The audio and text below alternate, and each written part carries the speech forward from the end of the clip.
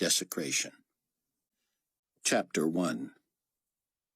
Rayford Steele slept fitfully and awoke tangled in a prickly woolen blanket, knees drawn to his chest and fists balled under his chin. He bolted from the cot and peered out of his tiny makeshift quarters near Mizpah Rahman in the Negev desert. The sun cast an eerie orange glow, but it would soon grow harsh and yellow, shimmering off rock and sand. The thermometer would exceed 100 degrees Fahrenheit by noon, another typical day in the United Carpathian States. Engaged in the riskiest endeavor of his life, Rayford had cast his lot with God and the miracle of technology. There was no hiding a jury-rigged airstrip on the desert floor, not from the stratospheric cameras of the global community. Ridiculously vulnerable, Rayford and his ragtag team of flying rebels, having arrived by the dozens from around the globe, were at the mercy of the most audacious ruse imaginable. His comrade in the enemy's lair had planted evidence in the global community database that the massive effort at Mizpah Rahman was an exercise of the GCs. As long as GC security and intelligence personnel bought the great lie in the sky, Rayford and his extended tribulation force would continue what he called Operation Eagle. The name was inspired by the prophecy in Revelation 12:14. The woman was given 2 wings of a great eagle, that she might fly into the wilderness to her place, where she is nourished for a time and a times and a half a time from the presence of the serpent. Dr. Tseon Ben Judah, spiritual mentor of the tribulation force, taught that the woman represented God's chosen people, the 2 wings, land and air, her place, Petra, the city of stone, a time, 1 year, thus a time and times and half a time to be 3.5 years, and the serpent, Antichrist. The tribulation force believed that Antichrist and his minions were about to attack Israeli Christ followers, and that when they fled, Rayford and his recruited fellow believers would serve as agents of rescue. He dressed in a khaki shirt and shorts and went looking for Albie, his second-in-command. The helpers, rallied via the Internet by Rayford's daughter, Chloe, from the safe house in Chicago, had only recently finished the landing strip. They had alternated shifts. Some were instructed in flight plans by the same personnel who had checked them in and verified the mark of the believer on their foreheads, while others ran heavy equipment or toiled as laborers. "Here, Chief," Albie said, as Rayford took in the row after row of helicopters, jets, and even the occasional prop plane lining the far side of the strip. "First mission accomplished." The small, dark, former black marketer, nicknamed after his home city of Al-Basra, wore his bogus GC deputy commander uniform, and had in tow a large young man who, Rayford was not surprised to learn, was from California. "George Sebastian," the tall, thick blonde said, extending a powerful hand. Rayford, "Oh, I know who you are, sir," George said. "Pretty sure everybody here does." "Let's hope nobody outside here does," Rayford said. "So, you're Albie's choice for chopper lead." "Well, he asked that I refer to him as Commander Elbaz, but yes, sir." "What do we like about him?" Rayford asked Albie. "Experienced, smart, knows how to handle a bird." "Fine by me. Wish I had time to socialize, George, but if you have just another minute, Captain Steele." Rayford glanced at his watch. Walk with us, George." They headed to the south end of the new airstrip, Rayford's eyes and ears alert for unfriendly skies. "I'll make it quick, sir. It's just that I like to tell people how it happened with me." "It?" You know, sir." Rayford loved these stories, but there was a time and place for everything, and this was neither. "Nothing dramatic, Captain. Had a chopper instructor, Jeremy Murphy, who always told me Jesus was coming to take Christians to heaven. Of course, I thought he was a nutcase, and I even got him in trouble for proselytizing on the job. But he wouldn't quit. He was a good instructor, but I didn't want a thing to do with the other stuff. I was loving life. Newly married, you know. Sure. He invited me to church and everything. I never went. Then the big day happens. Millions missing everywhere. Smart as I'm supposed to be, I actually tried calling him to see if my session was called off that day because of all the chaos and everything. Later that night, somebody found his clothes on a chair in front of his TV. Rayford stopped and studied George. He would have enjoyed hearing more, but the clock was ticking. Didn't take you long after that, did it? George shook his head. I went cold. I felt so lucky I hadn't been killed. I prayed, I mean right then, that I'd remember the name of his church.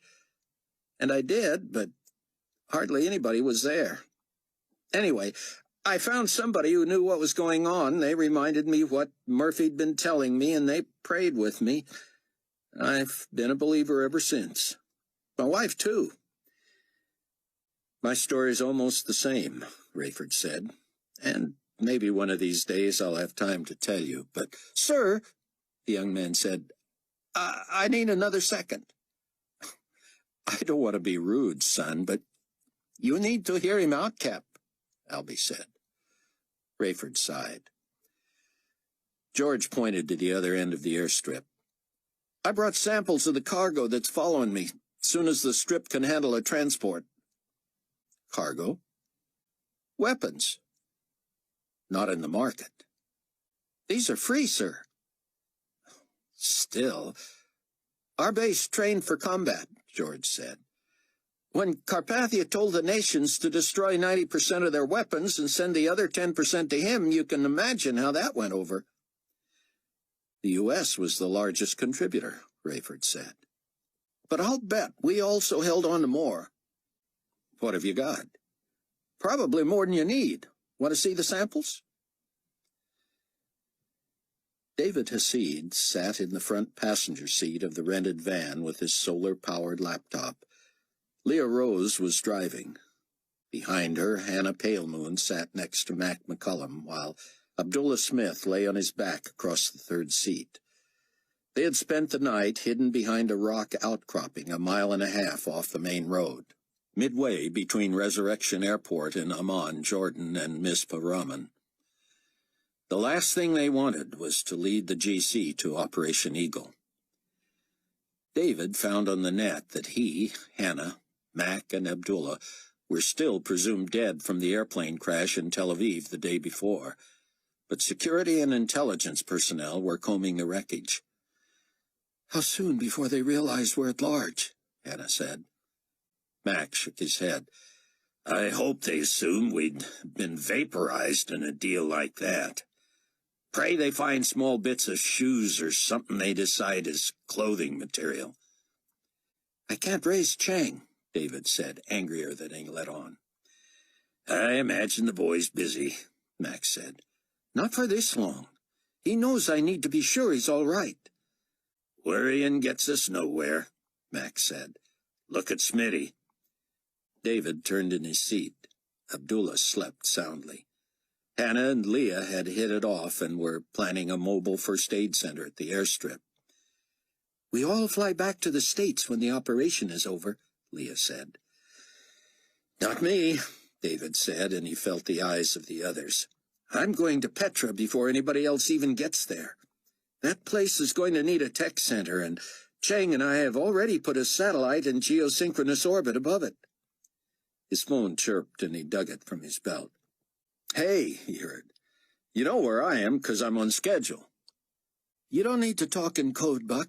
Nothing's more secure than these phones. Force of habit. Listen, somebody missed their rendezvous. Just say who, Buck. If we were going to be compromised, it's happened already. Hattie. She was with Leah in Tel Aviv. Then she was supposed... I know, David, Buck said. She was to check in with me at dawn today in Jerusalem. The old man's there, and okay?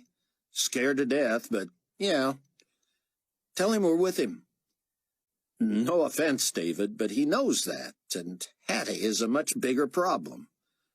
She's got her alias, right? David, can we assume the obvious and deal with the problem?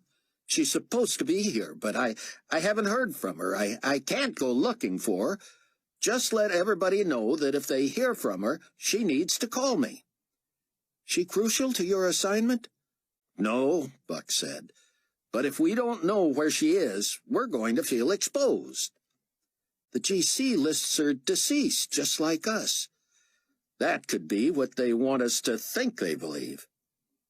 Hang on, David said, turning to Leah. What was Hattie supposed to do after you two split up? Disguise herself as an Israeli, blend into the crowd in Tel Aviv, go to Jerusalem, check in with Buck, and watch for signs that Carpathia's people recognized either Buck or Dr. Rosenzweig. Then, lie low in Jerusalem till everything blew up there, then head back to Tel Aviv. Someone from the operation was going to pick her up and fly her back to Chicago while all the attention was on Jerusalem and the escape.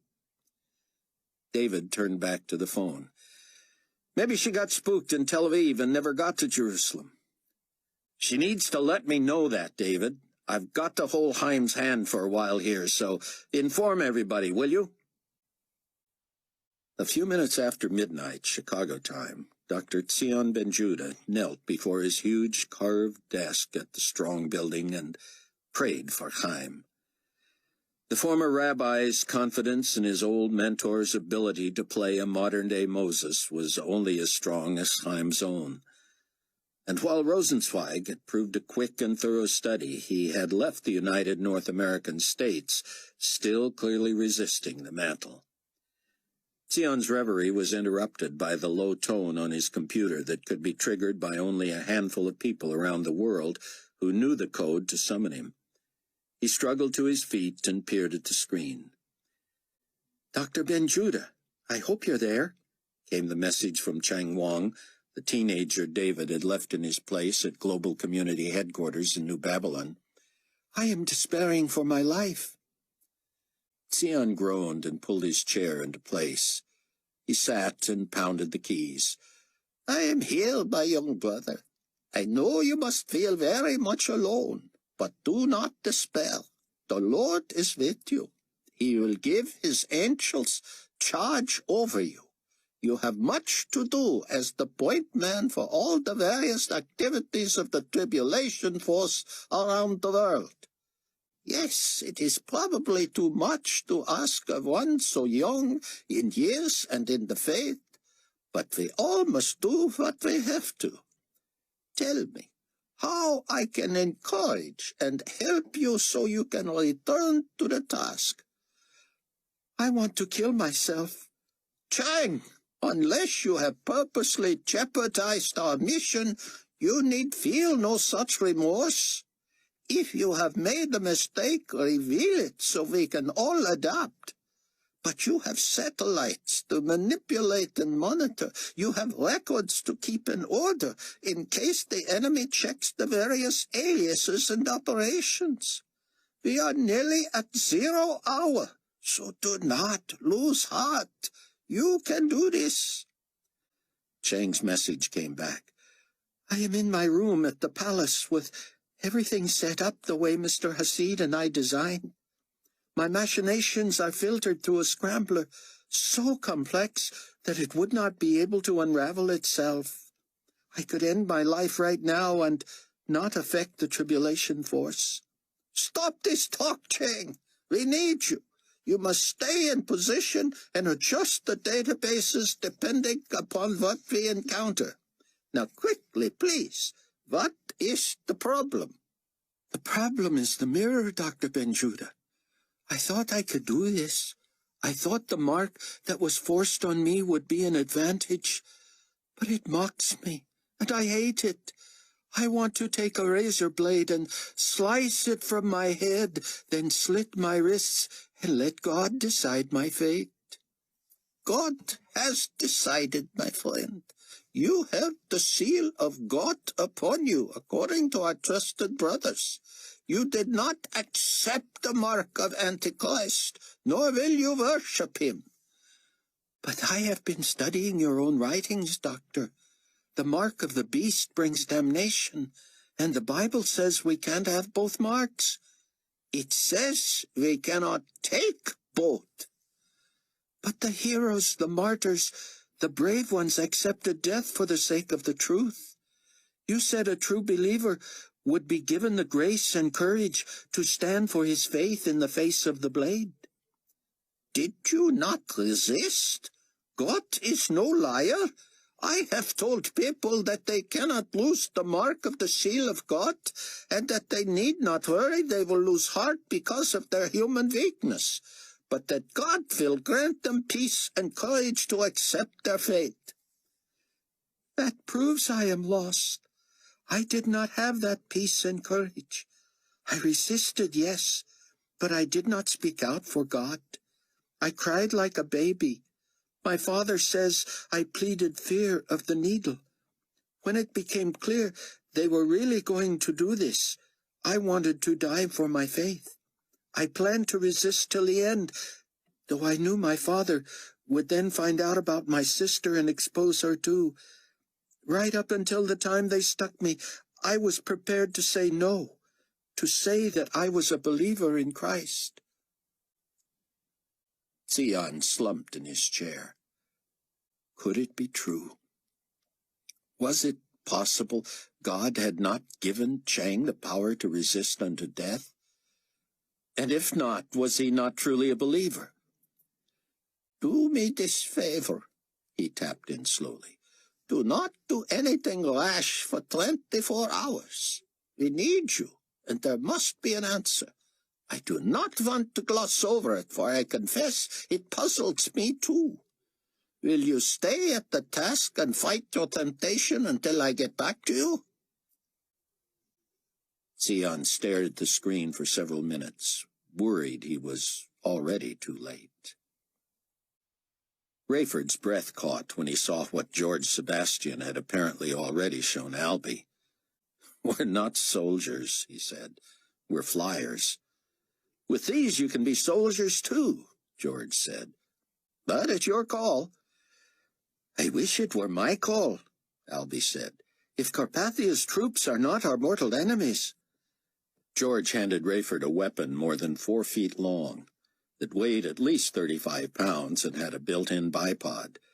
Rayford could barely heft it horizontally. Carry it nose up, George said. I won't be carrying it at all, Rayford said. What in the world kind of ammo does this thing take? 50 caliber, Captain, George said, digging out a clip of 4 6-inch bullets.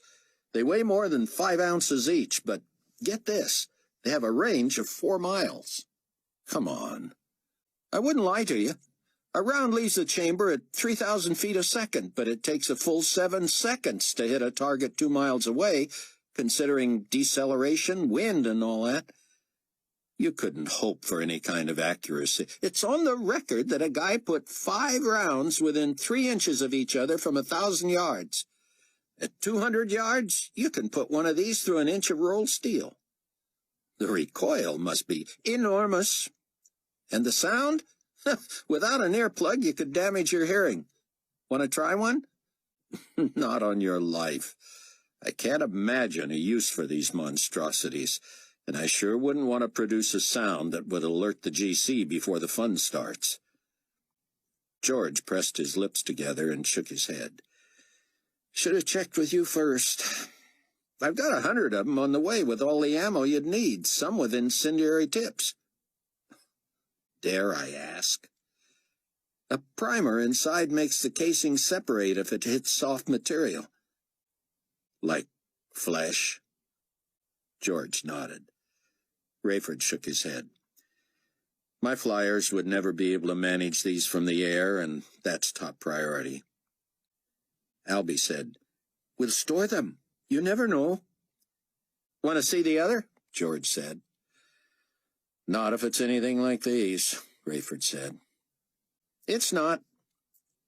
George carefully set the 50 caliber back into the cargo hold. "These are designed to use from planes or ground vehicles," he said, producing a lightweight rifle and tossing it to Rayford. "No projectiles." "Then what?" "It's a DEW, a directed energy weapon.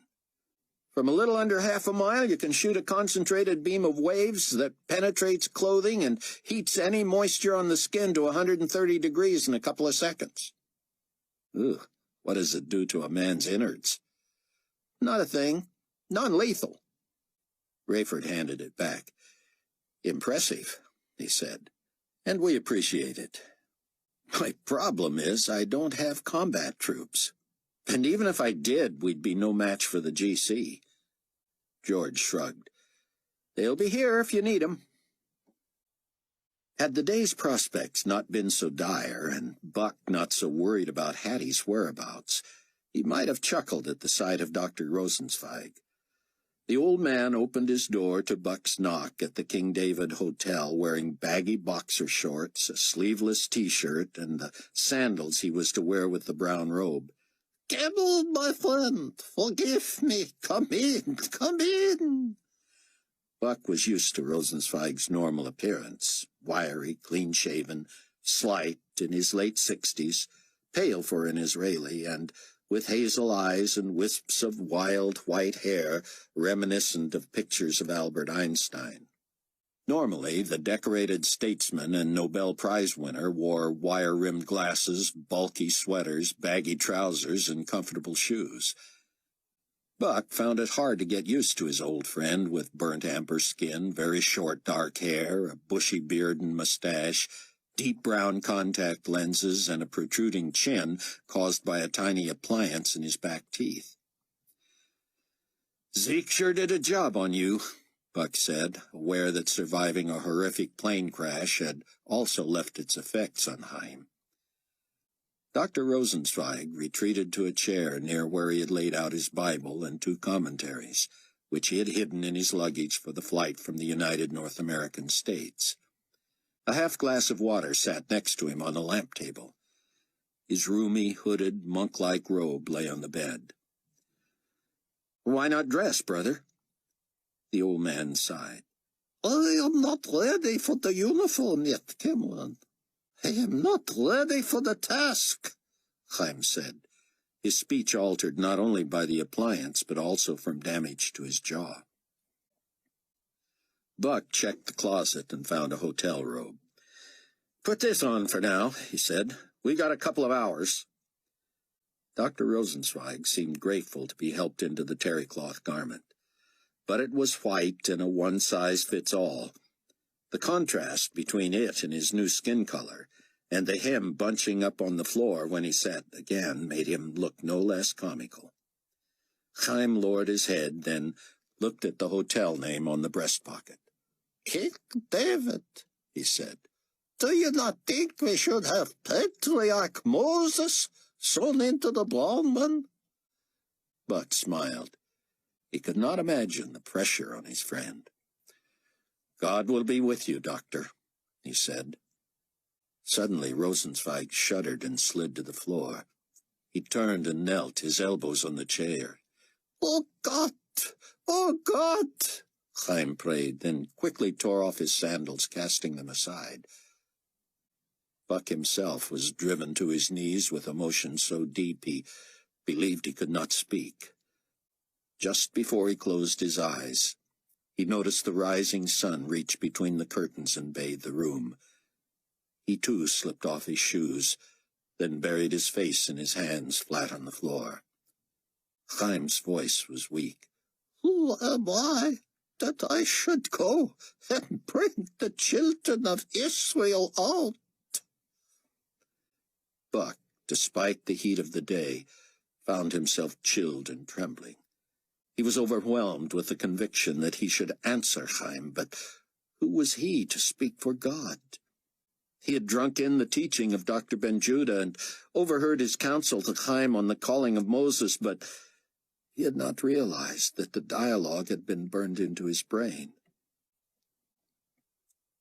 Silence hung in the room. Buck allowed himself to peek for an instant before squeezing his eyes shut again. The room was so bright that the orange stayed in his vision, the way Haim's question lingered in the air. The man wept aloud. "God will certainly be with you," Buck whispered. Then Haim stopped crying. Buck added, "And this will be a sign to you that God has sent you. When you have brought the people out, you shall serve him." The old man said, "Indeed, when I come to the remnant of Israel and say to them, 'The God of your fathers has sent me to you,' and they say to me, 'What is his name?' what shall I say to them?" Buck pressed his fingers against his temples. "As God said to Moses," he said, "I am who I am. Thus you shall say to the children of Israel, 'I am has sent me to you. The Lord God of your fathers, the God of Abraham, the God of Isaac, and the God of Jacob has sent me to you. This is God's name forever, and this is his memorial to all generations. The Lord God of your fathers has seen what has been done to you, and will bring you up out of the affliction to a land of safety and refuge. They will heed your voice, and you shall come to the king of this world, and you shall say to him, "The Lord God has met with me. And now please, let us journey into the wilderness, that we may sacrifice to the Lord our God." But the king will not let you go. So God will stretch out his hand and strike those who would oppose you. "But suppose they will not believe me or listen to my voice," Haim said, so faintly that Buck could barely hear him. "Suppose they say, 'The Lord has not appeared to you.'" Buck rolled onto his back and sat up, suddenly frustrated and impatient with Haim. He stared at the old man kneeling there, and Buck's head was abuzz, his eyes full of the color permeating the room. Buck had not felt so close to God since he had witnessed Dr. Ben-Judah's conversing with Eli and Moshe at the Wailing Wall. "Reach out your hand and take the water," he said, suddenly feeling authoritative. Haim turned to stare at him. "Giblin, I did not know you knew Hebrew." Buck knew enough not to argue, though he knew no Hebrew and was thinking and forming his words in English. "The water," he said. Haim held his stare, then turned and grasped the glass.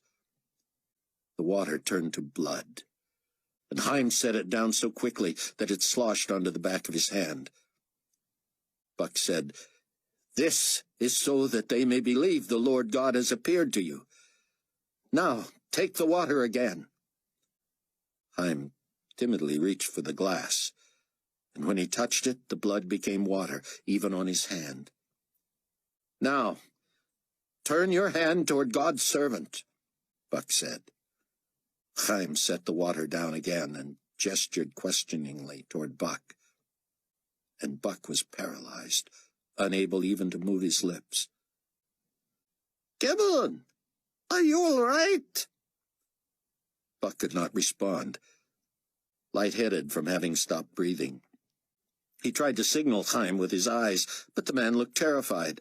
Haim pulled his hand back to his chest as if afraid of its power, and Buck dropped, gasping, his palms on the floor. When he had caught his breath, he said,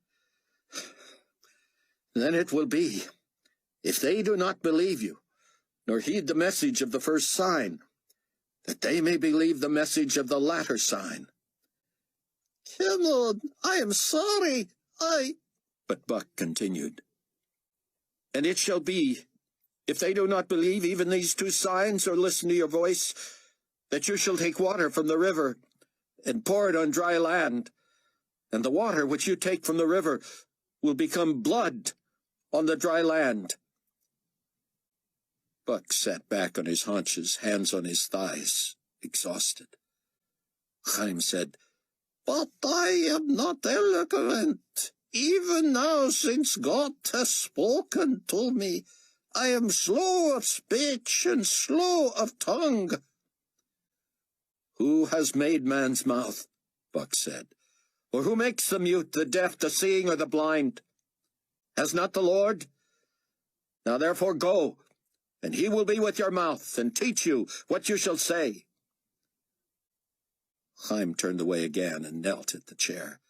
"Oh, my lord," he cried out, "is there no other you can send?" Buck knew the story, but there was no Aaron. Tseon was at the safe house, not having felt led to help in person. The only other member of the Trib force with Jewish blood, though he had grown up in Poland, was David Hasid, and he had his own special skills and assignment. Anyway, there was no time to disguise him. If David suddenly appeared in public, he would expose the others who were assumed dead in the plane crash, at least for now. Buck waited for God to give him an answer for Haim. But nothing came.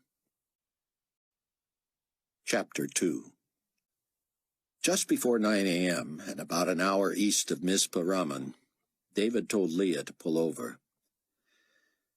"I'm sorry, everyone," he said, "but I just got something from Tseon you need to hear, and I have to get a message to Chang. It's too hard with this thing bouncing in my lap." "Better hide the van," Max said. "We're pretty conspicuous." Leah checked her mirrors, switched into four-wheel drive, and aimed toward the sand. Abdullah sat up, fastened his seatbelt, and said, "You would think it was the end of the world." "Hilarious," Max said. Leah stopped a couple of miles off the road in the shadow of a small crag and two scraggly trees. David set his machine on the seat and stood outside, leaning in. The others stretched, then gathered to hear him read Tseon's copy of his back and forth with Chang. "It does not sound so good," Abdullah said. "What to do?" "I'd take a tone with that boy," Max said. "Just what I was thinking," David said. "Somebody update Rayford while I'm working here." "Got it covered," Max said, flipping open his phone. David wrote, "You've got time to interrupt Dr. Benjuda, but not to check in with your immediate superior? You think this is a game, Chang? What happened to the smart-aleck know-it-all who was going to handle all this in his sleep? Nobody begrudges you your second thoughts and spiritual angst, but you'd better come to grips with the fact that you accepted this assignment. Bottom line, Chang, is that you don't have time for this right now. Too many people are counting on you, and the very success of a life-and-death operation is in your hands. Doing harm to yourself because you can't figure out why God might have let something happen would be the most royally selfish act you could conjure up. Now, as soon as I transmit this, I want a reply from you that you're still on the job. If it's not forthcoming, I'll be forced to initiate the codes that destroy your setup and all the stuff I built there and explained to you. You know we can't risk your doing yourself in and leaving evidence that something was amiss. We need to know Suhail Akbar's plans on investigating the crash site. You need to hack into Sandra's files and be sure we're up to date on Carpathia's schedule. And if he holds meetings anywhere you can tap into, you've got to direct that transmission to Chicago, to Mizpah Ramon, and to me. Where is the 216? Who's flying it? And is Carpathia using it for meetings? Hear me, Chang. Something you wrote to Dr. Benjuda reminded me of something you said to me about this whole dual mark thing. I know you didn't take it on purpose, though you wanted me to think you got used to it right away and see, as you called it, the upside. But it's not so easy, is it? When we're all so new at this and something doesn't jibe with what God seems to say about it. Dr. Benjuda's the expert, and you've got him baffled, so I won't pretend to have an answer for you. But obviously something's not right, and I don't blame you for wanting to find out how God sees you now. There's no doubt in my mind that nothing can separate you from God and His love. But you're not going to have peace until you know for sure what really happened that morning. Now, again, let me be clear. This is not your top priority. Most important for you is to complete the tasks I listed above and make sure we're all safe and still undetected. Last we knew, Carpathia was to make his public appearance in Jerusalem at 11 a.m. Carpathian time. But once you're sure that everything is under control and that we're all up to speed, try the coordinates I list below. It's a long shot, but I programmed in a string that might allow access to surveillance equipment I did not install. It's possible there's a record, video or audio or both, of what went on that day. The problem is that Building D was a maintenance facility that the brass rarely, if ever, visited. I didn't bother planting bugs there, but for all I know, something was already in place. You told me in person, and Dr. Benjuda a little while ago, that you were trying to get out of taking the mark and were even prepared to tell the truth right up to the time they stuck you. I took that to mean up to the time you were given the mark. Maybe that is what you meant. But that's not the way most people refer to the application of the tattoo and the embedding of the chip. I don't know, maybe I'm reaching, but maybe something else was going on. You never told me what happened from the time you got to the basement of Building D until you got to my office. Do you remember? And if not, why not? So, first tell me you're there and doing your job. Give us everything we need. Then see what you can find for Building D. Answer back as soon as you've read this. David transmitted the message, then let Mac read it before they headed off for Mizpah Ramon. Mac nodded. How much time do you give him? David shrugged. Not much, but I don't want to nuke the system because he's on a bathroom break either. Within minutes of their return to the road, David had a reply from Chang. Following orders. And Mr. Hasid, I thought the mark was administered in the basement of the palace. Blueprints show Building D several hundred yards from here. I have no memory of having been there. And by being stuck, I meant the anesthetic they gave me prior to the procedure. I thought that was done in the palace too. Rayford was encouraged to hear how close the Quasi-2 quartet and Leah were to Mizpah Ramon. He told Mac about the weapons George Sebastian was having flown in. Smitty'll want to see those, Mac said. He was a combat man before he flew fighters, you know. Rayford hadn't known, and he could hear Abdullah in the background demanding to know what they were talking about. Just keep a rein on that camel there, desert boy, Mac said.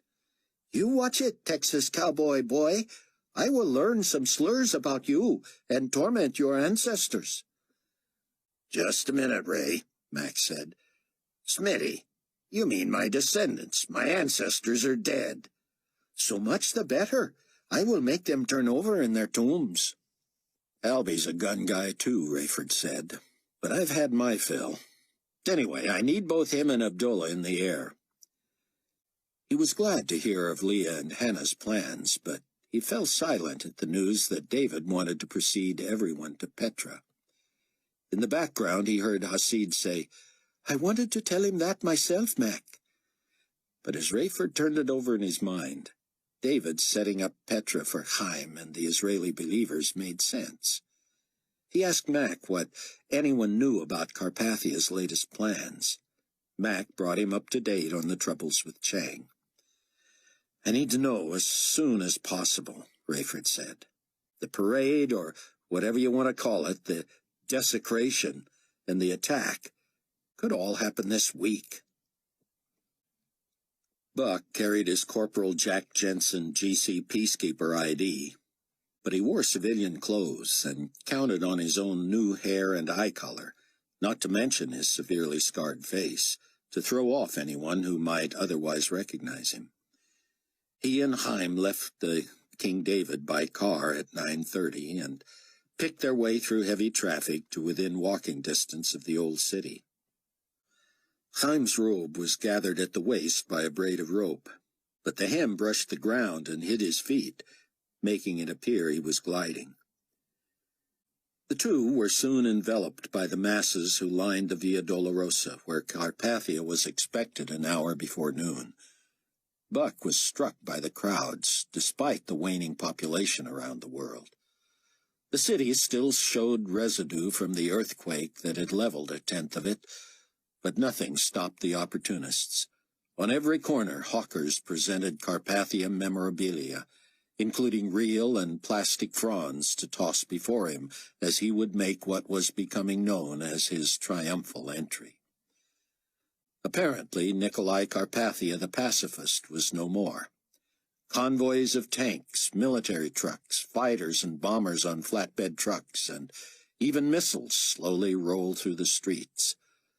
Buck knew they wouldn't fit within the old city without choking the tiny thoroughfares, but they were pervasive everywhere else. Buck kept an eye out for Hattie and a hand on his phone, but he had long since despaired of a reasonable explanation for her disappearance. He tried not to think the worst, but reaching him or anyone else in the Trib force should have been easy for her. Haim trudged along beside him, hunched, hands deep in the folds of his brown robe, his nearly bald head hidden by the hood. He had uttered not a word since the hotel room experience. He had merely traded the King David terrycloth for the burlap-looking but soft flannel robe and slipped into his sandals. It seemed the city was short of peacekeepers, local or international. Many shop windows were boarded up, and anything and everything served as a taxi, even dilapidated private vehicles. At the occasional open appliance store, TVs blared from the windows as onlookers gathered and gaped. Buck put a hand on Haim's shoulder and nodded toward such a place. They joined the crowd to watch a replay of the crash of the Quasi-2, coverage of rubber-gloved technicians picking through the wreckage, and the somber statements from Potentate Carpathia, Most High Reverend Father Leon Fortunato, Supreme Commander Walter Moon, and, finally, Security and Intelligence Director Suhail Akbar. "Unfortunately," the latter said, "while the investigation continues, we have been unable to confirm the evidence of any human remains. It is, of course, possible that 4 loyal patriots of the global community were vaporized upon impact in this tragedy. Medical personnel tell us they would have died without pain. Once we have confirmed the deaths, prayers will go to the risen potentate on behalf of their eternal souls, and we will extend our sympathies to their families and loved ones." The news anchor intoned that further investigation revealed pilot error on the part of Captain Mac McCullum, and that a New Babylon-based loadmaster had warned the crew of a cargo weight and balance problem and had begged them not to take off. Buck knew he should dread what was coming, but having felt the presence of God at the King David, he was filled with courage. He didn't know how he and Haim were going to avoid detection or what might happen once Carpathia had initiated his awful deed. He only wished he detected some evidence that Haim had derived the same confidence from what had happened while they were on their knees. David and the others in the van listened to Suhail Akbar's conclusions on the radio, as Leah followed careful directions and pulled to within sight of the landing strip outside Mizpah Rahman. David was moved by the shock and sadness in the voice of Tiffany, his assistant, as she was interviewed about him. He wished he could tell her he was all right, but he feared some might already suspect that. He embraced Rayford, shook hands with Albie, and introduced Hannah all around. As the rest were briefed on plans wholly dependent on the unpredictable Carpathia, David was pointed to Rayford's quarters, where he cleared a table and set up his computer to monitor Chang Wang's success at keeping up with the potentate. The young man had succeeded in getting the latest copy of Carpathia's itinerary. It showed a meeting including NC, LF, WM, SA, and LH on the FX at 1000 hours. "I know that's now," Chang reported, "but I'm lost after the initials for the 4 we know. Help?" I don't know LH either, David wrote back. But come on, smart boy. Go phonetic and assume FX is the Phoenix and patch me in there. I've got the Akbar press conference downloaded. You want that first? Priorities, man. The press conference was broadcast internationally. David rustled through his bag for earphones and was slipping them on just as Chang made the connection to the Phoenix. He felt the ambience of the idle plane. And Chang transmitted an inset screen listing GC replacements for David, Mac, and Abdullah. A Figueroa for you, Chang wrote. Know him? Apparently they're not replacing Nurse Palemoon. Still no idea who LH is. No need to prolong this meeting with Hut. That was clearly Carpathia. Get on with it. Right away, Excellency, Moon said. Leon, Reverend Fortunato, would like to update you on the image and the animal. I just saw him. Where is he? The head, sir, feeling some discomfort. What is the problem? I don't know. He was sitting right here a moment ago, Walter. Squirming. About what? Sorry, sir, Well, find out, would you? And get Akbar and Hut in here now. David heard Moon on a walkie-talkie, directing someone to let Akbar and Hut aboard. Then have the purser check on Reverend Fortunato. Come back. Fortunato, first-class can. Carpathia roared with laughter in the background. An apt description, Mr. Moon. I didn't mean that, sir. I was just... Can we get on with this, Walter? Should Fortunato not find his way back here, what is he going to tell me about the image and the animal?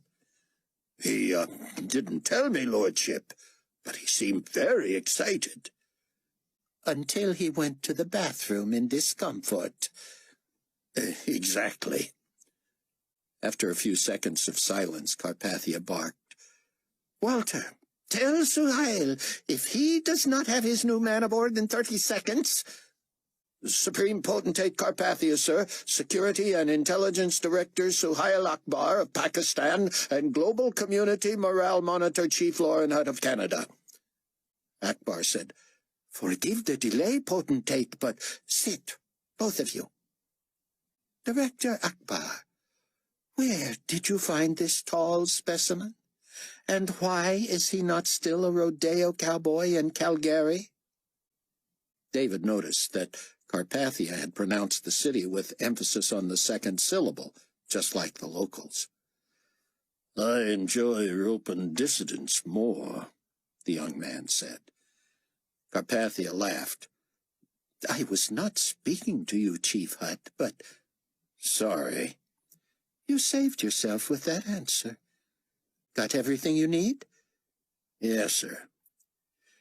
Yes, Potentate, Carpathia corrected. Sir will not cut it when addressing your risen. Absolutely, Excellency, Lordship, Potentate. I was told. I just misspoke there. You would mock me? No, sir. Potentate. I asked you a question. I would not mock. Whether you have what you need, imbecile. Honestly, Director Akbar, this is the best we could do. He is quite accomplished and decorated, Excellency, and merely too intimidated in your presence to exhibit the loyalty he's known for. Indeed. Yes, Sir Potentate. I'm loyal to you and always have been. And you worship me? Whenever I can. Carpathia chuckled. Is every morale monitor armed, Hutt? Here in Israel, yes, they are. And everywhere else they will be by the end of next week. Why the delay? The sheer numbers. But we have the weapons. It's just a matter of getting them to everyone. Your top priority is here, Hut. You understand that? Absolutely. And then it is to arm every one of your troops. Yes. What is the male-female ratio among the monitors? About 60-40 males, Excellency. About? It's almost exactly 58-42. Excellent. Leon, you're back. Forgive me, Lordship. Sit, please. I'd rather stand, if you don't mind, Excellency, and I have met Mr. Hutt. Impressive young man. Yes, well, I am glad you find him so. I will decide for myself by the end of next week, when I learn whether he has accomplished his task. And I will be interested to know how he handles incorrigibles here. In Israel, sir, potentate, Hutt said. That is what here would mean, yes. I just can't imagine anybody giving you a problem here, but if they do... David heard Carpathia second a breath. Yes, he hissed. Tell me, Hutt, what you have in store for people who would be so impudent as to oppose me here in the holy city. They would be immediately apprehended and incarcerated. Wrong! Carpathia shouted. Wrong answer! Akbar, I swear, if you do not... David could hear Akbar whispering urgently. Then an earnest Lauren Hutt. Would have them killed, potentate, on the spot, or I would kill them myself. And how would you do this? Probably shoot them. Where? In the street, in public, in front of everybody. I mean, where on their body? Their body? Where would you shoot them? Carpathia was speaking quickly now, his delivery liquid as if savoring the mere thought. In the heart or the head, potentate, for a sure kill. Yes. No. You have how many rounds in your personal sidearm? Me? I'm carrying a semi-automatic handgun with a 9-round clip. Use it all. All?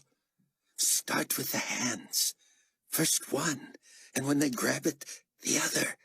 As they scream and dance and turn and try to flee, shoot first one foot, then the other. I see. Do you? As they lie howling and others abandon them in fear, you still have 5 rounds, do you not? Yes. Hutt sounded terrified. Both knees, each shoulder. Particularly painful. Make them change their mind, Hutt. Make them say they love me, and that they are sorry they opposed me. And you know what to do with the final round. Heart? A cliché. No creativity. David heard the leather seat squeak and imagined Carpathia shifting to act this out. You put the hot muzzle of the weapon to their forehead, right where their mark should be, and you ask if they are prepared to pledge their loyalty. And even if they scream to the heavens that they have seen the light, you give them their own mark. It will be the only round they do not hear or feel. And then what? And then? What do you do, Hutt? With a dead victim at your feet, 9 rounds in or through the body, surely you do not leave the carcass in the street? No, I'd have him hauled off. To the guillotine. Sir, potentate? The price of disloyalty is the head, Hutt. But they're already dead, of course. But the world is clear on the choice and the consequence, friend. Dead or not, a disloyal citizen sacrifices his head. All right. Did you know, Hut, that when a live victim is beheaded, the heart can continue to beat for more than half an hour? Apparently, Hut was stunned to silence. It is true. That is a medical fact. Well, we would not be able to test it with a victim you riddled with bullets, would we? No. But one day we will get the chance.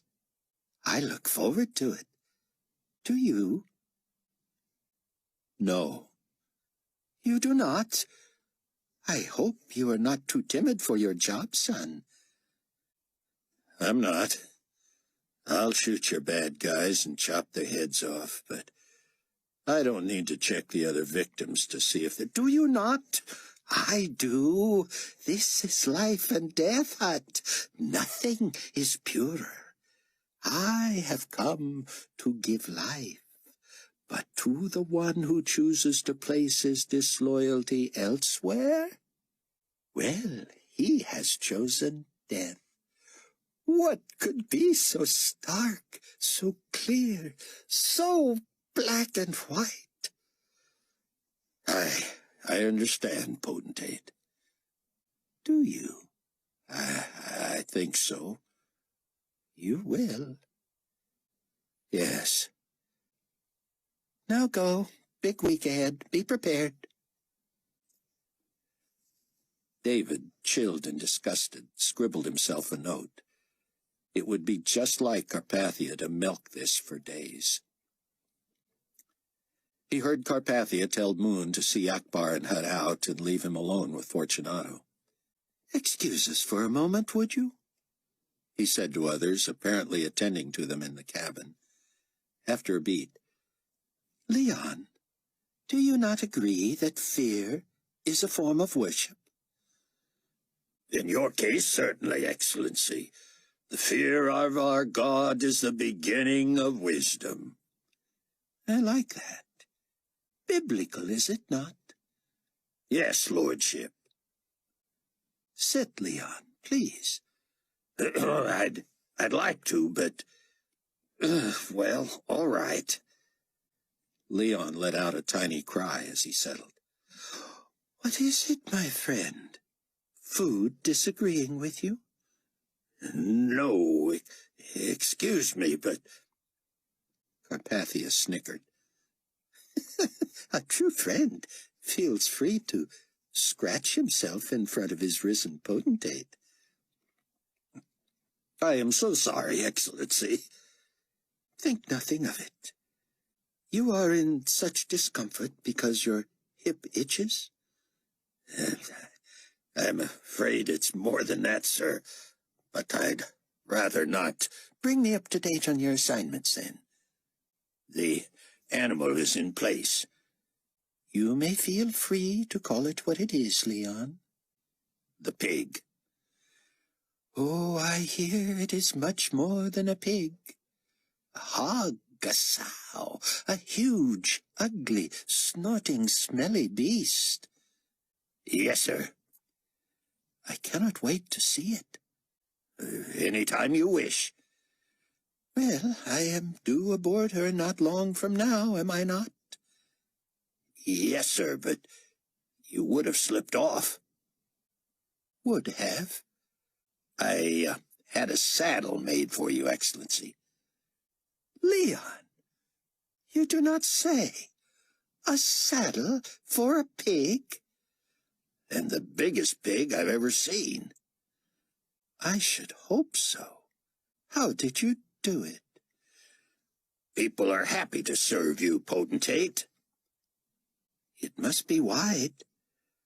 "I worry you'll feel as if you're doing the splits." "You look as if you would like to, Leon. Stand if you must. There you go. And yes, scratch if you must." I'm so sorry, Excellency. Why, you are wriggling like a schoolboy at his first dance.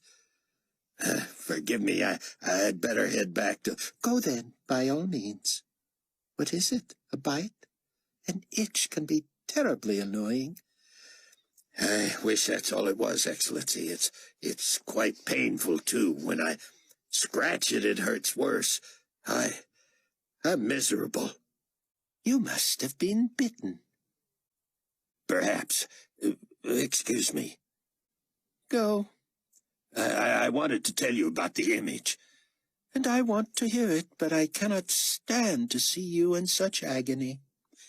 I will return before you must leave and tell you about it. David sat shaking his head. How he wished he could see what was going on. But the theater of the mind was that much better anyway. Carpathia called someone to fetch Walter Moon, and then he had Moon, "Bring me that costume." Moon told him the caravan to Pilot's Court would be leaving inside 10 minutes. "Did Reverend Fortunato run down the sights for you?" No. He seems to be in considerable discomfort." "Still? Well, we go from Pilot's Court to the street. A ways down we have Viv Ivans in place to meet with you as a stand-in for your mother."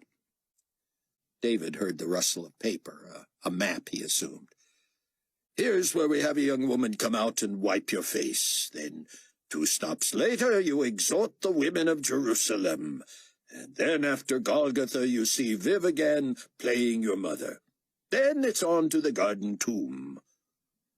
Someone seemed to be making a sound through his teeth, and David couldn't imagine Moon doing that in front of Carpathia. Finally, Nikolai said, "All right, cut out half of these. This part, and that one with Viv, and this, and the one with the young woman, and the speech to the woman, this one, and the last one with Viv." "May I ask?" "The point is reenacting, Walter. Half of these never happened."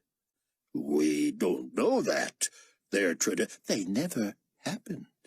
Believe me, I know." "You'll want to change clothes now?" "As soon as Leon is finished in the..." "Ah, Leon! Feeling better?" "Sadly, no." "So, what is it?" I'd rather not talk about this with you, sir." "Nonsense. So, is it a bite?" "I don't think so, sir, but it's large and painful and infected." "And it is right there?" "Yes." Leon sounded miserable. "Poor man. A sore on your left..." "Yes, on my behind." Carpathia seemed to be stifling a giggle. "You must tell me about the image." "On the way, sir. I was hoping you'd notice." "Notice?" "My mark." "Let me see. On your hand. Striking. 216. Excellent. Thank you, my friend. Does it hurt?" "I wouldn't know because of the..." "Yes, well..." "Anyway, I'll show you the chosen image. It's life-size and gold and beautiful, and when I'd taken the mark of loyalty, I fell before it and worshipped." "Bless you, Leon, and may you heal quickly." Chapter 3. Hattie knelt in her hotel room in Tel Aviv, thanking God for all she had learned from Tseon ben Judah in such a short time. She thanked him for Leah and for Haim, and especially for Buck, whom she had met even before he became a believer. She thanked God for Rayford, who first told her about Christ. She thanked him for Albie, who, for some reason, cared so much for her. As she prayed, she became aware of someone standing in her room. Here she was, one who always checked everywhere before locking herself in. No one else could have been there. Yet the sound of his words made her lower her voice to the floor as if in a deep sleep.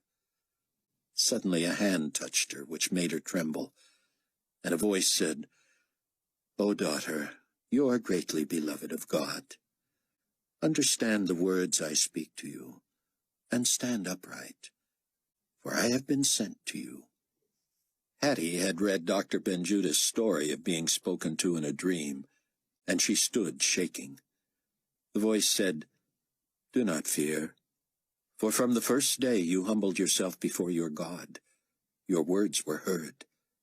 I have come because of your words." "May I know who speaks to me?" Hattie managed. "I am Michael." Hattie was too terrified to say anything eloquent. She said, "What are you supposed to tell me?" He said, "I have come to make you understand what will happen in these latter days." Hattie felt so privileged she couldn't say anything, and Michael added, "O daughter greatly beloved, fear not. Peace be to you. Be strong. Yes, be strong.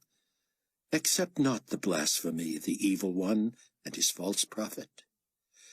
If you are wise, you shall shine like the brightness of the firmament.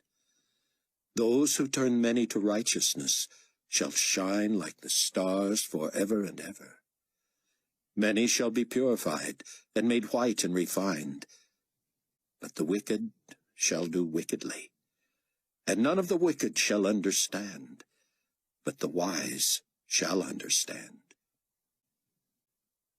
Hattie sat panting. She took the message to mean she was to speak out against the lies of Antichrist. She prayed that God would give her the courage, because she could only imagine what would happen. She couldn't sleep and asked God if she was deluded. "Why me?" she said. "There's so many older in the faith and better equipped to do such a thing." Hattie went to her computer and emailed Dr. Tseon Benjudah, relaying the entire incident. She set the message to be delivered to him after she would have a chance to confront Carpathia the next day along the Via Dolorosa, she assumed. She concluded, "Perhaps I should have consulted you, rather than scheduling this to be sent to you after the fact. But I feel directed to exercise faith and believe God. I look at what I've written, and I don't even sound like myself.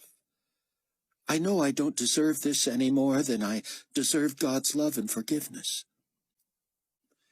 Maybe this is all silly and will not happen. If I chicken out, it will not have been of God, and I will intercept this before it gets to you. But if you receive it, I assume I will not see you until you are in heaven. I love you and all the others, in Christ. Your sister, Hattie Durham." Rayford gathered the troops at the airstrip. He introduced the Fatal Four and explained their roles. "Deputy Commander Elbaz," he said, referring to Albie, "will ferry Mr. Hasid to Petra, where he will begin setting up the communications center. Jewish by blood, Mr. Hasid plans to stay with the displaced believers." A hand went up, an African's. "Is Hasid the one we have to thank for being able to stand here today?" "Among many," Rayford said.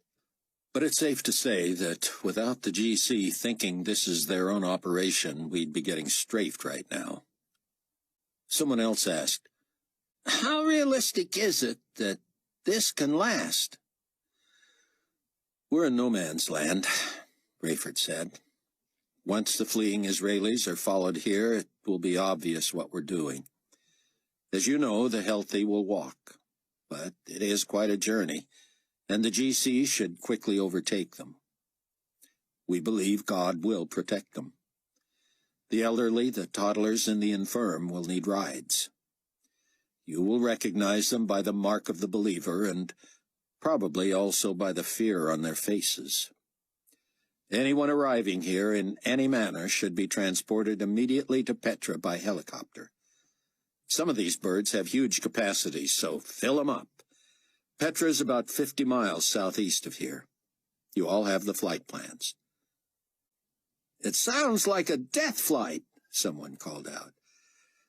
By any human standard it is, Rayford said. But we are the wings of the eagle. The co-op didn't call for food or clothing, someone said. How will these people survive? Anyone want to address that? Rayford said. And several talked over each other, explaining that God would provide manna and water and that clothes would not wear out. Finally, Rayford raised a hand. One thing we don't know is timing. Carpathia is on schedule to begin down the Via Dolorosa at 1100 hours. That will end at the Garden Tomb. Whether he'll speak from there or head for the temple, we don't know. We've heard that the winning image of the potentate has been chosen and moved to the Temple Mount, where people are already gathering to worship it and take the mark of loyalty. Of the beast, you mean? Of course. And many want to do that with Carpathia present. When he learns the crowds are waiting for him, he'll want to be there. Are your people in place, Captain Steele? As far as we know. The only one we've not heard from is not crucial to the operation, unless she's been compromised. When will Carpathia be opposed? Our man may debate him before he enters the temple. Who knows? The crowd may oppose him, at their peril, of course. You must remember, it is not just Jewish and Gentile believers and unbelievers in Jerusalem. There are also Orthodox Jews who do not embrace Jesus as their Messiah, but who have never accepted Carpathia as deity either. They could very well oppose him and refuse to take the mark. Then, of course, there are many undecided. They'll decide soon, won't they? Likely, Rayford said. And many will decide the wrong way. Without Christ, they'll succumb to fear, especially when they see the consequences of opposing Carpathia. Okay, it's time for transportation troops to head toward Israel. When the time comes, help anyone who needs it. And if we're stopped? You're on your own, Rayford said. I'm going to tell him I'm on my way to get the mark of loyalty. That's lying, someone else shouted. I have no problem lying to Carpathia's people. Oh, I do.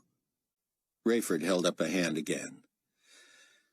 Do what God tells you to do, he said. We're depending on him to protect his chosen people and those who are here to help them. Buck found a perch overlooking Pilate's court behind several thousand cheering supplicants. The elderly Rosenzweig appeared to gasp for breath without making a sound. Sweat appeared on his forehead, and Buck thought it a credit to Zeke that it did not affect the old man's phony color. This was more than makeup. Still, Haim had not spoken since they left the hotel, even when Buck merely asked how he was doing. He only shrugged or nodded. You'd tell me, wouldn't you, if there was a problem? Haim nodded miserably, looking away. God will be with you. He nodded slightly again. But Buck noticed he was trembling. Was it possible they had chosen the wrong Moses? Could Tseon have miscalculated? Tseon himself would have been so much better, having spoken in public for so many years as a rabbi and a scholar.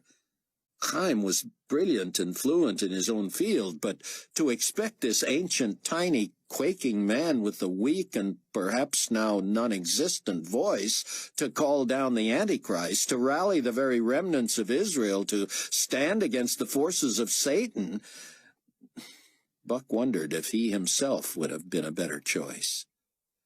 Despite Haim's almost comical get-up, he appeared not even to be noticed by the crowd. How could he command an audience? Buck had worried what he would say or do if GC peacekeeping forces or morale monitors checked for his mark of loyalty. But loudspeaker trucks threaded their way through the streets, announcing that all citizens are expected to display the mark of loyalty to the risen potentate. Why not take care of this painless and thrilling obligation while His Excellency is here? Many in the crowd already had the mark, of course, but others talked among themselves about where the nearest loyalty administration center was. "I'm taking mine at the Temple Mount today," a woman said, and several agreed. Buck was amazed at the number of men and women who carried toddlers waving real and fake palm branches. Someone passed out sheets with the lyrics to Hail Carpathia, and when people spontaneously broke into song, others assumed Carpathia had appeared and began a rousing ovation. Finally, Buck spotted a motorcade, led and followed by GC tanks topped with revolving blue and red and orange lights. Between the tanks were 3 oversized black vehicles. When the convoy stopped, a deafening cheer arose. The first vehicle discharged local and regional dignitaries, then Most High Reverend Father Leon Fortunato in full clerical regalia. Buck stared as the man straightened his robe front and back, and slowly continued smoothing it in back. Finally, he kept his left hand just below his hip as he walked, clearly trying to hide it, but unable to keep from massaging an apparently tender spot. The second vehicle produced GC brass, including Akbar and Moon, and then, to a renewed burst of applause and waving, Viv Ivans. For more than 100 yards away, she stood out among the dark-suited men. Her white hair and pale face appeared supported by a column of sky blue, a natty suit tailored to her short, matronly frame. She carried her head high and moved directly to a small lectern and microphone, where she held both hands aloft for silence. All eyes had been on the third vehicle, its doors still closed, though the driver stood guard at the rear left and Akbar at the rear right, hand on the handle. Buck noticed that while the attention refocused on Viv Ivans, Leon went to work on his backside, riffling his fingers over the area. He couldn't stop, even when Ms. Ivans introduced him as our spiritual leader of international Carpathianism, the Reverend Fortunato. He muted the applause with his free hand, then asked everyone to join him in singing. He began directing with both hands, but Buck wondered if anyone in the crowd missed it when he kept directing with the right hand and scratching with the left. Hail Carpathia, our Lord and risen King. Hail Carpathia, rules o'er everything. We'll worship him until we die. He's our beloved Nikolai. Hail Carpathia, our Lord and risen King. Buck felt conspicuous not singing, but Haim seemed not to care what anyone thought. He merely bowed his head and stared at the ground. When Leon urged the people to sing it once more as we welcome the object of our worship, people clapped and waved as they sang. Buck, ever the wordsmith, changed the lyrics on the spot and sang, Fail, Carpathia, you fake and stupid thing. Fail, Carpathia, fool of everything. I'll hassle you until you die. You're headed for a lake of fire. Fail, Carpathia, you fake and stupid thing. Finally, Suhail Akbar opened the car door with a flourish and a deep bow, and Carpathia bounded out alone.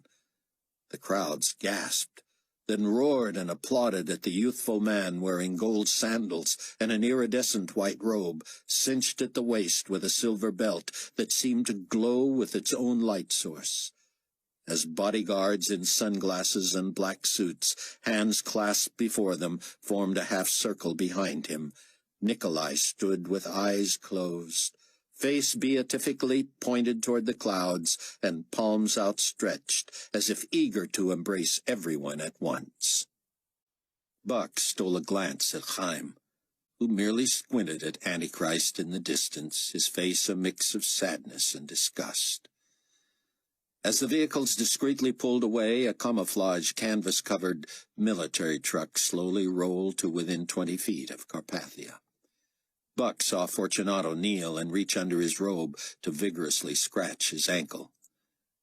2 uniformed GC peacekeepers lowered a ramp from the truck. Then one jumped onto the trailer and the other reached for a dangling rope. One pulling, the other pushing, they brought into view a monstrous pink sow that, despite its enormous bulk, daintily stepped down the ramp and turned slowly to face Carpathia. The animal, which had clearly been drugged, reacted lethargically to the mayhem. A black leather strap with a flat leather pad and rounded covered stirrups was fastened around its middle. Carpathia approached and cupped the pig's fleshy face in his hands, looking over his shoulder to the crowd, which was now laughing and whooping in frenzy. One of the peacekeepers handed him what appeared to be a noose, which Carpathia draped around the sow's neck. Then, with one hand on the rope and the hem of his own garment, which he hiked up to the knee, and the other steadied by a peacekeeper, Nikolai placed his left foot in a stirrup and swung his right over the pig's back. He let go of the peacekeeper's hand and smoothed his robe back down over his legs, held a rope with both hands, and looked again to the crowd for a response. The pig had moved not an inch under Nikolai's weight, and as he yanked on the rope, tightening the knot around its neck, the spindly legs felt for purchase on the pavement and slowly turned to move the other direction. Nikolai waved as the crowd exulted. "I don't get it," a man in front of Buck said, his accent German. "What's he doing?" "Putting all previous religions in their places, Friedrich," his wife said, her eyes glued to the scene. "Even Christianity, especially Christianity. But what's with the pig?" "Christianity has Jewish roots," she said, still not looking at him. "What's more offensive to a Jew than an animal he's not allowed to eat?" The man shrugged, and finally she turned to look at him. "It's hardly subtle." "That's what I'm thinking. You think he'd have more class?" "Hey," she said, "you come back from the dead, and you can define class any way you want."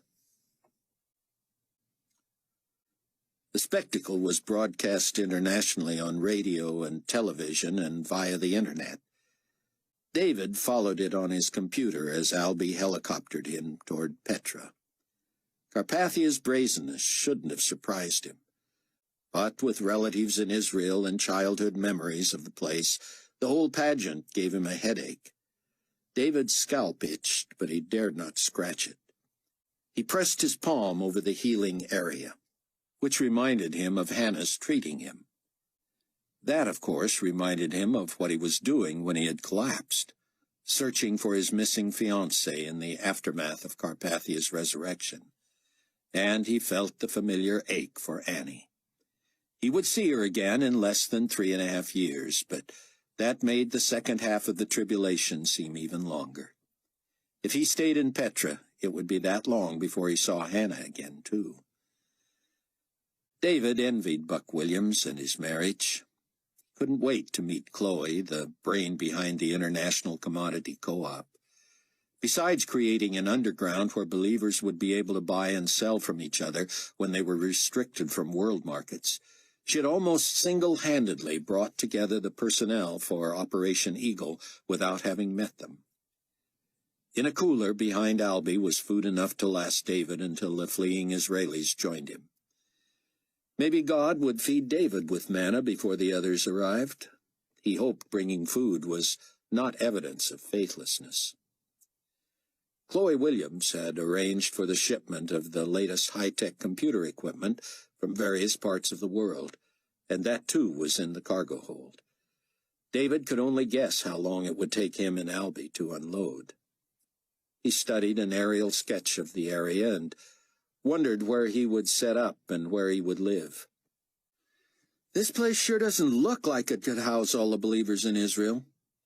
"It won't," Albie said. "We're estimating 1 million people will need refuge. Petra will hold about 1/4 of that." "What do you plan to do with the rest?" "Expand the borders, that's all. The co-op has tents for the others." "Will they be safe, outside Petra, I mean?" Albie shook his head. "There's only so much we know, brother. This is a faith mission." At a little after 3 in the morning in Chicago, Tseon lay with his hands behind his head on the cot in his study. He fought sleep as he watched the broadcast on his computer monitor. Hearing voices in the commons area, he padded out to find Chloe, Kenny on her lap, watching television. "Do you believe this?" he said. "This," Kenny said, and Chloe shushed him. She pressed her lips together. "I wish I were there." "You should be pleased with what God has allowed you to accomplish, Chloe. Every report says things are going like clockwork." "I know, and I've learned what strangers can do when they have a bond." Tseon sat on the floor. "The vehicle advance should be underway by now." "It is," she said, "and it's one of the riskiest parts. We didn't have time to put GC insignias on the vehicles." "God knows," Tseon said. "God," Kenny said. "That's God, in German, you know," Tseon said. "I doubt he's bilingual," Chloe said. "But apparently Buck is. Never studied another language, and now he's speaking Hebrew without even knowing it." It was clear to Buck that Carpathia had decided not to address the crowds until either the Garden Tomb or the Temple Mount. All along the Via Dolorosa he confused many by skipping traditional sites, and the people sang and chanted and cheered. Haim seemed to move more and more slowly, and Buck worried about his health. The drugged pig was even weaker, however, and the milling throngs found it hilarious somehow when her front legs buckled and she dropped to her knees, nearly pitching Carpathia on his head. They laughed and laughed as aides rushed to help Carpathia off the animal. He formed a gun with his thumb and forefinger and pretended to pop the sow where she rested. Then he dragged a finger across his own neck, as if remembering the actual plan for the porker. Nikolai strode on while a military truck pulled into view, and 6 peacekeepers worked on getting the pig back on 4 feet and into the trailer. The potentate jogged from the central bus station area up to the traditional site of Calvary, and it was all Buck could do to watch. He was grateful there was no mock crucifixion, but still it turned his stomach to see Carpathia stand at the edge of the mount, and again spread his arms as if embracing the world. Suddenly Fortunato stepped beside his boss and tried to mimic his pose. He could hold it only so long before having to scratch his backside or his ankle. Some in the crowd seemed to develop sympathetic itches. "Behold the Lamb who takes away the sins of the world!" Fortunato bellowed. Buck gritted his teeth and looked away, noticing that Haim's breath now came in short gasps. The sky blackened, and people pulled their collars up and looked around for shelter. "You need not move if you are loyal to your risen ruler," Fortunato said. "I have been imbued with power from on high to call down fire on the enemies of the king of this world. Let the loyalists declare themselves." Buck froze.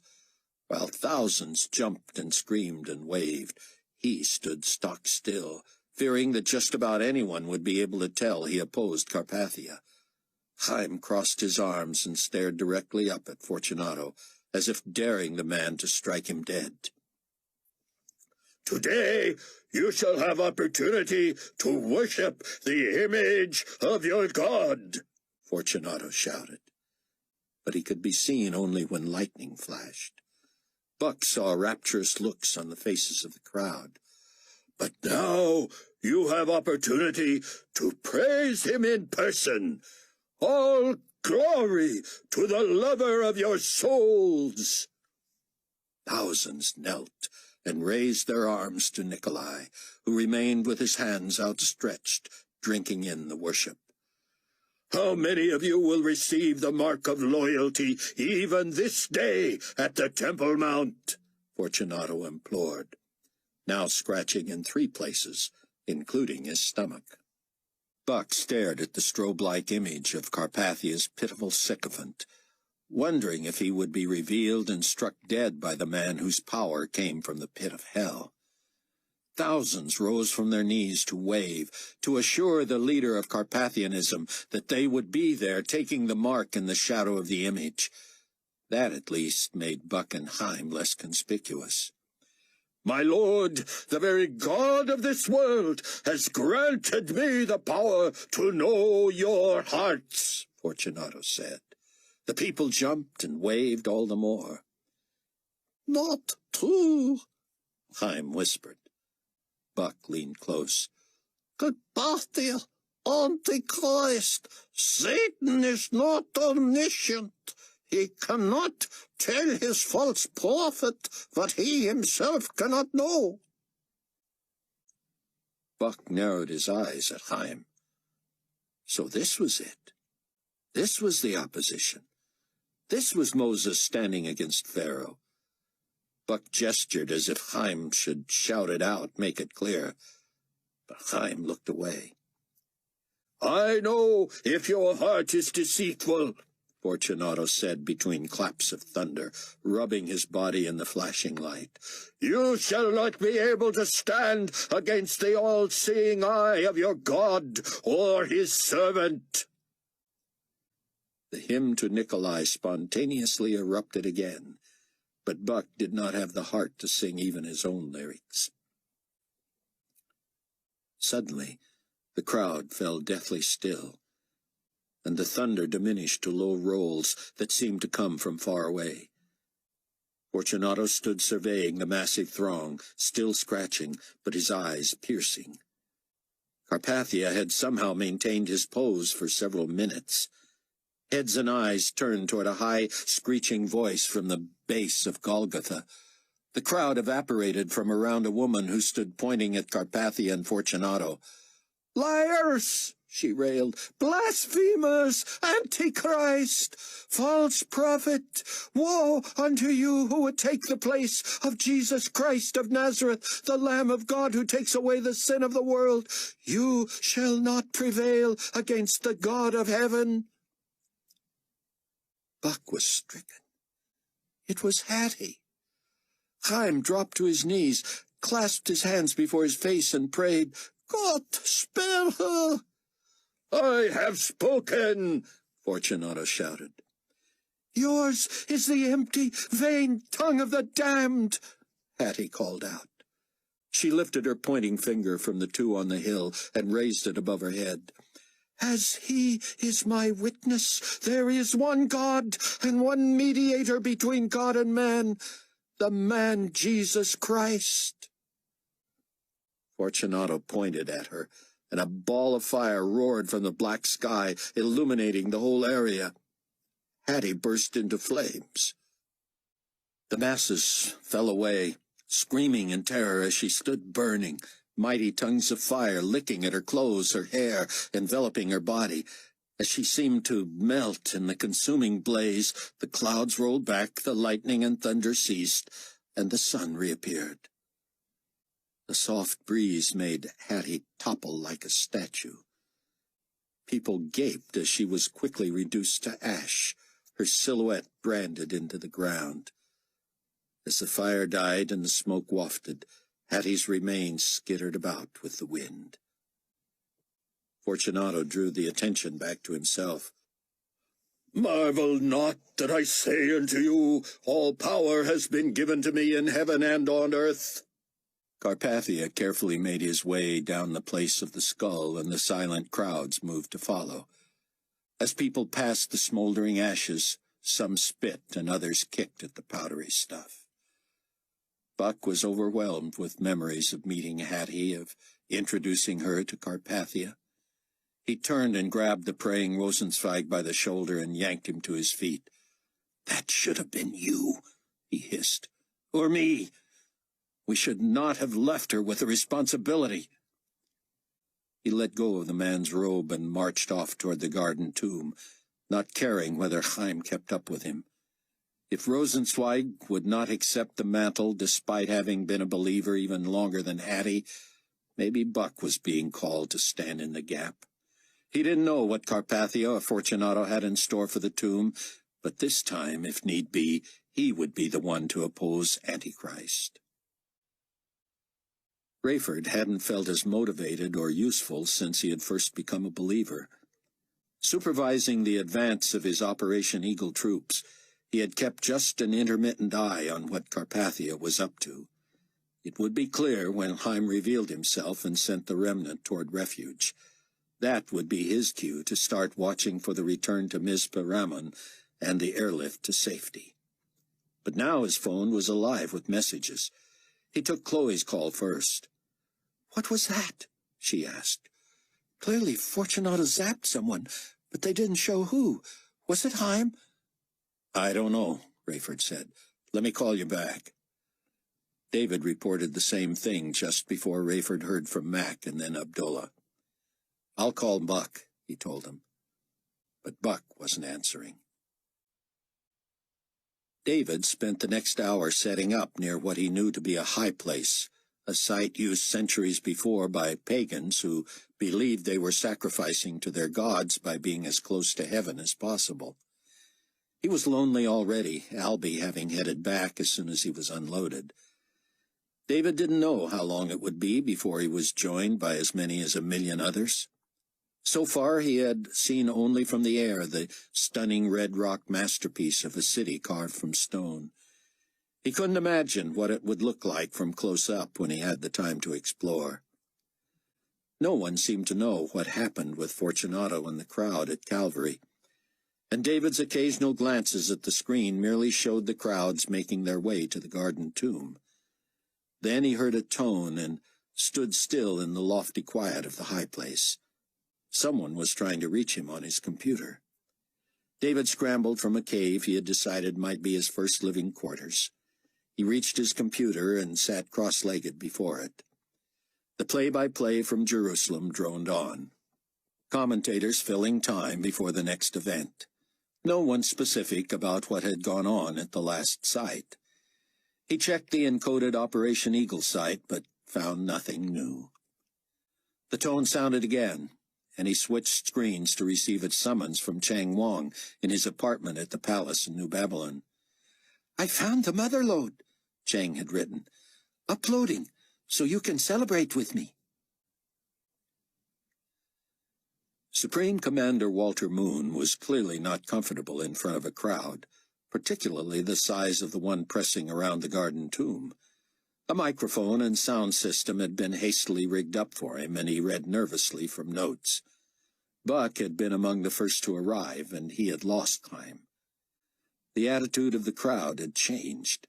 The festive, eager anticipation had given way to dread. Yet no one seemed to feel free to leave. They had seen the power delegated to Leon Fortunato, and surely no one wanted to give the impression they weren't following through on their commitment to taking the mark of loyalty. "Thank you for being with us today," Moon began. "As you may know, I'm Global Community Supreme Commander Walter Moon, and I'm filling in temporarily for the Most High Reverend Father Fortunato as he goes on ahead to prepare for Potentate Nikolai Carpathia's address at the Temple Mount an hour from now." "Is he all right?" someone called out.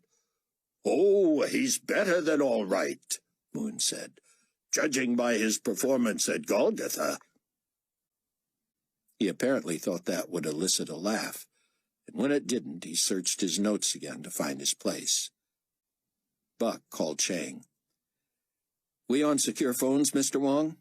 he asked. "Be sure." "Yes, sir, Mr. Williams. And I just communicated with Mr. Hasid by computer that—" "Sorry, kid, no time. Check with medical and see what's happening with Fortunato." "I'm sorry?" "What didn't you hear?" "I heard you all right, sir. But I was under the impression you were with the pageant there in Jerusalem. That's where Carpathia and Fortunato are, along with... Fortunato's disappeared, and they're saying he's gone on ahead for preparations. I'm on it. Buck heard him tapping at a keyboard. Good call, Mr. Williams, he said. Now reading.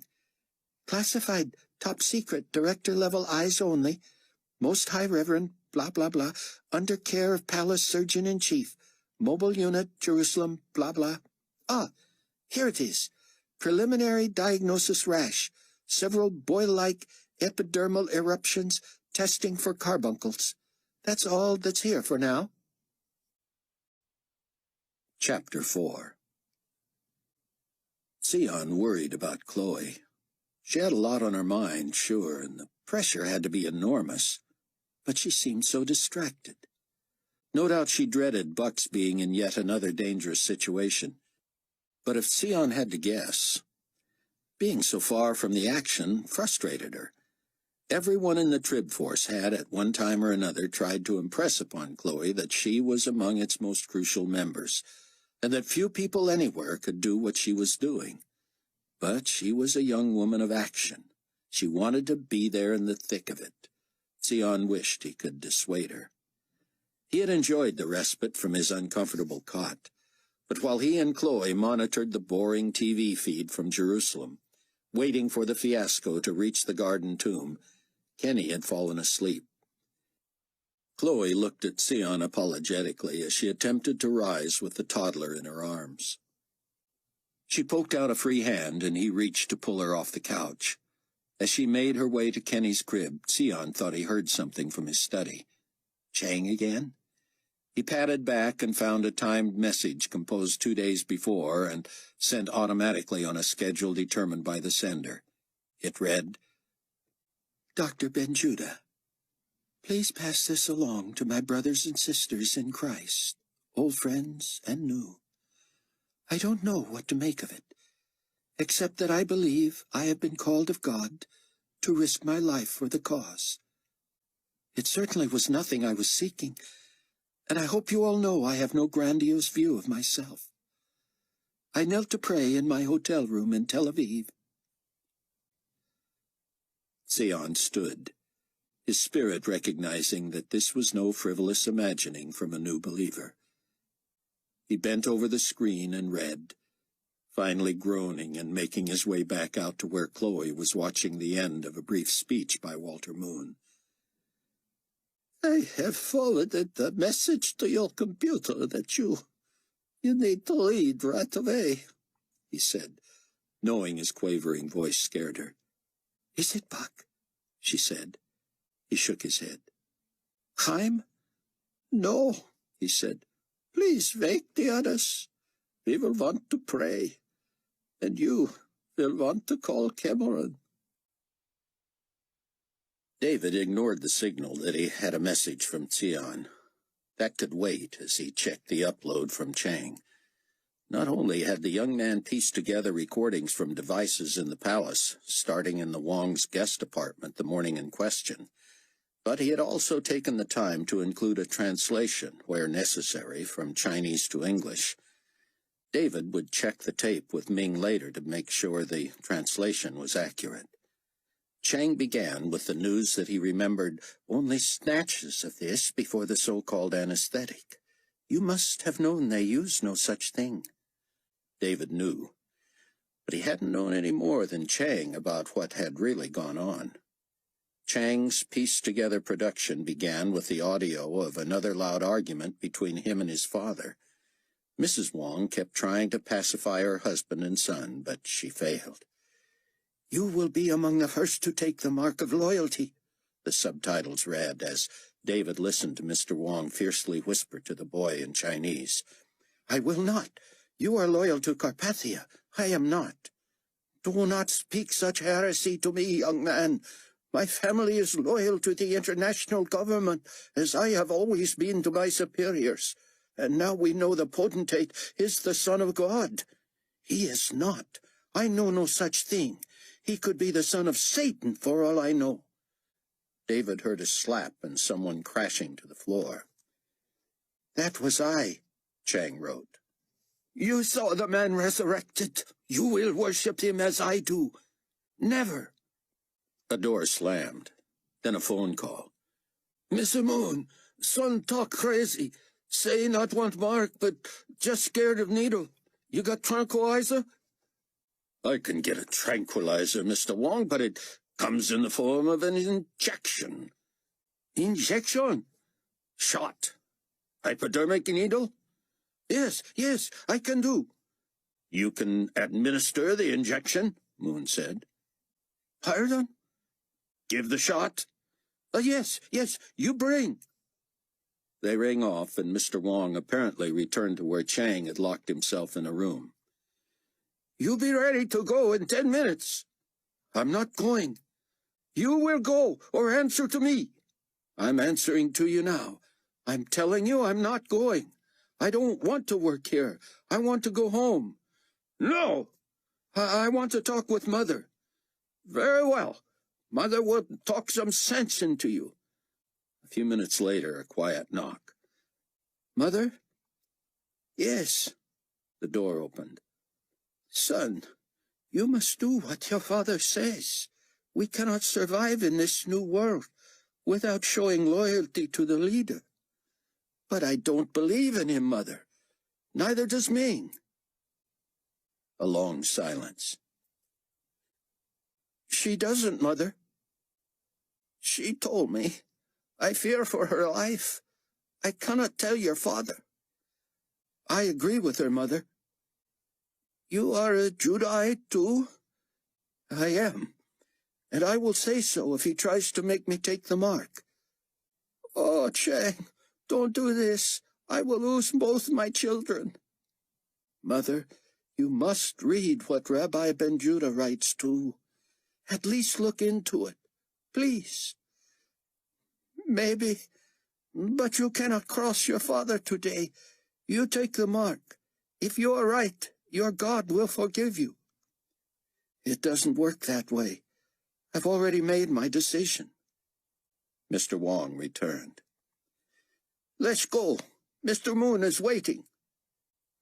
Not today, Mrs. Wong pleaded. Let Chang think about it a while. No more time for thinking. He will embarrass the family. No, I won't. You can't make me. Silence. Mrs. Wong.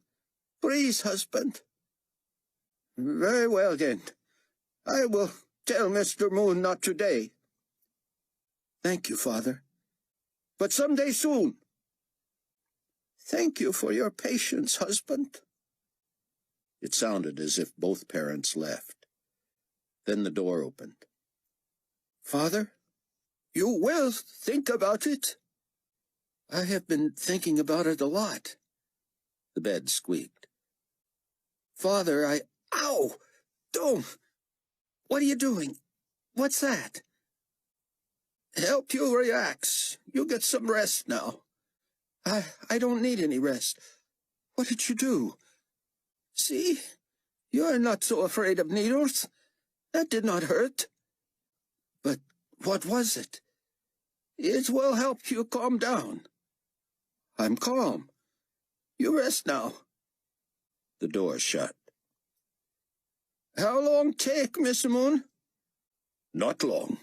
Don't wait too long, or he won't be able to walk by himself. Okay. You help. They returned. Chang? You come with us now. Who? Mr. Moon and me. Who? You know Mr. Moon. No, Come on now. I will not take Yes, you will. No, The sound continued with the two men encouraging Chang to walk with them, and his mumbling in Chinese and English about not wanting to, refusing. Now, watch this, Chang wrote. The surveillance camera from the hallway picks up that they're pretty much carrying me down the hall, and look what I'm doing, crossing myself. I don't even know where I got that. And look, here I'm pointing toward heaven. I know it's impossible to prove what I was doing, since whatever they gave me made me forget even the conversation with my mother. And I can't tell what words I'm trying to form there, but I had to be trying to say I was a believer. The whole rest of the way, as Chang tied together the angles from various cameras all the way to the corridor leading to Building D, David watched as Walter Moon and Mr. Wong prodded Chang along. At some point, a third man met them, carrying a camera. The boy wept, pointed, and tried to form words. Moon reassured the photographer and any onlookers that the boy was all right, he's okay, just a little reaction to medication.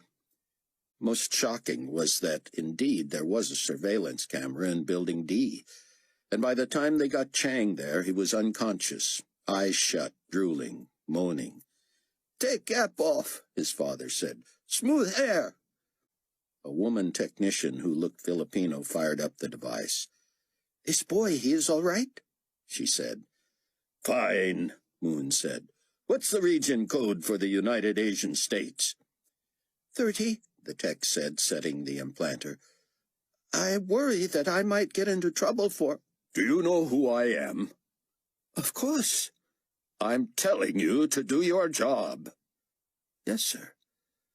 The woman swabbed Chang's lolling forehead with a tiny cloth and pressed the mechanism onto his skin, producing a loud click and whoosh. "Thank you," Moon said. "Now, be sure this place is ready for the lines in about an hour." The technician left, and Mr. Wong and Mr. Moon took turns keeping Chang sitting up. "Thing wears off almost as fast as it goes to work," Moon said. "Fix hair more," Mr. Wong said, slapping Chang's cheeks. "We get picture." The photographer shot Chang with a digital camera. The boy came to, and his father held the camera before his face. "There," Mr. Wong said. "Working new employee, one of first to take mark." Chang wobbled and pulled back, reaching for the camera and trying to focus on the picture. His shoulders drooped, and he glared at his father, his face stony. When Mr. Wong and Mr. Moon stood him up, he said, "Where's my hat?" He jammed it on and stood there until he regained his equilibrium. He said something to his father in Chinese. "I said, 'What have you done?'" he wrote. "Someday you thank me," Mr. Wong said. "Now, we go somewhere. Relax until interview." "I remember just snatches of the argument from the apartment and my father injecting me," Chang wrote. "I have a vague recollection of the flash of the camera and being angry at my father. After that, I only remember sitting a while in a side room with Moon and my father and slowly realizing that I'd been given the mark of loyalty. I wanted to kill them, but I was also embarrassed. I worried what you would think. I was still out of it for the first part of our meeting, but then I decided to play tough, try to make you see the benefits. You already know, though I didn't, that the meeting in your office was recorded too. I can send that if you need reminding, but that's the end of this upload." David sat back and realized his legs had gone to sleep. He rolled his head to release tension in his neck. By now, Chang should be busy monitoring the garden tomb. David clicked on the message that had been forwarded from Tseon. Buck's phone vibrated in his pocket, but he didn't look to see who it was. He was prepared if God was calling him to take Haim's place, but that was foolish. Surely the chosen one would be an Israeli believer. Maybe Haim was calling, lost in the crowd. Buck reached in his pocket and shut off the phone. Let him find his own way. It was long past time for the man to accept his role. Nobody said it would be easy. Nothing was easy anymore. But God's call wasn't hard to recognize. It was clearly on Haim. If Hattie had the courage to do what she had done, surely knowing she couldn't survive, how could any of them shirk their duties again? Carpathia stepped from behind a draped curtain near the tomb, smiled, and opened his arms to the crowd. Less animated now, they merely applauded. The cheering, the kneeling, the waving were over. It seemed most just wanted to get onto the Temple Mount and get in line for their mark. That would ensure them against the fiery fate of the crazy woman at Mount Calvary. "I was never entombed," Carpathia announced. "I lay in state for 3 days for the world to see. Someone was said to have risen from this spot. But where is he? Did you ever see him? If he was God, why is he not still here?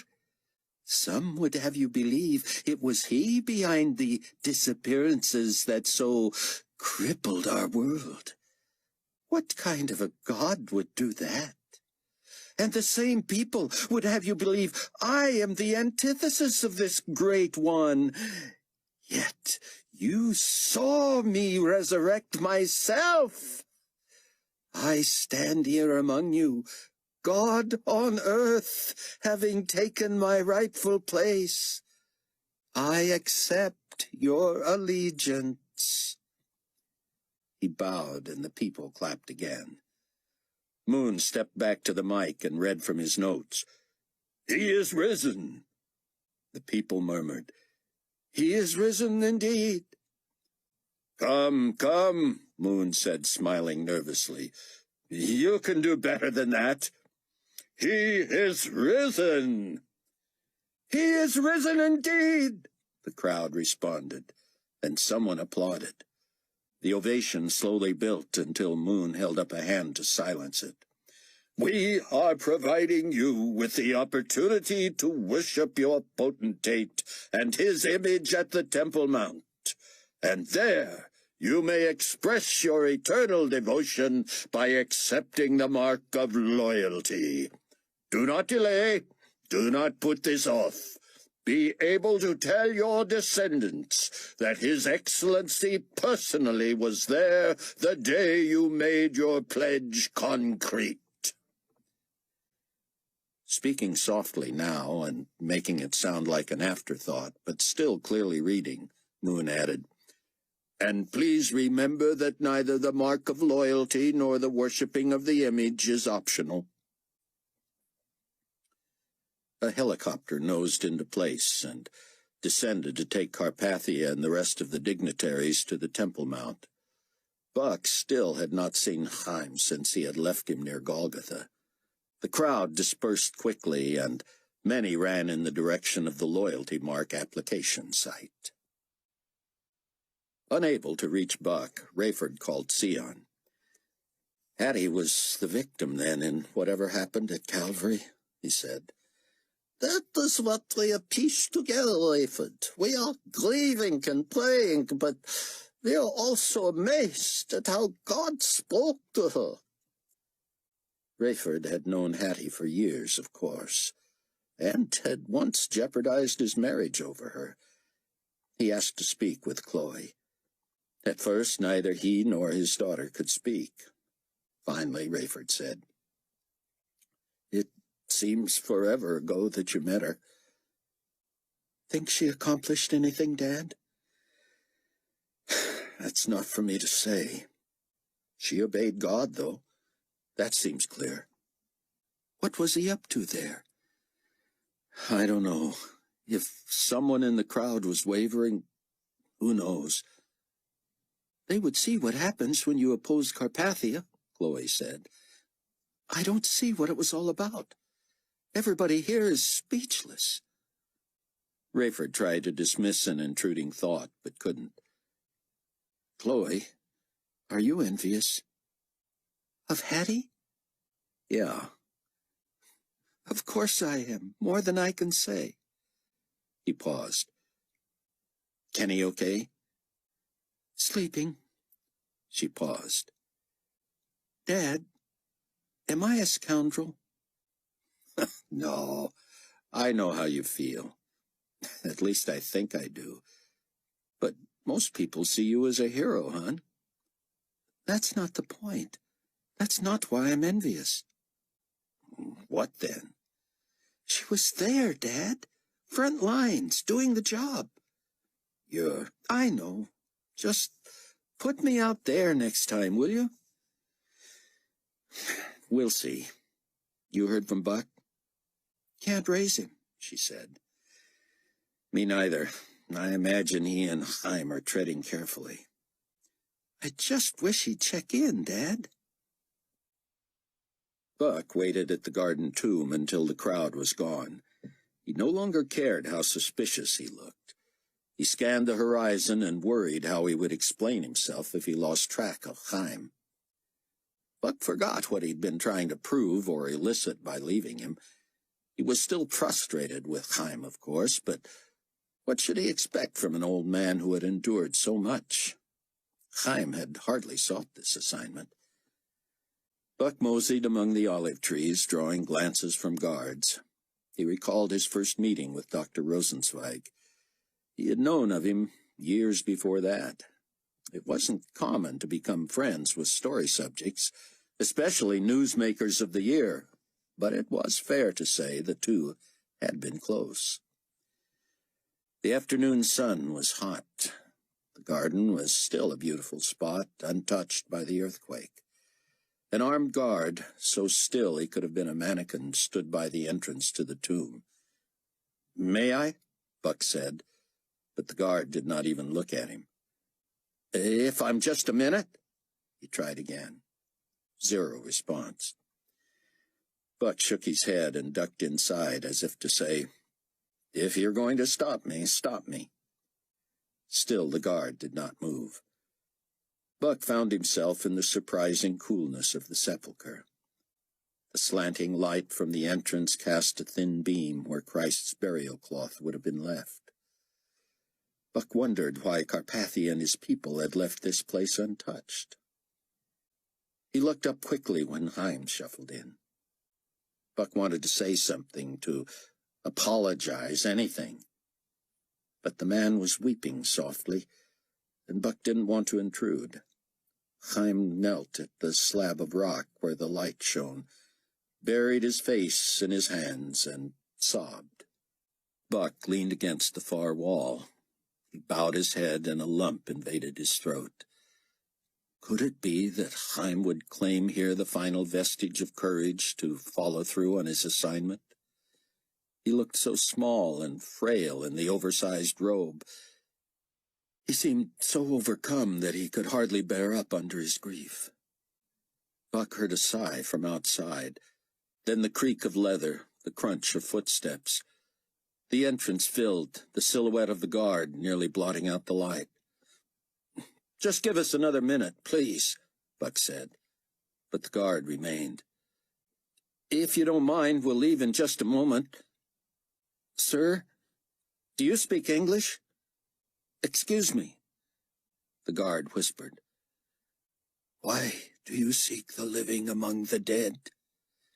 Fear not, for I know that you seek Jesus who was crucified. He is not here, for he is risen, as he said." Haim straightened and whirled to look at Buck, squinting at him in the low light. "You," Buck said to the guard, You're a—" But the guard spoke again. "And the Lord spoke to Moses, saying, This is the way you shall bless the children of Israel. Say to them, The Lord bless you and keep you. The Lord make his face shine upon you and be gracious to you. The Lord lift up his countenance upon you and give you peace. So they shall put my name on the children of Israel, and I will bless them." "Thank you, Lord," Haim rasped. Buck stared. "Sir, are you a—" "I am honest." "Honest?" The guard stepped back outside. Buck followed, but the guard was gone. Haim emerged, shielding his eyes from the light. He grabbed Buck's arm and pulled him to a souvenir shop, where a young woman looked as if she was about to close up. Buck found it hard to believe such a place remained open in the global community. Haim seemed to know exactly what he was looking for. He picked up a small, cheap replica of the container in which the Dead Sea Scrolls had been found in the caves of Qumran. He took it to the young woman and looked to Buck, who felt in his pockets for cash. "2 she said. He peeled off the bills, and Haim opened the package on the way out. He discarded the box and the tiny printed scroll and put the palm-sized clay vessel and its miniature top in the pocket of his robe. Suddenly his gait was sure and quick, and he led Buck back the way the crowd had come. Golgotha was deserted now, but Haim found his way to where Hattie had been immolated. He knelt by what was left of her ashes and carefully scooped a handful into the little pot and pressed the top down. Haim put the container of ashes back into his pocket and stood. Come on, he said. "We must get to the Temple Mount." Chapter 5. David Hasid sat stunned in the desolate aloneness of a high place in Petra. While the pagan religions of the ancient past had used such locations to sacrifice to their gods in a helpless, desperate attempt to gain favor, all he wanted was to express to God his thanks for grace. Nothing he could do or say or give or sacrifice could gain what God had offered him freely. All he could see were sky, clouds, valleys, and the occasional bird of prey. It was clear this would be the ideal cradle of refuge for the remnant of Israel, for those who recognized that Jesus was the long-awaited, prophesied Messiah. It was he who would put the finishing touches on God's love affair with his chosen people. But David's own field of expertise, the gadgets and marvels of technology, would not allow him the proper reprieve to exult in the holiness of God's plan. He had needed desperately to know the truth about Chang. But now the news of Hattie Durham had rocked him. And here was a brief message laboriously pecked in from Buck's cell phone that said David needed to monitor activities at the Temple Mount. Yet another message from Tseon announced a final teaching on the next event on the prophetic calendar, Antichrist's desecration of the Holy of Holies. Well, that was not news, and Tseon had taught on it before. But if the rabbi felt the need to clarify and crystallize it for his billion constituents, who was David to argue? The teaching, according to the worldwide net announcement, would be posted that evening. The very people who might most benefit from Tseon's teaching could be in flight for their lives the next day. David tapped in the string that brought up the GCNN coverage of the Temple Mount activities, then patched the other half of his screen to an ancient video monitor that kept a 24-hour eye on the Wailing Wall. He was convinced the camera there had long been forgotten, and it was amazing it still functioned, though the fidelity of the picture had been compromised by the years. David wanted to set his transceivers in strategic spots to maximize the wireless network he envisioned for Petra. But here came yet another urgent message from Chang. "I have been invigorated, encouraged, motivated.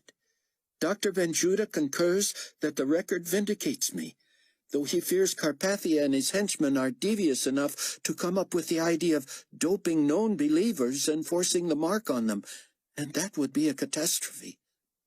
I know you're busy, but I thought you'd want to know. I intercepted a private transmission between Moon and the head of both peacekeeping and morale monitor forces in Jerusalem. Apparently Walter was spooked by the change in the attitude of the crowd with the martyrdom of the dissident and the sudden mystery about Fortunato's health. Without informing Carpathia, he has directed that armed personnel lead the way in taking the mark of loyalty. If you haven't checked it out yet, connect with the Temple Mount and look at the chaos."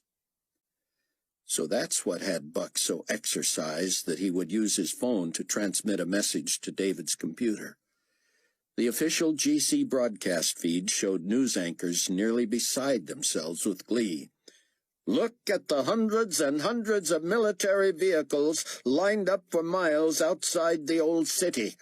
They would clog the narrow passageways leading to the Temple Mount anyway, but these are mostly unmanned. Only a skeleton crew of, we would estimate, perhaps one uniformed peacekeeper maintains custody over every 4 or 5 vehicles. We've learned that the ones left to keep an eye on the rolling stock are personnel who have already received the mark of loyalty. The rest are leading the way today, becoming patriotic examples to civilian citizens. Indeed, by the time the massive crowd followed potentate Carpathia's pageant through the Via Dolorosa and half of what is known as the Stations of the Cross from the now-defunct Christian religion, the loyalty mark application site was already clogged with peacekeepers and morale monitors. Many citizens are less than happy about the delay, but the response from global community brass, including His Excellency himself, appears to be one of delight. Here's the scene at the Temple Mount, where tens of thousands of GC personnel noisily jockey for position to receive the mark, and civilians, patient for the most part, are lined up all the way outside the city walls, awaiting their turn. Here's our reporter, Annika Jensen, with several civilians deep in the long lines. The tall, blonde reporter exhibited mastery of at least the rudiments of several languages, as she guessed nationalities and began the interviews in citizens' native languages. Mostly she asked in their tongue if they understood English, so translators would not be forced to employ captioning on the screen. "What do you make of this?" she asked a couple hailing from the United African States. "It is exciting," the man said, "but I confess we expect you to be among the first in line, rather than the last." His wife stood nodding, appearing reluctant to speak. But when Miss Jansen waved the microphone in her face, the woman proved opinionated. "Frankly, I believe someone in authority should insist that the soldiers make way. Those men and women are assigned here. Many of us are on pilgrimages. I do not mean to criticize the risen potentate, and I can hardly blame those who happen to have the privilege of transportation and could get here first, but this does not seem fair." Other interviews unearthed the same attitudes, though most seemed almost bemused or perhaps afraid to complain publicly. "Oh, look at this special privilege," Annika Jensen said. "Here's Miss Viv Ivans of the potentate's inner circle, working the lines, so to speak. She's greeting people, thanking them for their patience. Let's see if we can get a word with her." To David, it seemed that Ms. Ivans had been directed to a spot where a camera crew would notice her. She was certainly ready with the party line. "I'm so impressed with the loyal citizens and their patience," she said. "His Excellency was overwhelmed at the eagerness of his own personnel to become examples and role models of loyalty. Though there is, of course, a visible, prominent guillotine, which we prefer to call a loyalty enforcement facilitator," Ms. Ivans said with an icy smile. "Of course, it represents the gravity of such a decision. In all candor, Annika, our intelligence reports indicated that we might face more opposition here, in the traditional homeland of several obsolete religions. Yet I dare say that except for the lunatic fringe, such as the lone representative of the Judahites who recklessly challenged the power and authority of our most high reverend father of Carpathianism, any such stubborn opponents have learned to keep silent." "Speaking of Reverend Fortunato, ma'am, what can you tell us? We expected to see him here." "Oh, he's fine, and thanks for asking. He's fallen a bit under the weather, but he passes along his greetings and best wishes, and expects to be back at full strength tomorrow for the potentate's blessing of the temple." "The blessing of it?" "Oh, yes. We believe that the beautiful temple was constructed with the best intentions to honor God, even though the ancients were unaware that they had misplaced their devotion.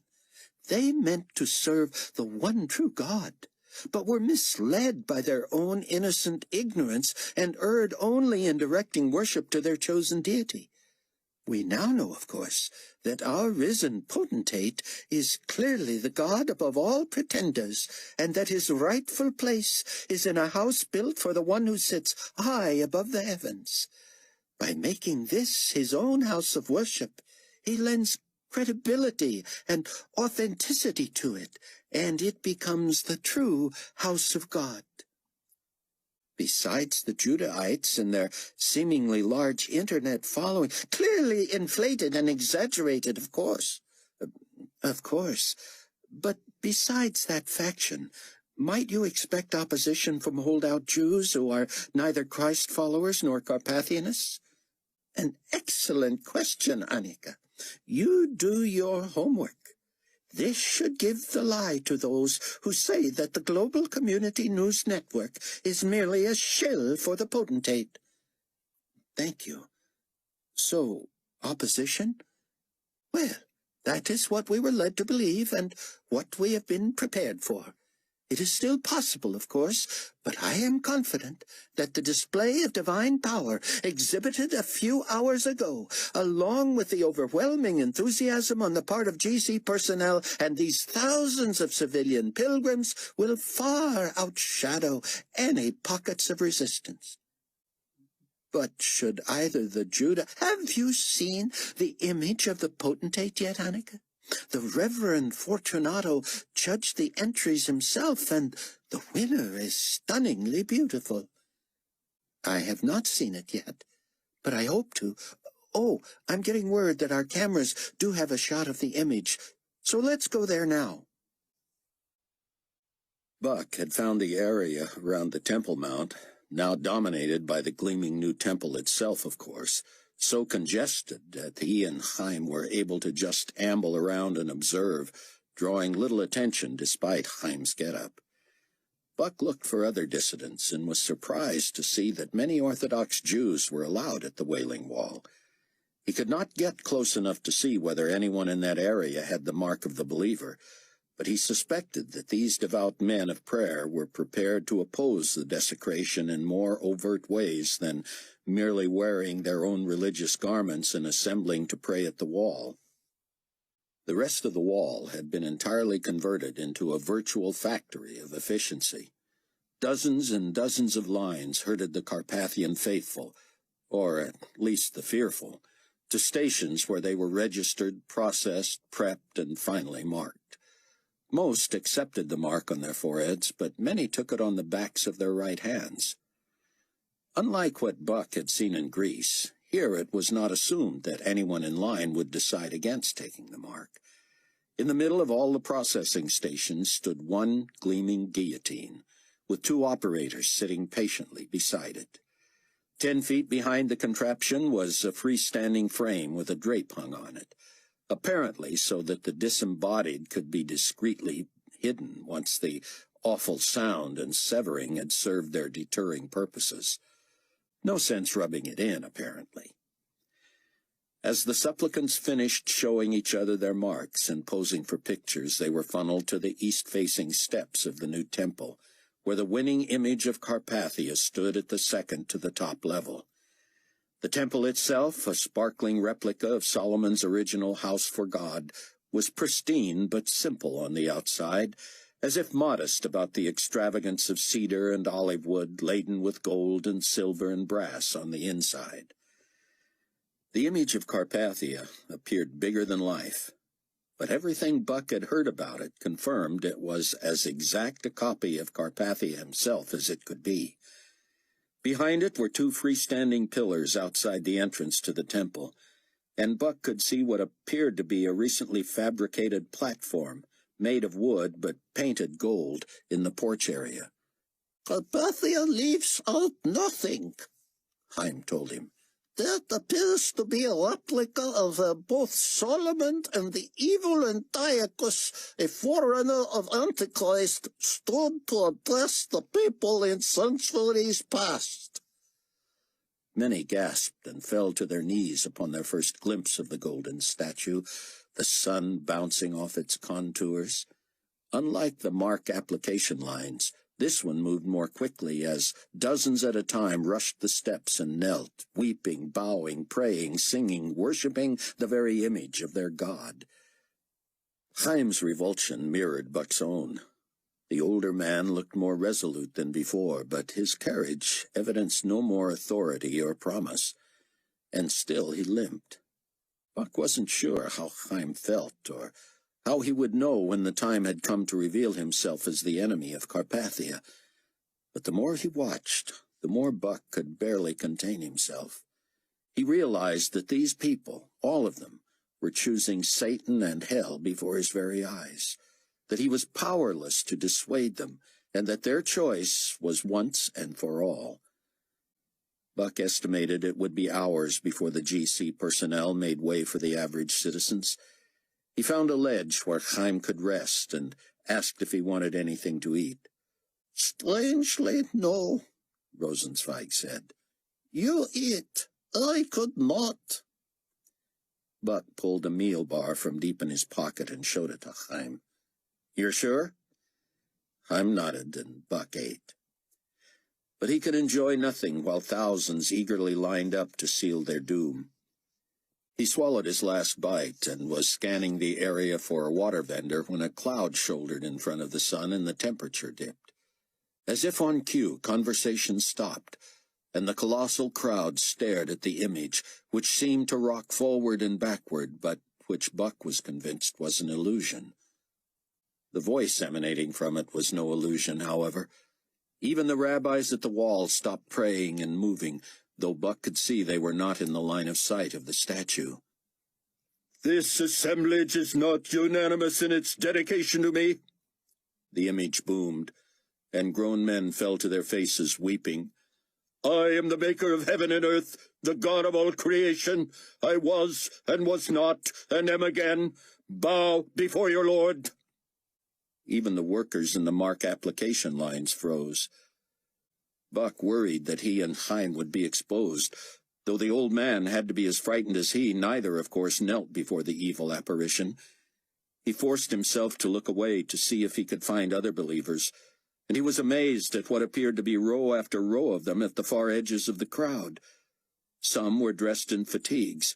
Many could have easily been mistaken for GC. They had to be part of Operation Eagle. They must have driven into Jerusalem, found the schedule delayed, and wandered to the Temple Mount, prepared to help with the evacuation. Buck wanted to signal them, to wave, to approach, to embrace his brothers and sisters. But who knew how far God chose to extend his protection? The Trib Force believed Haim would somehow be supernaturally insulated, but other brave believers had been martyred for their faith and courage. "The choice you make this day," the golden image roared, "is between life and death. Beware, you who would resist the revelation of your true and living God, who resurrected himself from the dead. You who are foolish enough to cling to your outdated, impotent mythologies, cast off the chains of the past, or you shall surely die. Your risen ruler and king has spoken." The sun reappeared. The people slowly rose, and more tourists and pilgrims joined the lines. Buck was jealous that those undecided should hear both sides, yet when he looked at Haim, he saw passivity. As if the man could read his mind, Rosenzweig said, "They knew their options. No one alive could doubt that the great gulf is fixed between good and evil, life and death, truth and falsehood. This is the battle of the ages between heaven and hell. There is no other option, and no honest man or woman can claim otherwise."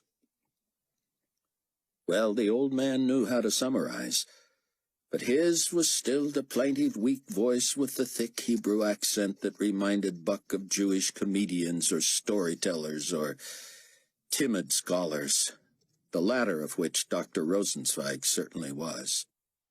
Buck wanted the faith to believe that somehow this modest specimen of a man, so endearing, so engaging, could capture the imaginations, the hearts, and the minds of people on the fence.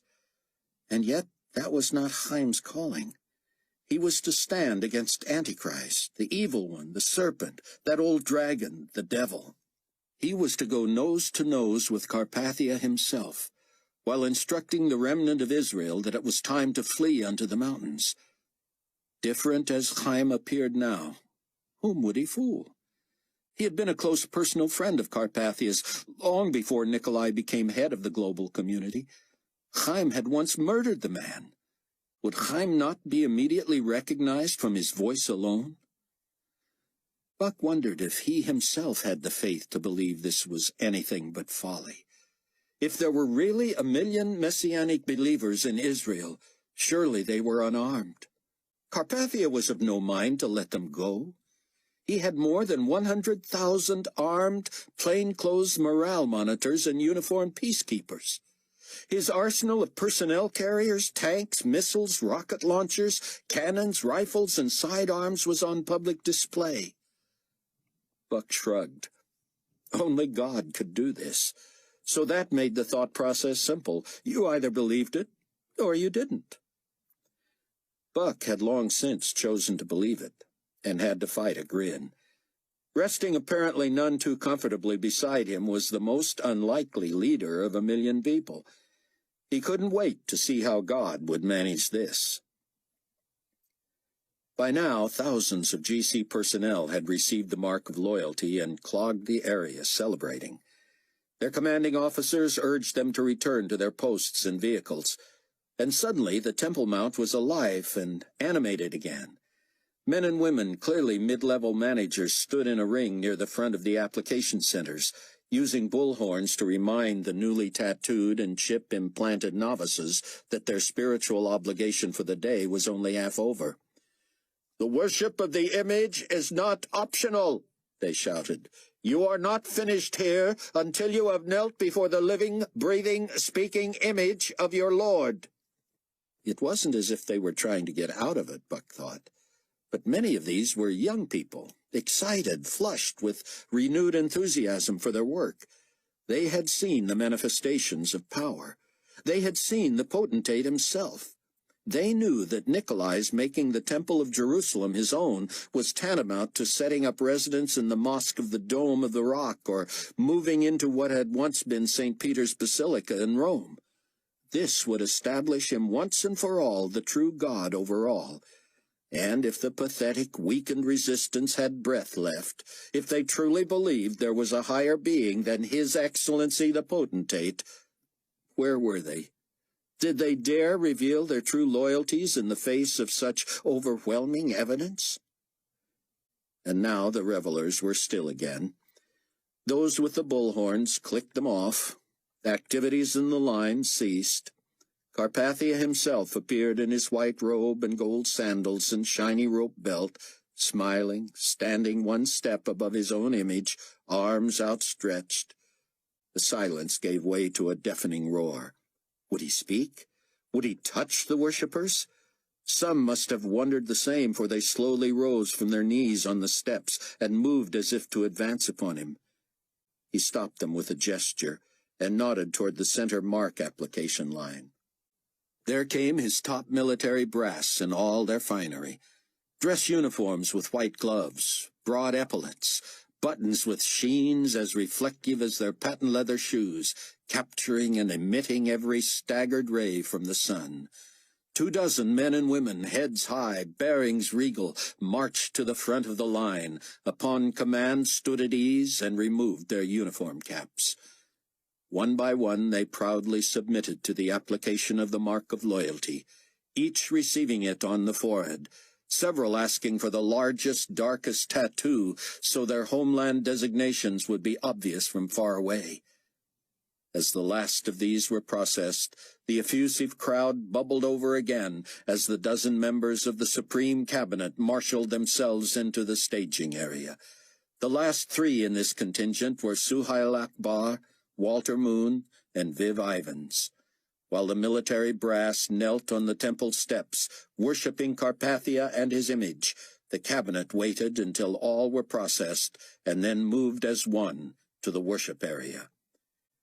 All the while, Carpathia stood benevolently above and beside the gold statue, gesturing toward these humble shows of loyalty. The assembled masses cheered as Mr. Akbar turned to display the giant black 42 that dominated his olive forehead. Then Mr. Moon displayed his 6. Finally, Viv Ivans chose to kneel on the pavement as she received the application, then slowly turned. Buck could not make out her number, but he knew her native Romania was part of the United Carpathian States, and that her discreet tattoo would read 216. The cabinet solemnly filed to the temple steps as the military brass moved away.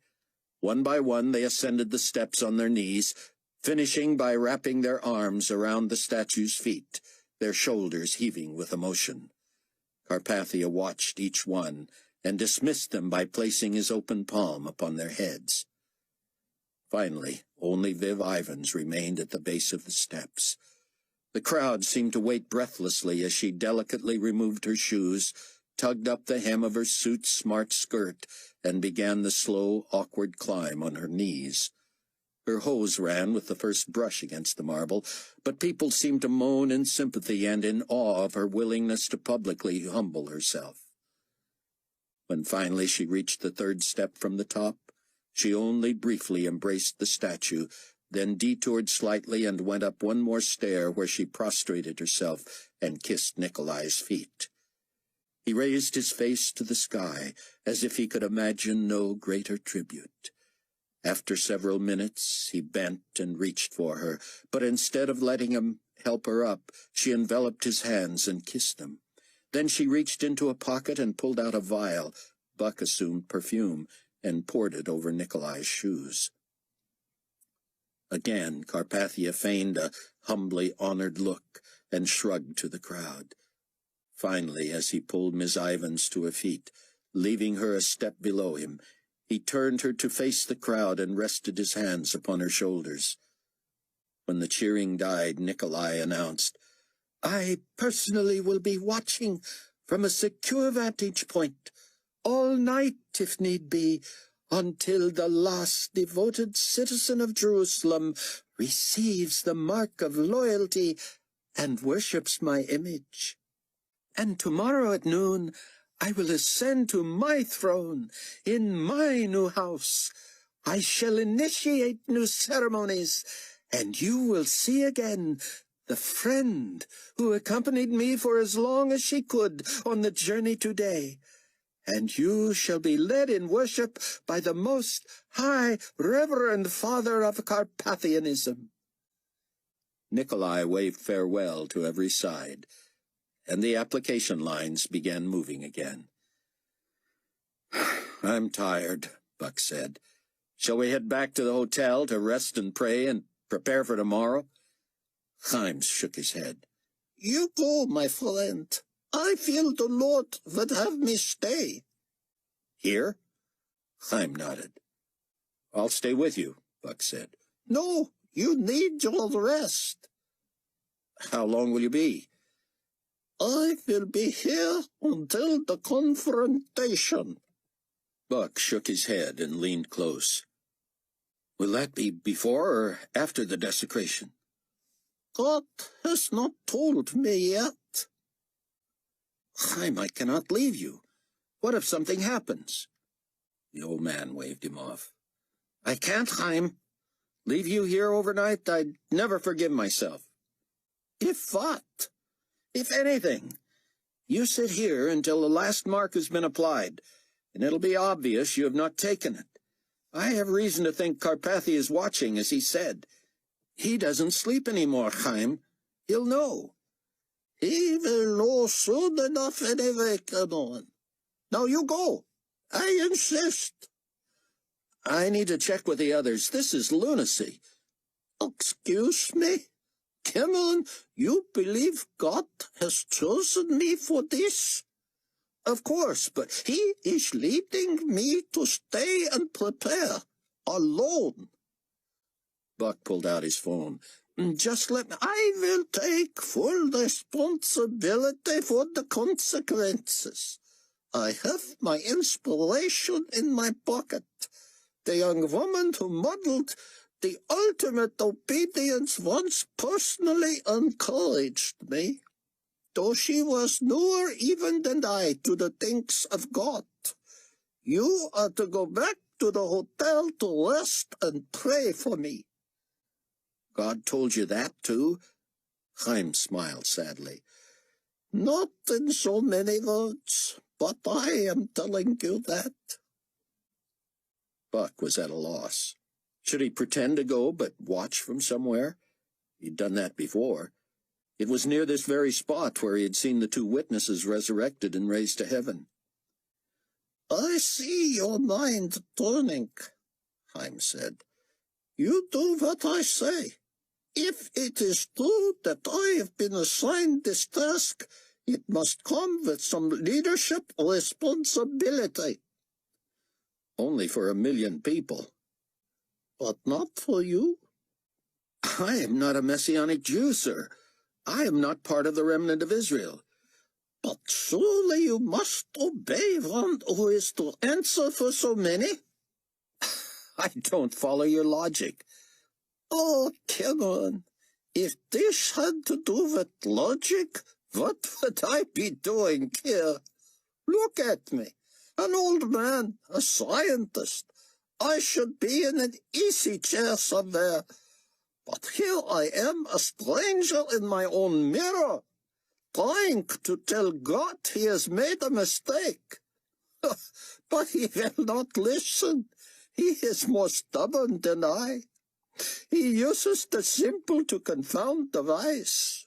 His ways are not ours. The sheer illogic of his choice of me forces me to the reluctant acceptance that it must be true. Am I ready? No. Am I willing? Perhaps. After tonight I must go forward, willing or not. Do I believe he will go before me?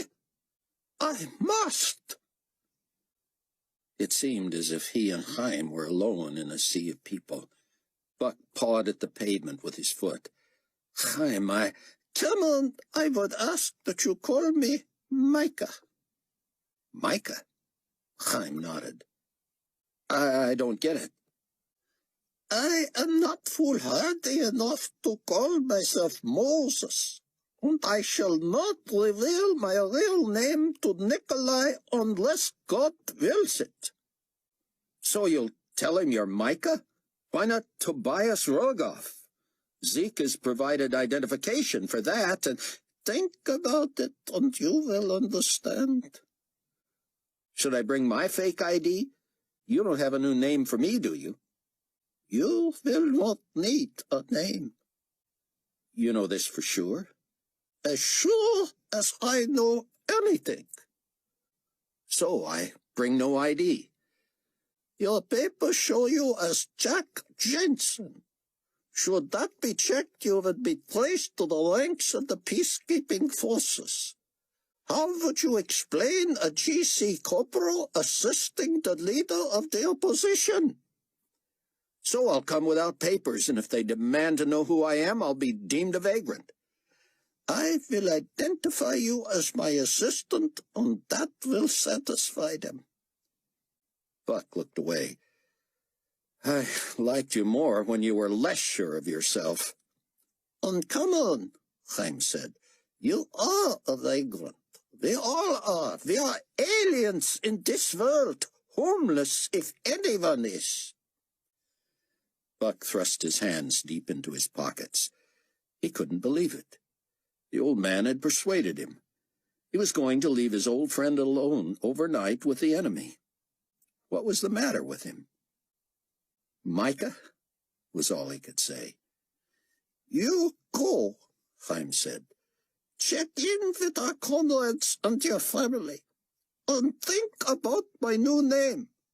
It will come to you. Chapter 6. The late afternoon sun made beautifully interesting shadows on the stunning architecture at Petra. David found a sweater and pulled it over his shoulders as he descended from the pagan high place to one of the most remarkable cities ever built. The various buildings, tombs, shrines, and meeting places had literally been carved out of the striking red sandstone millennia before, and though its early history was largely speculative, the place had become a tourist attraction in the 1800s.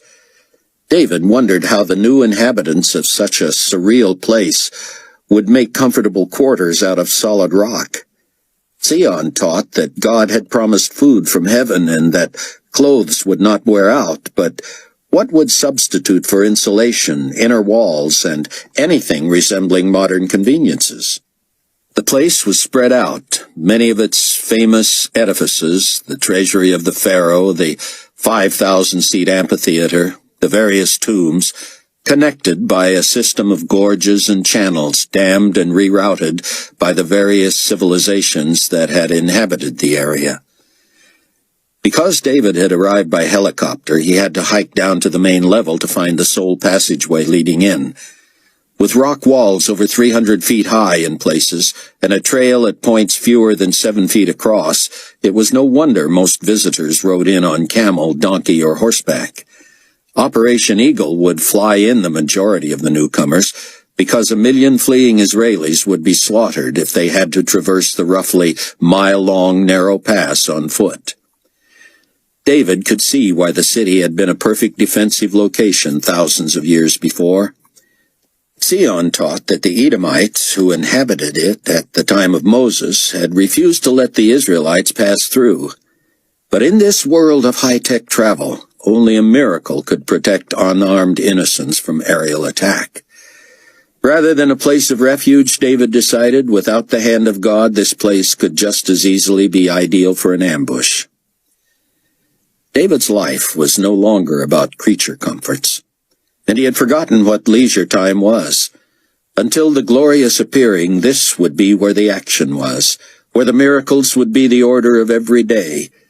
David's people would inhabit this city, and they would be preserved from illness and death, insulated against their enemies until Messiah liberated them. If witnessing that meant making his bed on a slab of stone, it was a small price to pay. David made sure his laptop had stored enough solar energy to remain charged throughout his night in a cave. In the loneliness at the top of the only world he knew anymore, reading Tseon's post of what he believed Antichrist was up to, monitoring the Carpathian fashion news, and communicating with his confreres would serve as David's only links to humanity. He expected within 24 hours the first of more company than he would know what to do with. How 1 million of them could be contained even in the vast area surrounding the great rock city was a problem only God could solve. David had learned not to wonder and question, but to watch and see. After checking in with everybody and doing his best to explain how he could leave Dr. Rosenzweig unattended, Buck spent that evening at the King David Hotel, watching television with Haim's Bible before him.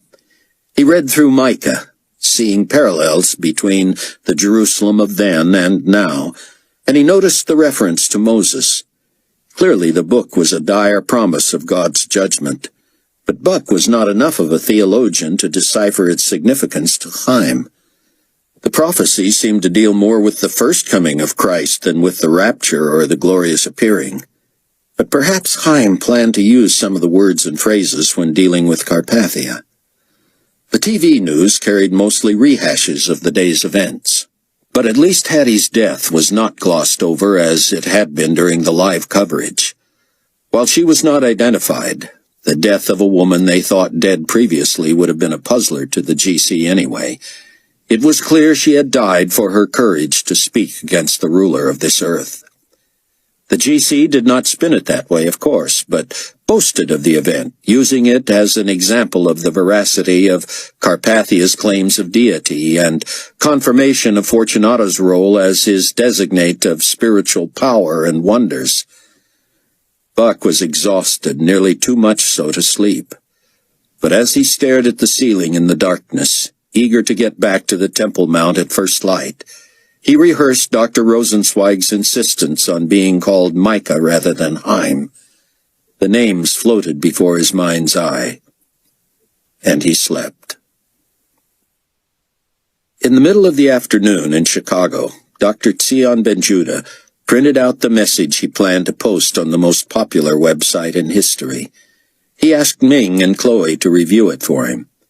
They sat together and read, "To my dear tribulation saints, believers in Jesus the Christ, the Messiah and our Lord and Savior, and to the curious, the undecided, and the enemies of our faith, it has now become clear that Nikolai Carpathia, the one who calls himself the ruler of this world, and whom I have identified with the authority of the Holy Scriptures as Antichrist, along with his false prophet Leon Fortunato, among whom has been bestowed the audacious title of the Most High Reverend Father of Carpathianism, has scheduled what the Bible calls the desecration of the temple. As with every other connivance and scheme Antichrist believes is the product of his own creative mind, this event too has been prophesied in the infallible word of God. The Old Testament prophet Daniel wrote that during this time in history, the king shall do according to his own will. He shall exalt and magnify himself above every god, and shall speak blasphemies against the God of gods. The prophet also predicted that many countries shall be overthrown, but one of those that shall escape from his hand is Edom. That, friends, is where Petra lies. Sadly, Egypt will not escape his hand. He will have power over the treasures of gold and silver, and over all the precious things of Egypt. Also the Libyans and Ethiopians shall follow at his heels.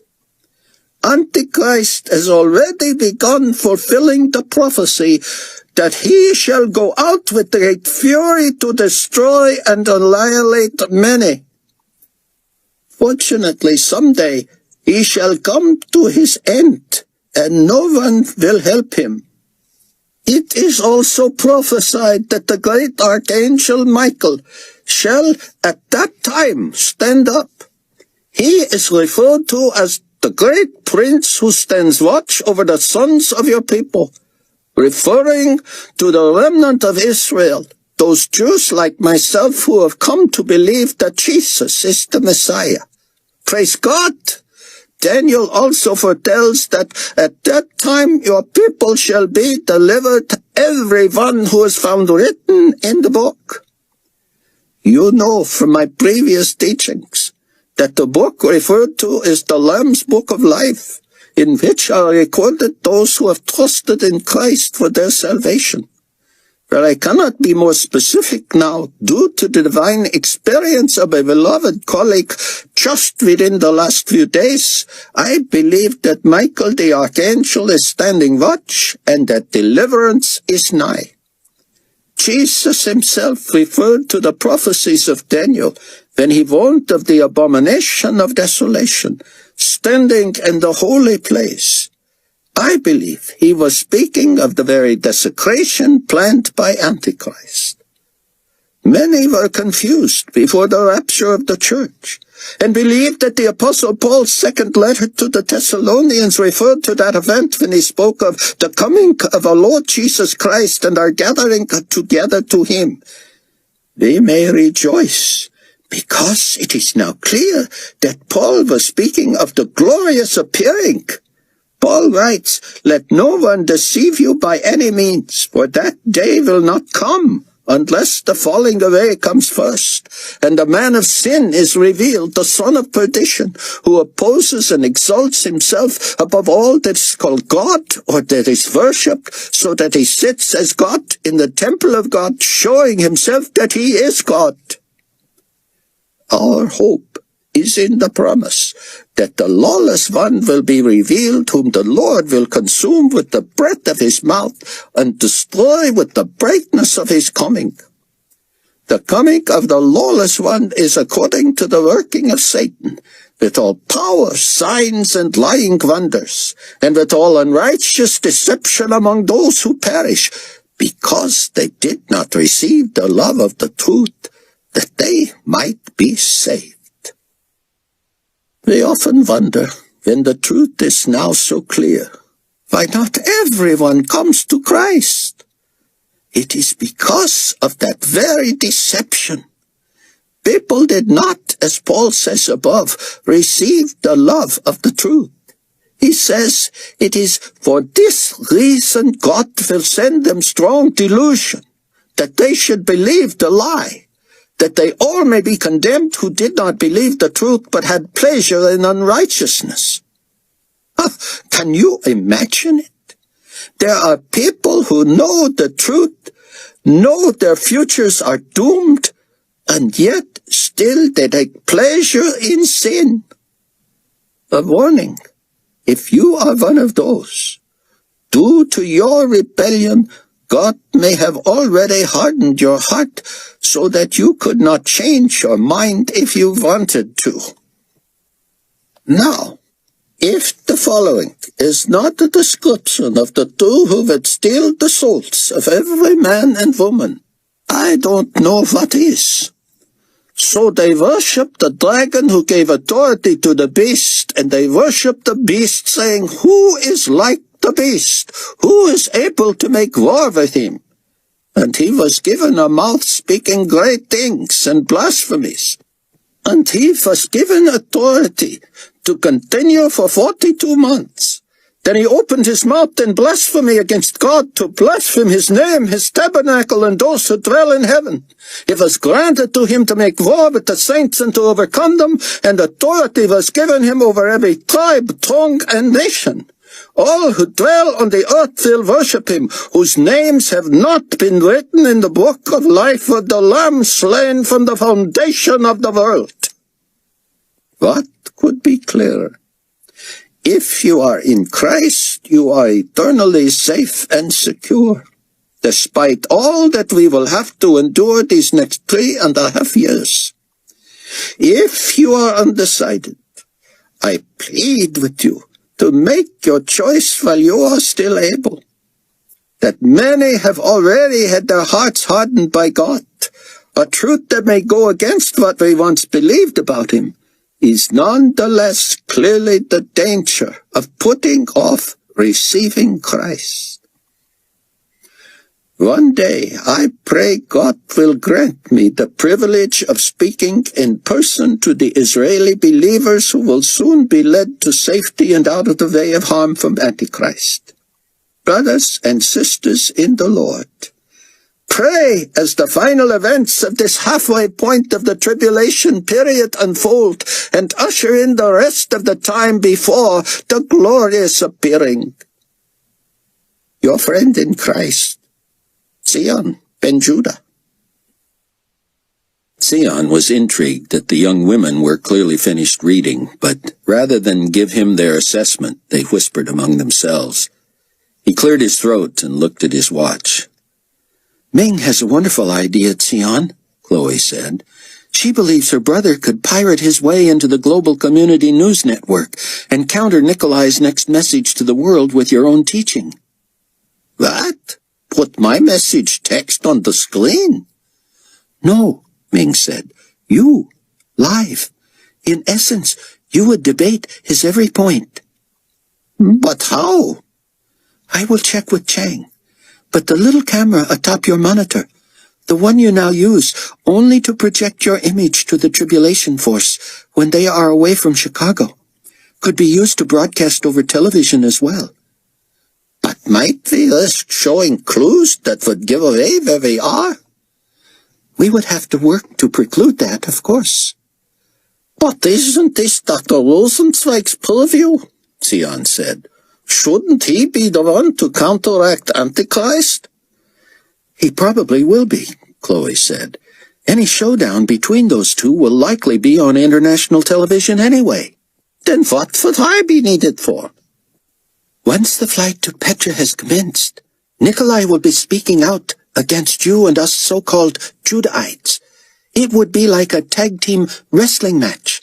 When Haim is no longer there to oppose him in person, you will debate him via his own television network, Ming said.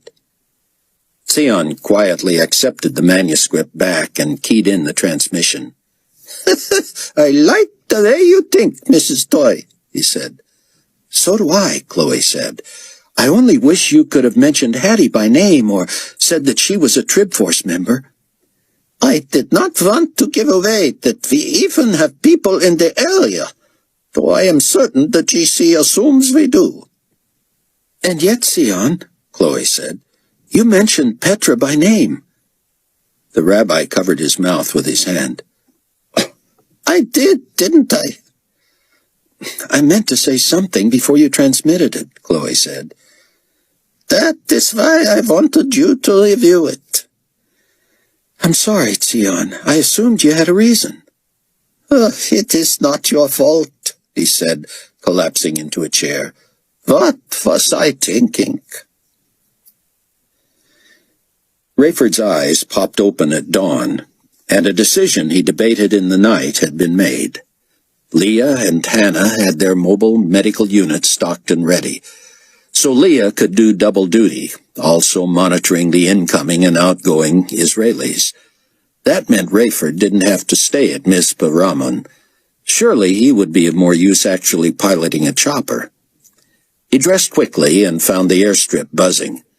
The sun shimmered over the horizon, and Rayford realized it wouldn't be long until he and his comrades would begin counting the days to the end, the real end, the glorious appearing and the millennial kingdom.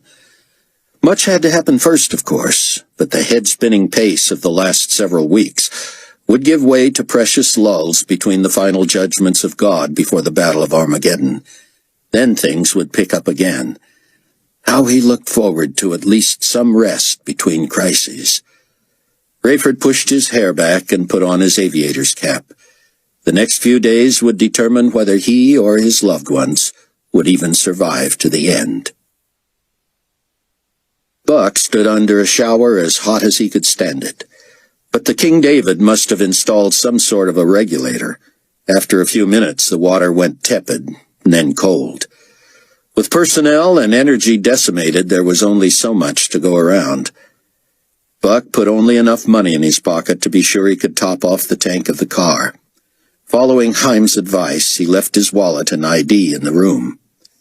Finding a place to park was harder than the day before, and he had to walk a half-mile farther, finally reaching the streets lined on each side with empty military personnel carriers. Early as it was, the Temple Mount was already filling. Colossal TV monitors were visible from every vantage point, and people waiting for the noon festivities occupied themselves watching the GC network feed and waving when they saw themselves on screen. To Buck's great relief, Haim was in plain sight, not far from where the two witnesses had traded off sitting while the other preached. Buck rushed to Dr. Rosenzweig, who sat with his knees up, staring into the sky. "Morning, Haim," he said, but the man did not acknowledge him. "Sorry," Buck added quickly. "Micah." Haim smiled faintly and turned to him. "Come on, my friend." "Did you eat?" "I remain sated," Haim said. "Remarkable." "God is good." "And has he encouraged you, strengthened you, empowered you?" Buck pressed. "I am ready." He didn't sound ready. In fact, he sounded and looked even wearier than he had the day before. "Did you sleep?" Buck asked. "No, but I rested." "How does that work?" "There is nothing like resting in the Lord," Haim said, as if he'd been doing it all his life. "So, what happens now?" Buck said. "What's the plan?" "God will reveal it. He shows me only what I need to know when I need to know it." "Terrific." "I detect sarcasm, Cameron." "Guilty. I'm a plan your work and work your plan kind of a guy." Haim reached for Buck's hand and rose unsteadily. He groaned as joints cracked. "But this is neither my plan nor my work, you understand." "I guess. So we just stand around waiting?" Oh no, Cameron. Even I do not have the patience to wait until high noon. And if Carpathia does not appear until then? A ruckus will flush him out. Buck found that intriguing. But again, this frail little old man hardly looked up to causing anything. Was he expecting Buck to do something? Without papers, without the mark? Buck was willing, but he didn't know yet what he thought of Haim's judgment. "When did they stop administering the mark?" Buck said. They have not stopped. See, 2 lines remain open over there. But it appears one is about to shut down, despite the number of those waiting.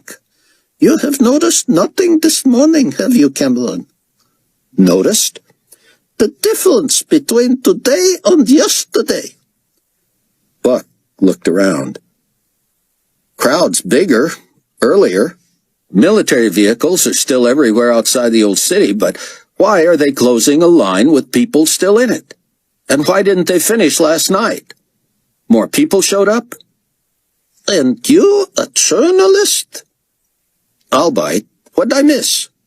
You said it yourself. The vehicles are still there. So, a show of strength. Carpathia probably expects opposition today. But they would not leave and come back, Haim said. You think the soldiers slept in those trucks? They would not have to. They have accommodation, centers, places to muster. Okay. How many soldiers did you see with the trucks today? To be honest, Micah, I was focused on making sure you were still here and all right. I was in a hurry, not paying attention. You certainly weren't. Now look, they are herding what is left of that line into the only one still open. And I suppose you know why. Of course, Haim said. And you're not even a journalist. But still, you'll tell me. They closed that line for the same reason the Temple Mount is filled with civilians rather than GC today. Buck spun and took in the whole area. Sure enough. Where are they? They are suffering. Soon they will be as bad off as poor Mr. Fortunato, who must be miserable almost unto death by now. How utterly ingenious for our Lord to plant in someone's mind the brilliance of having the GC personnel go first yesterday. They received the mark of the beast, then they worshipped his image, and now they are victims of Revelation 16, 1 and 2. The plague of boils, Buck whispered. Haim looked at him meaningfully with a closed-mouthed smile, then moved away from Buck and into an open area. Buck stumbled and nearly toppled, startled by the huge, deep sounds emitting from the little man's throat. Haim's voice was so loud that everyone stopped and stared, and Buck had to cover his ears. I heard a great voice out of the temple, Haim shouted, saying to the 7 angels, Go your ways and pour out the bowls of the wrath of God upon the earth. And the first went, and poured out his bowl upon the earth. And there fell a noisome and grievous sore upon the men which had the mark of the beast, and upon them which worshipped his image. The thousands who had been milling about fell back at the piercing voice, and Buck was astounded at Haim's bearing. He stood straighter and looked taller. His chest puffed out as he inhaled between sentences. His eyes were ablaze, his jaw set, and he gestured with balled fists. Now the curious began to gather round the old man in the brown robe. "What?" some said. "What are you saying?" Let him who has ears hear. Surely the God of heaven has judged the man of sin, and those who have taken his mark and worshipped his image have been stricken. crazy, old fool," someone called out. "You're going to get yourself killed." "We'll see your head rolling before you know it, old man." If it was possible, Buck thought Haim grew louder. He needed no amplification, for it was obvious that everyone within sight heard him. "None would dare come against the chosen one of God." The people laughed. "Ha! You're a chosen one? Where's your God? Can he do what our risen potentate can do? You want fire from heaven to leave you in a heap of ashes?" "I demand audience with the evil one. He must answer to the one true God, the God of Abraham, Isaac, and Jacob. He dare not touch the remnant of Israel, believers in the Most High God and His Son, the Messiah, Jesus of Nazareth." "You'd better just silence!" Haim roared, and the echo reverberated off the walls and left the crowd speechless. 3 young armed and uniformed guards, including 1 female, jogged up. "Your paper, sir," she said. "I neither have nor need any documentation.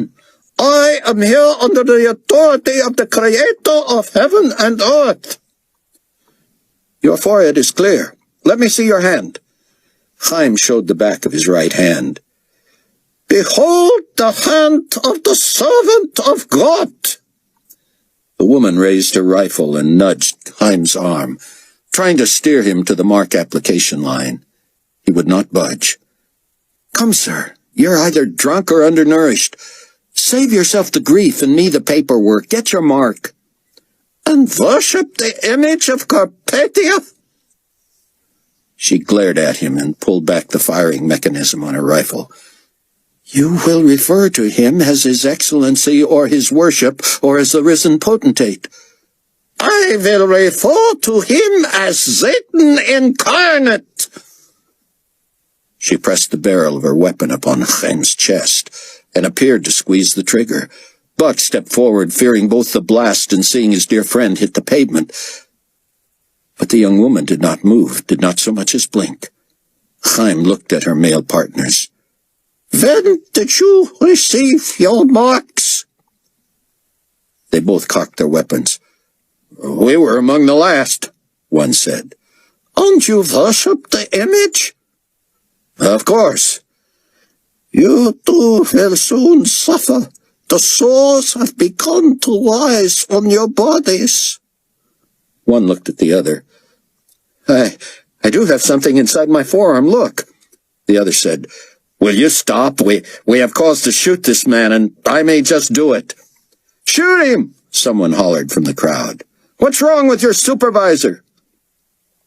Both eyed her warily, then said to Haim, "Sir, we're going to have to ask you to get in line to take the mark or bear the consequences." "I have not been called to martyrdom just yet, young man.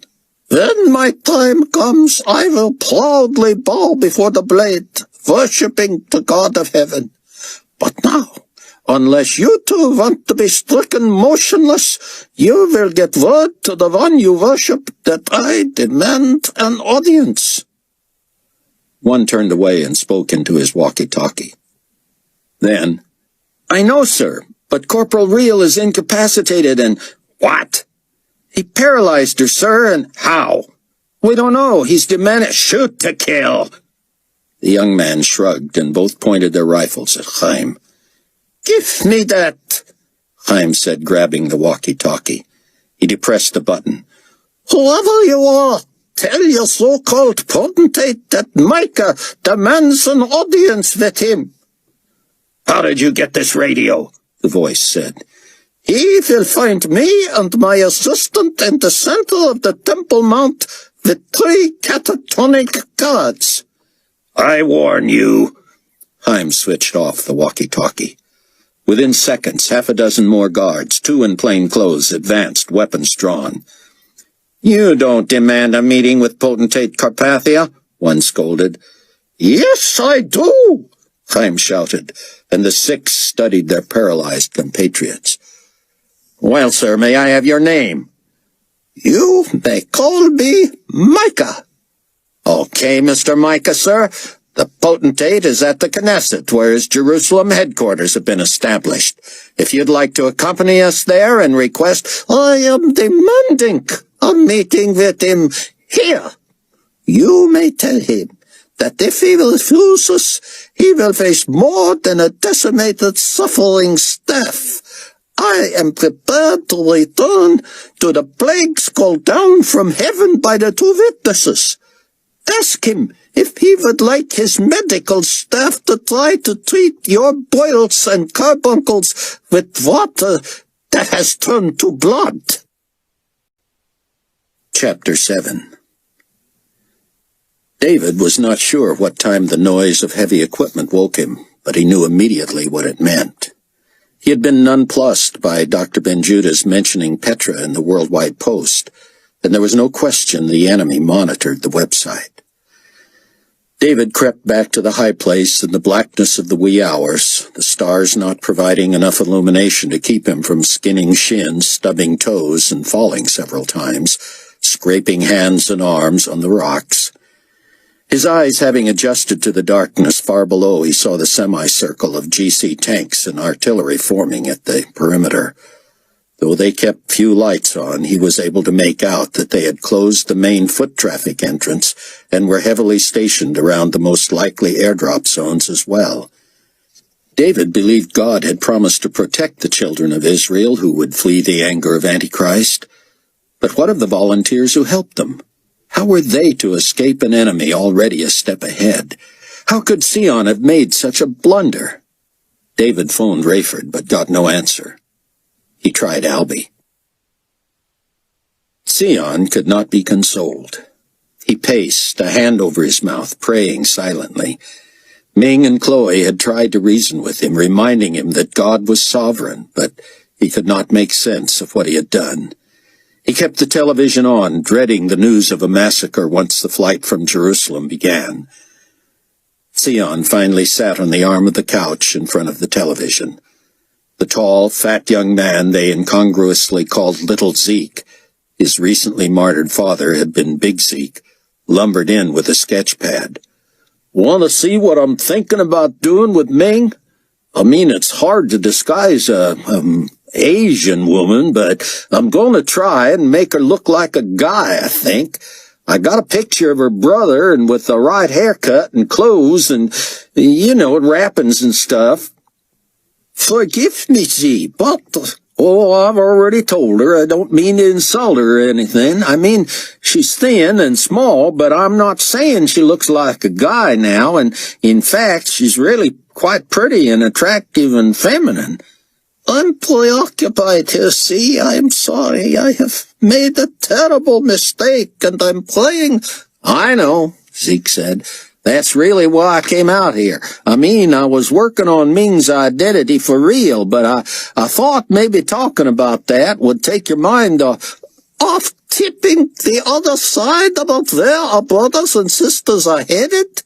Thanks, but I do not see how the GC could do anything but beat them there and lie in wait for them." Zeke set his pad on the couch and eased his bulk onto the floor. "You're the Bible guy," he said, "but something about this just seems sort of logical to me." "Logical? Hardly.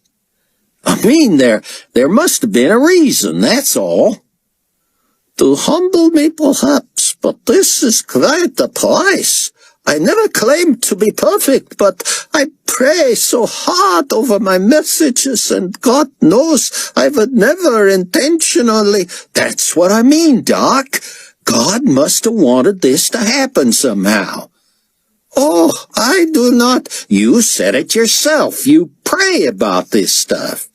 That doesn't make your messages like the Bible, I guess, but God's not going to let a regular human like you mess up his plan with one mistake, is he?" Tseon didn't know what to think. This uneducated young man often had fresh insight. "Maybe I had myself overrated." "Maybe.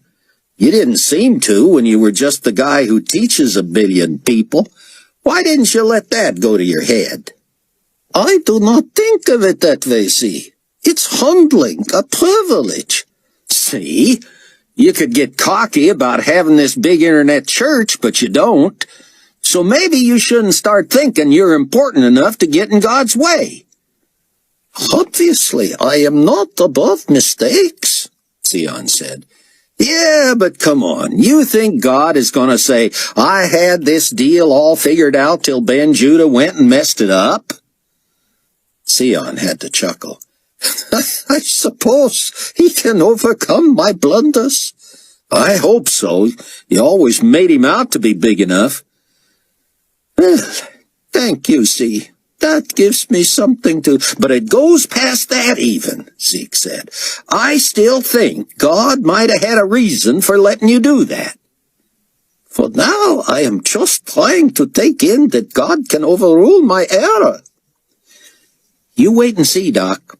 I'll bet you're going to find that either the GC doesn't buy it because it looks like such an obvious phony lead, or they think they found something juicy and they try to take advantage of it, only to see it blow up in their faces. At dawn, Rayford was alarmed to find Albie with Big George, uncrating several of each of the two kinds of weapons the latter had shipped in. "What are we doing, Albie?" "Your phone not working?" Rayford patted his pocket and pulled it out. "Nuts," he said. "Used it too much yesterday." He pulled a solar pack from it and clipped it to the outside of his shirt pocket where the sun would rejuvenate it, and put a fresh pack in. He found he had missed several calls. Albie said, "Let me save you checking all those out and tell you what our seeds and my calls were about." Everybody back off. The newest arrival to the Temple Mount was a tall, athletic-looking, dark-haired plainclothesman with the outline of a handgun under his jacket. "Who are you?" he said to Buck, as the rest of the morale monitors and peacekeepers, including the three who had been paralyzed, stepped back. Buck thought he'd been prepared for everything, but he felt his pockets as if about to produce his ID, and then pointed to Haim. "I'm with him. Who are you?" "Name's Lauren Hutt, and I'm chief of the Global Community Morale Monitors. I have the potentate on the phone for the troublemaker." He looked at Haim, making the pressing crowd laugh. "For some reason, my people can't seem to get through to a demented old man. That has to be you." Haim said, "Tell your boss I do not care to speak to him except in person." "Not possible, mister." "Micah." "Best you're going to get is this call, Mr. Micah. Now, I'm not feeling well this morning, and you're already pressing your luck." "Not feeling well how, Mr. Hutt?" "Do you want to talk to His Excellency, or—" Haim looked away, shaking his head. Hutt scowled and put his phone to his ear. "False alarm. Apologize to the potentate for me." "Well, sure, I'll talk to him, but I don't want to waste his—" "Good morning, sir." "Yes, I don't know. I'll be sure to get full reports from well, yes, I can get it done." "You want me to do that?" Yes, I know, but it's not as if he poses a real threat. Yes, sir. 9 in the clip, if that's what you want." "I don't disagree. It's just that he's a frail, I could do that." "Affirmative, you can count on me." Hutt slapped his phone shut and swore. "You," he said to Buck, "keep your distance. Be glad for your sake I kept you out of this. And you people," he gestured toward the crowd, "stay back." Some moved, most didn't. "Don't say you weren't warned." "So starting to get to you, young man?" Haim said. "Shut up. You're about to die." "That will not be up to you, son." "Actually, yes, it will. Now be quiet. Corporal Reel, are you all right?" "A little foggy," she said flatly. What do you need? Find a GCNN camera crew and get 'em over here. The potentate wants me to put 9 in this guy, but he wants to see it. So do I, she said, trotting off. Mr. Hutt, Haim said, will you be able to do your duty? You're getting worse by the second. Hutt bent over and vigorously scratched his abdomen and belly. I don't have to be 100% to kill a man at point-blank range. That will not happen. You think you can paralyze me? I never know how God will act. Well, I know how you will act. You'll be squirming and screaming and pleading for your life. My life is not my own. If God wishes it, he may have it. But as I have further responsibilities, including talking in person to the coward who would ignore me, God will spare me. Corporal Reel returned with a turbaned man with a camera on his shoulder. With him was a short black woman carrying a microphone. What are we doing? She asked with a British accent. Just tell me when you're rolling, Hutt said. This is for His Excellency. Live or disc? I don't care. Just cue me. All right. Hang on. She spoke into a small radio. Yes, she said. Carpathia himself. Just a minute. She turned to Hutt. Central wants to know your authority. Hutt swore again and scratched himself from abdomen to shoulders. Hutt, he said. GCMM. Now let's go. Okay, the woman said, stepping in front of the camera. This is Bernadette Rice, live from the Temple Mount in Jerusalem, where we are about to witness an execution ordered personally by His Excellency Nikolai Carpathia. Behind me, Lauren Hutt, new chief of the Global Community Morale Monitors, will administer the sentence to a man known only as Micah, who has refused the mark of loyalty and resisted arrest.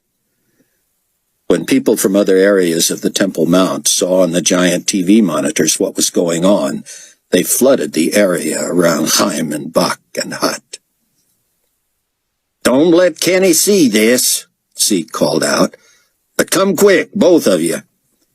It was after midnight in Chicago, and Tseon had slipped off the arm of the couch to a cushion, where he sat hunched forward, peeking at the screen between his fingers. God, please! There's Buck, Chloe said, pointing. Tseon thought Cameron looked weird, standing casually, hands in his pockets. The GCMM chief pulled his sidearm from its holster, paused to scratch himself with his left hand and right elbow, then prepared the weapon. He spread his legs and held the gun in both hands, aiming at Haim's hands, which were clasped in front of him. Hutt's angle would make the bullet pass through them without hitting his body. The explosion of the first shot made Buck skip out of the way and the crowd recoil, but Haim didn't move except to flinch at the sound. Hutt stared in disbelief at Haim's unmarred hands and moved to his opposite side, aiming the second shot at them again. The crowd scattered. Blam! Another apparent miss from just inches away. Hutt, scratching himself all the way to the knees between shots now, aimed at Haim's foot and fired. Nothing. Not even a hole in the robe. Hutt lifted the hem with his left hand and fired at the other foot. Moaning in agony and apparently fear, Hutt scratched with his free hand, pressed the muzzle onto one of Haim's knees and then the other. The shots produced only noise. The crowd laughed. "This is a joke," someone said. "A put-on, he's shooting blanks." "Blanks!" Hutt screamed, whirling to face the heckler. "You'd bet your life on that." He fired shot number 7 into the man's sternum. The back of the victim's head hit the ground first, the sickening crush of his skull clear on the TV reporter's microphone. With the crowd running for cover and Bernadette Rice falling out of the picture, Lauren Hutt fired at Haim's left shoulder from 6 inches, then pressed the gun to the unharmed old man's forehead. Haim looked sympathetically at the shaken, writhing Hutt and casually plugged his ears. The barrel of the gun left a small indentation on Haim's skin. The bullet proved harmless.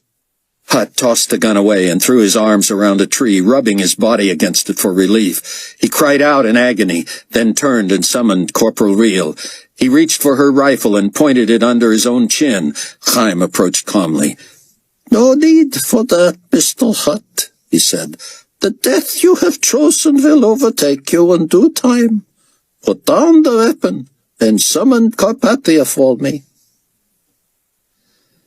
Hutt threw down the rifle and staggered away, but already Buck heard the thwacking of chopper blades. 2 helicopters touched down, and the crowd, which had largely retreated, cautiously returned, avoiding the corpse that lay in a pool of blood. Carpathia was the only civilian in either bird, and he wore his jet-black pinstriped suit over a white shirt and brilliant red tie. He strode directly to Haim and Buck, while 7 uniformed peacekeepers formed a semicircle behind him, weapons trained on Haim.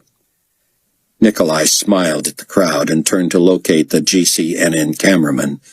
Bernadette was still on the ground, trembling. "Keep rolling, son," he said. "What's your name?" "Rashid." "Well, stand right here, Rashid, so the world can see who dares mock my sovereignty." Carpathia approached Haim and faced him from 3 feet away, arms crossed. "You are too old to be Tseon ben Judah," he said, "and you call yourself Micah." He cocked his head and squinted at Buck, who feared that Nikolai recognized him. "And this is?" "My assistant," Haim said. "Does he have a name?" "He has a name." "May I know it?" "There is no need." "You are an insulting dolt, are you not?" Carpathia spoke to a guard, nodding at Buck. "Get him out of here. The mark of the blade." Buck set himself to resist, but the guard looked petrified. He cleared his throat. Come with me, please, sir." Buck shook his head. The guard looked helplessly back at Carpathia, who ignored him. Suddenly the guard dropped, wriggling on the ground, scratching himself all over. "All right," Carpathia said. "I concede. I have you to thank for the fact that nearly my entire workforce is suffering this morning." "Probably all of them," Haim said. "If they are not, you might want to check the authenticity of their marks." "How did you do it?" "Not I, but God." "You are looking into the face of God," Carpathia said. "On the contrary," Haim said. "I fear God. I do not fear you." Rayford spread a topographical map on the hood of a truck. "Let's get Mac and Smitty in on this, too," he said. Albie phoned them. Big George leaned in.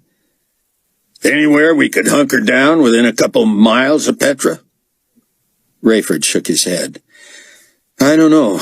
Whole area looks a lot different on paper than from the air. I know you're gung-ho and everything, but I'm not prepared to do any killing." "All due respect, Cap," George said, "but they're going to be killing our people. You might change your mind when you see that." "We're here to get people to safety, not to kill the enemy." Albie slapped his phone shut. "What if killing the enemy is the only way to get the Israelis to safety?" "That's God's job." "I agree," Albie said, "at least from what Dr. Ben Judah says. But I'd hate to see us lose one brother or sister.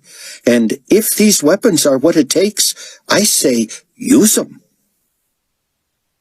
Buck would never forget a detail of this macabre meeting, and the entire world was watching.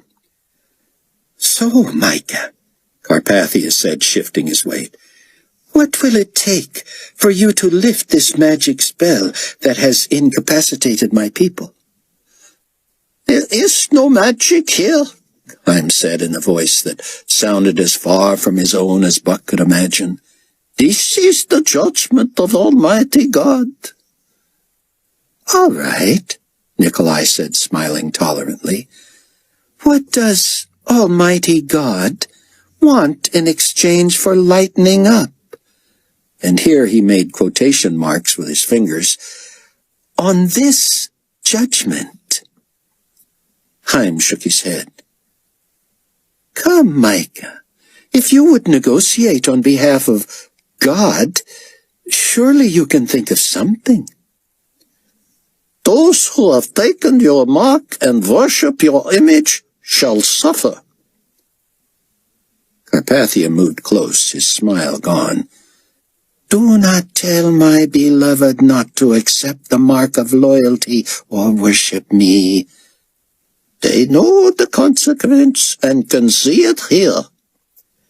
Rashid began to pan the camera around to take in many agonized loyalists. Do not, Carpathia whispered to him, grabbing his shoulder and swinging him back. Then to Haim. If anyone refuses my mark, I will put him to death myself. The choice, then, Haim said, is life with excruciating pain or death at your hand. What do you want? You will carry out your plan for the temple, Haim said, but many will oppose you for it. At their peril. Many have already decided against you and have pledged themselves to the one true God and his Son, the Messiah. They will pay with their lives. You asked what I wanted. And you propose that people be allowed to shake their fists in my face? Never! Rashid dropped to one knee, trembling. Carpathia shot him a look. Get up! I can't. I see the 42 on your forehead, Rashid. You need not fear. I am not afraid, Excellency. I am in pain. Set the camera on a tripod and tend to your sores. Haim continued calmly. 1 million of God's chosen people in this area alone have chosen to believe in Messiah. They would die before they would take your mark. Then they shall die. You must let them flee this place before you pour out revenge on your enemies. Never! The recompense for stubbornness is on your hands. The grievous sores on your followers shall be the least of your troubles. Buck looked past Carpathia to where the mark application lines had been replaced by makeshift medical tents. Lines of people waited in misery for treatment. Some held their friends as they gingerly moved about, only to collapse under their own pain. Bernadette had crawled away. Rashid was headed toward the tents. Every guard who had accompanied Nikolai staggered away.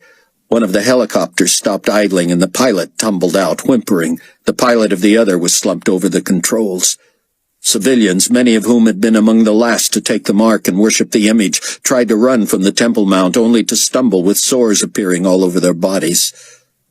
Haim said, Your only hope to avoid the next terrible plague from heaven is to let Israelis who believe in Messiah go. Finally, Carpathia appeared shaken. And what might that next plague entail? You will know when you know, Haim said. But I can tell you this. It will be worse than the one that has brought your people low. I need a drink of water. Carpathia caught the eye of a loyalist and told him to fetch Micah a bottle of water. Haim stared at the potentate as they waited. You are nothing but a thirsty old man in an outsized robe. I am not thirsty. Then why? You shall see. I can hardly wait. The man came running with the water. He gave it to Carpathia, who handed it to Haim. The old man held it up and peered at it. I could not drink this anyway, he said. What is wrong with it? Nikolai said. See for yourself. Haim handed it back, and the bottle turned nearly black as the water turned to blood. Ugh, Carpathia said. This again? Do you not know what happened to your 2 associates at the Wailing Wall? Any advantages you gain are by God's hand, and they are temporary. Nikolai turned to see the disaster at the Temple Mount, nearly everyone writhing. He turned back to Haim. I want my people healthy, and my water pure. You know the price. Specifics. Israeli Jews who have chosen to believe Jesus the Christ is their Messiah must be allowed to leave before you punish anyone for not taking your mark. Undevout Orthodox Jews must be allowed a place where they can worship after you have defiled their temple. The Orthodox Jews do not even agree with you, and yet you speak for them? I reserve the right to continue to attempt to persuade them. Would you take them to Petra with the Judahites?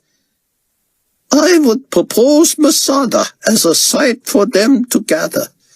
Any we are able to persuade would then join us. In Petra. I did not say there. We already know where, you fool, and it required no intelligence on our parts. You tread on dangerous ground. Then you call a fool one who has been granted the power to turn your water to blood. Carpathia screamed into the air. I need the assistance of loyalists who have not yet taken the mark or worshipped my image. A few civilians came running. Follow me to the Knesset building. Obey me, and I will reward you. David made his way from horizon to horizon, trying to gauge the extent of the GC presence at Petra. While there seemed to be countless vehicles and weapons, the personnel seemed to be in trouble. Most languished on the ground or on the beds of trucks, being ministered to by others thus far less affected. He called Albie to report. Rayford headed east toward Petra in a vehicle carrying 3 each of the weapons George had brought to Mizpah Rahman. Albie and Mac followed in identical vehicles, similarly laden. George and Abdullah rode together in a vehicle carrying DEWs. Rayford hoped to find a spot to set up and, using David Hasid as their eyes, see how many vehicles he and Albie and Mac could destroy with the 50 caliber rifles. There would be no need to kill any GC if David's reports were accurate. As the enemy fled, George and Abdullah from closer proximity would try to overheat their skin, making their sores all the worse. Rayford's biggest concern, after avoiding any intentional killing, was the 5 of them getting back to Mizpah Rahman in time to ferry the first escapees from Israel into Petra. Chapter 8. Buck followed Haim to the temple, where, within 20 minutes, civilians without the mark of the beast scurried to set up TV cameras and make arrangements, apparently following hastily written and reproduced instructions. From where he and Haim sat, Buck saw others tidying up the Temple Mount, some carting off the slain heckler, some directing people either to spectator locations for what they called the temple festivities or to first aid lines, and still others replacing in the medical tents GC doctors and nurses who had themselves fallen too ill to help out. "Pray for me," Haim said. "Why, what? Carpathia's not even here yet." Haim stood and began to speak, again in a huge voice. "Citizens, hear me.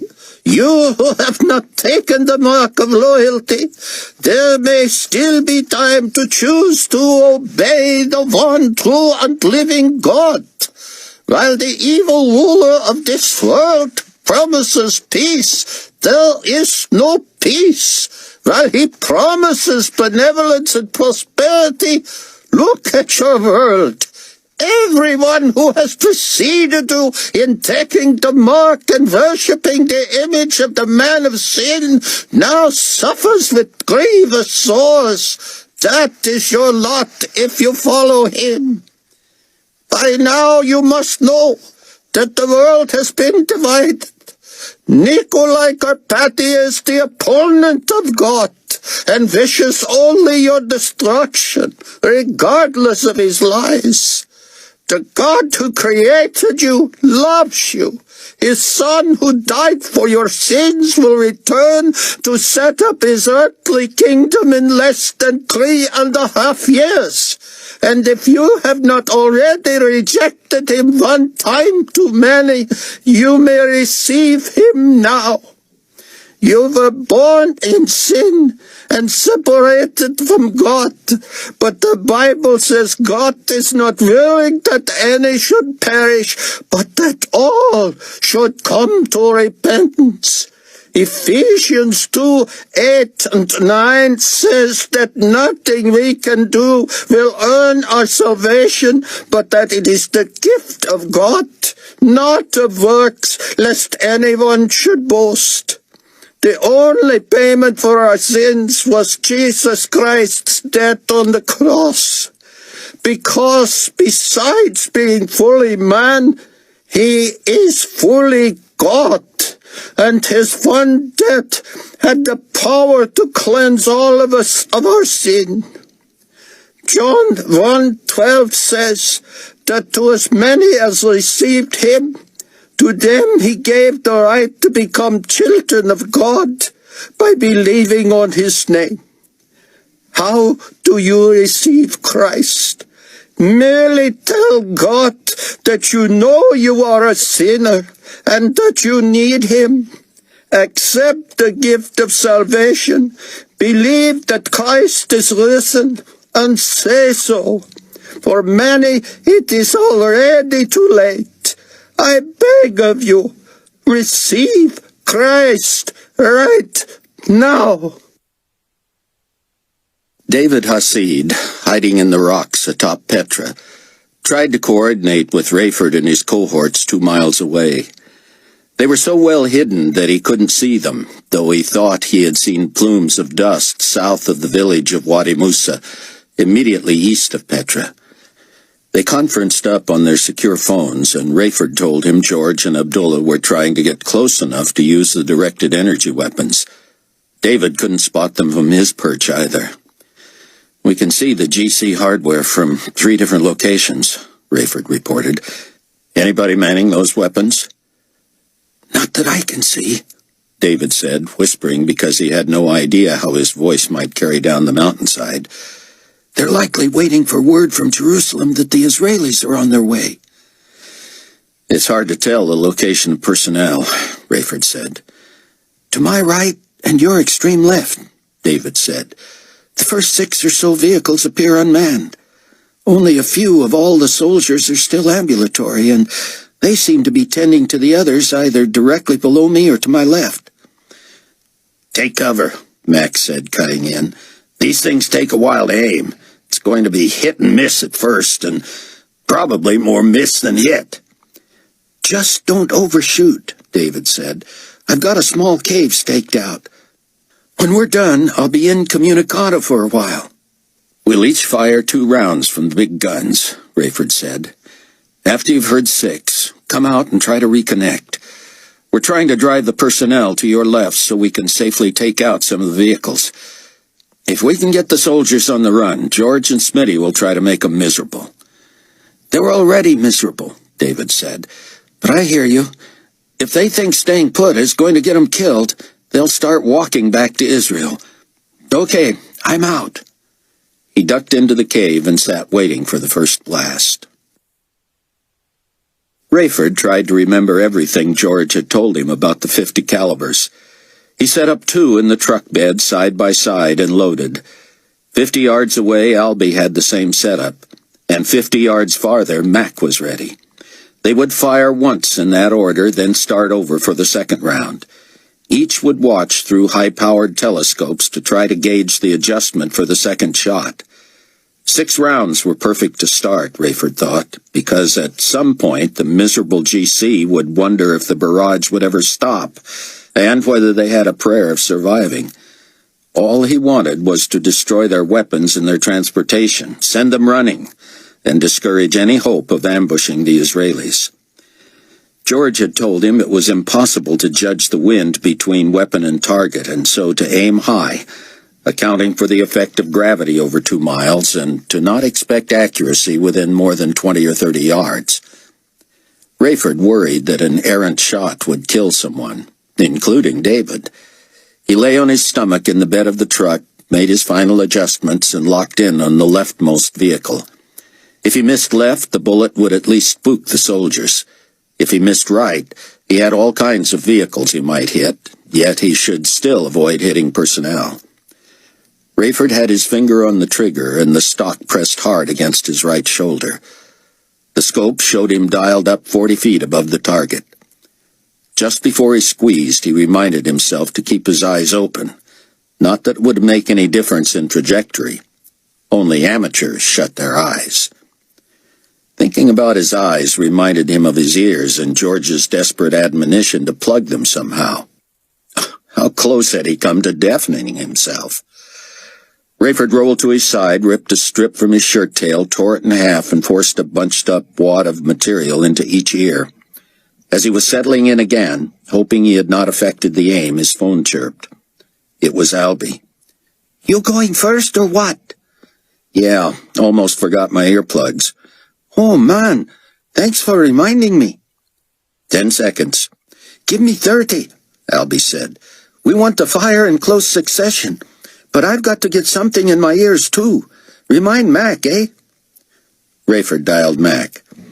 "Another half-minute while we get earplugs in." "Say again?" "Did you remember earplugs?" "Just a second, let me get this out of my ear. Now, what?" "A few more seconds. Ready?" "Been ready, boss. Let's commence." Rayford looked at his watch and settled back in. How loud could it be? How much recoil? The stories had become legends. People shot these all the time. Should be interesting, that's all. He would squeeze off the round and stay put, watching through the scope to see where it hit. It was as if he had not protected his ears. If his eyes were open when he pulled the trigger, they were driven shut when the stock drove deep into his shoulder, sending him sliding on his belly until his boots slammed into the back of the cab. The explosion was so loud and the heat so intense from a 6-inch burst of fire shooting out the side that Rayford found himself dazed, ears ringing, head buzzing, hands vibrating. The weapon flew forward off the resistance from his shoulder until the legs of the bipod dropped off the edge of the truck. Rayford had meant to count 1001 up to 1007 while looking through the scope, but all he could do was groan, hearing himself as if in an echo chamber, his ears not really working yet. His other weapon had rattled off its bipod and lay on its side, and Rayford was glad it had not gone off. Albie was to wait 3 seconds from the sound of Rayford's shot, and Mac another 3 after that. Rayford heard the boom from Albie's rifle and figured he had 4 seconds to get the second weapon into place and still see where his first bullet hit. He yanked it up, but the scope seemed cockeyed, and Mac's weapon sounded only a little farther away than Albie's. Rayford should be shooting again within a few seconds, but he was desperately searching with the scope for his first shot while trying to line up the second. He hurt all over, and his body resisted putting itself through that again. He saw a huge cloud of pink smoke, assumed he had hit the rock face above the vehicles, quickly aimed lower and more to the right and squeezed, the concussion driving him back yet again. Rayford knew he had closed his eyes with that shot, but a cloud of sand and a black plume told him their first 3 rounds were high, low, and luckily right on. His second shot sent a shower of sparks and more red dust. Albie's brought back the sound of twisted metal, and Mac seemed to be still in the air. By now, George and Abdullah should be shooting the directed energy weapons, but as DEWs had no projectiles, they emitted only a clicking sound Rayford was unable to hear.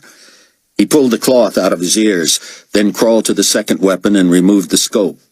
He sat up and tried to survey the results. Without anything to support the powerful lens, it moved around too much. He went to his knees and lodged it against the side of the truck bed, then scanned slowly until he got his bearings. No GC personnel in sight. 3 vehicles from the left and about 20 feet up, a hole bigger than a truck had been blown deep into the rock wall. The 5th and 6th armored carriers appeared to have been blown away from the wall by a shot that may have gone between them. The next vehicle was aflame. There were 2 dug-up troughs of sand and another obvious hole in the face of the rock. David called, "Whoa-ho," he said. "Do that again and we're home free." "Don't count on it," Rayford said. "I don't ever want to do that again." It sounded like World War IV, man. The GC had to have started moving away with the first explosion, and by the time I looked over the edge, they were mostly at the other end. A lot of them were just pleading for their lives, but a few dozen lit out across the desert. The directed energy thingies must have worked, because it wasn't long before those guys were rolling around in the sand. Some are coming back to the trucks now, though, so you might want to think about a couple more rounds each. Rayford slumped and groaned, and reloaded. Tseon was still despairing at just before 4 o'clock in the morning in Chicago, so he was grateful for the report of the attack on the GC. "They knew where we would be, so we knew where they were," David wrote him. "The area will soon be secure for the fleeing remnant of Israel." Tseon knew he should sleep, but he also knew the rest of the second half of the tribulation would not be all this dense with activity. As he had often reminded an exhausted Rayford, there would be time to rest and breathe between Carpathia's breaking of the covenant and the Battle of Armageddon. If they could keep up their strength while trying to stay atop everything now, they could endure. Tseon turned on the television to discover that the plague of sores had swept the world. Even the reporters on TV were in pain, and one entire special channel was devoted to advice for the sufferers. While the potentate's visit to the temple at noon Carpathian time was next on the network schedule, Tseon switched to the auxiliary channel to see what they were saying about something that was not of this world anyway. There was little relief for a plague sent by God, but the global community tried to put the best face on it. In New Babylon, Chang worried he would be found out if people realized he was the one among them not afflicted with the sores. His boss had emailed him to see how he was, and Chang intimated that he had better stay in his room for several days. His boss granted that permission, provided Chang was sure to put in place what was necessary for the senior medical staff person in the palace to go live on the special channel with treatment advice. Chang was able to do that without leaving his apartment. He watched a bit of the feed, reminding himself that at 1 o'clock palace time, Nikolai would enter the temple. Dr. Consuela Conchita, with dark circles under her eyes and seeming to struggle to sit up straight, walked people through their own treatment. "The fact is that we have thus far been unable to specifically diagnose this pandemic affliction," she said. "It begins as an irritation of the skin, most often in areas normally covered by clothing, though it has been known to spread to the face and hands. In its initial stages, it progresses to a serious itch, soon becoming a running sore that acts like a furuncle or a boil, and sometimes even a carbuncle. But whereas the usual such maladies are caused by acute staph infections, these have not responded to conventional symptomatic treatment. While staphylococcal bacteria are naturally found in these sores, because such are found on our skin surfaces anyway, some as yet undetermined bacteria make this outbreak much more serious and difficult to treat. While these do not appear life-threatening, they must be carefully managed to keep from becoming deeply infected abscesses. We have ruled out any causal relationship between the sores and the methods used to administer the mark of loyalty. So, while the sores seem to affect only those who have the mark, the connection seems entirely coincidental. These types of skin problems can lead to permanent scarring, so it is important to keep the affected areas clean and use any anti-itching recipe you find helpful. Antibiotics have not yet proven effective at containing the infection, but are recommended nonetheless. Wear loose clothing to allow for good ventilation of the skin. Avoid intravenous drug use and invest in a good antibacterial soap. Use hot or cold compresses, whichever best alleviates your discomfort. Fever and fatigue are common side effects. Chang didn't know if it was the power of suggestion or just his own irrational fear, but he noticed an itch on his shin, leaped from his chair and pulled up his pant leg. There was nothing visible, but he couldn't keep from scratching the spot. That made it redden. But was there something deeper? He told himself it couldn't be, that even if he had the mark of Carpathia, he had neither chosen it, nor had or would he ever worship the image of Nikolai, let alone Nikolai himself.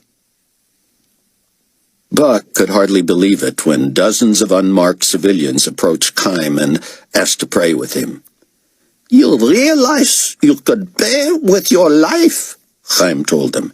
"This is no idle commitment." People knelt before him, following him in prayer. The mark of the seal of God appeared on their foreheads. "Those of you who are Jews," Haim said, "listen carefully. God has prepared a special place of refuge for you. When Carpathia's plans to retaliate reach their zenith, listen for my announcement and head south out of the city. Volunteers will drive you to Mizpah in the Negev. My assistant here will tell you how to recognize them by something we can see that our enemy cannot. If you cannot find transportation, get to the Mount of Olives, where just as from Mizpah you'll be airlifted by helicopter to Petra, the ancient Arabian city in southwestern Jordan. There God has promised to protect us until the glorious appearing of Jesus, when he sets up his 1,000-year reign on earth." As noon approached, the men from the Wailing Wall made their way toward the temple. They were serious-looking and clearly not happy. Many were in traditional Jewish garb and stood at the edges of the crowd that pressed in on Haim. They listened, but none approached or spoke. Several glanced over their shoulders at the temple and at the monitors, apparently to be sure they missed nothing. Haim finished with the new believers, and as they slowly dispersed, he gestured to those who had come from the Wailing Wall. "You holy men of Israel," he said, "I know who you are. You remain unpersuaded that Jesus bar Joseph of Nazareth is the foretold Messiah. Yet neither do you accept that Nikolai Carpathia is of God. I urge you only to listen as a man enters your holy of holies and defiles it in his own name. I shall tell of scriptures that foretold this very event. Then I will beg your indulgence yet again as I seek refuge for you at Masada, where I will present the evidence for Jesus the Christ as the Messiah of Judaism." The holy men scowled and murmured. "Gentlemen," Haim called out with authority, "I ask only for your attention. What you do with this information is entirely up to you. Without God's protection, you run the risk of death opposing the ruler of this world. And yet, his desecration of this holy site will enrage you." Buck felt his phone vibrate and saw that Chang was calling. "Make it quick," Buck said. "Are you aware of my sister's idea of my cutting in on Carpathia's broadcast and superseding it with Dr. Ben-Judas?" "Chloe told me. Can you do it for Haim as well?" "With your help." "What do you need?" "A camera and a microphone." "Where do I get that?" "You're there, Mr. Williams. I'm not. Obviously, Carpathia will have cameras in the temple and wants the world to see what he does there. My schedule says he's going to speak afterward, but I can't tell if that's inside or outside. If you can somehow commandeer a camera and mic while he's inside, I can put Rosenzweig on instead of Carpathia, and he won't know it until someone gets to him." I like that. "I do too," Chang said. "But if he makes his speech outside, he'll see what we're doing." We got to take that chance. And here he comes now. Haim thinks he will speak outside on a replica of Solomon's scaffold. He's got an entourage of civilians around him carrying an extravagant throne, and some are dragging that pig from yesterday. Carpathia just told him, "You will all be rewarded. Soon the world will know beyond doubt that I am God." "No GC brass with him?" "Yeah, I see Fortunato and Moon and a few others, but they look terrible. They're not going to be of much help to him." "There have to be unmanned GC-NN cameras around, with all the technicians down with swords." I see a few on tripods, aimed at the temple. "Can you grab one?" Who's going to stop me? "Go for it. I just need to know the number on the upper left in the back, and be sure a monitor and a mic are attached." "Hang on." Buck hesitated as Carpathia stopped near them. Fortunato, Moon, Ivans, and others mint-stepping behind, pale and haggard. The holy men turned and glared at them. Nikolai pointed at Haim. "You I will deal with later," he said. "This spell of yours is temporary, and what happened to your two crazies at the Wailing Wall will befall you as well. And as for you," he added, gesturing to the angry men, "you will regret the day Israel turned her back on me. A covenant of peace is only as good as either side's keeping its word." "Boo!"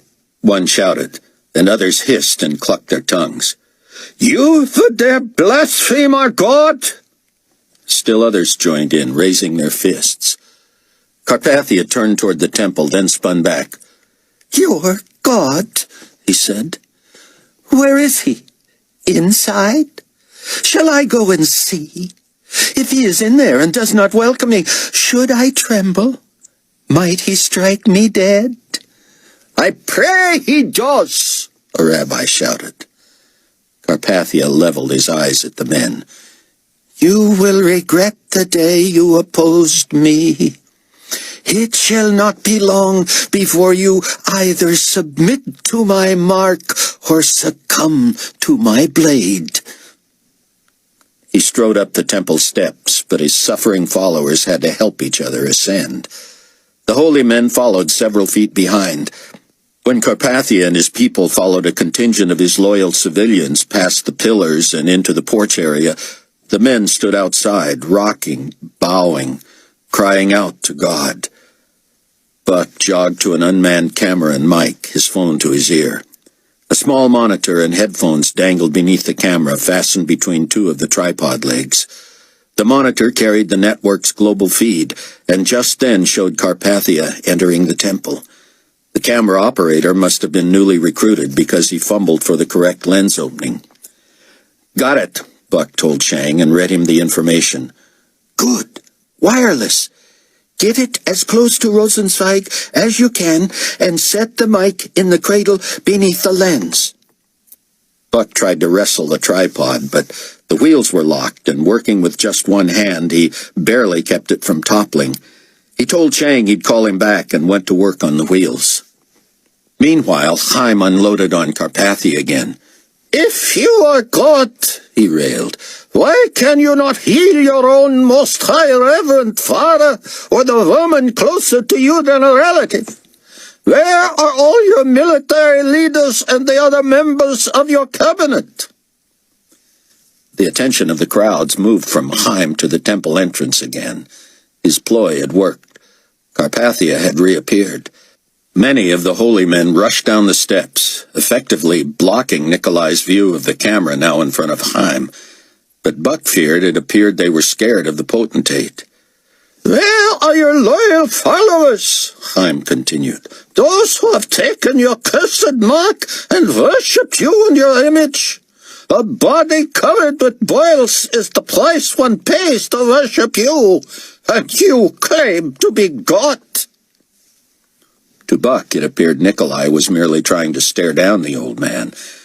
The Rosenzweig Buck knew would not have been able to withstand that kind of psychological warfare.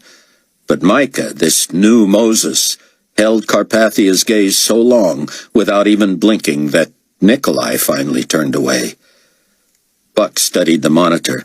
It looked like the last exchange had not been broadcast. The picture now showed someone in the studio in New Babylon announcing that GCNN was returning to Jerusalem, where His Excellency will tour the famous temple.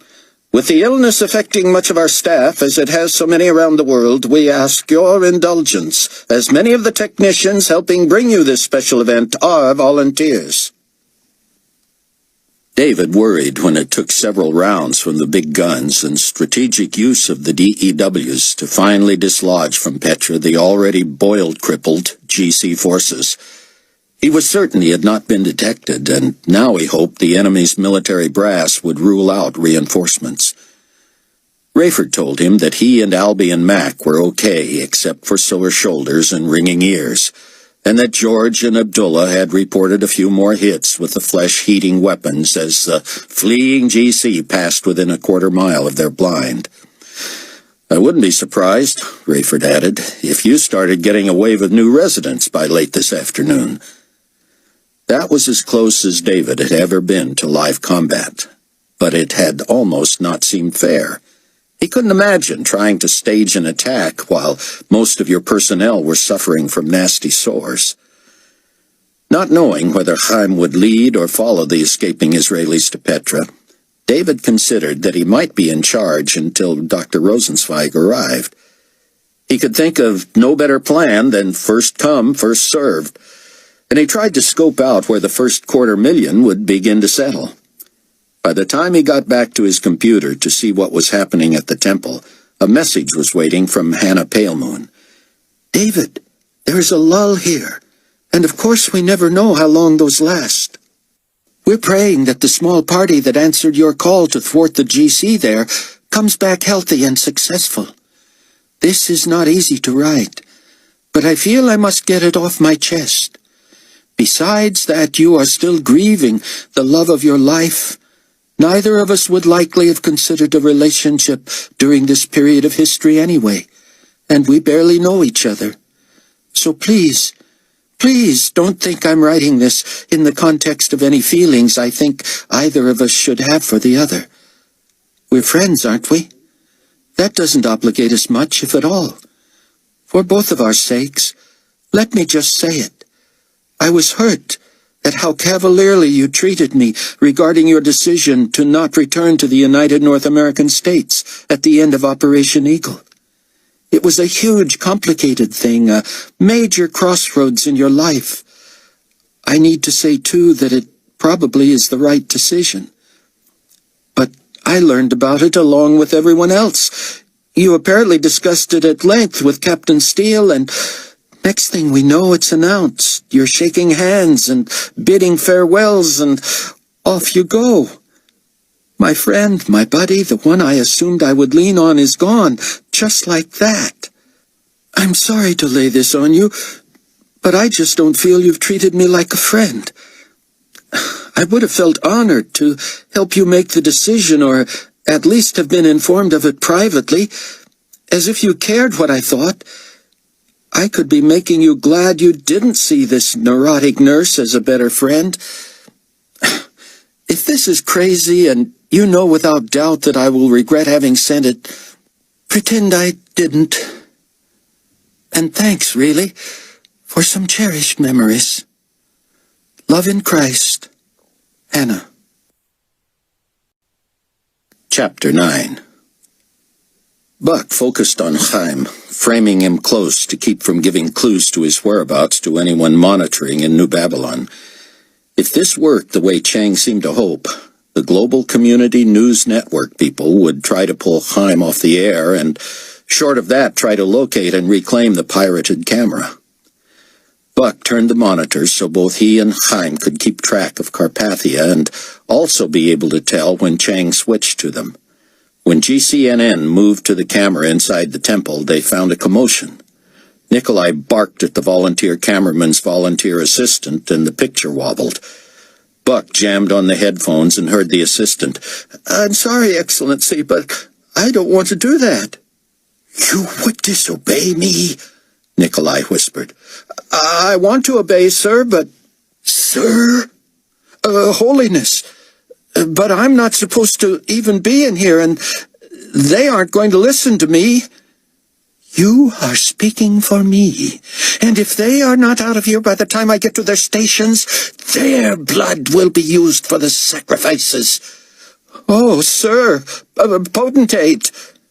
"Now, or you face the same fate."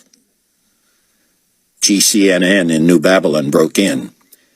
"His Excellency's entourage has passed through the Court of Women, where Ms. Viv Ivans will wait.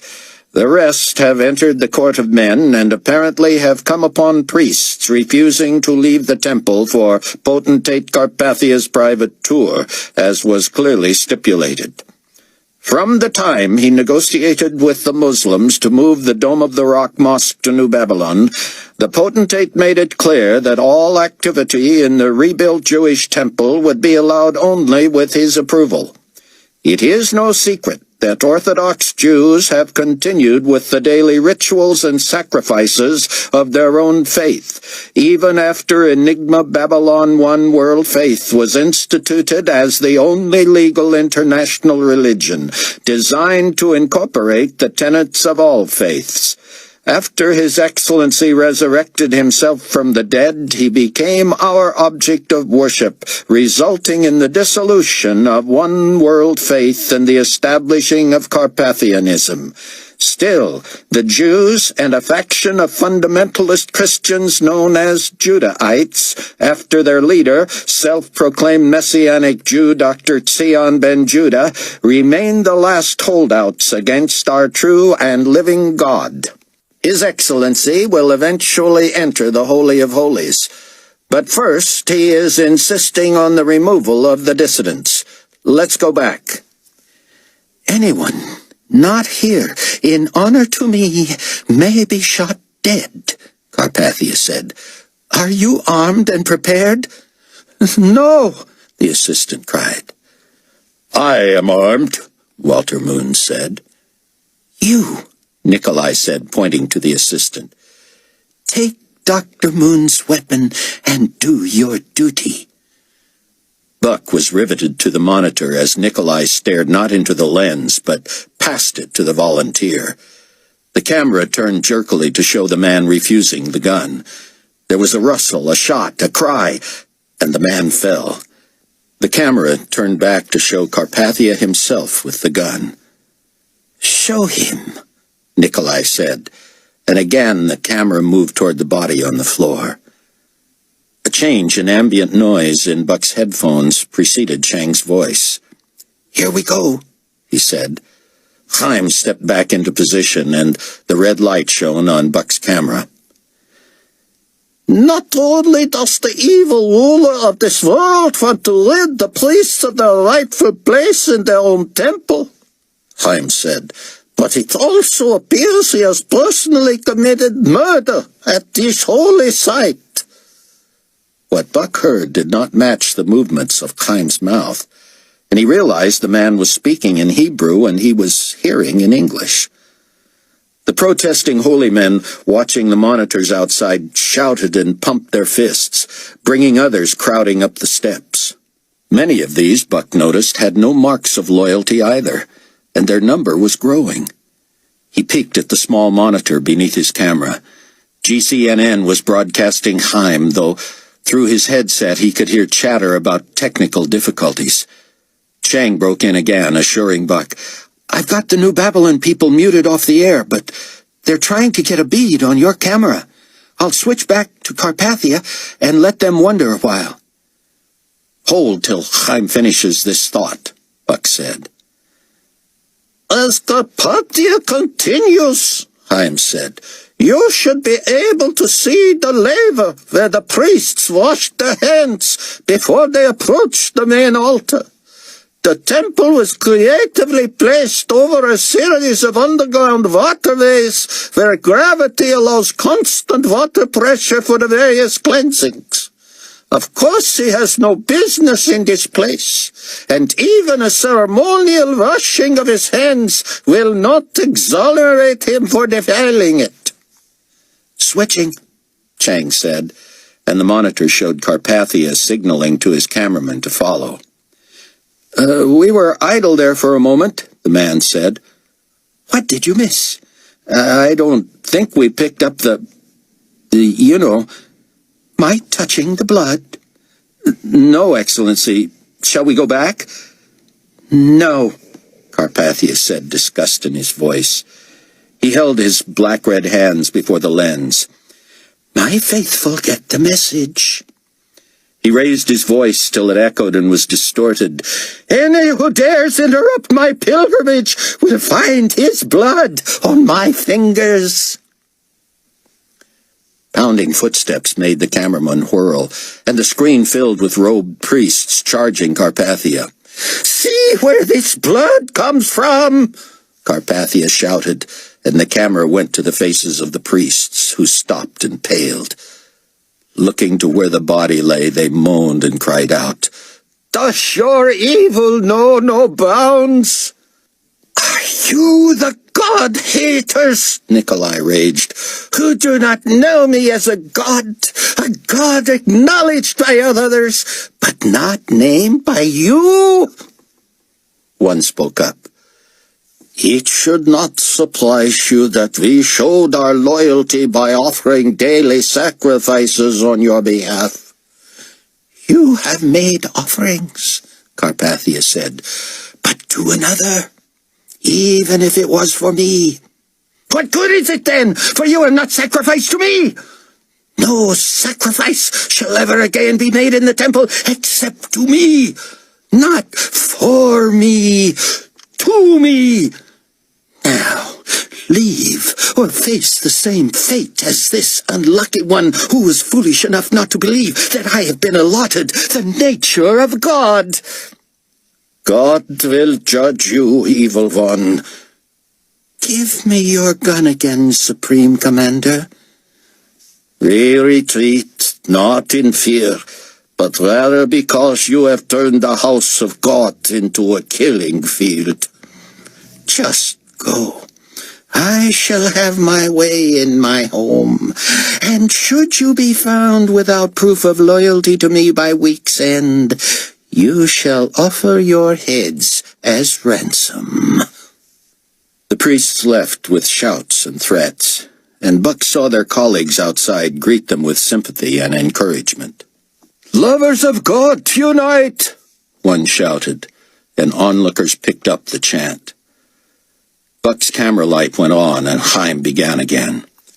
"The inner court inside the pillars has stairs that face east and lead to the main altar. Priests who revere God march around the court of priests and the holy place with their left hands closest to the altar. This one, who would trample holy ground, has already begun the opposite way, so his right hand will be closest to the altar. The scriptures foretold that he would have no regard for the one true God. What plans he has for the beast with which he ridiculed the Via Dolorosa will be revealed only as he invades deeper into God's own territory.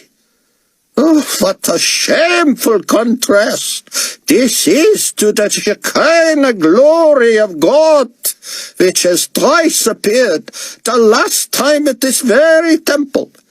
God appeared to Moses on Mount Sinai when the 10 Commandments were handed down. He appeared again when Moses dedicated the tent of God. And finally, he showed himself at the dedication of Solomon's temple on this very site. Should God choose, he could reveal himself even today and crush under his foot this evil enemy. But he has an eternal plan, and Antichrist is merely a bit player. The Antichrist has been granted power to work his horror throughout the world for a time. He shall come to a bitter end that has already been decided." "We were off the air again, Excellency," the cameraman reported when they came back on. "What are you doing wrong?"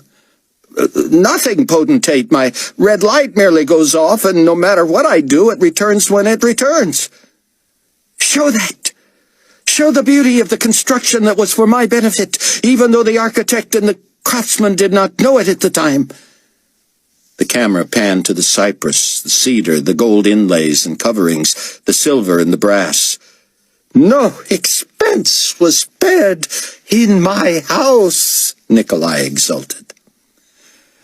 Leon Fortunato, apparently feeling left out, said something not picked up by the microphone. "Speak up, my friend," Carpathia said, removing his lapel mic and holding it to Fortunato's mouth.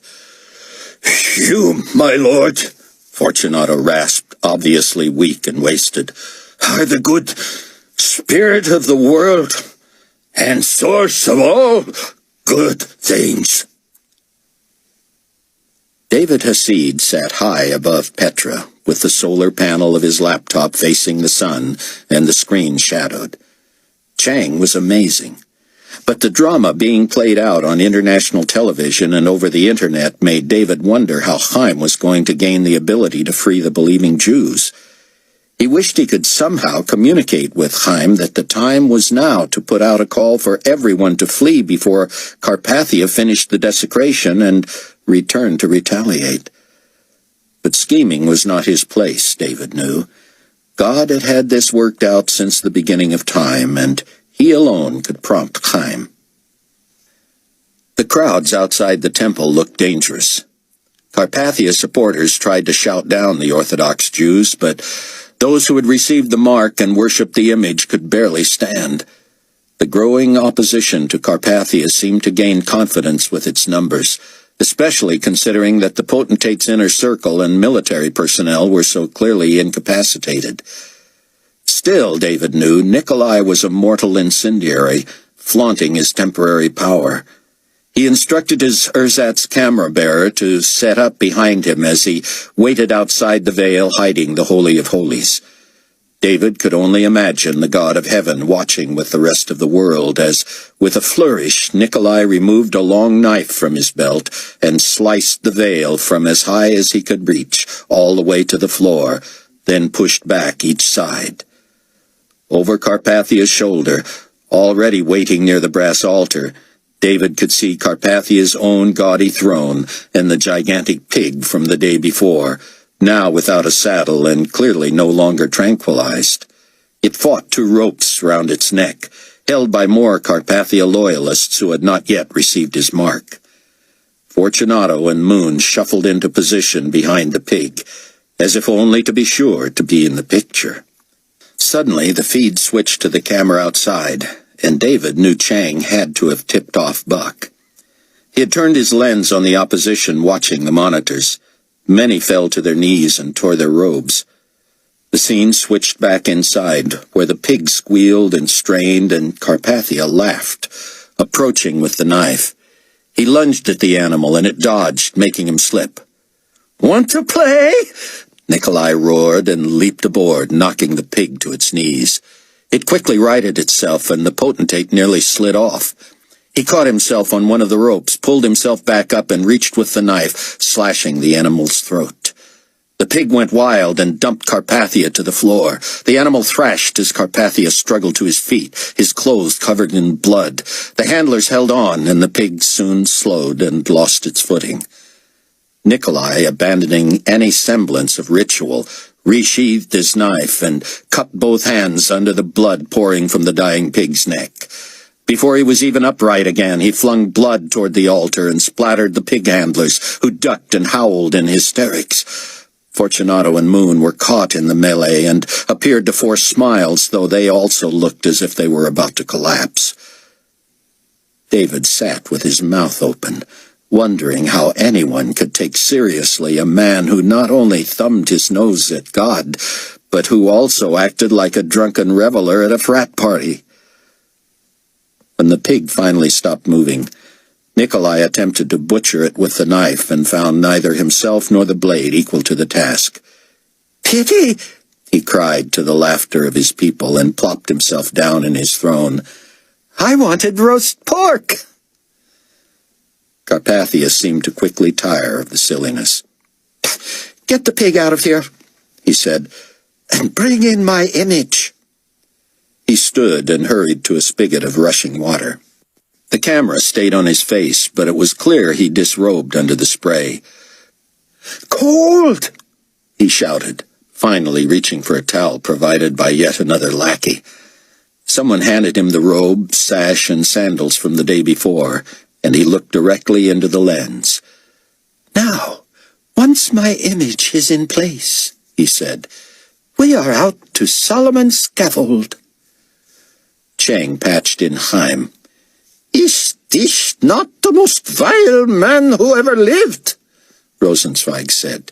"Is he not the antithesis of whom he claims to be? I call on all who have resisted or delayed in accepting his mark and plead with you to refuse it.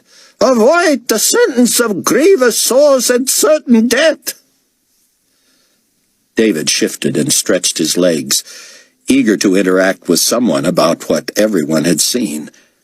The most logical person he could think of was Hannah.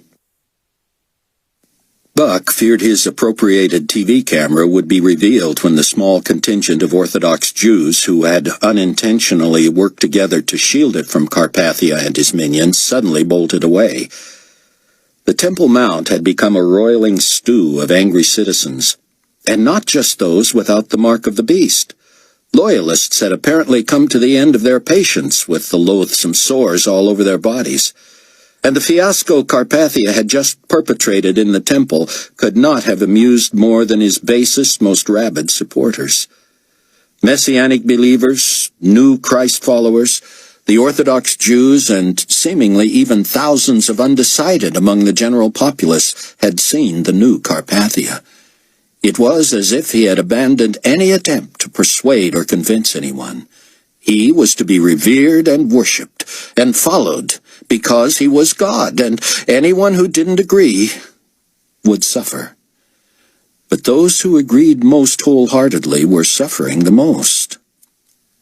But to have murdered a man in cold blood on international television, to literally drench his hands with the man's blood, to have announced the end of ceremonial sacrifices, except to himself, and then to not just claim the temple as his own house, but to also defile it in such a graphic, disgusting way, was more than the natural mind could comprehend.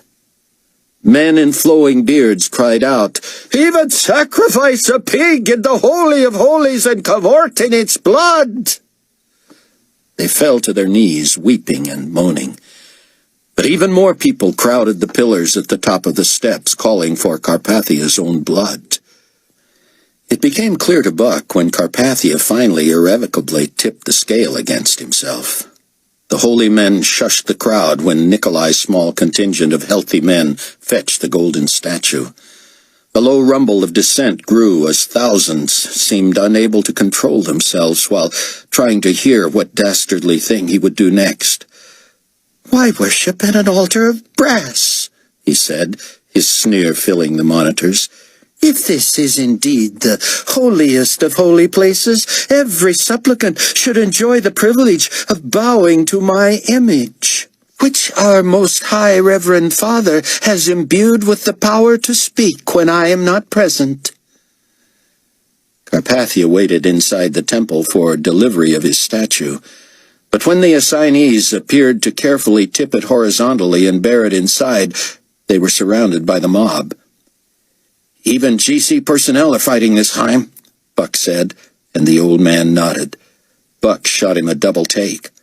Haim seemed more than solemn. He appeared distracted, probably running over in his mind his next step. This situation had turned uglier than anyone in the tribulation force had expected. From what Buck remembered of all their discussions and planning sessions, something had to give, and soon. When the protesters rushed the men carrying the statue, other loyalists from inside rushed out, brandishing weapons. A few fired into the air, and the crowd backed off, waving their fists and cursing. When the monitors showed the men transporting the life-size image to the west end of the temple and up the steps to the Holy of Holies, the crowd had had enough and began rioting. If a person wore a GC uniform and was not a part of the melee, he or she was a target of it. Most uniformed personnel were too weak even to fire their weapons. But when some did and a few fell under their bullets, the throng erupted and attacked. The medical tents toppled, benches and chairs were upended, the guillotine was knocked over and stomped into pieces. Morale monitors and peacekeepers were trampled, their weapons yanked from their hands, and soon the TV monitors came crashing down. All over the Temple Mount, people raged, screeching, "Down with Carpathia! Death to the monster! May he die and stay dead!" Buck pulled Haim to a safe spot and tried to shield the contraband camera. His monitors showed that the cacophony had reached Carpathia, and he appeared pale and shaken. "I am coming out to call my people," he said into the lens. "They need only be reminded that I am their risen Lord and God." Few heard that over the din, but those who did must have spread the word quickly, because as Buck followed Carpathia's march back to the entrance of the temple, he looked up to see the Orthodox Jews leading the way to the fake Solomon scaffold, which was quickly reduced to splinters. A band of zealots spotted Buck's camera, and before he could convince them he was on their side, they grabbed it and smashed it to the ground. Desperate to see what would happen in front of the temple, Buck scampered up a tree and saw Viv Ivans meet Carpathia near the entrance. Something kept the rioters outside, and Buck guessed it could be only their reluctance to assassinate a man in the temple despite what he had done there. Nikolai looked petrified while trying to appear otherwise, and kept looking back to find the rest of his entourage. They finally caught up, but simply remaining upright seemed to take the last vestiges of strength from Fortunato and Moon and many others. Carpathia pointed and shouted, and someone found him a microphone that was connected to loudspeakers in the outer court. Like a madman choosing the wholly wrong approach to winning back the crowd, Carpathia held the mic in one hand and raised his other for attention, crying out, "You have breached the covenant! My pledge of 7 years of peace for Israel is rescinded! Now you must allow me and my—" But the rest was drowned out by the mutinous multitude. While they would not cross the threshold of the temple, they pressed right up to it, creating a human barrier between Carpathia and his freedom to step out. Suddenly they quieted and began to chuckle, then laugh, then roar with pleasure at what they had accomplished. It was as if they had cornered a helpless pest, and now didn't know what to do with him. "My brothers and sisters of the global community," Carpathia began again, "I will see that you are healed of your sores, and you will again see that it is I who love you and bring you peace." "You'll not leave here alive, pretender!" someone shouted, and others took up the cause. Then, crystal clear in the early afternoon air, came the piercing voice of the little man in the brown robe, and all eyes and ears turned toward him.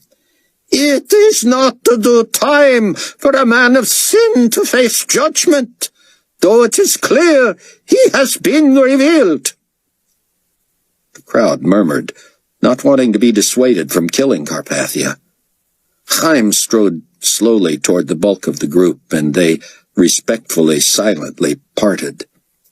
"As was foretold centuries ago," Haim continued as he angled toward the temple steps, "God has chosen to allow this evil for a time, and impotent as this enemy of your souls may be today, much more evil will be perpetrated upon you under his hand.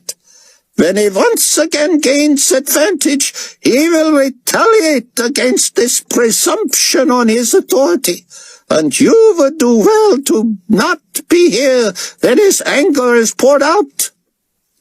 "That is right," Carpathia hollered, his voice sounding tinny compared to Haim's authoritative tone.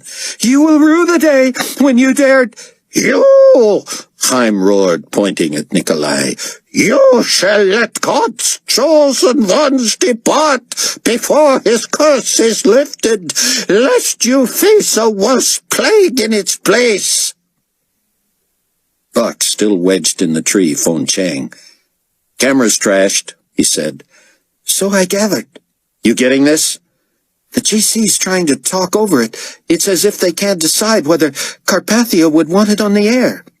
Heads are going to roll." "What did Carpathia just say?" Buck said. "I missed it." "Something about his being at the Knesset, available to negotiate or to answer honest inquiries from his subjects."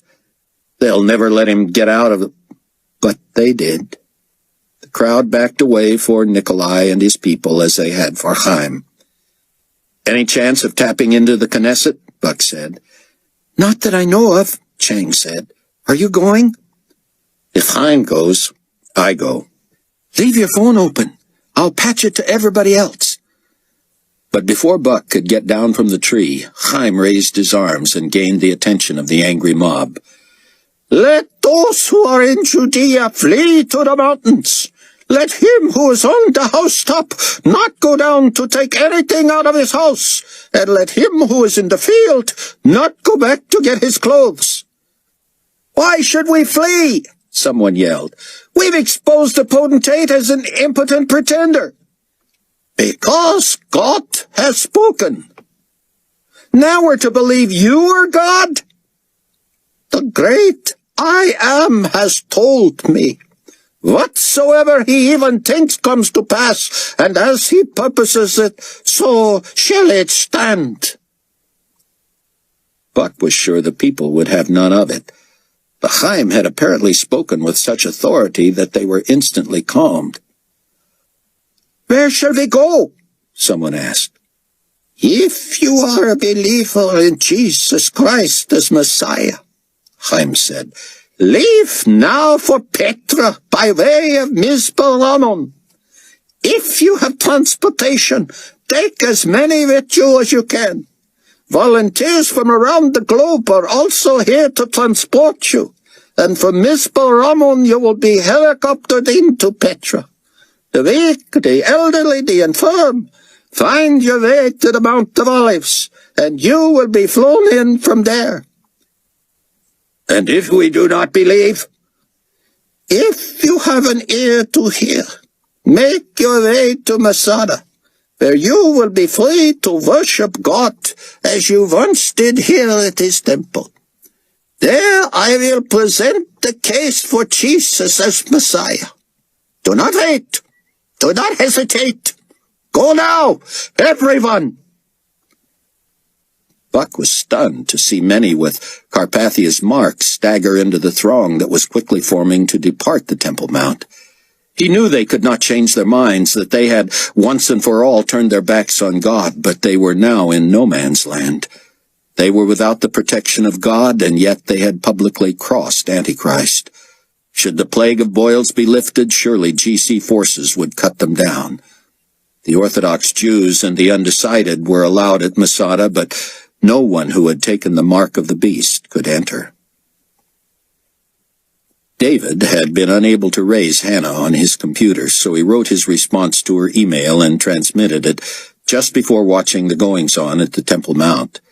Excitement coursed through him as he anticipated the first arrivals.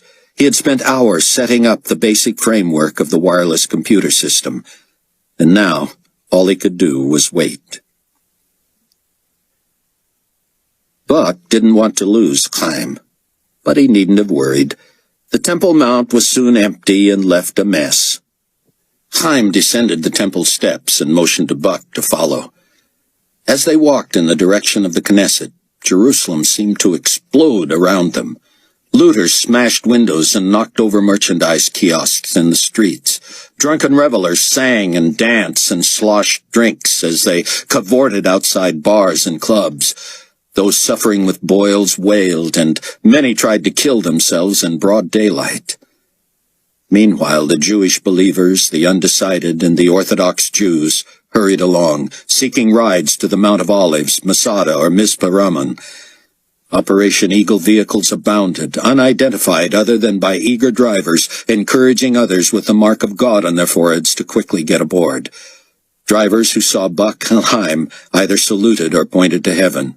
Everywhere people called out, "He is risen!"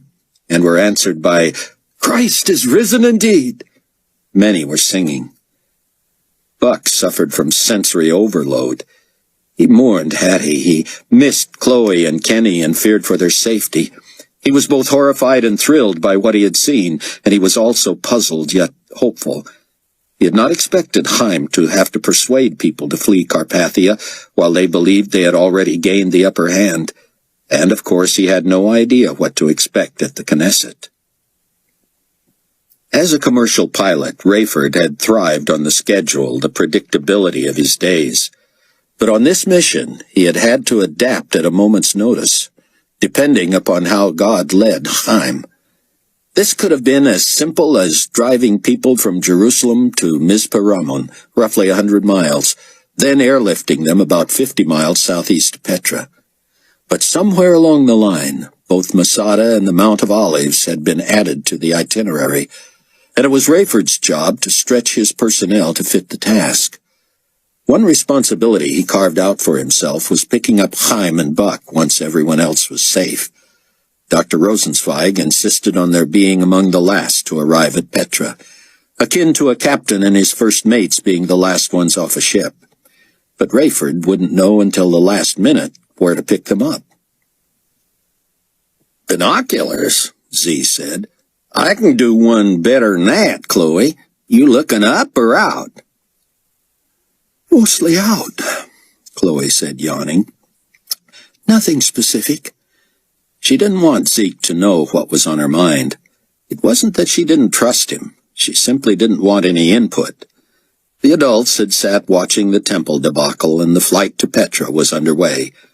Once she was satisfied that Buck was safe, she would be able to sit idle no more. Zeke had come up with an interesting idea weeks before. Like everyone else, she liked the way he thought, though his way of expressing himself might fool a stranger into thinking he was less than bright. He had encouraged Chloe to clone herself via the internet. "You know, recruit other people like you. There have to be lots of young moms who are feeling left out of the action. Teach them what you do. Get them to do it in their areas and regions. You can't do it all yourself anyway." The concept had ignited like a gaslit fire. Chloe uploaded manuals and lists of duties, procedures, cross-referenced contact databases, everything a regional director of the International Commodity Co-op would need. She was virtually working herself out of a job. Now she had gone to the jack-of-all-trades and the one man besides her father who had inventoried the entire Strong building. Zeke had gone further than Rayford, however. He had computerized a list of everything he had found. A tower that huge bore a motherlode of treasures. "I mean, there are binocs," he said. "Some really super powerful top-of-the-line types, too, but knowing you want the most powerful eyes I can find you. Am I right?" "As usual." "It'll be dawn soon. You want it like right now?" "If possible." "Be right back." Zeke took several minutes. His computer told him where this item was, and he headed for the elevators. Ming headed back to bed, while Tseon reported that Chang had informed him he would try to patch Chicago into the Knesset meeting of Haim and Buck with Carpathia. "I need to sleep," Tseon told Chloe, "but I will keep an ear open for that, unless you want to." "I've had enough of St. Nick for one night," she said. "Why don't you just record it and get some rest?" Tseon nodded with a look that said her idea had scored with him. "That way I can listen if I want, and not worry if I nod off." Zeke returned, looking as if he couldn't wait to see Chloe's reaction. He handed her a plain white box that surprised her with its weight. She sat and opened it, producing a huge squatty telescope about a foot long that took 2 hands to pull from the wrapping. "Wow," she said. "Will this need a tripod?" Not supposed to, Zeke said, but you gotta brace it on something. The window ledge'll do. Want any help? No thanks, Z. I appreciate it. Let me figure it out for myself. It's way past your bedtime, too, isn't it? Way past. Chapter 10. The sores had so decimated Carpathia's staff that Buck thought anyone could walk right past security at the Knesset and take him out. The weak, scratching, wincing crew looked up wearily at Buck and Haim, but barely acknowledged their presence. Not only was Buck not searched, but he was also not even asked his name. He and Haim were ushered into a small conference room where Nikolai sat with Fortunato on his right and Moon on his left. They looked like refugees from a quarantine camp, both hunched over the table, heads in their hands, barely able to keep their eyes open. As the door shut behind Buck, Carpathia said sarcastically, "Forgive me for not standing." He pointed to two chairs. Buck sat quickly, then felt conspicuous when Haim remained standing. I represent the one true God and his Son, Jesus the Christ, the old man said. I prefer to stand. Carpathia appeared so angry he couldn't speak. His jaw muscles protruded as he ground his teeth, glaring. Haim merely met his gaze. All right, Nikolai said. I am letting these people run off to the hills. When do the sores go away? I upheld my end of the bargain. We had a bargain? Haim said. Come. We're wasting time. You said you would lift this spell if I... That is not my recollection, Haim said. I said that if you did not let them go, you would suffer yet a worse plague. So I let them go. Now It is not as if you had a choice. Carpathia slammed an open palm on the table, making his cohorts jump. Are we here to play word games? I want the sores on my people healed. What do I have to do? Make no attempt to stop Israeli Messianic believers from getting to Petra. Carpathia stood. Have you not noticed? I am the only full-time employee of the global community not suffering from the plague. Haim remained calm. And that only because you have not taken your own mark, though I dare say you worship yourself. Nikolai rushed around the table and bent to face Haim from just inches away. Our medical experts have determined there is no connection between the application of the mark of loyalty and... Why does your bad breath not surprise me? You do not dare to lift the curse for fear your fate will be the same as that of your two associates at the wall. If your medical experts know so much, Haim said, how is it that they have been able to offer no relief? Carpathia sighed and sat on the table, his back to Fortunato and Moon. So, you are not here to negotiate. You are here to tell me I am at your mercy, and that there is nothing I can do to ease the pain of my people. I am here to remind you that this script has already been written. I have read it.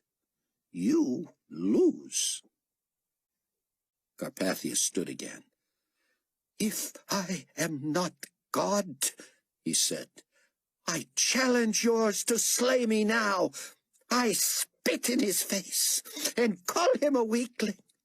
If I remain alive for 10 more seconds, he and you are frauds. Haim smiled. What kind of a god would he be if he felt compelled to act on your timetable? Buck loved seeing Carpathia speechless. He seemed to tremble with rage, staring and shaking his head. Behind him, Moon tapped Fortunato's shoulder, making the Reverend recoil. "Sorry," Moon whispered and leaned close to his ear. "Excellency," Fortunato rasped. A word, please." What? What is it? Fortunato struggled to his feet, clasped his hands before him, and bowed. "Please, your worship, a moment." Nikolai looked as if he were about to detonate.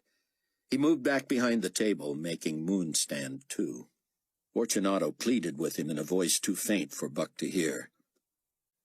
"I suppose you concur, Moon," Nikolai said. Moon nodded, and Fortunato added, "It was his idea," which made Moon's face drop, and he shot Leon a look. "You two get out of here. I want a meeting. You know where? With the full cabinet." "Not here." "No. I said you know where. These walls have ears." The two gingerly made their way out. Carpathia looked down at Buck. "This one makes me nervous," he said. "Does he have to be here?" "He does." "My people are pleading for respite," Nikolai said. "I recognize that I am forced to concede something." "That would be?" Carpathia's eyes danced, as if he hated with his entire being what he had to say. "That I must submit to you in this. I am prepared to do what I have to do to enable a lifting of the plague." He lowered his head as if pushing against an invisible force. "You are under the authority of the God of Abraham, Isaac, and Jacob, maker of heaven and earth. You will allow this exodus, and when I am satisfied that the people under my charge are safe, I will pray God to lift the affliction." Buck wouldn't have been surprised to see smoke rise from Carpathia's ears. "How long?" Nikolai said. "This is a huge undertaking," Haim said. 6 hours should be telling." Carpathia looked up hopefully. "But should you attempt to lay a hand on one of the chosen," Haim warned, "the second judgment will rain down." "Understood," Carpathia said, a little too quickly. He thrust out his hand. Haim ignored it, glanced at Buck, and left. Buck rose to follow and wondered if Carpathia recognized either of them. He avoided eye contact, but as Buck slipped past Antichrist, Nikolai growled, "Your days are numbered." Buck nodded, still looking away. "That's for sure." Chloe scraped a 3-inch hole in the black paint at the bottom of a window. Then she placed a cushion from the couch on the marble floor and set the telescope lens against the glass, bracing it on the frame. Several minutes of trial and error finally resulted in her discovering an image in the pre-dawn haze. She thought she had seen something in the middle of the night several days before, but she had not been able to locate it again and thus told no one. Now she slowly scanned the horizon, trying to keep the hugely powerful apparatus steady and the image in front of her eye. The image was so magnified that she guessed she was viewing just a few feet square from more than half a mile away. The problem was, of course, that such a lens required as much light as she could find. It was designed to bring stars into focus on clear nights. All she saw were the dark silhouettes of a ravaged skyline, and no light anywhere. Frustrated, she set the scope down and refocused with the naked eye, trying to get a bead on what she had seen faintly once. At about 2 o'clock in her field of vision, and maybe 3/4 of a mile away, a speck of light stopped her. So it wasn't her imagination. The question was, what light would be on in a city the world thought was radiation contaminated? Was it possible Tribulation Force members were not the only intelligent life forms in this alien universe? She shook her head. Probably just a street light that somehow was still hooked up to power. Still, the scope might offer more clues. Keeping the speck in sight, she raised the instrument to the window and carefully studied the area. After a minute or two, she realized she had aimed too high and was taking in the foreboding waters of Lake Michigan. Keeping the apparatus in place, she looked past it again and adjusted, then peeked through the eyepiece again. The image jumped and moved, appeared and disappeared. It was more than a street light, but the harder she tried to focus on it, the more elusive it became. Her neck stiffened, her wrists cramped, her eye wearied. She realized she'd been holding her breath to minimize her movement, but that just caused her heart to beat harder. Finally, she had to put the telescope down and move. But when she was ready to try again, the sun teased the eastern horizon. Chloe would have to try again another night. "Mount of Olives," Buck said as he caught up to Haim. "Of course. Then to Masada to see what kind of a crowd we have attracted." "Question. Why 6 hours? You trust him?" Haim shot Buck a look. "Trust him? Of course. He was willing to shake on it." "Okay, dumb question. But there's no way everybody will be safe by nightfall." "We already know he will break the agreement, Cameron. Revelation 12 is clear that Israel is given 2 wings of a great eagle, that she might fly into the wilderness to her place, but that the serpent spews water out of his mouth like a flood after her. No question, he will attack somehow, plague or not. Tseon believes the flood is Antichrist's army. That same chapter says the earth helps the woman by opening its mouth and swallowing up the flood. May the Lord forgive me, but I want to see that. Don't you?" Buck nodded, finally grabbing his phone and listening to see if Chang was still monitoring. "You there?" he said. "Working on the Phoenix connection," Chang said. "Thanks. That was spooky." "You're the best." "I'll call you when I'm ready to patch you in." Haim waited till Buck was finished, then asked, "You know what happens after God thwarts Antichrist's armies, do you not?" "You mean before or after you drop the second judgment on him?" "Before I drop it. I am merely the messenger, my friend." "I know," Buck said. "The Bible says the dragon becomes enraged with the woman and goes to make war with the rest of her offspring, who keep the commandments of God and have the testimony of Jesus Christ. To me, that sounds like the other believing Jews around the world." "And what do we do about that?" "I have no idea," Haim said. "We obey, that is all." Rayford was too antsy to sit at Mizpah Ramen waiting for the first arrivals. He set a course for the Mount of Olives and phoned Tseon in Chicago on the way. Rayford felt bad when it was obvious from Dr. Benjudah's voice that he had been sleeping. But he said, "You are never an intrusion, Captain Steele." "I confess I'm troubled, Dr. Benjudah. My military training was during peacetime, so this is the first time I've been responsible for so many people in a dangerous situation." "But you have been through so much with the tribulation force."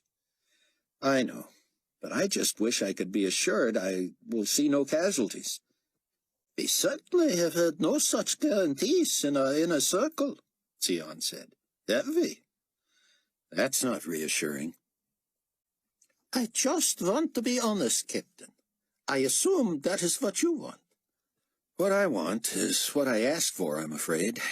The knowledge that I will lose no one." "I believe we will lose none of the 144,000, but most of those are scattered throughout the world. I am also fairly certain that the prophecies indicate that God will protect the Messianic believers who are fleeing Jerusalem. But you are asking about your operation personnel." "Right." "I can only pray and hope." "I'm committed to not engaging the enemy in kill strikes." "I am sympathetic to that. And yet you wish for no deaths on your side either. I do not know how realistic that is. Would you not feel justified in an all-or-nothing situation?" "You mean if it's my guy or theirs? I guess I would permit firing." "You know, Captain, The enemy will most certainly suffer losses. The way the verses read, many will perish in the calamities God puts in their paths. I prefer leaving that work to him. David checked for a response from Hannah, and seeing none, keyed in a connect to Chang, who had the bugged Phoenix 216 online for the Trib Force. The first voice was Walter Moon's. I should be in bed, Excellency. I hate to complain, but I might have wished this meeting had been held at the Knesset. The incessant moving about. Oh, stop your blubbering, Walter. I am not discounting your discomfort, but you make it sound as if you're at death's door. It feels like we are, Lordship, Leon said. I am not one to— Of course you are. Now, I laid down the law to this Micah character and got him to guarantee a lifting of this disease by 9 tonight, or there would be consequences. You did? Well, how? He had better tread lightly with me. But I thought— That is your problem, gentlemen. Sometimes you must act viscerally and do what needs to be done. Is everyone here? Many are being pulled from sickbeds, Walter said, which is where— You should be. Yes, I know. Here are Viv and Suhail. Let me know when we are all here. How long will it take to recover once the affliction has been lifted? Viv asked. I do not know, Carpathia said. But even if there is residual fatigue or pain, you must all fight through it and encourage your people to do the same. Mr. Hutt completes the contingent, Potentate. You look terrible, son, Nikolai said. I feel worse, Hutt said. I cannot imagine. So how is my inaccurate shooting friend? Very funny. Excuse me, Nikolai said, but was that 2 times consecutively you addressed me without title? Well, pardon me, Your Highness. David heard movement and assumed Carpathia had stood. You would employ sarcasm with me?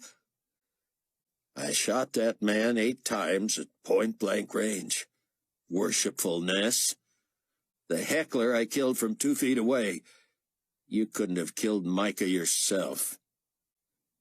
Mr. Akbar, your sidearm, please.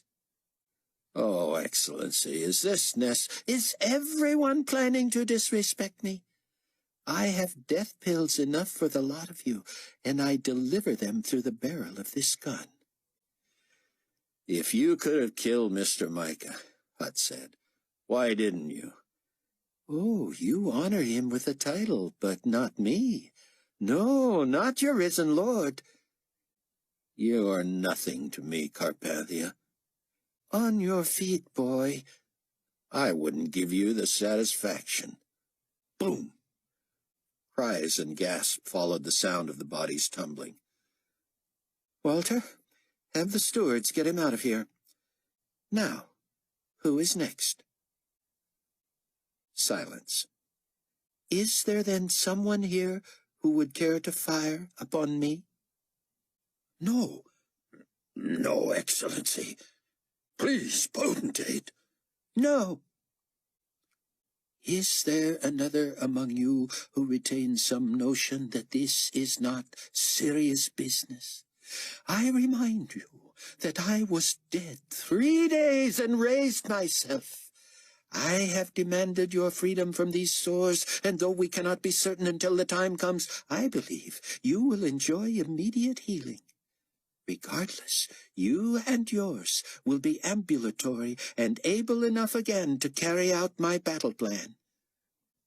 Wouldn't an attack bring back the plague, Excellency? Moon asked.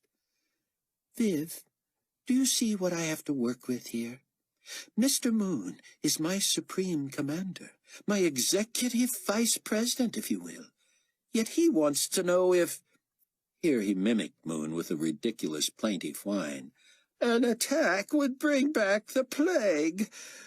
Honestly, Walter, do you think I am new to the negotiating game? No, sir, Spare me. The curse will be lifted at 2100 hours. and the hundreds of thousands of cowards will be in one of four places. Anyone? Come on, someone? Suhail Akbar said. The Mount of Olives, en route to Mizpah-Ramon, Masada or Petra. Excellent. Someone is thinking. And what is unique about so many people in so few places? Suhail? They are together, and they are vulnerable. Precisely. I want the whole of Israel declared a no-fly zone for all but global community aircraft at 21:15 hours. David heard Suhail calling his people. And while you are at it, Director, Carpathia said, establish a curfew at the same time in all of the United Carpathian States for civilian vehicular traffic. Prepare a retaliatory strike for the damage we suffered at Petra earlier today, assuming until further knowledge that wanton ambush was initiated by the Judahites. Where will we attack, potentate? Akbar said. Masada, at 21:30 hours. Did you not predict attendance of more than 100,000? But those are not Judahites, Excellency. They are potential converts, man, and this Micah himself will address them. He will surely have followers with him, but he has unwittingly put them all in one box for us and tied a ribbon around it. What would it take to ensure annihilation? We have the firepower, sir. No arrests on the road, no warnings in the air. Illegal vehicles will be destroyed on sight and invading planes shot from the sky. This Mizpah-Ramon site was camouflaged to somehow make it appear a GC operation. Let us make use of it then. And if anyone remains on the Mount of Olives after 2100, they are fair game. Sir, Moon said, what if Mr. Micah does call down the plague of sores again? He will know the consequences if we act with dispatch. But what if he follows through on his threat to turn the water? The what-ifs will do you in one day, Walter. You serve the ruler of the universe, and we shall prevail. I have tricked this wizard into breaking his spell, and before he realizes his mistake, we will have regained the advantage. We can virtually eliminate the Jerusalem Orthodox Jewish population and cripple the Judahites to the point of extinction. Ideally, we will flush out Ben Judah himself, and this time he will not find me so hospitable. What about those who reach Petra? Carpathia laughed. Petra, as a place of refuge, is ludicrous. It is as defenseless as Masada. They will be on foot, stuffed into a bowl of rock. An air attack should be over in minutes.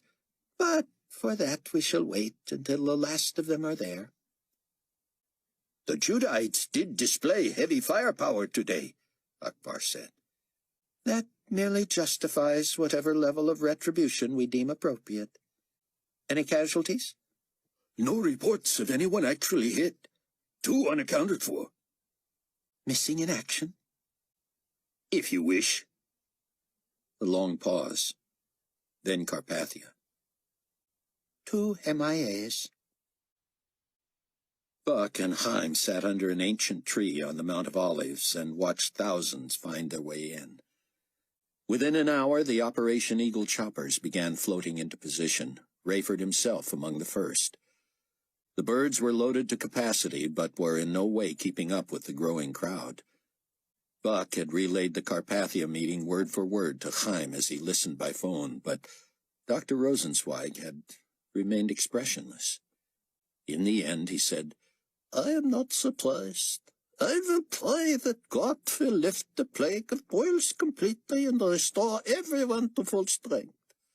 I want them overconfident, full of themselves when they try to take vengeance, and when the second plague rains down, I pray it will carry God's full potency. Doctor, do we risk catastrophe at Masada? The old man shook his head. I do not know, but I do not feel we should back down. We will finish before 9 o'clock and warn the Jews of Carpathia's plan. They may leave or stay and fight, but I hope they will feel even more urgency to make their decisions for Christ, too. As people are sealed by God, we will rush them to Petra. Rayford felt alone in the packed chopper. Listening in on the Carpathia meeting had confirmed his worst fears. The only location he was confident of was Petra, and even there he had to wonder if it was the place or the people who would be protected. He used his secure radio to reroute all air traffic directly to Petra. No stops, repeat, no stops at Mizparamon. Ground vehicles will deliver their charges to the foot passage into Petra. Those who can walk in will. Those who cannot, or when the passageway is too crowded, those who are left exposed will need to be air-hopped inside. Continue the routes to and from the Mount of Olives, and ignore an expected air curfew.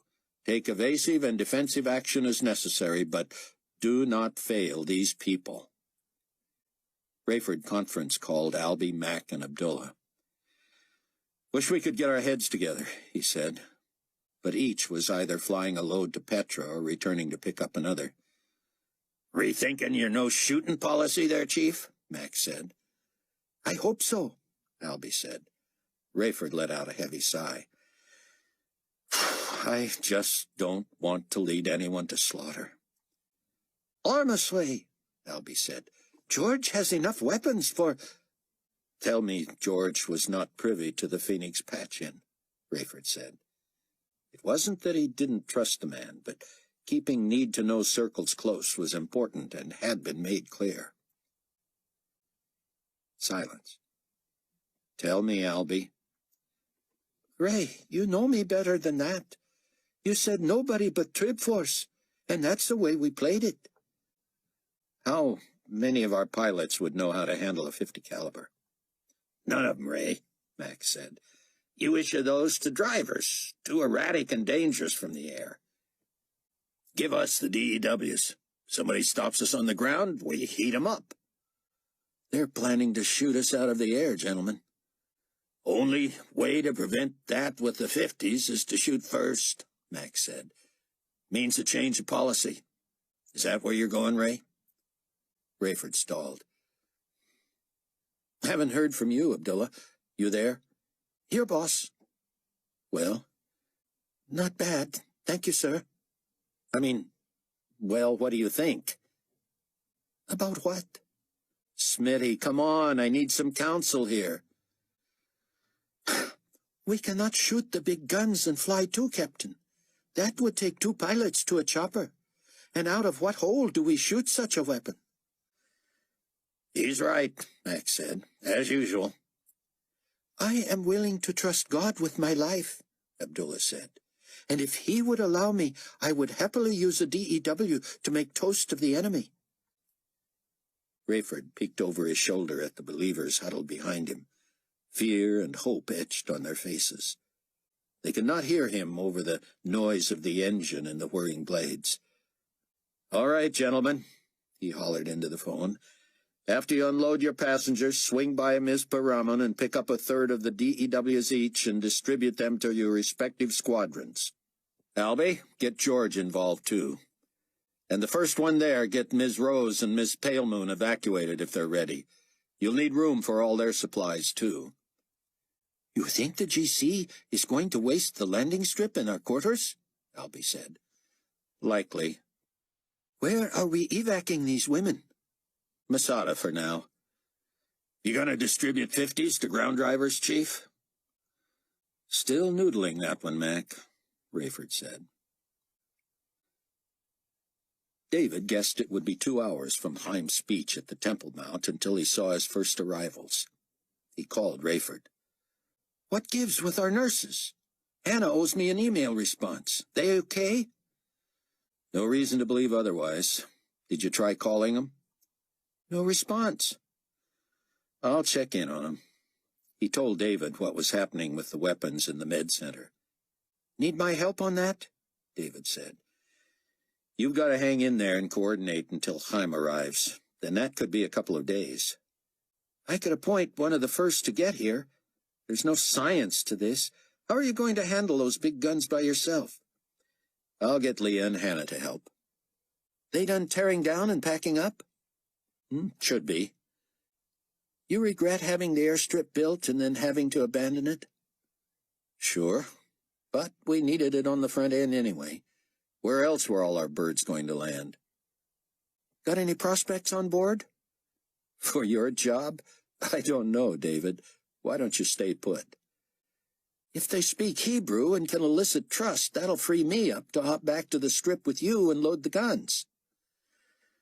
I'm not even sure I'll issue the 50s, Rayford said. Well, I'm willing if you need me. Late in the afternoon, David climbed to the high place and scanned the horizon. Nothing yet, but he heard movement in the rocks below. No way anyone on foot could have arrived before the choppers. He knelt and crept to the edge, holding his breath to listen. His heart banged against his ribs. He guessed 2 sets of footsteps slowly moving. David pulled out the only weapon he could think of, his phone, and readied himself to speed-dial Rayford. He rose to where he could peer over the side. Resolutely and gingerly picking their way through loose rock not 50 feet below him were 2 sickly, stumbling GC peacekeepers, uniforms drenched in sweat. Each carried a high-powered rifle. David punched the speed-dial button for Rayford, and the peacekeepers both looked directly up at him at the same time. Before he could get his phone to his ear, they dropped to their knees and angled their weapons at him. David dropped the phone and dove for cover, sharp rocks digging deep into his knees and hands. The soldiers, obviously left for dead by their compatriots, must have felt a surge of adrenaline. They couldn't have expected to find anyone here after surviving the 50 caliber assault from the other direction, but now they advanced with vigor. David scrambled to his feet, only to discover something seriously wrong with his ankle. He tried hopping toward a cave, but unarmed he would be easy prey there. He heard his pursuers separate just below the ridge, the sounds of their boots in the rocks coming from about 20 feet apart. If they rushed him, David had nowhere to go.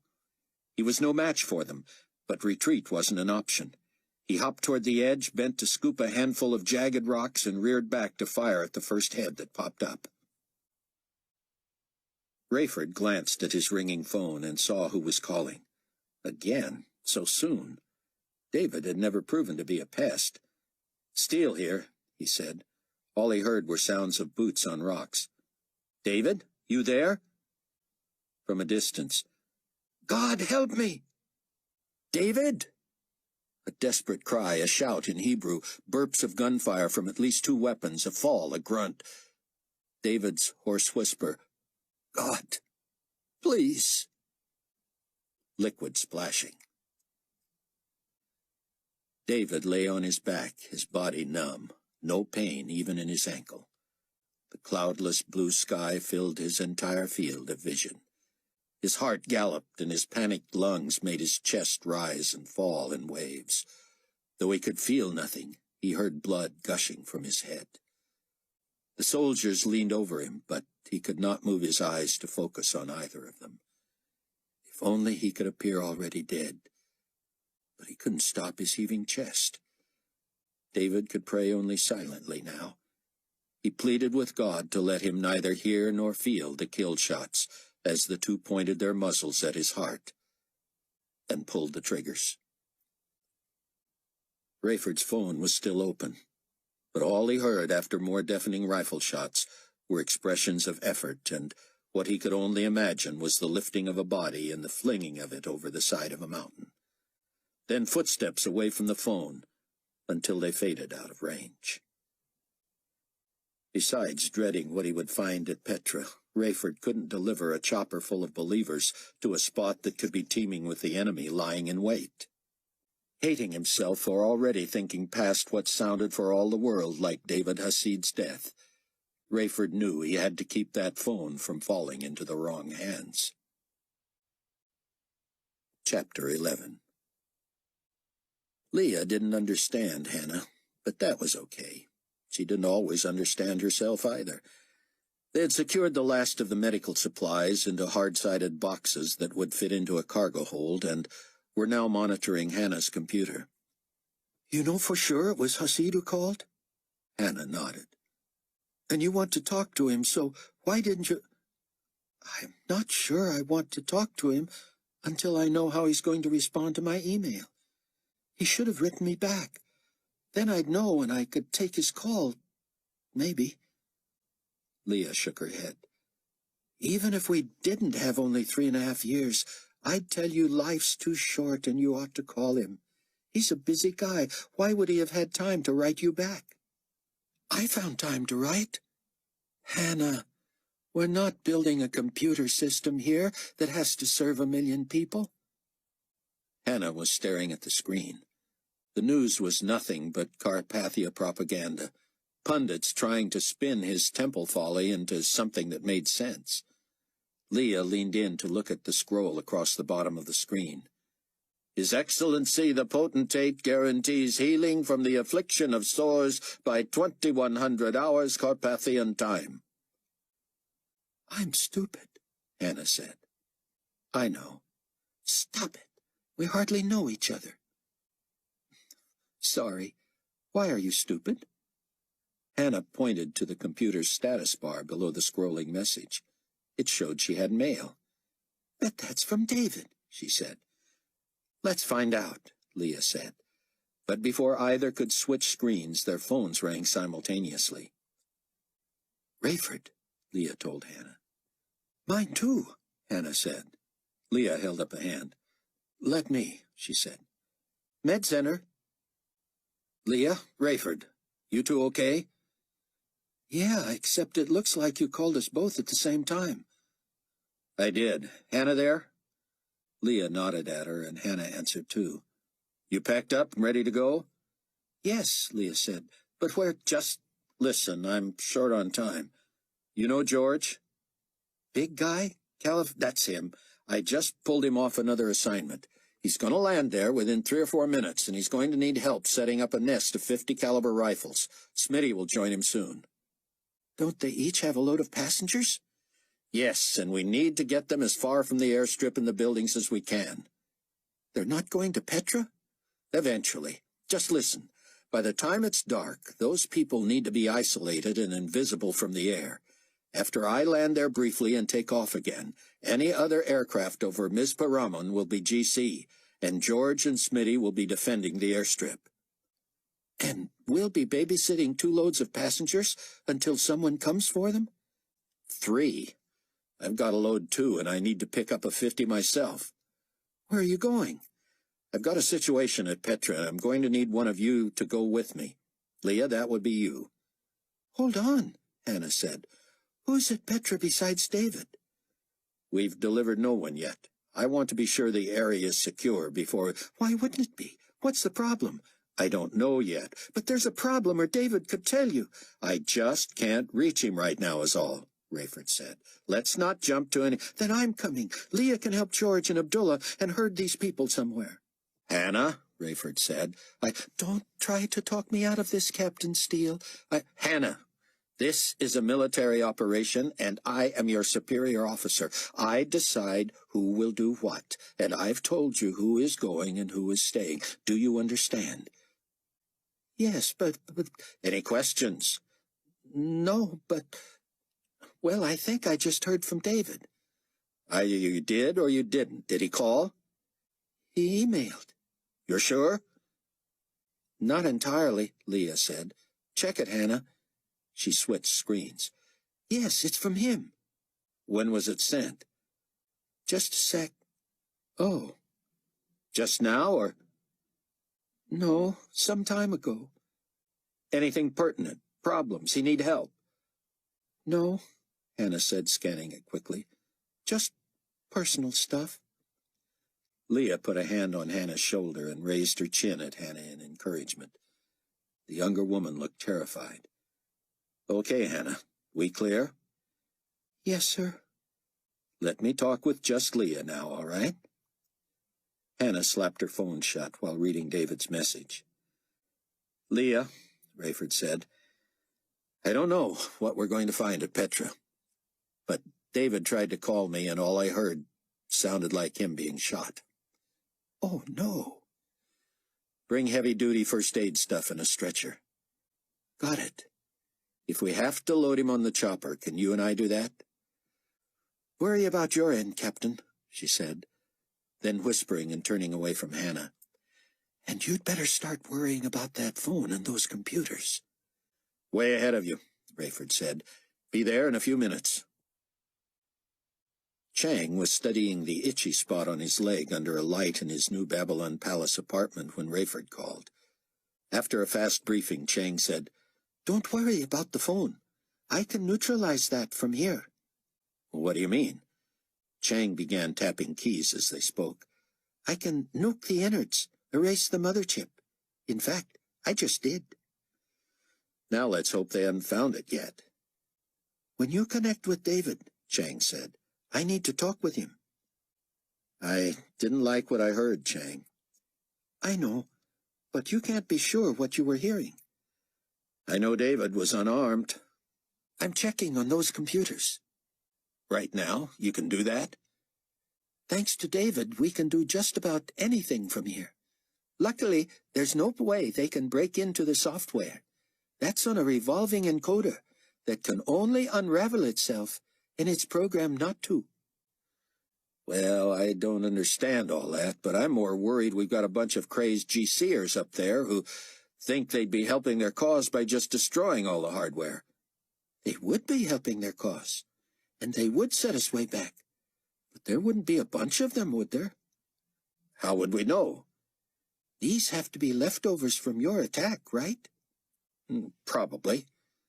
You heard the Phoenix meeting, Chang said. There were 2 unaccounted for.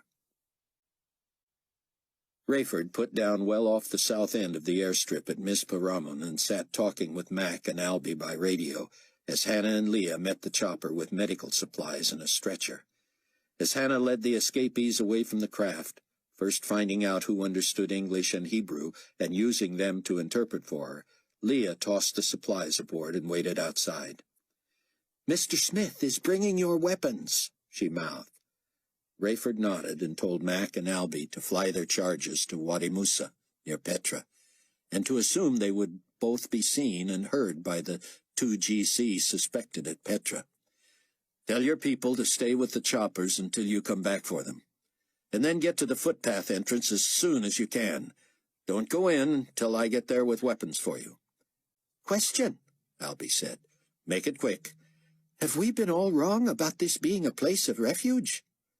Albie, all I know to do is to clear it for the people, get 'em in there and trust God to take care of them. And if you find Hasid's body? Rayford hesitated. Then I'm going to assume it's them or us, and let me tell both you guys something. It's going to be them. When Rayford leaped from the chopper, Abdullah was already hurrying across the sand from the munitions storage unit.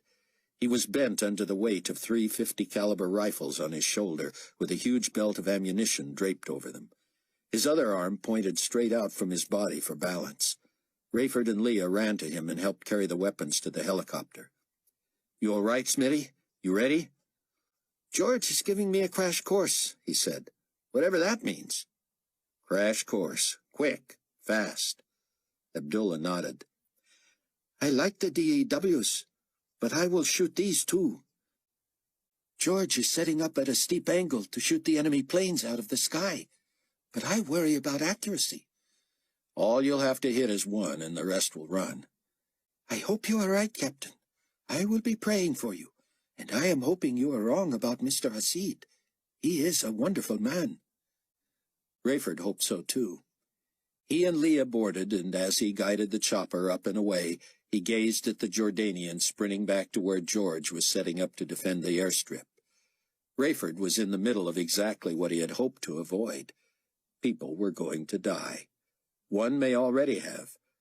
Knowing he would again see these beloved martyrs, along with all the others he had lost in so short a time, did little to console him. There had to be a limit to the trauma a man could endure. He should have long since blown past his. Buck had helped Haim board one of the choppers bound for Masada, and they arrived to find tens of thousands of curious Israelis streaming up the steps into the fabled fortress. Buck had been getting sketchy reports that the airlift had hit a few snags, and that the return runs from Petra to the Mount of Olives would be delayed. Rayford was undoubtedly busy and in contact with his people, because he was not answering his phone or returning Buck's calls. Chang reported that he would rather Buck wait and talk with Rayford personally. It was around 9 in the morning in Chicago, so Buck called Chloe while Haim was pacing behind him. Just before Chloe answered, Haim bent and whispered, "I shall speak when this place is full." Rayford could not think of a way to avoid detection by whatever GC might be waiting at Petra. 3 choppers would land close by inside several minutes of each other, and it wouldn't be long before dozens more showed up. He considered rerouting the others to Mizpah Ramon, but he feared Carpathia might order an attack there even before the lifting of the plague, in retaliation for the firing upon his forces. Fearing the airstrip was targeted made him wary to risk more than the 3 chopper loads already waiting near there. Who knew? Maybe Carpathia or Akbar were smart enough to delay their attack until dark. With just himself and Leah to worry about, Rayford decided to set the helicopter down on the narrow seek that led pedestrian and hoofed traffic into Petra. He carefully positioned the craft close enough to the outside walls that, even if they had been seen, it would be impossible to be fired upon from inside the city. Unless the enemy was asleep or deep in a cave, they had to be aware that outsiders were coming.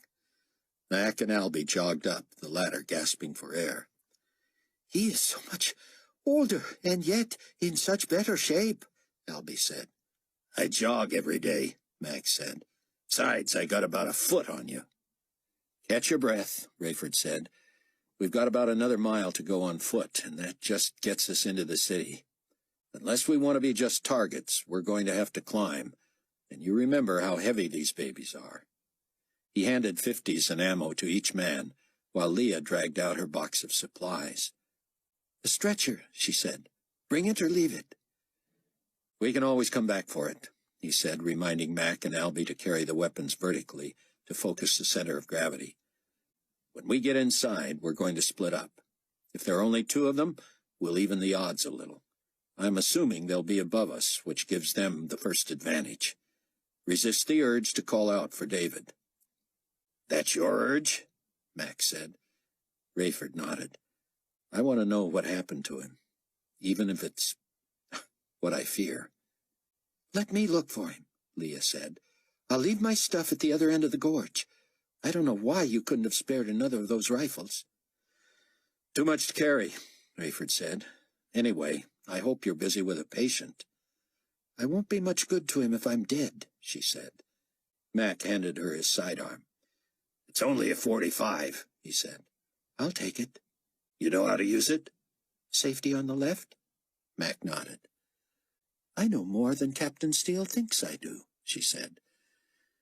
"We're only as good as the slowest man," Rayford said. "Albie, lead the way. We need to hurry, but don't waste all your energy." Albie pulled up his trousers, tightened his belt, and retied his boots. Hoisting the weapon, he swung it vertically and leaned it back onto one shoulder. He started off at a fast walking pace, frustrating Rayford. But soon enough he seemed to catch a second wind and began to trot.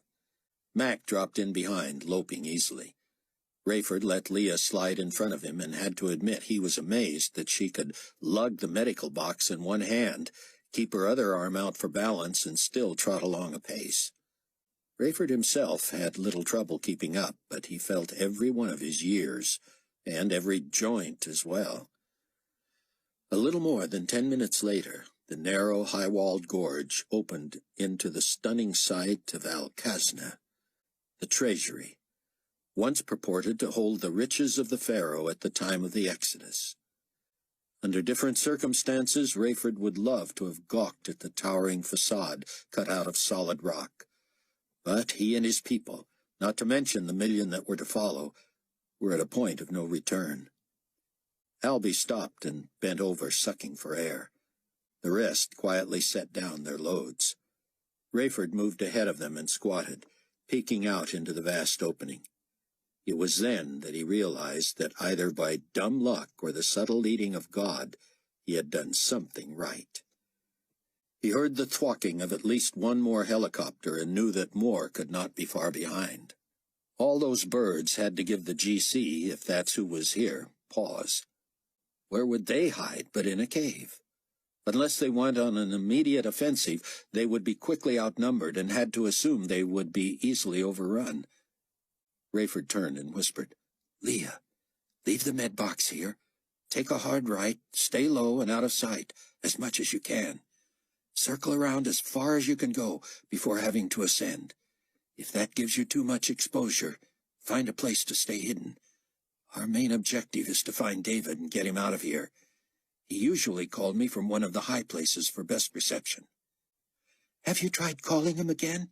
Leah said. "Chang already nuked his phone to be safe." "Safe for whom? What if he's trying to contact us?" "We couldn't risk it, Leah," Rayford said. "Albie's going to be going left.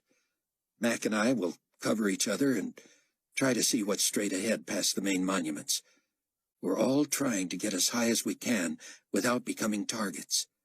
If you find David, click your radio twice. We'll find you. If you encounter the enemy, keep clicking till you see us. Questions?" They looked at each other in the cool dimness of the gorge and shook their heads. As they moved out into the brighter but fading sun before twilight, Rayford was overwhelmed with the feeling he was in someone's crosshairs. It was nothing unique. He had felt the same way years before in weekend paintball games. There was just something about knowing you were likely beneath your enemy that made you feel you could be seen without being able to see. Rayford must have seemed as slow to Mac as Albie had to Rayford, because as soon as they reached a clearing wide enough for him to get by, Mac easily moved on ahead. He was headed for the shadow of an outcropping of rock, and Rayford accelerated to stay with him. They knelt there panting, and Mac squinted across the high horizon behind them. 2 more choppers flew over, and almost immediately Rayford heard 2 clicks on his radio. He and Mac caught each other's eye. "Who?" Mac mouthed, leaning out and looking to his left where Albie would have gone. Rayford leaned the other way and saw Leah behind a rock maybe 100 yards away and 30 or 40 yards up a rocky path. He elbowed Mac, and they stared at her as she held up an open palm to them and kept her eyes in the direction of whatever she had seen. She pulled a .45 from her belt with her free hand, but her open palm and her gaze did not stray. Finally, she turned and looked directly at Rayford and Mac. She pointed 2 fingers at her eyes, then her index finger above her and to the left, which would put the target almost directly above the men. She held up 2 fingers. "2 directly above us?" Rayford whispered. Mac nodded. "I'm guessing she's looking a couple of 100 yards up." Rayford kept his eyes on Leah as he started to scoot out from under the rock overhang, but she held up her palm again, stopping him as she continued to watch. Suddenly she showed him the back of her hand and beckoned him out with her fingers. He hesitated, and she looked at him and nodded, then looked back up. Rayford duck-walked out and turned to look. He stared at the sheer face of a rock wall and looked back at Leah to see if he could keep coming out. She nodded, and he heard 2 more clicks on his radio. That made him and Mac and Leah look to where Albie was climbing. He signaled the same as Leah from his vantage point. Rayford backed away from Mac, who stayed in position, until he saw the 2 GC with their backs to him on a high ridge. Both were uniformed and armed, but they looked lethargic, following the helicopters and checking the valleys below, too. Rayford signaled to both Leah and Albie to keep moving, then nodded to Mac to follow him. They hurried out and between building walls to a small gorge that led to a path toward higher ground. They waited at a bend where they were out of the line of vision of the 2 on the ridge far above. "They're too far from Leah and Albie to hear their radios," Mac whispered. Rayford mashed the button and said, "How sure are we there are only 2? "No idea," Leah said. "They're not on assignment," Albie said. They're hurting, and they don't seem to be answering to anyone. They're not doing anything specific, just hanging around, waiting. You'd bet there are no others? Not sure I'd stake my life on it, Albie said. Mac clicked in. That's exactly what we're doing, he said. Make the call. But if we had to decide, I'd say it's worth the chance. But what's the rush? Hundreds of people starting to line up outside, Rayford said. And they've got to be an hour above us. 2 clicks interrupted, and Leah came on. I see about 100 yards I can advance without their seeing me. Shall I go for it? Rayford glanced at Mac, who nodded. Affirmative. 3 clicks when you're in place. But don't speak unless you know that they're far enough away. As soon as he said that, Leah began a long but smooth ascent, the sidearm in her hand. The 2 GC abruptly turned and walked the other way.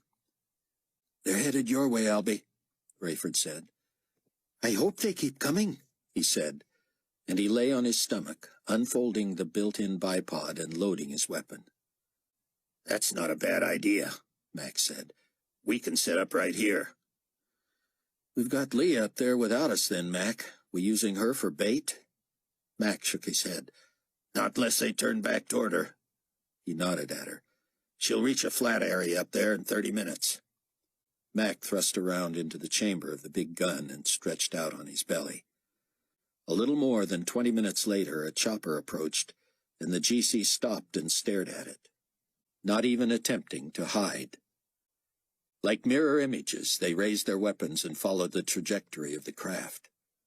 Don't even think about it, scumbags, Rayford muttered. Mac scooted to his left and sighed. I've got a bad angle here. You still got a bead on him? Rayford sat up and peered through his scope. Yeah. He punched the radio. See him, Albie? Do I ever? They've both got that big old mark with Carpathia's mug on it, about 2 inches high over their right eyes. Hold, Rayford said.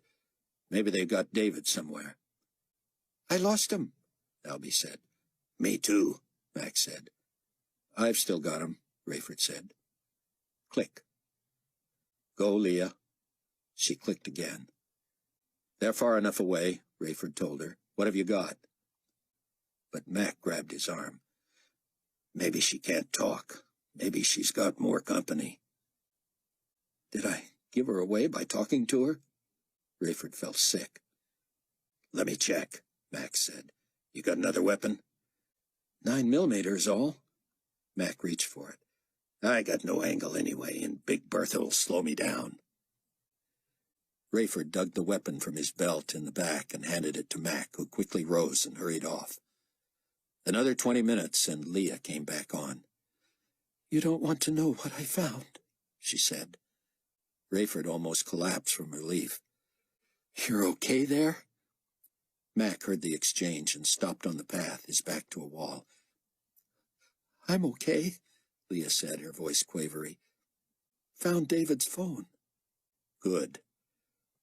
Not so good. Lots of blood here, and it leads over the side of a ridge.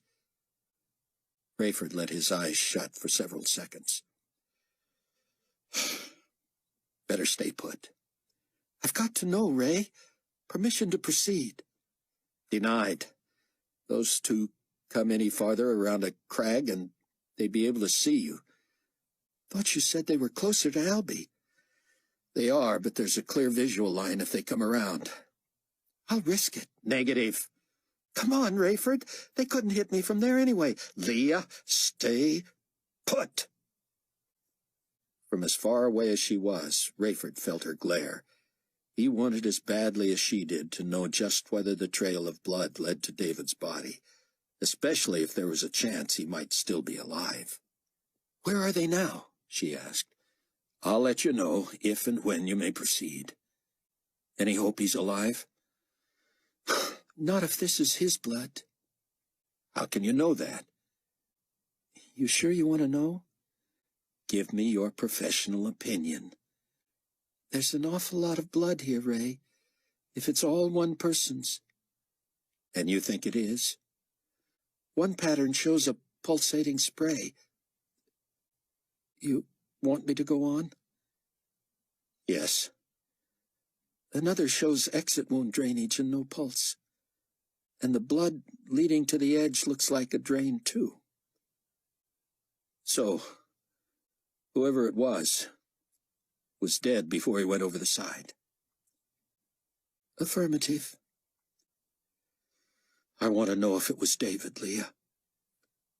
So do I. Say when. Hold. Chapter 12. Hannah found the Israeli believers remarkably low maintenance. Many had brought food, which they too. So, whoever it was dead before he went over the side. Affirmative. I want to know if it was David, Leah. So do I.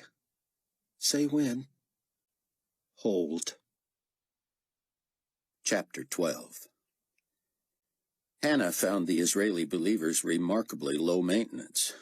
Many had brought food, which they shared with others. All they wanted was to know when they might be transported to Petra, and the best Hannah could tell them was that she believed it would be that very evening.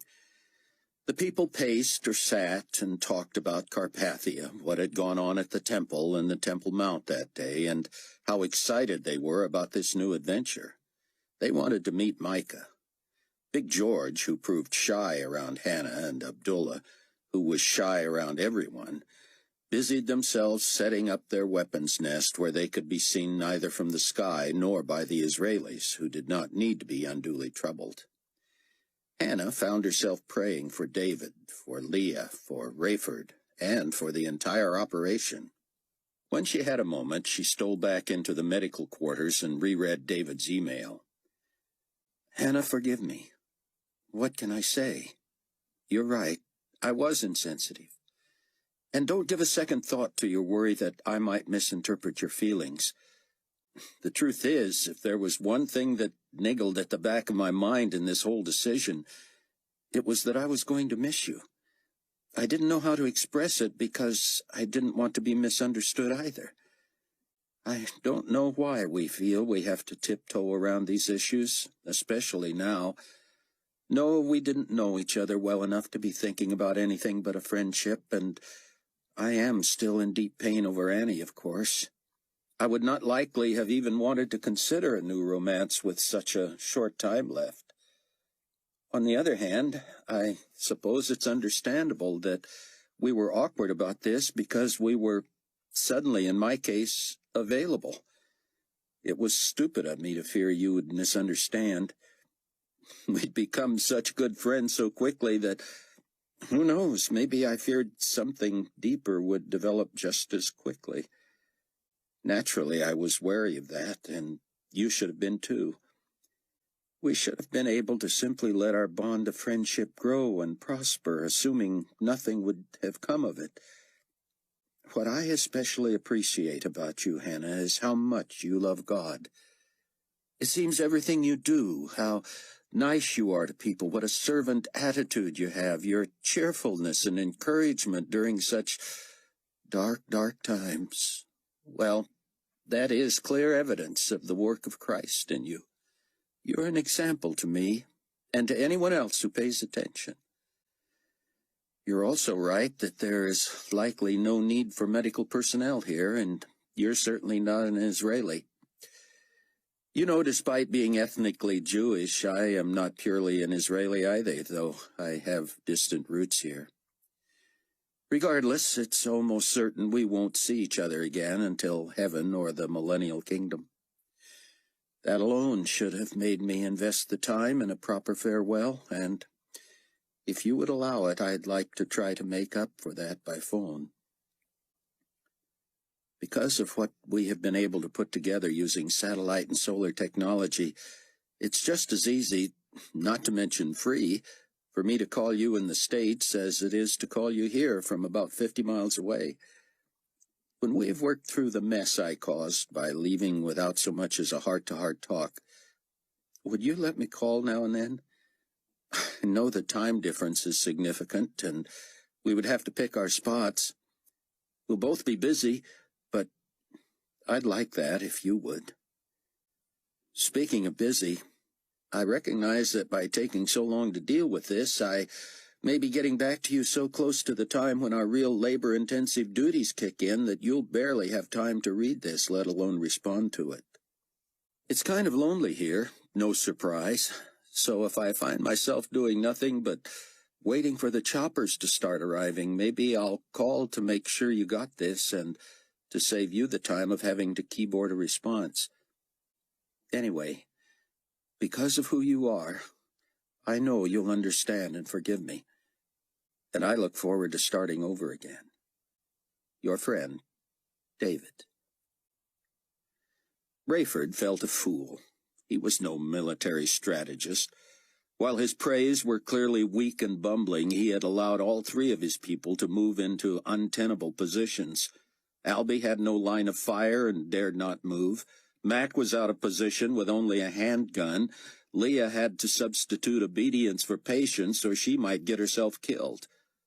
Rayford himself was the only one with the angle and a shot at the two GCs, but the .50 caliber he cradled was a one-shot wonder. And besides, he had only reluctantly concluded he would actually kill someone if it came to that.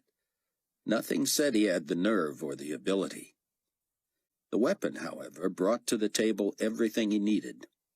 He lay over it, delicately framing through the powerful scope a spot on the rock face his targets would pass if they continued on course. His right hand brushed the trigger while his left palm lay atop the scope, steadying the piece. And now Leah was on the squawker again, pushing to be allowed to approach the edge of the ridge. Rayford didn't want to risk losing his aim, so he slowly reached for the radio with his left hand and drew it to his lips. Negative. Don't call me, I'll call you.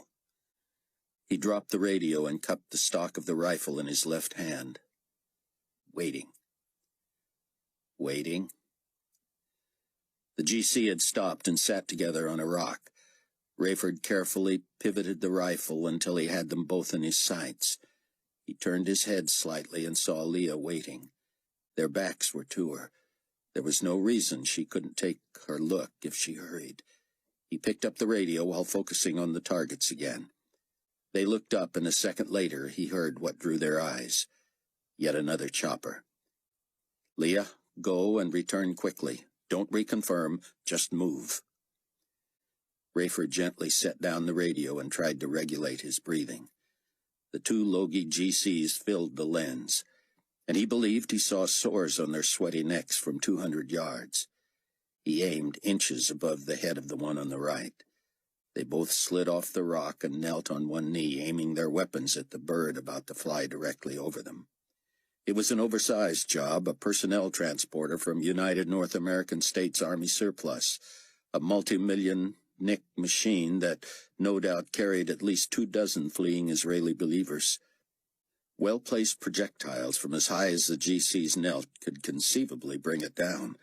The mere sound and fury of Rayford's weapon putting a hole in the rock above them should save the helicopter, but he needed more incentive to take the risk. It came from the radio and Leah's flat, halting news. It's David.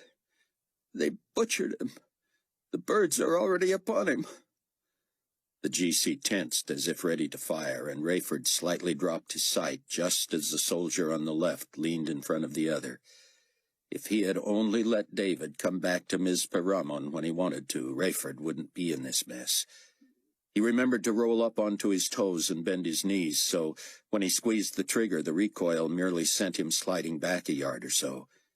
He had forgotten to plug his ears, however, so the explosion tearing against his shoulder was the least of his worries. The blast stunned and deafened him. Without even the sensation of sound now, he slowly rolled his head, retrieved the toppled rifle, and looked through the lens. He feared he had permanently damaged his eardrums, but his vision had not been affected. In his periphery, the big chopper continued past, and across the way both soldiers slumped, motionless, a cloud of rock dust rising behind them. Rayford picked up his radio. "Be alert for others," he said, aware he was speaking too loudly. His words reverberated inside, but he heard none of them. "Let's see what we've got," he said. Albie was the first to the targets, then Leah, Mac, and finally Rayford. He expected Leah to turn away from the carnage, but she didn't. She said something, and he asked her to repeat it. She took him by the shoulders and turned him to face her. "David looks worse than they do," she shouted, and he read her lips. If that was true, he didn't want to see Hasid, but he knew they should bury the body. "Can we get him out?" She shook her head. "Impossible." "That's where these two should go too," Max said, or at least that's what Rayford thought he said. The bullet had ripped through the spine and heart of one soldier and the neck of the other before blowing a 2-foot diameter hole in the rock face. Rayford spun and caught himself, afraid he would be sick. Isolated by his deafness, he was overcome with remorse. He had done this. He had killed these two. He had lost a man in a place that was supposed to be a refuge. Now his airstrip was vulnerable, and the entrance to Petra swarmed with chopper loads of people waiting to be let in. Rayford's knees buckled, but he was borne up by Mac, who held him and pulled his face close. "This is war," Mac said. "These men murdered our unarmed guy, and they would have killed any one of us. They were drawing a bead on that packed chopper. You saved us all, Ray."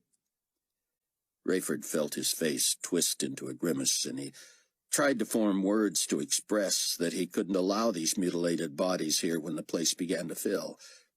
But he could not speak, and Mac was already ahead of him. He said something to Albie, and the wiry little man stepped forward without hesitation. He stretched, then squatted to pick up the first victim. Bouncing once to settle the corpse in his arms, he moved 10 feet toward the ledge and launched him into the unknown. He returned to do the same with the other. "Get on the horn, Ray," Mac said. "Let's get these people in here."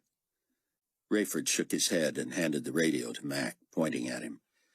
"With pleasure," Mac said. "Let's gather up and get out." Rushing down and out was sure easier than coming in had been. Leah stayed close to Rayford, and he believed she looked the way he felt. Before they even reached the passageway, choppers were popping over the ridge and setting down to disgorge passengers. By the time they had traversed the mile through the narrow seek back to Rayford's craft, a huge crowd had formed at the entrance. Mac had spent much of his time on the radio on the way out, and now he and Albie were urging people not to walk, but to accept the helicopter lift into Petra. Leah helped heft the .50 caliber, her medical box, and the stretcher into the chopper, then pulled Rayford off to the side. "You can't fly until you can hear," she said. "Yes, I can," he said. "You can hear again already?" "You can hear for me." She shrugged. "Well, I sure can't fly," she said. Despite his youth and his grief, Chang had the maturity and presence of mind to carefully dole out the awful news about David Hasid.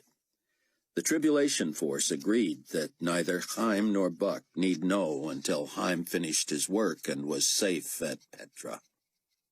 Chloe said she would inform Buck at the appropriate time.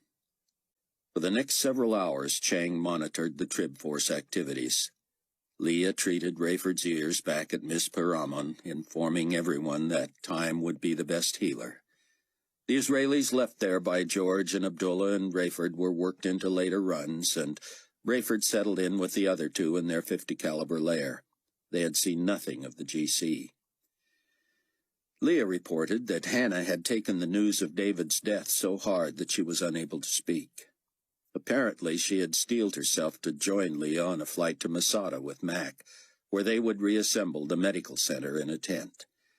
Meanwhile, it seemed to Chang one of God's clear miracles that not one mechanical failure was reported on the ground or in the air during the massive relocation effort. When night fell in Jerusalem and the world seemed to wait for the 9 o'clock reprieve from the plague of boils, Chang finally stood and stretched. He stared at himself in the mirror and thanked God for clear skin all over his body. Even the itch on his leg had disappeared, and he attributed it to either an insect bite or something psychosomatic. He returned to his computer to check his email. idly wishing the Masada event had not been an afterthought. There had not been time even to arrange for a speaker system, let alone anything Chang could tap into besides Buck's phone. Chang was taken aback to discover a message from his mother. He quickly accessed it. It was filled with mistakes and retries, but plainly she had painstakingly taught herself how to compose and send the message. And from what she had to say, she had learned how to access Tseon Ben Judah's website, too. Father upset over Carpathia's shameful exhibition in Jerusalem. Not know what to think. Wants me to ask what you think. What do you think? I will send this before he sees and will erase from storage. You answer careful in KCC. Carpathia seem bad. Ben Judah, very interesting. A prophet. How does he know in advance? I need to know how to send to Ming. Tell her I will. Mother. Not long after dark, and still an hour before 2100 hours, Haim surveyed the packed fortress of Masada, and Buck looked out over the overflow crowd below. He agreed with the old man that almost everyone who was to come was likely there. Buck put an arm on Dr. Rosenzweig's shoulder and bowed his head. God grant me the wisdom to say what you want me to say, Haim said. And may these dear ones hear what you want them to hear. And God, Buck added, anoint his voice. There was neither a stage nor special lighting. Haim merely stood on high ground at one end and raised his arms. The place immediately fell silent, and it seemed all movement stopped. Buck whispered into the phone to Chang, "At least record this. We can worry about enhancing fidelity later. The whole Trib force will want to hear it. How are you on power? 1.5 packs left. Should be okay." Haim spoke in Hebrew, but again, Buck understood him perfectly. "My friends," he began in a voice of vigor and authority, but Buck feared not enough volume. "I cannot guarantee your safety here tonight. Your very presence makes you an enemy and a threat to the ruler of this world. And when the plague of sores upon his people is lifted at 9 o'clock tonight, they may target you with a vengeance." Buck stood and looked to the far reaches of the fortress and outside below. No one seemed to have to strain to hear. No one moved or emitted a sound except Leah and Hannah, quietly arranging the small makeshift medical center. So far, no one seemed to need their services. "I will keep my remarks brief," Haim said, "but I will be asking you to make a decision that will change your destiny.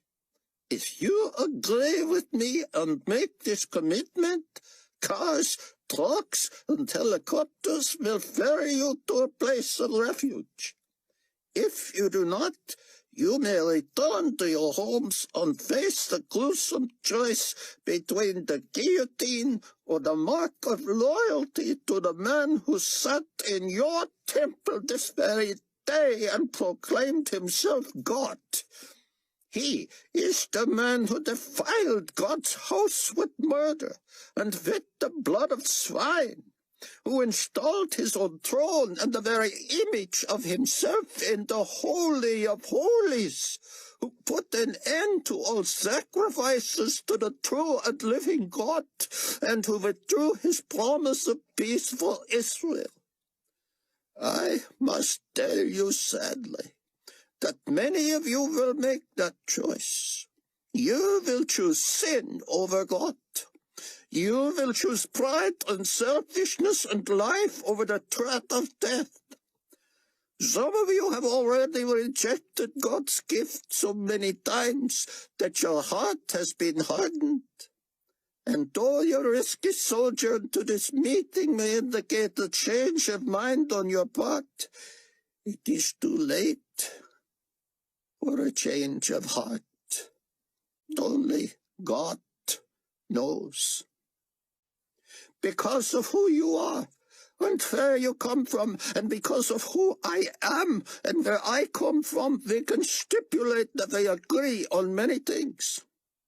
We believe there is one God, creator of the universe and sustainer of life, that all good and perfect things come from him alone. But I tell you that the disappearances that ravaged our world 3.5 years ago were the work of his Son, the Messiah, who was foretold in the scriptures and whose prophecies did Jesus of Nazareth, the Christ, fulfill. Not a murmur or a word of dissent from all these Jewish people, Buck thought. Could this be Haim Rosenzweig, the diminutive, soft-spoken scientist, commanding an audience of tens of thousands with the mere power of his unamplified voice and the authority of his message? It was darker than dark at Mizpah Ramon, so Rayford couldn't even read lips. Fortunately, if George or Abdullah spoke directly at him, he was starting to be able to make out their words.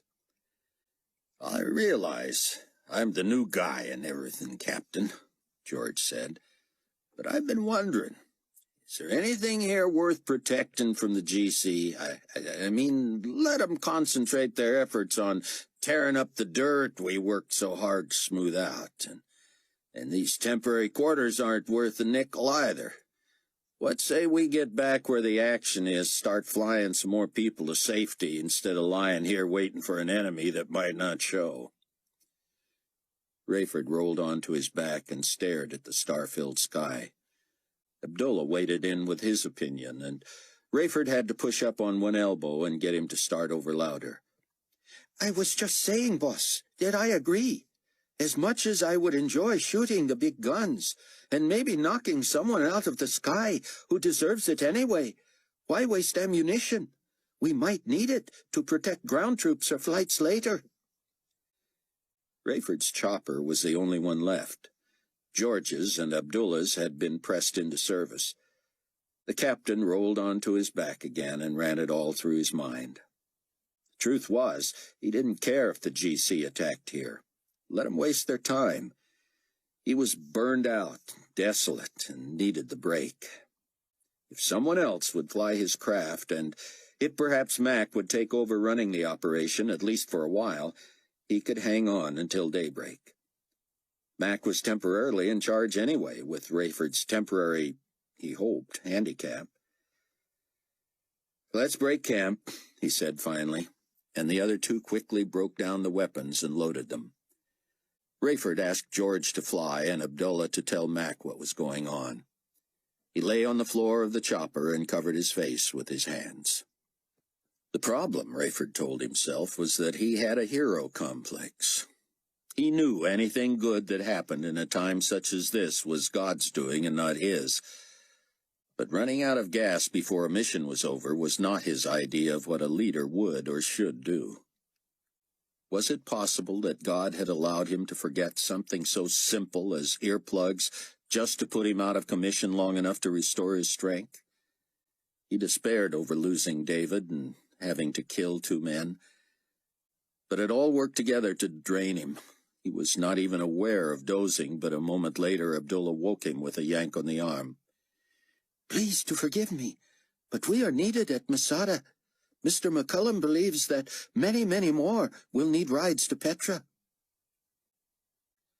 Buck found himself thrilled to the point of bursting. Much as Tseon Ben Judah had done on international television years before, Haim made the case for Jesus as the Messiah the Jews had sought for so long.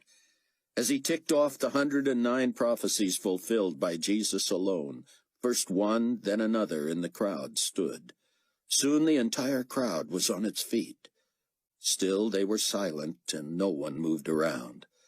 A holy hush filled the place. "He is the only one who could be Messiah," Haim proclaimed. "He also died unlike anyone else in history. He gave himself willingly as a sacrifice, and then proved himself worthy when God raised him from the dead. Even skeptics and unbelievers have called Jesus the most influential person in history. Of the billions and billions of people who have ever lived, one stands head and shoulders above the rest in terms of influence. More schools, colleges, hospitals, and orphanages have been started because of him than because of anyone else. More art was created, more music written, and more humanitarian acts performed due to him and his influence than anyone else ever. Great international encyclopedias devote 20,000 words to describing him and his influence on the world. Even our calendar is based on his birth. And all this he accomplished in a public ministry that lasted just 3.5 years. Jesus of Nazareth, Son of God, Savior of the world, and Messiah, predicted that he would build his church, and the gates of hell would not prevail against it. Centuries after his public unmerciful mocking, his persecution and martyrdom, billions claimed membership in his church, making it by far the largest religion in the world. And when he returned, as he said he would, to take his faithful to heaven, the disappearance of so many had the most profound impact on this globe that man has ever seen. Messiah was to be born in Bethlehem to a virgin, to live a sinless life, to serve as God's spotless lamb of sacrifice, to give himself willingly to die on the cross for the sins of the world, to rise again 3 days later, and to sit at the right hand of God the Father Almighty. Jesus fulfilled this and all the other 109 prophecies, proving he is the Son of God. Tonight, Messiah calls to you from down to the ages. He is the answer to your condition. He offers forgiveness for your sins. He paid the penalty for you. As the most prolific writer of Scripture, a Jew himself wrote, "If you confess with your mouth the Lord Jesus and believe in your heart that God has raised him from the dead, you will be saved.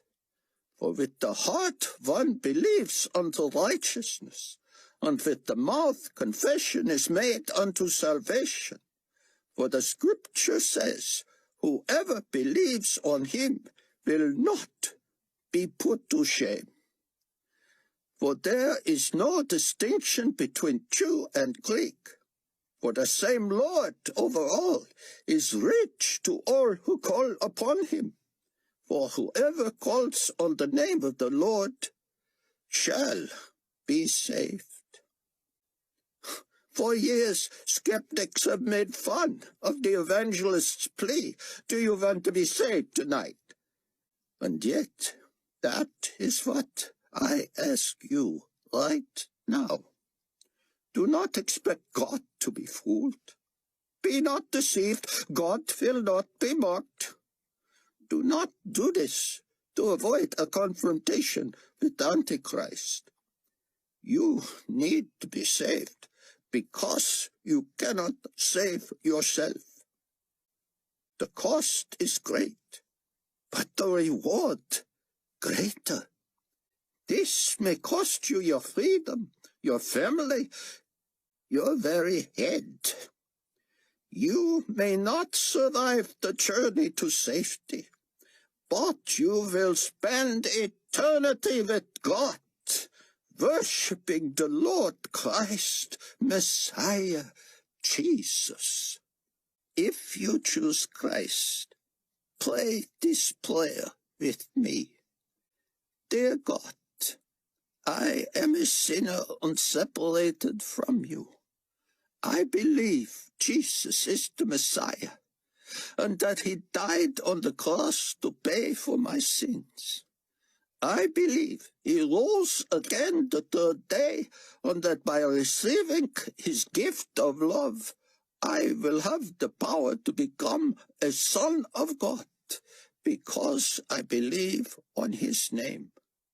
Thank you for hearing me and saving me, and I pledge the rest of my life to you. All over the vast historic fortress, where legend said Jewish parents chose to slay their own children and themselves rather than fall into the hands of the Romans, men and women prayed that prayer aloud. The mark of the seal of God on the believer appeared on their foreheads, and thousands of them followed Haim as he strode through the crowd and down the steps to where hundreds of vehicles and helicopters waited in long lines. Hannah and Leah and their equipment were among the first to go. Buck saw Mac assign his chopper to another flyer and help load the medical stuff into an idling truck. He got behind the wheel as Hannah and Leah herded about a dozen new believers in. Thousands of others, despair on their faces, ran from the scene and looked for rides back to Jerusalem. Buck caught up to Haim and stood next to him, watching as the cars and trucks and choppers filled and took off. The old man breathed heavily and leaned over on Buck as if his last ounce of strength had been sapped. Praise God, he whispered. Praise God, praise God, praise God. Buck looked at his watch. It was minutes before 9, and already the loudspeakers on GC vehicles began spreading the news that was being broadcast on television and over the internet. The entire state of Israel has been declared a no-fly zone by the Global Community Security and Intelligence Director. All civilian aircraft take fair warning. Any non-GC craft determined to be over Israeli airspace runs the risk of destruction. The potentate himself has also decreed martial law and has instituted a curfew on civilian vehicular traffic in Israel. Violators are subject to arrest. Due to the severity of the affliction that has befallen GC personnel, these curfews are required. Only a skeleton crew of workers is available to maintain order. His Excellency reminds citizens that he has effected a relief from the plague as of 2100 hours, and the populace should plan to celebrate with him at daybreak. Abdullah woke Rayford again. He sat up, his hearing still gone. Your son-in-law has requested transportation for Dr. Rosenzweigen himself from Masada to Petra, and he says you personally requested permission to convey them. Is that still your wish? Rayford nodded, wiped his face, and climbed into a seat. George descended to the staging area outside Masada, and they sat waiting until nearly everyone was gone save Haim and Buck and a man standing behind them in a robe similar to Haim's. "Who is that?" Rayford asked, pointing. "Dr. Rosenzweig and Mr. Williams," Abdullah said. "No, the other." "I do not understand." "Who was with them?" Rayford saw Abdullah glance at George, and George meet his gaze. "I see no one," Abdullah said, but Rayford assumed he meant he didn't know either. Later, when GC vehicles began arriving at the site, and finally only Buck, Haim, and the other man remained outside, Abdullah stepped out of the chopper and held the door open. Haim walked wearily, Buck with a hand on his arm. The third stayed a pace behind. As they boarded, it seemed to Rayford that Abdullah very nearly slammed the door on the unknown man. They sat as George turned in his seat, and Rayford introduced Haim and Buck to him. "And introduce your friend," Rayford said. Buck smiled. "I'm sorry?" "Your friend. Introduce your friend. Who is this?" Rayford gestured toward the third man, who merely looked at him. Haim and Buck looked to where he had gestured and then back to Rayford. "Well," he said. "What are we missing?" Buck said. Rayford wondered if he was dreaming. He leaned toward the man as the man leaned toward him. "So, who are you?" Rayford said. "I am Michael," he said. "I am here to restore and heal you." Rayford stiffened as Michael cupped Rayford's head in his hands, his palms over the ears. Rayford's hearing was restored, and he felt a surge of life and energy that made him sit up straight. "You mean Michael I mean the Michael?" But the man was gone. Chapter 13. Rayford felt 20 years younger and wished he were piloting his own chopper. But George was doing fine. Abdullah sat next to him, scanning the sky and the ground with a serious, worried look. Buck sat next to Haim on the long side bench, his head back, mouth open, sound asleep. "You must be exhausted too, Dr. Rosenzweig," Rayford said. "For the first time today, yes. And you know I was up most of last night." "I heard. God has stood by you, hasn't he?" "Captain, I confess I am famished. It is as if I have been fueled by the energy of the angels to whom God gave charge over me." "Did you see them, sir?" "Me? No. But you know Miss Durham saw Michael the Archangel." Rayford nodded. There would be time to tell his own story. "Abdullah," he said, and the Jordanian turned. "Were there any foodstuffs in what we loaded?" He had been heating something over a flameless stove just before they left Mizpah Ramon. "There were, yes." Abdullah was shouting and enunciating. "I can hear, Smitty. I've been healed." "Really?" He leaned back and quit shouting, but still talked loudly enough to be heard above the din of the craft. "I have pita bread warm in an insulated box, along with sauce for the dipping." "You sound like a waiter in a swanky restaurant." "How would I know?" Haim leaned in. "That sounds like milk and honey to me." Abdullah unbuckled himself and squeezed back between them, kneeling to retrieve the box. He pivoted and opened the lid, revealing a stack of nearly 20 round pitas about 10 inches in diameter, steam rising. The aroma permeated the helicopter and woke Buck. Big George even reached back without looking. Rayford slapped a couple of pitas into his open palm. "That's what I'm talking about," the pilot said, though he hadn't said a word for an hour. All dug in, tearing at the chewy bread with their teeth. "Lot, you know we are grateful," Haim said, his mouth full, and the others amened. Abdullah was still kneeling by the box when he nudged Rayford and nodded outside.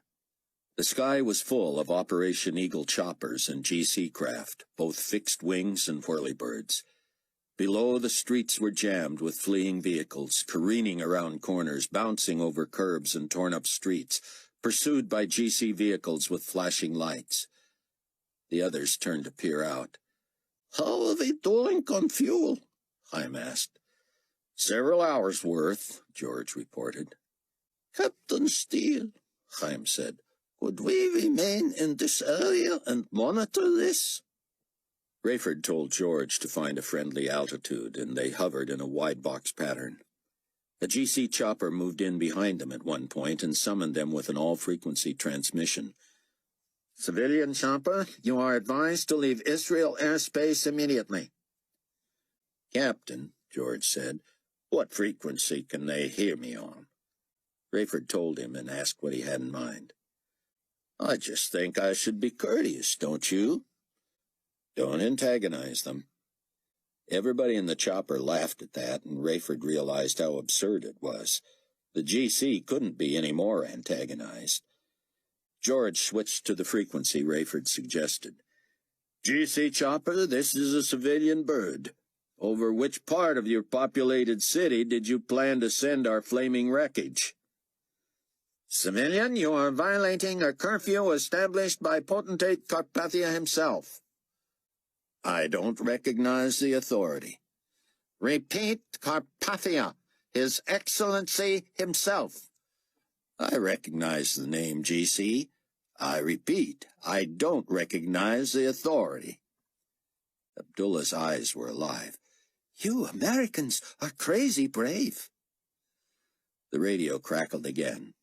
By authority of the global community and its risen potentate and lord, His Excellency Nikolai Carpathia, you are commanded to land at once in the first available area and surrender yourself, your passengers, your cargo, and your craft. No thanks, George said. That is not a request, civilian. That is an order sanctioned by the potentate. Sorry, GC, but we're on a mission from the real chosen lord, and we have both human and edible cargo we don't wish to surrender. Repeat? The part about the people or the pita bread? Be forewarned, civilian chopper, we are fully armed and prepared to destroy your craft if you do not comply immediately. Right now? Affirmative. Just a minute. You request time to comply? No, I just need a minute. You have 60 seconds. I can't have a minute? 55 seconds, civilian. Let me make sure I get over the busiest streets here, GC, in case I'm not as invulnerable as I think I am.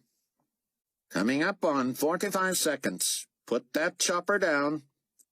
We're eating, and we have no airsick bags. If we have to use evasive measures, we could make a mess. Final warning, 30 seconds. We won't be hearing from you again then? Negative? Not at all? Correct. Not one word? 20 seconds. That's 2 words. Rayford had to wonder if George was as scared as he was. The big man obviously believed they were safe because Haim was aboard, and Rayford had more than enough reason to trust God, but when he saw the GC chopper back off to where a missile explosion would not damage the shooting craft, he believed they were about to be fired upon. "Buckle in, Smitty," he shouted. Abdullah leaped into his seat while Rayford secured the food box. Buck looked as focused as Rayford, but Haim seemed bemused. "We belong to God," the old man said. "His will be done." Mac hadn't had this much fun since he was a school kid and his pet snake found his sister's room. He bounced along Jerusalem streets with a truckload of Israeli believers and 2 nurses from America. The scene reminded him of the Keystone Cops. Operation Eagle drivers simply would not be stopped. They swung around barricades, over boulders, through earthquake residue, and past GC peacekeeper vehicles. Back in Texas, when Mac was a kid, you could drive a farm vehicle at 12. By the 6th grade, he was driving tractors and combines, pickups and dump trucks. And now he had drawn a new personnel transport from France, driven in by an international commodity co-op volunteer who had ridden back to get another. This was a fancy rig with power and the ability to be driven in automatic or manual. The former would come in handy on the open road once they got south of the city. But in the chaos in which he now found himself, Mac enjoyed the 6-speed stick. Even more, he was entertained, though that seemed too light a word for it under the circumstances, by the spectacle of the freshly healed GC personnel thumbing their noses at the Micah-Nikolai agreement and trying to get in the way of the exodus of 1 million people. Nearly all the Operation Eagle vehicles were 4-wheel drive and could pick their way around any obstacle. When the road filled with stopped cars and trucks, those in the back just swung out and around and made their own routes and paths. GC peacekeepers and morale monitors, the former in uniform, the latter wearing their badges and bright orange sashes, tried to direct traffic, stop civilian cars, check papers, and inform everyone they were violating the martial law curfew. They were ignored, and Mac wondered how God was doing it. He saw a lot of weapons but heard little gunfire. No one allowed himself to be pulled over, and when GC vehicles blocked the path of a civilian car or truck, the latter just backed up and went around. Mac wondered why the GC didn't shoot or ram these vehicles, but he figured he'd learn when he was singled out. For now, Leah was asking an Israeli in the passenger seat if she could switch places with him so she could talk to Mac. "We going to make it?" she asked. He shot a glance at her. She was pale, and her eyes darted about the scene around them. "Looks like it," he said. "You see any of ours who are not making it?" She shook her head and fastened her seatbelt, then sat with her hands balled into fists in her lap. Mr. McCullum, Hannah is wondering why we're going to Petra. She and I mean.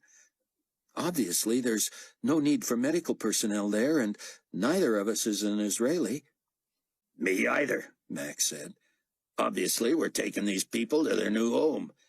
Chloe's got shipments of building materials and such that'll need to be processed. Maybe you could help coordinate that while we're getting the last of the refugees delivered. That's going to take a while." "Okay." "That a problem?" "No, it's just that—" "You're not going to tell me it's not what you signed up for. I mean, we all do what we gotta—" No, I know it's fine. It's just that being at Petra is going to be real hard on Hannah with what happened, you know." "I was there." "So you see." "Have her join me up here, would you?" "She can hardly talk, Mr. McCullum." "I don't need her to talk. I need her to listen." Rayford leaned as far to his right as he could and kept an eye on the GC chopper behind them.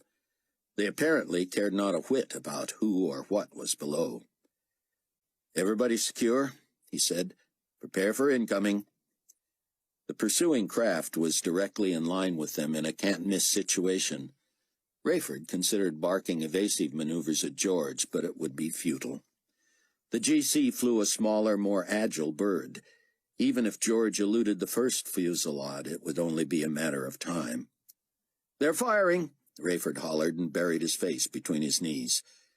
He had seen the orange bursts and the white tracers and expected the instantaneous ravaging of metal and plexiglass and fuel tanks, the gush of cold air, the ball of flame, and the free fall. He felt the blazing, screaming bullet tips shoot past between him and Buck and Haim, and the white-hot streaks made him look up. The ammunition flashed through the bird, and the force of the air pushed George's head to the left and Abdullah's to the right as both involuntarily ducked and covered their ears. But there had been no damage to the back or front of the chopper. Rayford stared as the shots found the tail rotors of a GC craft ahead of them and sent it spinning to the ground. He shuddered and realized he was gripping the seat so tightly his fingers had locked into position. "Why are you so fearful? How is it that you have no faith? Be of good cheer. Do not be afraid." Rayford turned slowly to see Michael next to him again. "You all see him this time, don't you?" he said. "We saw him," Haim said. "Praise God." "I heard him," Abdullah said, turning. But again, Michael was already gone. Max saw the flashing lights in his side rearview mirrors. "You're not going to stop, are you?" Hannah asked quietly. "Take more than that to stop me now." The GC behind him started in on their PA system. "I don't want to talk to them," he said. "I want to talk to you. Did you lose a loved one today?" "Of course. Didn't you?" "Yes, I did." "Then you should understand." "That's why I don't, Hannah. I'm not saying this is easy, but did you see David fold up and hibernate when he lost his fiancée? No, ma'am. I know you and David were close, but what do you think he'd want? Do I have to remind you that Rayford lost 2 wives and a son? That Tseon lost his whole family? I'm not discounting it, and I'm not saying you don't have a reason for wanting to stay away from Petra. But David was my boss and my friend, and this is no picnic for me either." "I know. We're all going to need some grieving time, and we won't likely get it until we head back to the States. Meanwhile, we need you, Hannah. We don't have the luxury of grieving the way we used to. Too many people counting on us. Now, there may be nothing for you and Leah to do inside Petra, but you know well as I do that none of us helpers are guaranteed safety. Who knows what kind of walking wounded we might have showing up to drop people off? She nodded. Mac, you'd better pull over. Ma'am? She pointed past him out his window. A guard hung out the passenger side of a GC vehicle with a submachine gun pointed at Mac. Well, George said, that was just about the most amazing thing I've ever seen. Do we keep testing our luck, or do we get on to Petra? If you think that was luck, Rayford said. Maybe. Just an expression, Cap. I know good and well what that was. Let's stay here and watch, Abdullah said, craning his neck to see the chopper that had fired on them. No need to be in the middle of everything, Rayford said. Get someplace where we can observe without unduly drawing more fire. Chang phoned Tseon early in the afternoon, Chicago time, and walked him through how to broadcast live over international television from right where he was. Is your monitor somewhere that you can stand behind it and survey the room? Yes. Have someone sit where you're going to sit and see what you can see past them. Anything that would be a clue to your whereabouts, get rid of it. Tseon asked Ming to sit in his chair at the keyboard, and he squeezed between the back of the monitor and the wall. On the opposite wall, a clock would give away what time zone they were in. Chang, Tseon said, let me get rid of the clock, and then the background will be a blank wall. Good. And then, can you tell me how long your message... wait, sir. Go ahead. Why not just change that clock to Carpathian time and let people wonder where you are? Interesting. Ming broke in. Won't they see it as an obvious trick, Chang? They might if we made it prominent, he said. Put it in the corner of the shot, and I'll make sure it's out of focus. People will think they have discovered something unintended. My message will be short, Chang, Tseon said. Just enough to encourage the believers before you transmit Haim's salvation message audio. Excuse me, Dr. Benjuda, but I'm getting something on my Phoenix 216 bug. Stand by. You go, and get back to me later. Mac held up a finger to the GC as if requesting a moment before he pulled over. He had speed-dialed Rayford. Permission to fire upon the GC before they shoot out our tires. Denied, Mac. Just elude. Let God work. He can work through your 9mm, can't he? You still have that? Sorry. Just don't stop, Rayford said. Even with a flat? Call back if they flatten your tire. Mac stopped in the middle of the road with the GC next to him, but he refused to roll down his window. The GC pulled in front of Mac. When the passenger got out, Mac backed up and pulled around the vehicle, and the pursuit began again. When the GC got close, Mac slammed on the brakes. Sorry, friends, he yelled. Should have told y'all to buckle up. The GC stopped within inches of Mac's bumper, and they both jumped out, shouting and waving weapons. Mac took off again, and as soon as they jumped back in and accelerated, he swung left, popped a U-turn, and swung in behind them. Apparently, Carpathia still suspected the Knesset building and thought his own plane was most secure. Chang followed an indication on the audiometer from the patch to the bugs there, and sure enough, it sounded as if workers were setting up for yet another meeting in the first-class cabin. A couple of stewards were speaking in an Indian dialect, so Chang quickly fed it through a filter David had recommended, and an immediate interpretation came up as captions. They will not destroy the rebel airstrip, then. It appears the GC will use it for its own purposes. They will take out the buildings and clear it of the enemy, of course. But then they will fly in their own troops, who will be trucked to Petra to head off the fleeing insurgents. They will try to... Shh! They are coming. Mr. Akbar, sir. Pakistani? No, apologies, Director. Speak English? Yes, English. This will be a small gathering. Just the potentate, Reverend Fortunato, Mr. Moon, Miss Ivans, and myself. Oh, thank you, sir. We had already made room for too many, had we not? No problem. You know what everybody likes. Have it out and available. And don't forget Miss Ivans' fondness for ice. 1,000 thank yous for reminding me, sir. More ice, please, she says constantly. Water for you and Mr. Moon. Juice for Mr. Fortunato. And Reverend Fortunato. Oh, yes, humble apologies. I do not care. But you do not want to make that mistake in front of His Excellency. Or the Most High Reverend Father, huh? Chang heard Suhail Akbar chuckle. Make yourself scarce once everything is in place. Chang formatted the program to record and then switched back to Chicago. Ready? He said. I am, Tseon said. How do I look? Scared. I do not wish to look scared.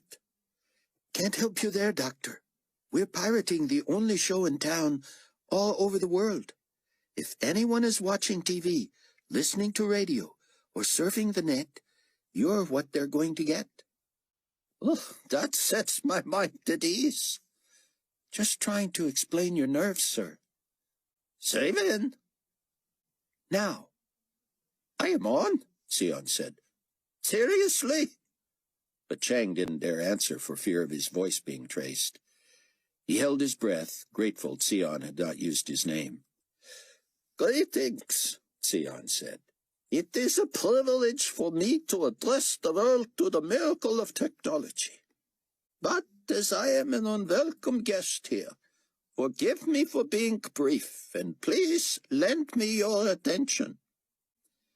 Chang checked in on the Phoenix. It sounded as if everyone was there and settling in. Commander Moon, get someone to turn off that television. Wait, who is that? You know who that is, Excellency, Leon said. That's the heretic, Tseon Ben Judah. More than a heretic, Carpathia said. He is behind this Micah, thus the plague of sores. So now he consolidates the Orthodox Jews with him. How did he get a television network? That is GCNN, potentate. Well, get him off there, Carpathia raged. Walter! The TV in the Phoenix went silent, and Carpathia exploded. I mean, get him off the air, you imbecile! Call whom you have to call. Do what you have to do. We have overcome the plague, and now we will look like buffoons allowing the enemy on our own network. Moon was on the phone, his voice shaky, sounding to Chang as if he feared Carpathia would put him to death if Tseon was aired a minute longer. Moon swore and demanded to be put through to the head of broadcasting. No excuses, he cried. Pull the plug, now! Give me that phone, Carpathia said. Cut the feed, cut the signal. It sounded as if the phone was flung across the cabin. Turn it on, let me see.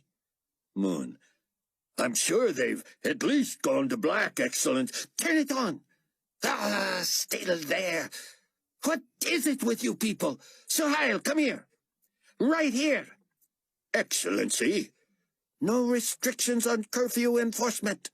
Carpathia spoke so quickly that his words ran together, and Chang had to strain to understand. Shoot to kill at the Mount of Olives at Becerra on those locations have been cleared, Heiner. Do not interrupt, Suhail. Every civilian plane destroyed, and we have suffered casualties on the ground from crashing planes, sir. Do you hear me? Do you understand what I am saying? Do I need to have you executed the way I will execute Walter if this Ben Judah is not off the air when again I look at the screen? Moon wailed. What more can I do, Excellency? You can die. No, Suhail, a weapon, please, sir. Now, Suhail. Scuffling, Blam! A scream. Hold out your other hand, Walter. Please! Blam! More screaming, more shots, fresh cries with each. The banging of shoes against seats and tables as Moon, Chang assumed, frantically tried to crawl to safety. More rapid shots in succession, wailing like a terrified baby. Finally a last shot, and silence. You're doing the right thing, Nikolai, Viv Ivan said. You should kill them all and start over. Thank you, Viv. Fortunato. I worship you, risen master. Shut up, Leon. Sir Haim, put a fresh clip in this. Sounds of the snapping in of more ammunition. Fortunato. I bow in respectful silence to your glory. Oh, for the privilege of kissing your ring. Now give it to me, Sir Haim. As you wish, Excellency. But I will execute anyone you wish. I have always carried out your directives. Then do what I say. Anything, potentate. I want dead insurrectionists. Run them down, crash their vehicles, blow their heads off. As for Petra, wait until we know for certain Micah is there, then level it. Do we have what we need to do that? We do, sir. In the meantime, someone, anyone, get Ben Judah off the air. I will pray him off, your worship, Fortunato said. I will kill you if you do not shut up. Quieting now, Highness. Oh. What? The water. The ice. Chang jumped up and turned on the faucet over his sink. Blood. Chapter 14. The taillights ahead went bright red, so Mac slammed on his brakes. But suddenly the GC vehicle disappeared from his vision. In the distance, Operation Eagle cars and trucks roared on, but behind them a great cavern opened and the pursuing GC dropped into it. Mac jumped out and realized his front tires were on the edge of the gigantic crevasse. Amazingly, the lights of the GC cars grew smaller as they continued to fall. The cavity in the earth was hundreds of feet deep, and his idea to sneak behind the GC had almost been fatal. His knees rubbery, he climbed back into the truck and carefully backed away, looking for a way around. Roaring up past him came yet another GC car, but as it neared the drop-off, its two occupants leaped out and rolled, their weapons clattering onto the pavement. Their car hurtled into the great beyond. The peacekeepers slowly rose, retrieved their rifles, and took aim at Mac's truck. "Duck!" he shouted, and his head banged Hannah's shoulder as they both leaned toward the middle of the front seat. In the back, the Israelis tussled for position. The bracketing of gunfire made Mac shut his eyes and cover his head, but it stopped almost as soon as it had started, and he rose and stepped out to see the peacekeepers sprawled dead. No one else was around. He could only surmise that their own bullets had somehow killed them. Mac's Operation Eagle truck stood unscathed. His phone rang. It was Rayford. "Tseon's on the air right now," he reported. "Well, that's good, Cap. Nothing I could use more right now than a little broadcast entertainment." "Say again?" "Nothing." "What's your location?" "The Grand Canyon." "I don't follow." "Good idea not to." "Mac, you all right?" "Yeah, except for almost driving my people into the netherworld. I'll make it." "Sounds like you'll have a story, as usual. Can you see what's happening in the air over Jerusalem?" "Guess I've been looking the other way, Ray." "Well, look up and listen." The air battle had moved away from Mac. But in the distance he could see it, and its low rumbling echoes came rolling back. "They hitting anybody?" "Only each other," Rayford said. "Look out below." "I heard that." Chang was overcome by a feeling so delicious it made him tingle to the top of his head. All over his computer were frantic codes and messages and attempts by the broadcasting division in the next building to yank GCNN off the air. But nothing they did worked. He hoped Tseon would finish soon so he could go to the Haim audio. That would drive him crazy. With no visual to worry about, they would catch each other coming and going, trying to mute the sound. With one ear monitoring Tseon to know when to make the switch, Chang was also still listening to the cockpit of the Phoenix. Carpathia had turned his verbal guns on Fortunato. "What good is a religion if you cannot come up with some miracles, Leon?" "Holiness, I called down fire on your enemy just yesterday." "You cooked a harmless woman with a big mouth." "But you are the object of our worship, Excellency. I pray to you for signs and wonders."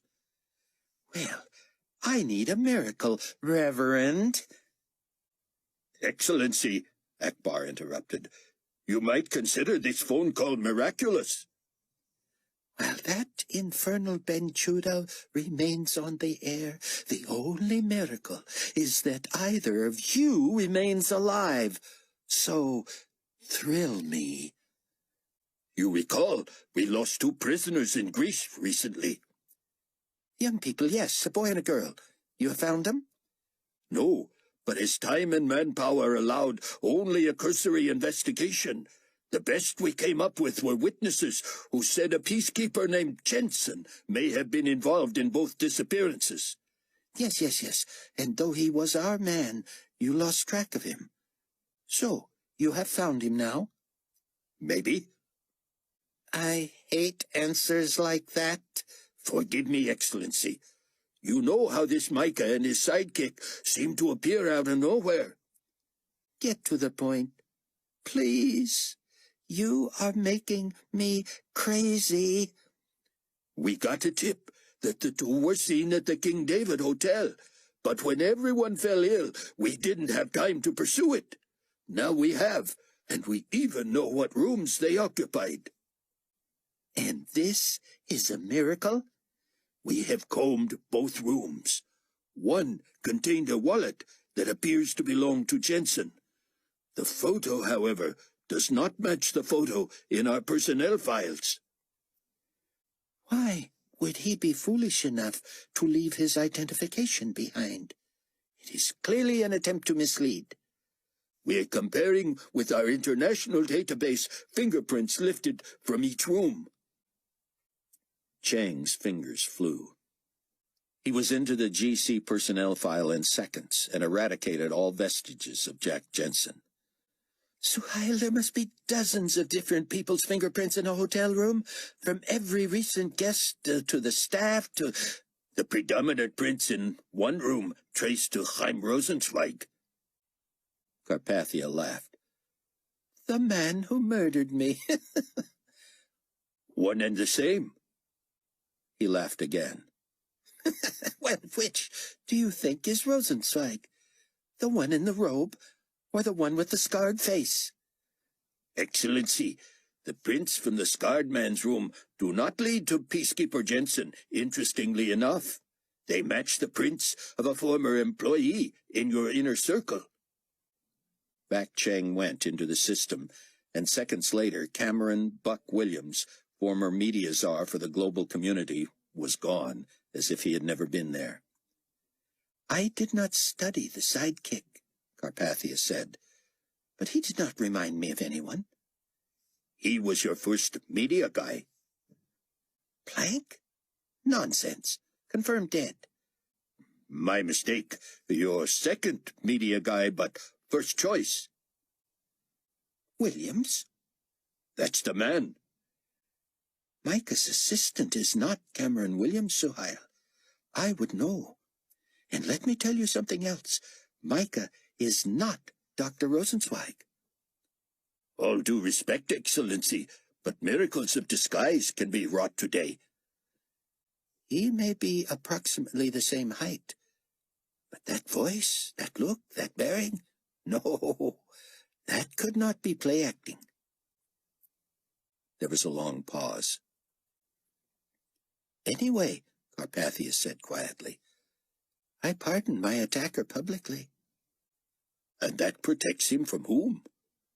Everyone. Including yourself? Excellent point, Suhail. Anyway, you yourself installed Walter Moon as Supreme Commander. That apparently didn't give him tenure. Chang heard the men laugh, while in the background Viv Ivan supervised the removal of Moon's body and the cleanup of the area.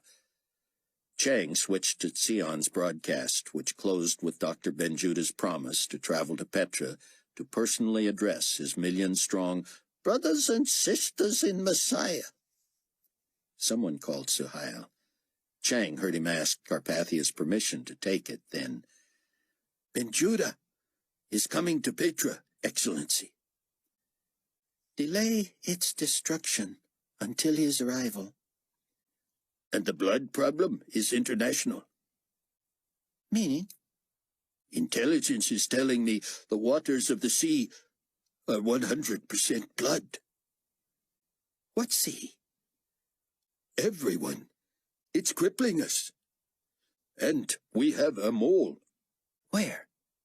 At the palace. And connected here somehow. How can you know that? Jensen and Williams? Their files have disappeared from our central database since you and I began discussing them. Quarantine this plane, Suhail. Sir? We will kill them all, of course, but we must find the leak first. Lie detector test for everyone. How many is that? Fortunately, not many. 2 stewards, myself, and Dion. You were wise to leave me out, and diplomatic to leave Viv Islands out. Do not be diplomatic. You want her polygraphed, Excellency? Absolutely. Perhaps I'll conduct it myself, Suhail said. And who will conduct yours, Mr. Akbar? Actually, Excellency, lie detecting has become quite streamlined. We now merely use a computer program that detects changes in the FM frequency of the voice. A person has no control over it. He or she can speak at a different pace or even volume, but the FM frequency will change only under stress. Really? It's gold, sir. Do include me in the testing. Chang hacked into the personnel files and created a record showing him in the infirmary and treated symptomatically for boils for the last 2 days. He saved everything from his computer to the secure mini-disc in the bowels of the palace, then purposely crashed the hard drive on his laptop, erasing everything in it. He created a phantom auxiliary hard drive buried under such massive encoding that only another computer working 24 hours a day for years could even hope to crack it. He accessed the miniature archive and downloaded everything he needed, then pulled the cords and packed up the machine, putting it deep in a closet. David, the only other person on the planet who could have detected a thing on his hard drive, was actually no longer on the planet. Chang would be at his desk in his department the next morning, right on time and ready for work. Not only would they not find the mole, but they would also strike out in their search for a contact person in the executive cabinet. George put down well outside the growing throngs at Petra, opened the door for ventilation, and Buck and the others dozed as load after load of more escapees was delivered. Rayford and Haim had decided to keep Haim's presence a secret for as long as possible, so as not to interfere with the massive move into the safe place. Though some had begun walking in and others were airlifted, by daybreak hundreds of thousands clogged the Sikh, awaiting their helicopter hop inside. They sang and rejoiced and prayed. Buck left the chopper and walked among the people, keeping an eye on the skies and the western horizon as he listened to the radio. Global community forces had been decimated, nearly half lost in firefights in the sky that never touched Operation Eagle or during ground pursuits that left GC vehicles and bodies buried so deep that rescue operations were abandoned. The GCNN radio network had switched back to Carpathia's auspices sometime in the night, after Haim's case for Jesus as the Messiah had been broadcast around the world, followed by his prayer of allegiance to Christ. Buck believed Tseon's prediction that a worldwide revival would break out in the midst of the worst terror of the tribulation. Reports from around the globe revealed tragedy and death related to the seas having turned to blood. Ships that counted on processes that made the waters of the ocean drinkable found it impossible to convert the blood. Rotting carcasses of all species of aquatic life rose to the surface, and crews of ships fell deathly ill as many boats radioed their inability to get back to land. Carpathia announced that his security and intelligence forces already had determined the true identities of the impostors who claimed to represent the rebels, and that it had been their trickery that resulted in the great seawater catastrophe. Night had fallen in Chicago, and Chloe found a way to excuse herself during a lull in the news. She took her new telescope and set up at a window far from curious eyes. Waiting until the sky was black, she first scanned the city with the naked eye. The tiny beacon she had noticed some time before still shined from about 3/4 of a mile away. Chloe carefully settled and steadied herself, bracing the instrument and aligning it with what she had seen. At long last she was able to bring the elusive beam into focus and calm the jumpy lens. To her astonishment, the source of light was at ground level. She sat and sat, cramping again, but forcing herself to stay still so she could study the image until it made sense to her overtaxed brain.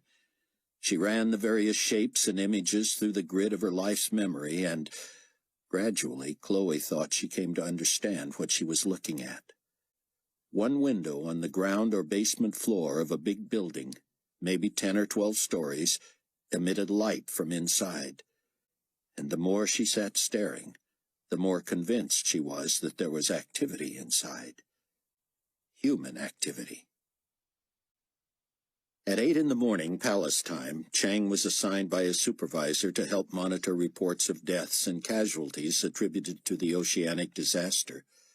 To the wonder of everyone involved, lakes and rivers had not been affected. In the large office where Chang and some 30 others sat at desktop computers, he made it a point to only occasionally grunt a response to co-workers who tried to draw him out. He neither looked anyone in the eye nor smiled.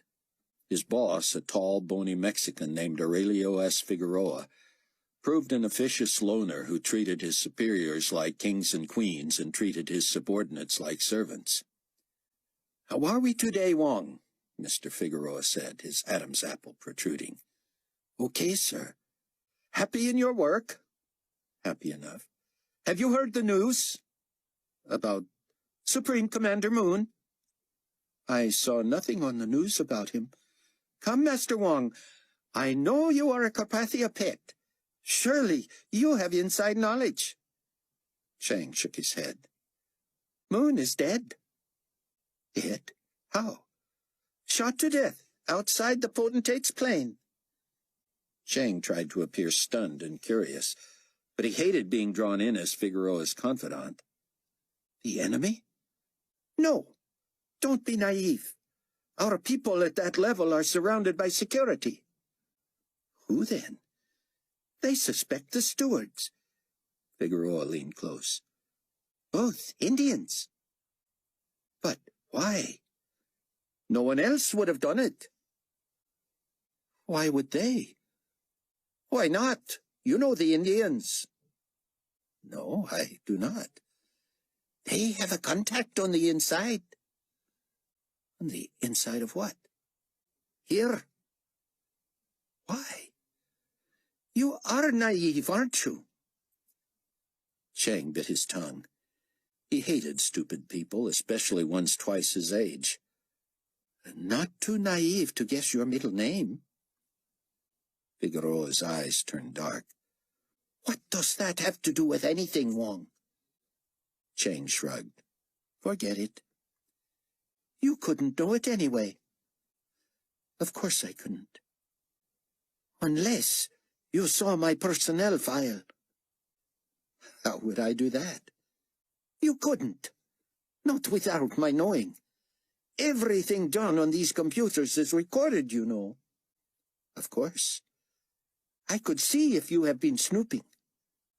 Feel free. Figueroa broke into a wide grin. But I trust you, Wong. You are a friend of His Excellency. Well, my father is. I suppose you have heard they have asked for lie-detecting software. I uploaded it this morning. How would I know that? Figueroa clutched Chang's shoulder, and it was all Chang could do to keep from recoiling. Because you are connected, my friend. I'm not. We are all going to be subjected to searches, you know. Interrogations. Why? I told you, the Indians, the stewards, have a connection here, a leak. Chang shrugged. You want to be first or last? To what? To be interrogated. I have nothing to hide. They can interrogate me any time they want. They will search your apartment, want to see your personal computer. They may feel free. The hard drive has been worthless for some time. Then you have nothing to worry about. I was not worried. Figueroa looked around as if realizing he might be criticized for paying too much attention to one worker. Of course you weren't, Wong. You're connected. Chang shook his head. Who will replace Moon? Akbar is too important where he is. Fortunato has already had that job. Maybe Miss Ivans, who knows? Maybe no one. Maybe Nikolai himself. One thing is certain, Wong, Figueroa added, turning to leave. It won't be you or me. Don't be so sure, Chang said, hating himself for playing these games. As Chang expected, Figueroa stopped. What are you saying? What do you know? Nothing to speak of, sir, Chang said. Have to protect my connection, you know. You're putting me on. You know nothing. Of course. Seriously now, I mean it. Me too, sir. 5 minutes later, as Chang was collating reports from around the world and assembling them for a briefing, Figueroa called from his office. You swear you've never tapped in to see my personnel files? I swear.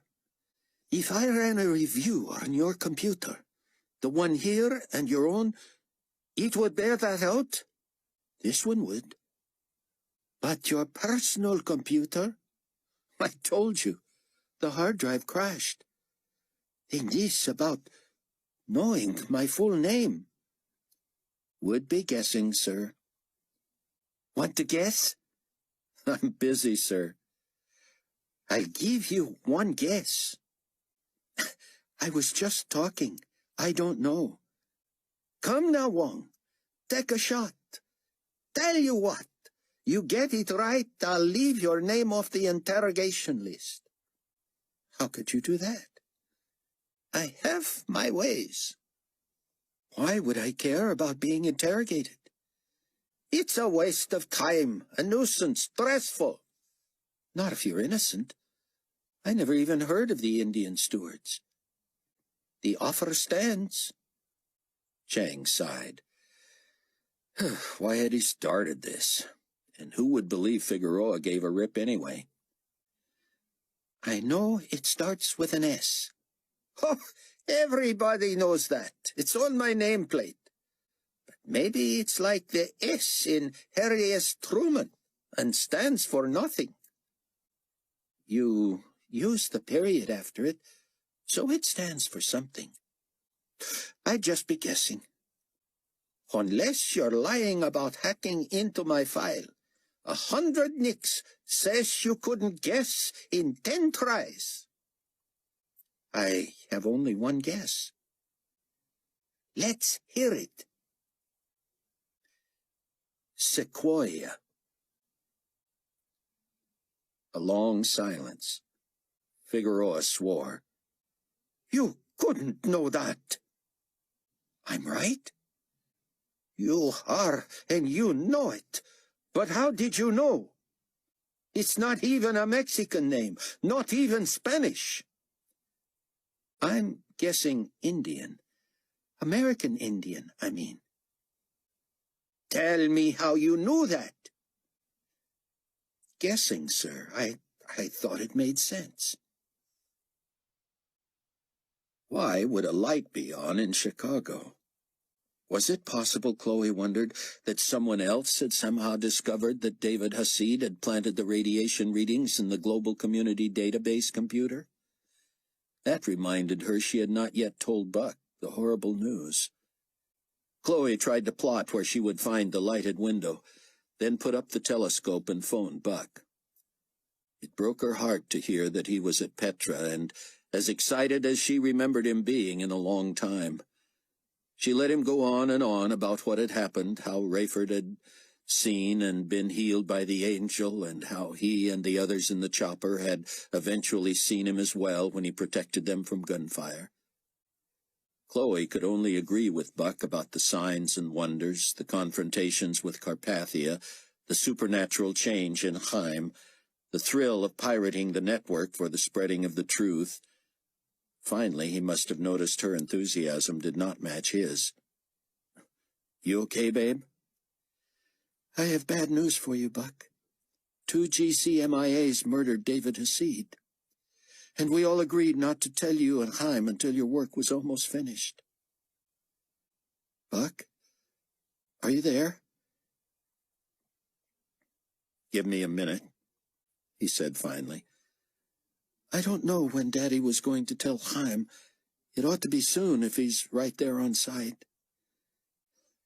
Yeah, Buck managed. He'll probably somehow get everybody else out of the chopper first. We don't want the people to see Haim yet. Of course. Chloe, what are we going to do? I don't know. The most awful part is it's only going to get worse. Before I fall asleep, I run over in my mind everybody we've got left, and I can't help but wonder. Who'll be next? I know. I didn't know David as well as some of the others did, but just from a practical, logistical standpoint, he was so crucial, Chloe said. And how much do we know about Ming's brother? David was high on him, but he is still a teenager. And he'll never be in the same position, have the same access David had. I hate to talk about it only in terms of what it means to the Trib Force, but the mourning process has to be so blunted, Buck. Everything's life and death now. Each loss makes it harder for the rest of us to survive, and it's only natural that we look at it that way. I just want you all back here and safe one more time. Soon, Buck said. Your dad wants to use Abdullah's underground contacts to get use of a supersonic plane that will hold 8 or so. Albie's credentials are still intact, so he would fly us all back to the States and pick up Tseon for a personal visit to Petra. I want to go, she said. You just said you wanted us back in one piece. I need babysitters. Be serious. We all need some R&R before Armageddon. I don't. What are you talking about? Dad promised I could go on the next mission if all the bases were covered. I took that to mean if there were enough people here to watch Kenny. Buck was silent. You don't approve? No, he said. Kenny could stand losing me more than you. Don't be silly. I'm being silly? Listen to yourself. You're his mother. So I get the whole responsibility. That's not what I'm... And you're so crucial to the frontline work of the Trib Force that we can't risk losing me and leaving you to be Kenny's primary caregiver. She could tell Buck was angry. I can't believe I'm standing here in the middle of the desert arguing with my wife about who's going to watch the baby. Listen, you can't come back with Tseon because the GC is waiting till he returns before they make an airstrike here. Yet you sent Tseon into that, and 1 billion people a day are dependent on him. We believe he'll be protected here. And I won't? We don't know. David wasn't. I don't want to fight about this on the phone, Buck. Please don't be closed to it until we get a chance to talk it through. And be careful. I love you, and I couldn't live without you. With her phone in her pocket, Chloe nonchalantly chatted with Zeke out of the hearing of the others. If I were to go out for a walk, would you keep an ear out for Kenny and not feel obligated to mention to anyone else that I'm gone? This time of night? Ma'am, it's... See, please. I'm a grown woman, and I need to get out of here. I'll have my phone with me. I couldn't lie for you. I didn't ask you to. Just don't volunteer anything. I don't want anyone to worry. Buck headed back to the helicopter. The transfer of people into Petra was slow but steady. He wanted to let Rayford know he knew about David and give him a chance to tell Haim. But as he worked his way through the enthusiastic crowd, beautifully bronzed children exhausted by the flight and sleeping on parents' shoulders distracted him. How he missed Kenny. The crowd suddenly shifted and smiles froze. Their attention turned to the east, and Buck jogged to where he could see. Billowing across the desert came 3 huge clouds of dust that threatened to blot out the diminished sun. The 2 on the left continued to separate themselves from the one on the right. Buck dialed Chang, only to find out he was temporarily incommunicado. He dialed Rayford. Chloe told me about David. Get rid of the others for a minute and tell Haim. And what do you make of what's coming? Abdullah's figured it out, Rayford reported. GC ground forces. They're going to separate until they can come at the people simultaneously from 3 different directions, forcing them into the Sikh, which will hold only so many. Buck began sprinting toward the chopper. The news of David can wait. Are the rest of us safe, or just Haim? And are the people safe outside the entrance? I'm going to switch places with George and get up to where I can get a look at those troops, Rayford said. When I come back, be close by. We may have to take up arms. Arms, Buck said. I heard about those. Count me out. You may change your mind if the GC opens fire. I just might, Buck thought. Chapter 15. Chloe slipped out in dark slacks and a black jacket. Besides her phone, she carried an ancient Luger she found among Rayford's keepsakes. She had experimented with it until she figured out how to load it and work the safety. She only guessed how it might fire, but it gave her a measure of security she hadn't known was available. She walked 5 blocks in the pitch blackness of unlighted streets and heard nary a sound. Chloe looked to her left at every cross street now, imagining she was close to her target. How far off could she be? Maybe a quarter of a mile, she decided. So she went left 2 blocks and started looking both ways at each corner. Rayford ascended and hovered at less than 1,000 feet, just high enough to allow himself a sense of what the global community's security and intelligence forces were sending their way. George, he said, switch seats with Dr. Rosenzweig, please. What are we looking at? Haim said as he settled in. Rayford told him and pointed to where the 2 other columns of tanks, armored trucks, personnel carriers, and rocket launchers peeled off to circle around the massive crowd of Israelis. I worry that only you Israeli believers are safe, Rayford said. But are even you safe outside the walls of Petra? Captain, the question must be academic. Without the miracle of God, we are still hours from having more than half our people inside. How long before these attackers reach us? They're probably within firing range right now, Rayford said. In 20 more minutes, they will all be in position. If they advance as soon as they're mustered, they would be able to fight hand-to-hand within 10 more minutes of that. So, half an hour? Maximum. My people are neither armed nor prepared to defend themselves. They are at the mercy of God. I'm tempted to have you urge all believers who are not Israelis to get into Petra as quickly as they can, Rayford said. Do you think your people would defer to them, allowing them to get to the front of the helicopter lines and make way for those who would walk in? Not without understanding. And how would there be time to explain? The alternative is that Operation Eagle suspend the airlift and every able-bodied believer except those from Israel be armed and prepared to stand against this attack. You will be hopelessly outnumbered, Captain.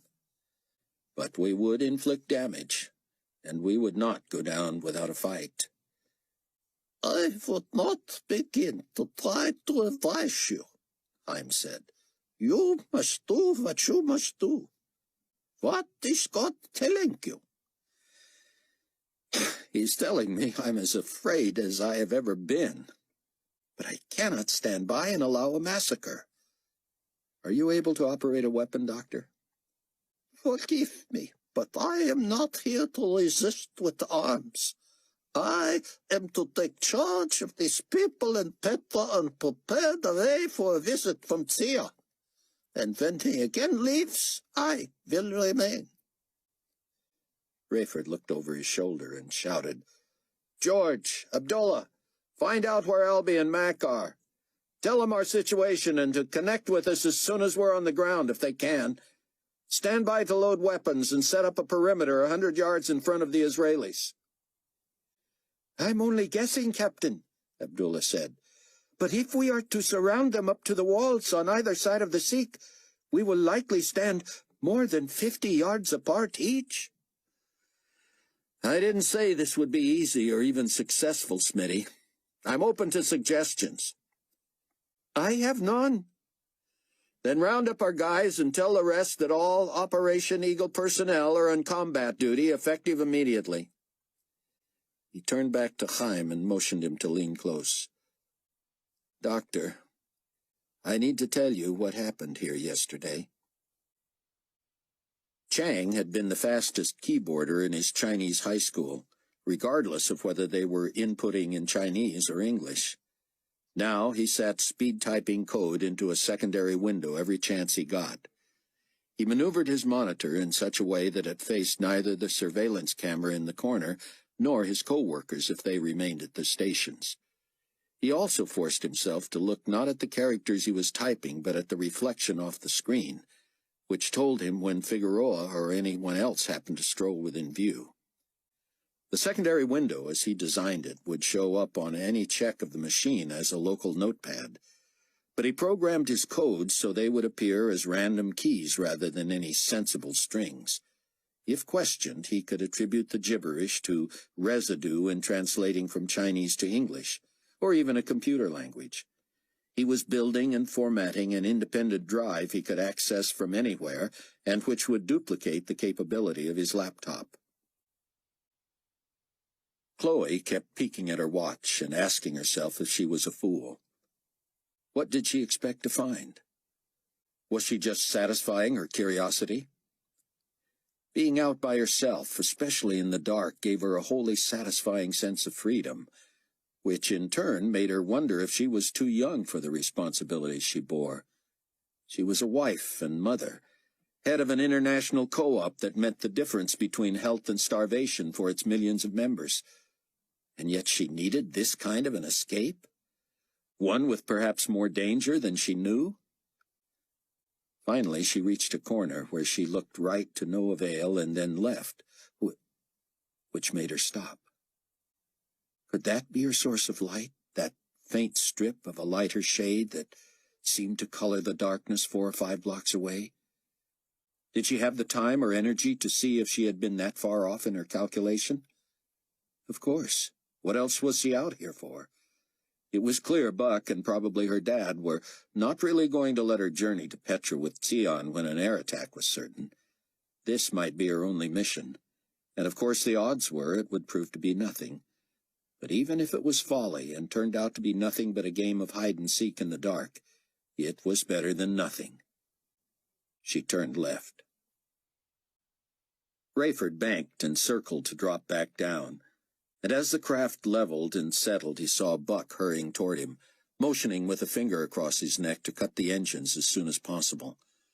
From all over the area, other drivers and chopper pilots emerged from vehicles and aircraft and headed his way, awaiting instructions and weaponry for the stand against the GC.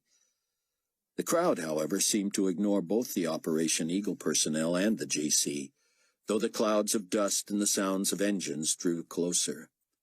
Rather, the people all seemed riveted to where the Sikh led into the high-walled path into Petra.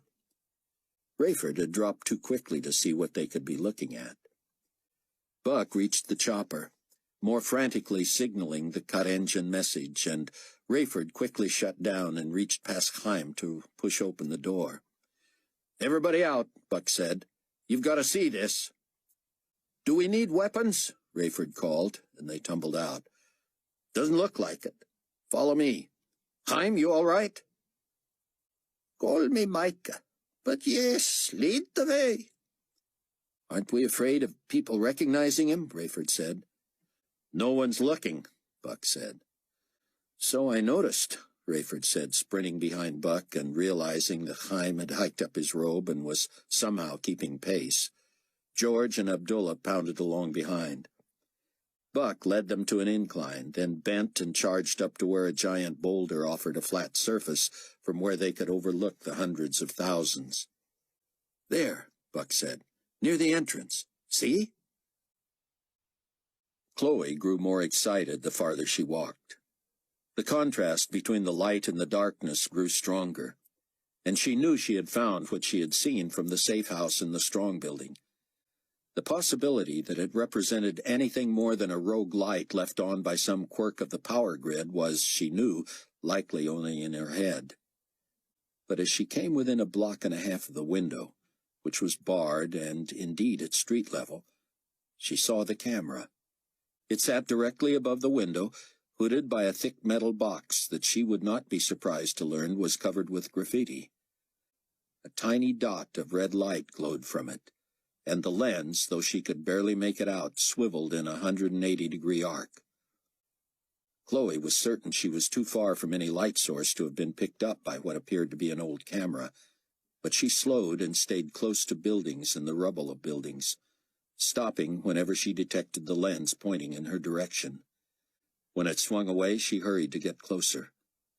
Finally, she crossed the street away from the camera and pressed her back up against a wall. Again she stopped when the camera seemed to find her, and when it swung the other way she edged closer. Eventually she was within 3 feet of where the light from the window reached the wall next to her across the street. Inside the window she saw only a fluorescent ceiling unit with 3 of its 4 tubes illuminated.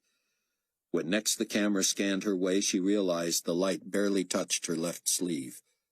She stood stock still, wondering if the camera had any kind of a motion sensor. Here came the rotation of the lens again. Chloe remained where she was, but moved her arm slightly in the edge of the light. The camera stopped rotating, and the light in the window went out. Now all she could see was the dot of red, and it remained stationary. She imagined the lens opening to try to decipher what stood across the street there in the darkness. Should she run? Was it possible that whoever or whatever controlled the camera and the light was as scared as she was? Did it or they want to catch her or scare her off? Or simply be aware of what was out there?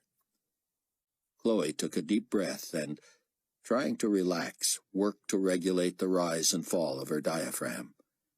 One thing she was sure of: if she could trust David and Chang, this was not GC. Chloe tiptoed halfway across the street and noticed a faded sign on the wall, but still it was too dark to make out. She stood there, the camera seeming to study her. Finally, the fluorescent light came back on.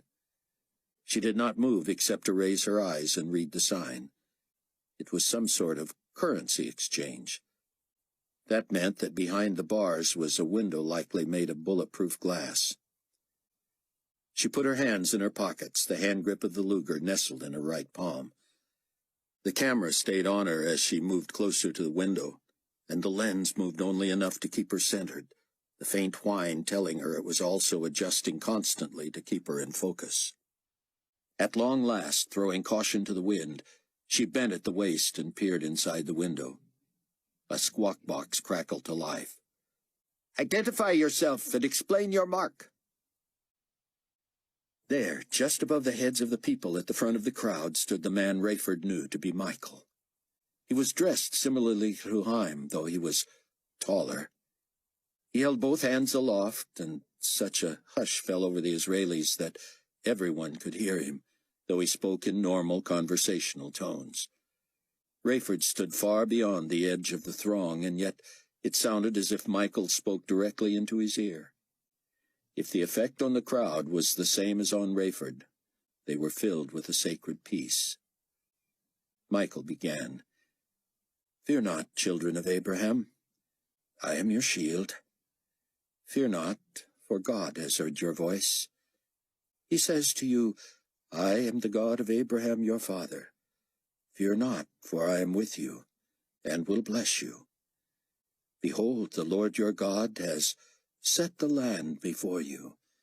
Go up and possess it, as the Lord God of your fathers has said unto you.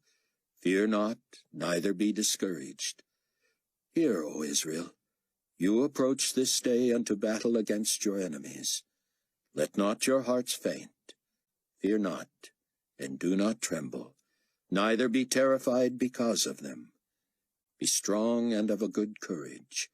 Fear not, nor be afraid of them. For the Lord your God, he it is that goes with you. He will not fail you, nor forsake you. Peace be unto you. Fear not, you shall not die.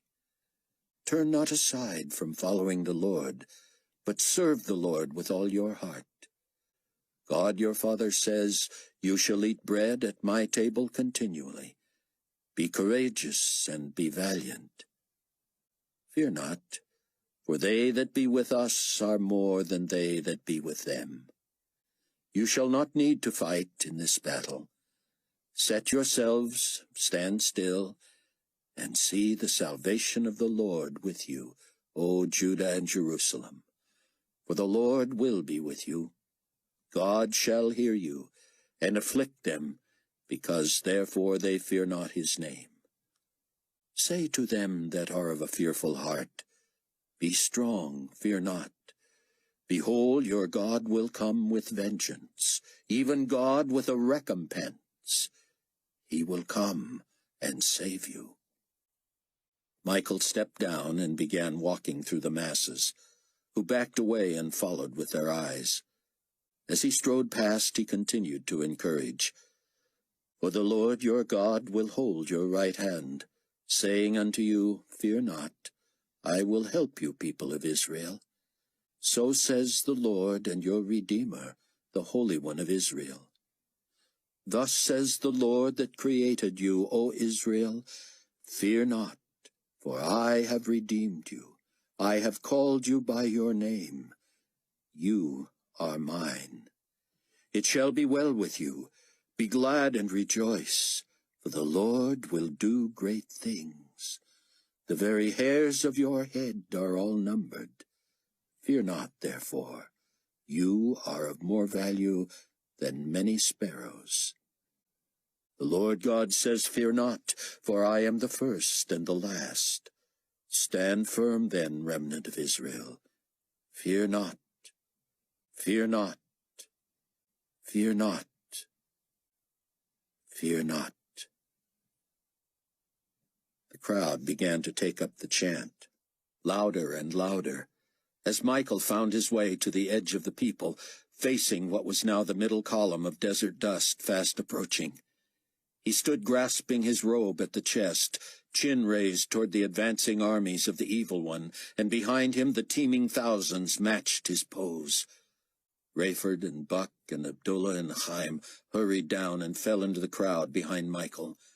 Rayford couldn't know how the others felt. As for him, fear was gone, and he had never rested more surely in God. Chloe found her throat constricted, but they could see her mark. She was able to croak, "If you can see it, it does not need to be explained." "Identify yourself." "What more do you need to know than that I am a sister in Christ?" "How are you able to survive the radiation? Are you supernaturally protected?" "I will answer only when I know whether you are all brothers and sisters." "Persuade us you are not radioactive, and we will welcome you inside." "I must know if any enemy is among you." "We are all believers. No Carpathianists, no GC." "The radiation is a ruse, perpetrated by the Judaites." Chloe had crossed a line she could not retreat from. Any more information that might be secreted to the enemy, and she would be giving away the safe house and her comrades. "To what purpose?" "You should be able to surmise." "Are you alone, sister?" "You mean—" "Is anyone with you now?" "No." There was a long silence. The camera remained on her, the light on in the empty room.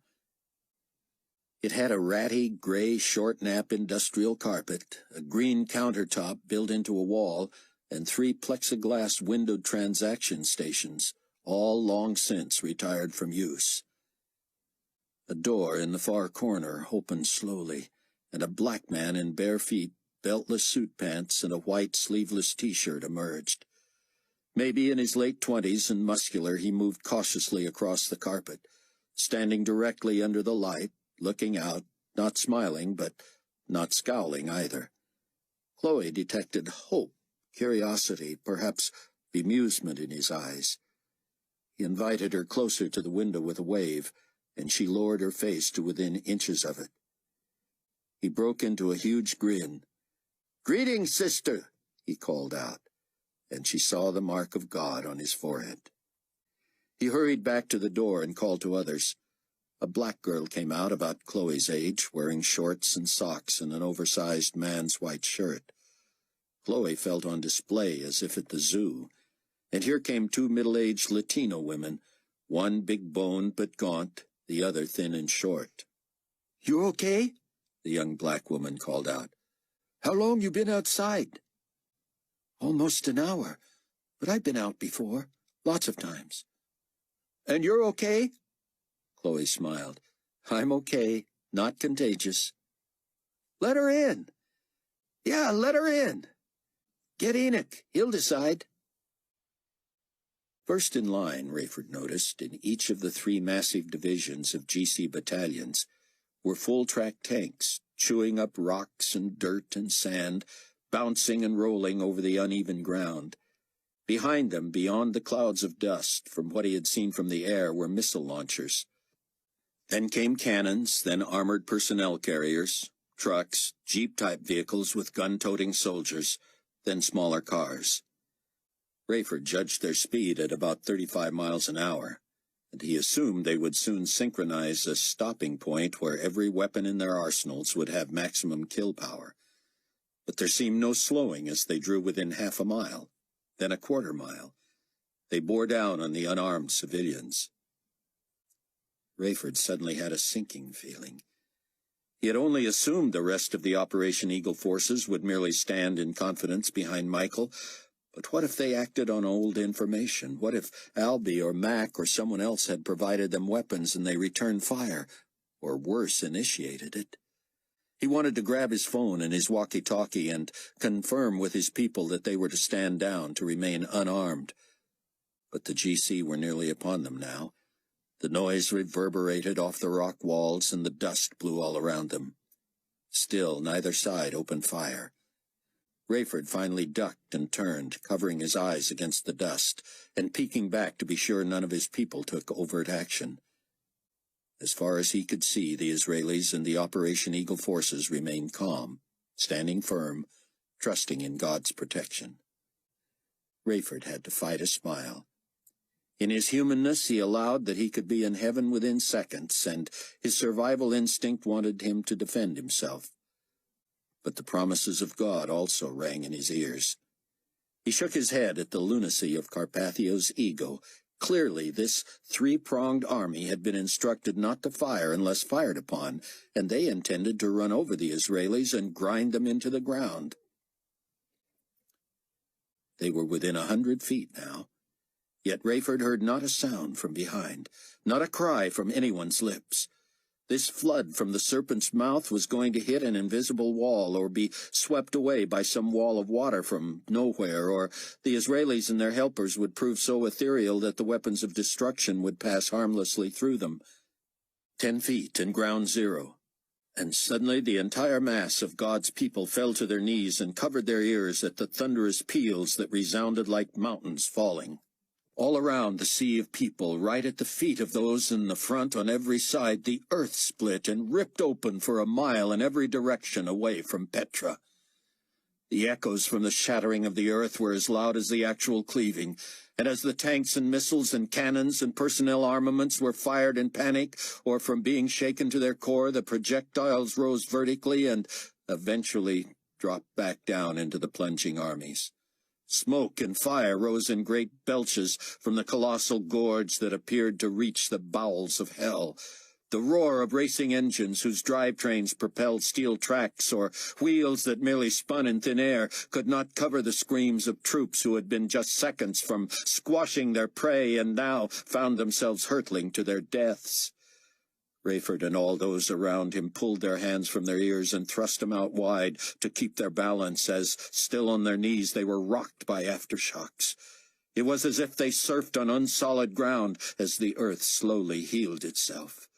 The walls of the chasm came back together, as the Red Sea must have millennia before, and the loose rocky topsoil was suddenly new. The dust settled, and quietness wafted over the assembled. Michael was gone. Haim slowly rose and addressed the people. As long as you are on your knees, what better time to thank the God of creation, the God of Abraham, Isaac, and Jacob. Thank him who sits high above the heavens, above whom there is no other. Thank the one in whom there is no change, neither a shadow of turning. Praise the Holy One of Israel. Praise Father, Son, and Holy Ghost. Enoch turned out to be an incongruously named Spaniard who carried, of all things, a cheap hardbound Bible, the kind you would find in a hotel or a pew. He, too, was strangely dressed, wearing expensive shoes with missing laces and no socks, khaki pants, and a tank-top-type shirt. These people, Chloe decided, looked like they had raided a Salvation Army barrel. Enoch conferred with the others, then motioned Chloe around the corner to the main entrance, where she waited while he released lock after lock. Finally, the inner door was open, and Enoch crossed the shallow lobby to push open the outer door. "We have limited food supplies," he said as he held the door for her. "I'm not looking for food," she said. "I was just curious about the light." "We thought we were the only ones left in the city," he said. "We run the camera just in case, but are just days from shutting it down to conserve energy." "I have so many questions," Chloe said. "So do we." "I'm afraid I can't say much," she said. "I'll understand if you choose not to either." "We have nothing to hide," Enoch said. "What is this place?" "It was once a currency exchange, but it adjoins the basement of an old office building that was abandoned. Since they were connected, we thought it would be safer for us to stay largely underground, especially since there was a safe standing open. We never found the combination, so we do not close it all the way, but some prefer to sleep in it." Enoch led Chloe through the old exchange lobby, where the curious who had eyed her through the window now shyly greeted her and stared. Just past the door and down the hall stood the huge walk-in vault, and she had to assume this was a bank in one of its first manifestations. No currency exchange, even in Chicago, would need a vault that large. "How many of you are there?" Chloe asked. "As of last night, 31. "You're not serious." Enoch cocked his head and smiled. Why would I not be? What are you doing here? How did you get here? Well, he said, pushing open a door that led to a large pillared basement room, I'm sure that's what my friends and I wanted to know from you. She stepped in to meet everyone's curious and wary eyes.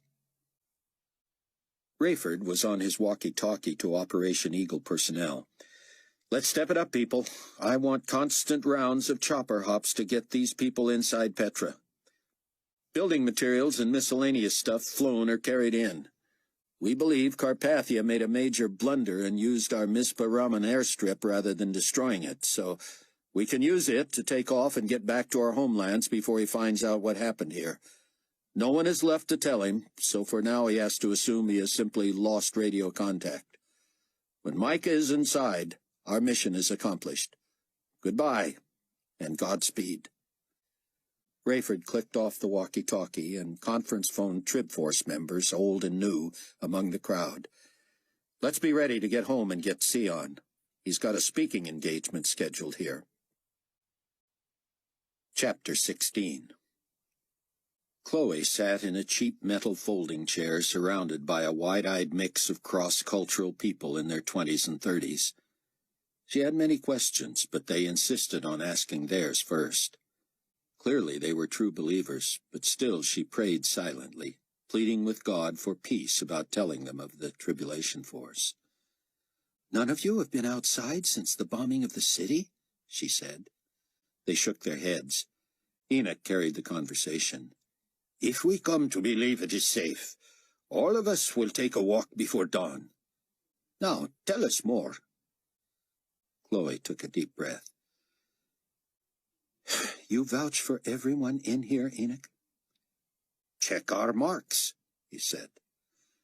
Chloe knew that was unnecessary, and she saved her two biggest revelations till last. The spiritual mentor I have told you about is Jewish. He was a rabbi. He is Dr. Tseon ben Judah. The group sat, obviously stunned, many smiling, others shaking their heads. Finally, a Latino said, Ben Judah lives in Chicago? She nodded. And I am Chloe Steele Williams. Enoch leaned toward her, trembling. And we are hungry, he said, making the others laugh. You look it, she said. What have you been living on? Canned goods and dry goods. We've been slowly rationing them, but they're fast running out. If Dr. Ben Judah is right, and we have 3.5 years to go, we're not going to make it. Do you think the co-op might... Send a couple back with me, and I'll load them up with enough to feed you for a month. Then we'll figure a way you can contribute to the co-op and start trading for food and supplies. Several stood to volunteer. We also want to travel, Enoch said, to help other people, to tell them the truth. Was desperate for a chance to do that. We ought to be able to manage it in time, she said. Now, tell me your story. Laszlos Miklos had been used to an affluent lifestyle, owning a lucrative lignite mining business in Ptolemais, Greece, before the disappearances. But when he and his wife became believers in Christ, his hundreds of trucks and dozens of buildings became fronts for the efforts of the Greek underground church, which became the largest in the United Carpathian States. The Greek Jesus followers lived on the edge of danger, but for a time it seemed Nikolai Carpathia was more interested in projecting an image of tranquility in the region named for him than in rooting out dissidents. Laszlos did not think he and his fellow believers became overconfident, but somehow one of their secret meeting places had been discovered. Someone caved, and the largest assembly had been raided. Many were martyred, the rest scattered. Laszlos lost his wife to the guillotine, also his pastor and his pastor's wife, plus dozens more adults and many teenagers. He had not been at the meeting the night of the raid, and now lived with guilt. Was there something he could have done? Though he still felt the hand of God on his life, the Lord was strangely silent about his blame. Laszlos was the most prominent among those who had escaped and immediately went into hiding north of the city. He feared that a hideout connected in any way to his business would easily be discovered. But he knew of a long-abandoned dump surrounded by mountains of debris, including soil and gravel and chunks of concrete. With the help of trusted friends, he dug himself a dirt-walled chamber where he slept during the day, far below ground and with just enough room for plumbing, a cot, and a small television. In the dead of night, when the walls seemed to close in on him, he would steal away to connect with other believing desperados, who then hooked up with clandestine members of the International Commodity Co-op, where they were supplied with food and other necessities. From those brief, terror-filled meetings grew tiny replicas of the former underground church that had been so vibrant. Laszlos and his friends shared with each other what they knew of the rest of the surviving church, and passed precious messages back and forth. The few who had wireless computers and enough power downloaded and printed Tseon Ben-Judah's daily messages, and Buck Williams' The Truth cyberzine. To Laszlos, these were more priceless than food and water. The squat, heavy-set, 56-year-old widower retained huge rock-like muscles from his early days of manual labor in the mines. Now he stayed out in the night for as long as he dared, keeping to side and back streets. Sleeping during the day helped keep his claustrophobia in check. More than once he found himself praying that he would wake up in heaven, reunited with his wife and other loved ones. Late one morning he was awakened by footsteps in the gravel above his hideaway. As quietly as a man of his girth and age could manage, Laszlo moved to the edge of his bed and slipped onto all fours on the wood floor.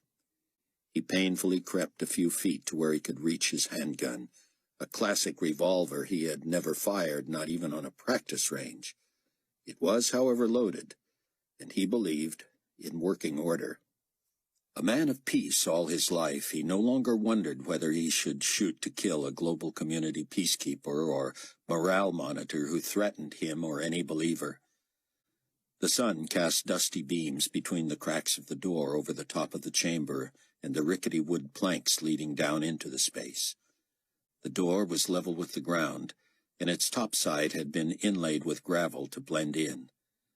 As Laszlo stood near the bottom plank, his neck awkwardly craned, staring at the underside of the door, he cocked his revolver and held his breath. The footsteps were atop the door now, tentative, as if aware of the subtle difference between a metal surface with rigid glued-on stones and the hard-packed but loose gravel of the real ground. Laszlo used his free hand to guide himself and started slowly up the planks, listening over the thud of his pulse for any clue to whether his intruder was alone. When he drew within inches of the door, he leaned to peer through a peephole undetectable from the other side, and found himself looking from the boots to the head of a teenage boy, bare-armed and wearing neither uniform nor badge nor gun. Suddenly the boy squatted, as if studying the door. "Mr. Miklos," he whispered. Laszlo had to calculate countless options at once. If this boy was undercover GC, Laszlo had been found out. He could pretend to be fooled, open his door to the boy, and surprise him with a bullet between the eyes. But if the boy was a believer, and had been directed there by one of Laszlo's friends, he should threaten the comrade with a bullet for stupidity. Either way, for some reason, this lad believed Laszlo was there, and he was. He couldn't risk slaughtering his visitor without cause. "Who goes there?" Laszlo said quietly in Greek. The boy dropped to all fours as if overcome. "Oh, Mr. Miklos," he rasped desperately. "I am Marcel Papadopoulos. My parents—" "Shh!" Laszlo interrupted, uncocking the weapon and tossing it down onto his bed. He unbolted the locks and grunted as he pushed up the door. "Are you alone?" "Yes." "Hurry." The boy turned and nimbly backed down the steps. Laszlo returned to refasten the locks. When he came back down, the boy was sitting in a corner on the floor, his knees pulled up. Even in the low light of the underground, the boy's mark was plain on his forehead. Laszlo sat on the bed, realizing the gun was gone. How could he have been such a fool? "I knew your parents, of course," he began carefully. "I knew you too, did I not?" "Not really," Marcel said. "I was in a different house church from my parents." Laszlo had seen this boy with his parents occasionally, he was sure of it. "Did you not think I'd notice you took my fake pistol?" "Oh, sir, I was just looking at it." He held it out, and Laszlo wrenched it away. "It looks and feels so real, Mr. Miklos. Is it really fake?" "Hardly. How can you be so stupid and survive on the street? What made you think I would not just grab another weapon and shoot you dead?" "I don't know, sir. I wasn't thinking." "Who sent you?" "The old toothless one with the car. He calls himself K." "I should wring his neck." "Don't blame him, please, sir. He warned me not to come during the day, but I have run out of places to go. The GC is thin here with so many assigned to Israel, but they are on their way back, and there is no more grace period for taking Carpathia's mark. I have seen people dragged off the street." "Your parents, weren't they with Pastor Demetrius and—" "They were, and so was I. But a believer who had infiltrated the GC accused me of being an American and dragged me out and let me go. I gave him my parents' names, and I have been praying ever since that he got them out too, but I know they would have found me if he had." "He did not. We know who he is, Marcel. He also was able to get a young woman out."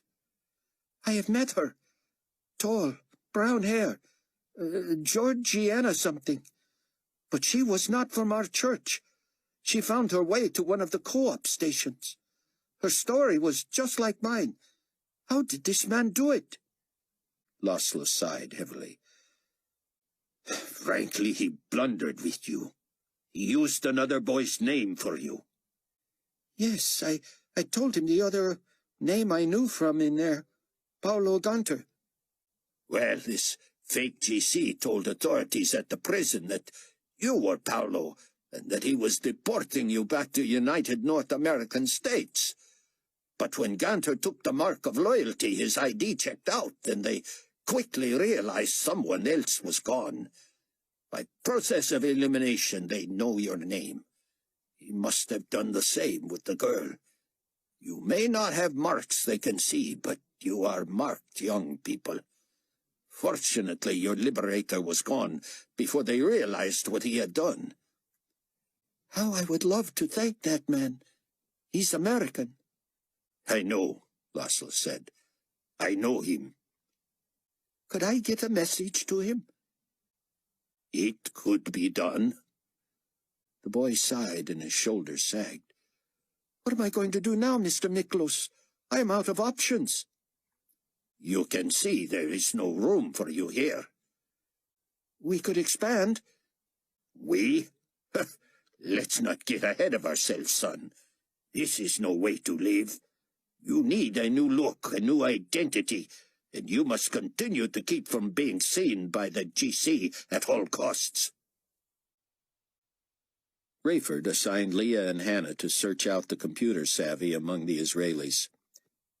"Tell them that once they've located the computers in Petra, our man in New Babylon will contact them online and provide information on how to get the network up and running." Rayford, Albie, Mac, and George joined dozens of others to resume chopper duty, making run after run to get Israeli believers inside. Haim was in seclusion, preparing to address the entire populace when they were settled.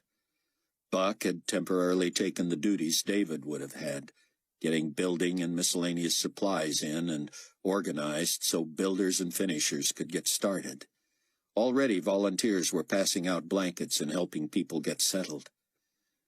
Rayford was nearly overwhelmed with the attitude of the Israelis. Maybe because of their faith, maybe because of the miracles, maybe because of the novelty of what they were about. They displayed cooperation and a camaraderie Rayford found unique. Considering they were uprooted from their homeland and targeted by the entire evil world system, he would not have been surprised to see manifestations of impatience and anger. Rayford sent Abdullah bouncing over the desert in one of the most able four-wheel drive vehicles they could recruit to rendezvous with his co-op contact from Jordan. The contact was bringing in a long-range jet with room for everybody heading back to Chicago. All the co-op guy wanted in exchange for the loan of his plane was to be delivered to Crete on the Trib Force's way to the States and to be brought back from there on their way back. That gave Rayford the idea that they should stop in Greece to check on their brothers and sisters. Trouble was, Albie was the only one left with other than suspect papers. During one of his hops into Petra, Rayford phoned Lucas Miklos. Chang noticed on his monitor evidence that his bug of the Phoenix 216 had kicked in. He couldn't wait till the end of the workday to get back to his apartment and see what had been recorded. He switched to the GCNN feed and learned that Carpathia was already on his way back to New Babylon. Hiding his trail, Chang hacked into the encoded schedule for surprise inspections of GC personnel's private computer system. The encoding was so elementary he nearly laughed aloud. He discovered he was third on the list and could expect a random visit that evening at about 2,000 hours.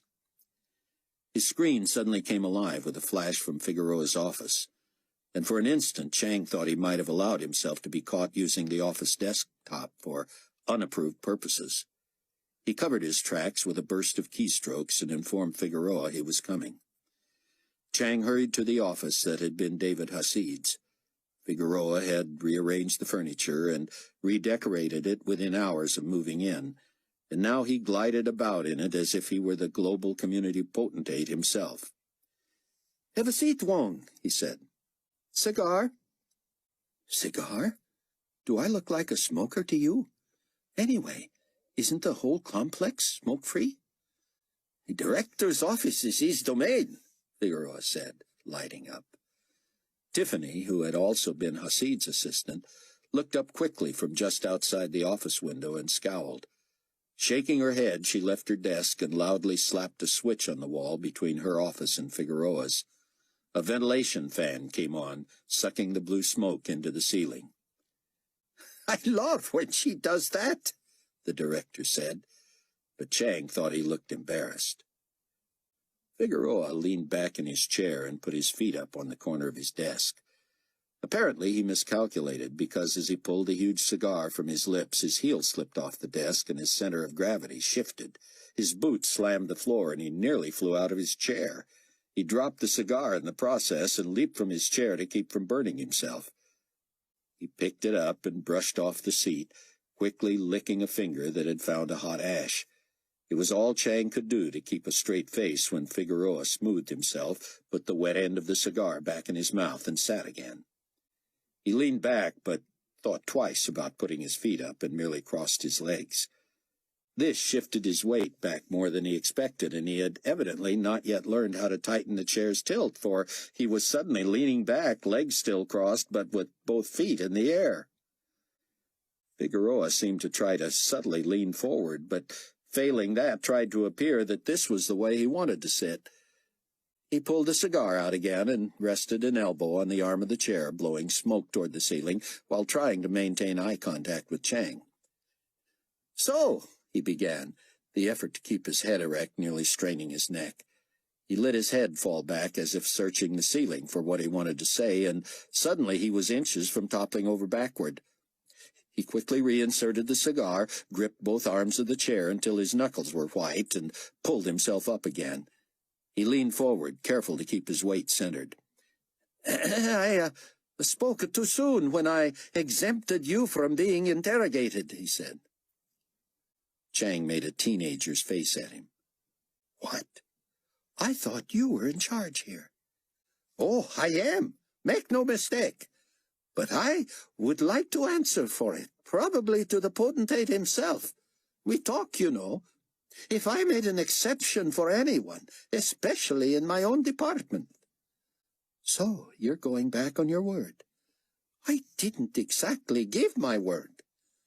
No, you just said it, and apparently that doesn't mean anything. Of course it does, but you're going to have to roll with me on this one. I'll owe you. It's not that big a deal. Forget it.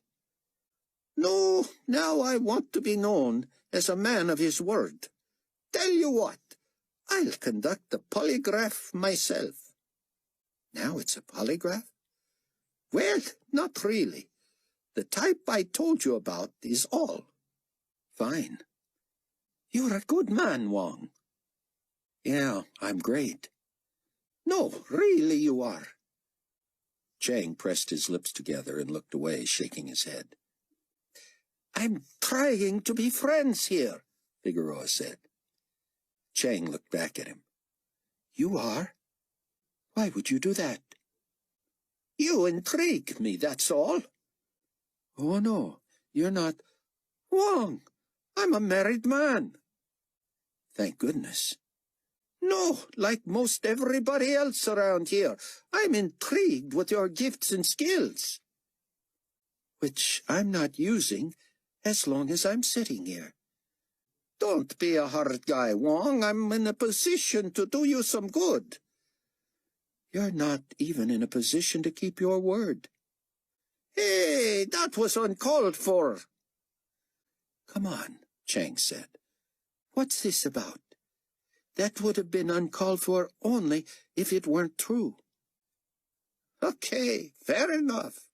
It's just that you're bordering on insubordination and you don't seem to care that as your boss, I hold your destiny. What? You're going to fire me if I don't make nice? Figueroa took 3 short puffs and studied him. No, but I might fire you if you don't tell me how you know my name. I told you, I guessed. Because, to tell you the truth, Figueroa continued, as if not listening, I can't think of a way in the world you would know that. Me either. You could have denied it, and I wouldn't have known the difference. Now, see? That's a level of thinking I have to admire. That's intuitive. Whatever. No, because you know what? I started thinking about my personnel file, and I had to wonder if I ever gave them my full name. So, know what I did? Huh? I checked it myself. Not there. What do you know? So, you really did guess. Wow, I'm something. You are. Can I get back to work now? One condition. I'm listening. Promise you won't say anything about my telling you I've got your destiny in my hands, or that I could fire you, any of that. Already forgot it. Good man, because I know your dad, and you know who are tight, and already forgot it. You want to be a project leader, a group head, anything? Just want to get back to work. Fair enough. 3.5 years ago, there was like a church in here, Enoch said. Some of us, he turned to the group. How many went to the church thing at least once? About 6 raised their hands. The rest of us had just seen a flyer, a brochure about the place. We still have those, don't we? Someone went to get one. It's kind of simple, just a regular piece of paper folded in half and then printed on the 4 pages in black and white. Someone handed Chloe one. On the front it read, "The Place." Inside it said, "Jesus loves pimps, whores, crackheads, drunks, players, hustlers, mothers with no husbands, and children with no fathers." On the next page it told who made up the people of the place. mostly people who had once been like those listed on the previous page. We talk about Jesus and what the Bible says about him and you. Come as you are, address and time on the back. Chloe looked at the back, where, besides the address and times, the brochure also said, food, clothes, shelter, work, counseling. She looked up at Enoch and realized she was blushing. Everybody in the room seemed amused. Enoch reached for the brochure and faced his people. He read off the list of who Jesus loves, one by one, pausing after each for a show of hands. Everyone raised a hand at least once, and several did many times, always with huge smiles. Enoch carefully set down the brochure, looked meaningfully at Chloe, and rose. With lips trembling and tears streaming, he gestured to the assembled and whispered, "And such were some of you." They nodded and amen. "But you were washed." "Amen. Hallelujah." "But you were sanctified." "Praise Jesus." "But you were justified in the name of the Lord Jesus and by the Spirit of our God." And they stood with hands raised, humming and singing, "Amazing grace, how sweet the sound that saved a wretch like me. I once was lost, but now am found. Was blind, but now I see." "Rayford, my friend, how are you?" Laszlos exulted. "You will not believe who is here with me. Is Cameron there?" "Unavailable just now, so who is with you?" When Laszlos told him, Rayford said, "I'll have Buck call. He wondered what happened with those kids." "Marcel tells me Georgiana remains on the run, too. It is as if God himself told you to call. You must come get these children and get them out of here." "Nowhere is safe, Laszlos." "But your safe house. Your man with the disguises and the papers. We are literally one wrong look from death here." Rayford hesitated. "We're stopping on Crete. If you could somehow get them there." "Captain Steele, you have not seen the oceans.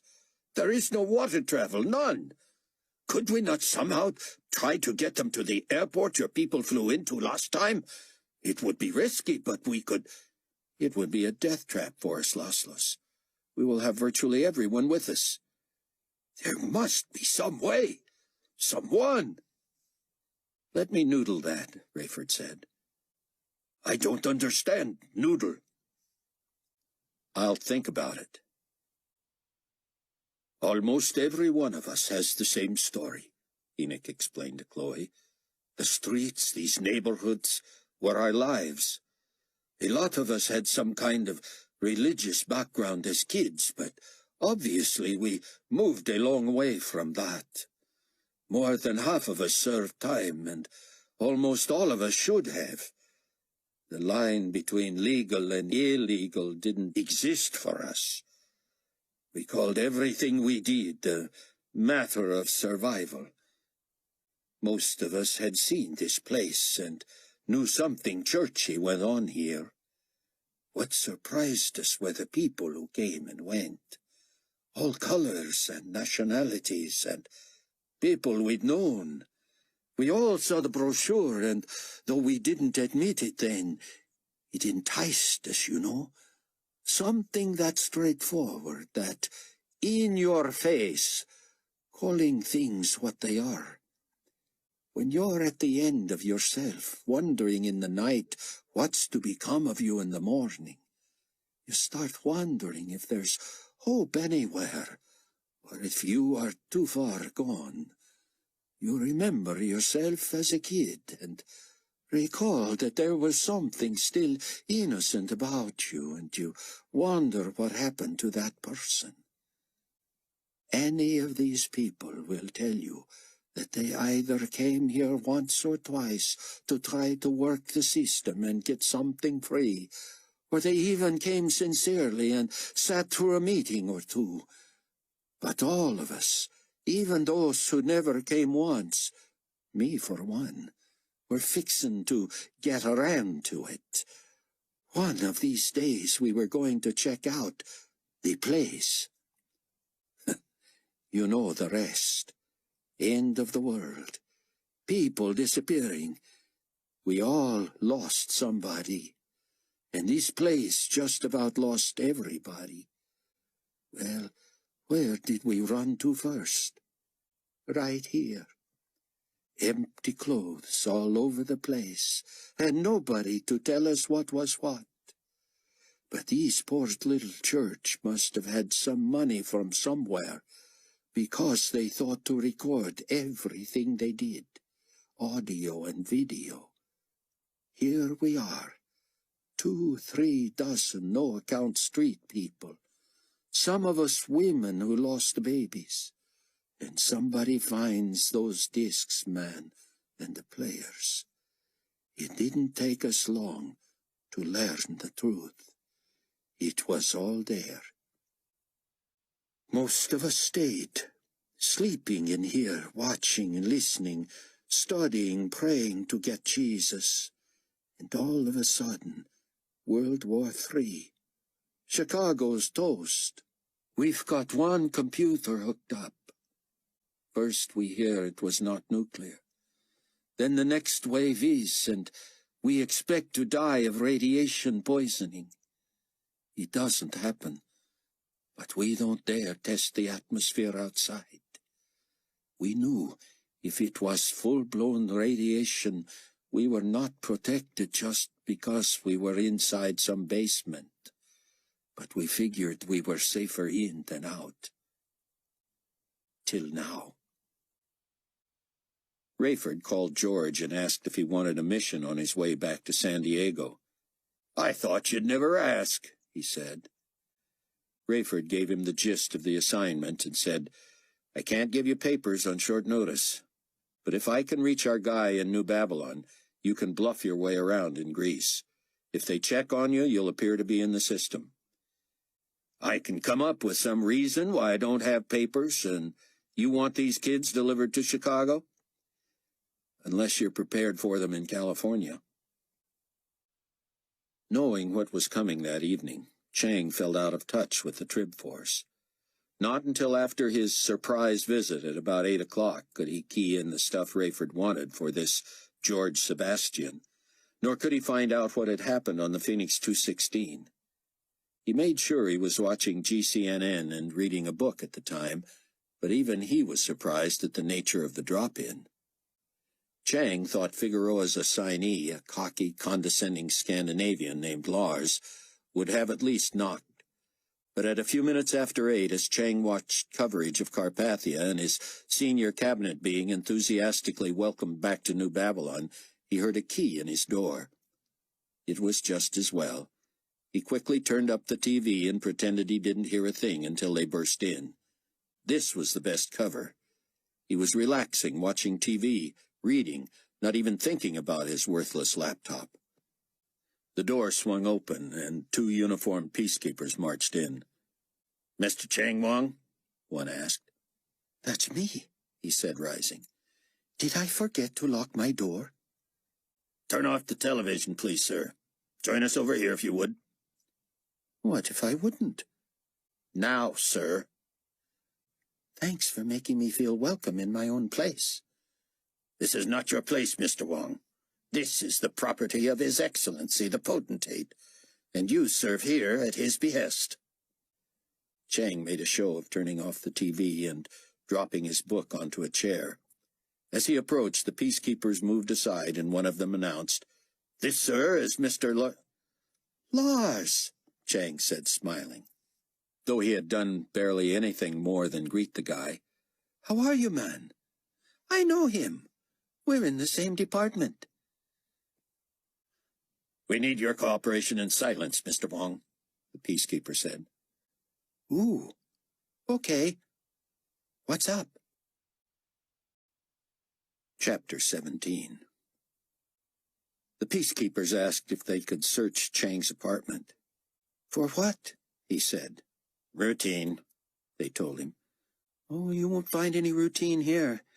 I am studying English words new to me, And my current favorite is serendipity. That's what you'll find here, the opposite of routine. Funny. We don't need your permission. We were just being polite. Of course. My clue was your use of a master key to get me to answer the door. While they searched the apartment, Lars set up a high-powered laptop on Chang's small kitchen table. "I'll be asking a few questions," he said. No, you won't. "Stop being a smart aleck," Lars said. "This is my assignment." Do the questions relate to finding a leak from the palace to the suspected mole? Lars turned ashen. "You've already been interrogated?" No, but I have my reservation in with another interlocutor. Ooh, another new word. You like? "Computer," the other peacekeeper called out. "Looks like his personal laptop." If you'd told me what you were looking for, I could have directed you to it. "This your only one?" Chang was tempted to pretend there was another, but the fun of watching them try to locate it wouldn't be worth their leaving the place in more of a shambles. He nodded. "Over here with that," Lars said. I'm so glad you're here, Lars, Chang said. I had everything on that hard drive, and I mean everything. Maybe you won't feel so bad about losing the interviewing assignment to our boss if you have this project to work on. Project? I crashed the hard drive, and I've tried everything. Everything you know? That's right. That's why I'm so glad you're here. I must be missing something, and even if it's something complex, I know you can solve it. You bet your life I can. Chang, of course, was betting his life Lars couldn't. I don't want to be up late, Lars. Oh, this shouldn't take long. I'm just saying maybe you want to call Mr. Figueroa, so he can do whatever he has to do with me while you're retrieving my information. What, are you serious? He promised. Why? You'll have to ask him that. He'll ask you the same questions I would, then you'll answer into the same mic. Only with him I'll answer. With you, I won't. Then you'll be suspected as the leak, and you don't want that, guilty or not. You hear what happened to the stewards today? Chang didn't like it when he was asked a question to which he didn't know the answer. Shocked me. Sentenced to death. That did shock Chang. For what? Subversion, treason. They flunked the lie detector test. They were feeding information to a mole here. Conversations between the potentate and his people were acted upon before they were through talking. Lars handed him a lapel microphone. Put this on. Not for you, Chang said. For Figueroa, then. Chang applied it to his shirt, praying silently. The key, he knew, was how the questions were worded. In his mind, a mole was an animal. He was a human being. If the questions were too specific and unequivocal, he'd be in trouble. Start with my computer, will you? I'd really love to see all that stuff I had stored. You don't back up your stuff? Chang shook his head. No, do you? Not as much as I should. But you gotta know you're going to fry something, hard drive, motherboard, whatever, every few years. Yes, I've been lucky. Lars dialed, tucked his phone between his cheek and neck, and started pecking furiously at Chang's laptop. Yes, Mr. Figueroa, sir. I'm at Chang Wang's apartment, and he says... Oh, you did? Well, yes, right now. I'm helping him with a computer problem, so we'll be here. Thank you, sir. Slapping his phone shut, eyes still on Chang's computer, Lars mumbled. On his way. My, you have fried this thing. Really, Lars? You can tell already? Wow. Yeah, it won't let me in at all. Let me try this. He appeared to try everything. Nothing. Believe me, Wang, if anything was here, I could get it for you. No doubt. But this acts like it's been exposed to some super electromagnet. Haven't heard that term in a while. You know the drive is all about electricity, and a magnet can wreak serious havoc. Really? Oh, yeah, it's quite simple. For a brain like yours, maybe, Chang said. I just know what buttons to push. Well, there's a lot more to it than that. I suppose. It's Greek to me. Thought you were supposed to be some kind of a genius, Lars said. Live and learn. Look what I did to my own laptop. 10 gigs somewhere in the ether. Should have called me at the first sign of trouble. There had to be warnings. Yeah, I saw a lot of strange stuff, but, you know, laptops are temperamental. Not if they're treated right. Did you defrag and run scan disk and all that? Not often. Obviously not. I don't think there's anything here. You can't help me? If anyone could, I could, but there's either something on the drive or there isn't, and in this case, there clearly isn't. What if it was on a different drive, named something else? You couldn't do that by accident, Lars said. I could do it, but you have to know what you're doing. Which I don't. Obviously. Yeah, here's what I can do for you. While you're being interviewed, I can format your whole drive for you so you can start rebuilding. That's got to be hard, complicated. No, won't take much. You do that for me? What are friends for? Chloe had sneaked 2 of her new friends into the strong building in the wee hours of the morning. Only Zeke was stirring, and he blanched at the new faces. Chloe introduced the young man and woman with such enthusiasm that she knew he'd understand they were okay, without wondering if she was covering and he should go find a weapon. Once he heard the story, Zeke offered to help them transfer a serious amount of foodstuffs to their place. Chloe wrote every detail she could remember and emailed it to the rest of the Trib force before collapsing just before dawn and sleeping till almost noon. She assumed she would be scolded for taking such a risk, but she was so excited she was amazed she was able to sleep at all. No surprise to Chang, Figueroa arrived looking all business and gave him a stare that communicated he should avoid any familiarity in front of Lars. He ignored me, Lars said, taking Chang's laptop to a couch and settling in with it. Just making sure this is ready for a whole new protocol. Chang wondered if Lars could affect his encoded drive with his clumsy efforts. Figueroa pointed to a chair and sat across from Chang. He dismissed the other peacekeeper, then whispered, "I didn't think you were going to hold me to this." "I could have let it slide," Chang said. "Proved you were completely untrustworthy. Mind if I take a peek at that software?" Looking bored, Figueroa pivoted the machine to face Chang. He sighed. "Newfangled stuff. Supposed to be better than the bulky old hardware." Chang knew it wasn't all that new. He had seen it in China and even played with it. He made a show of tilting the screen so the light was just right. "Interesting," he said, and as Figueroa leaned closer, Chang added, "Sequoia? Oh, I mean, Aurelio?" Figueroa sat back, obviously peeved. "I'd appreciate your addressing me by my last name." "Excuse me, of course," Chang said. Figueroa grabbed the laptop and pulled a small notebook from his pocket. "State your name," he began, then walked Chang through a series of banal, obvious questions. "Is today Sunday?"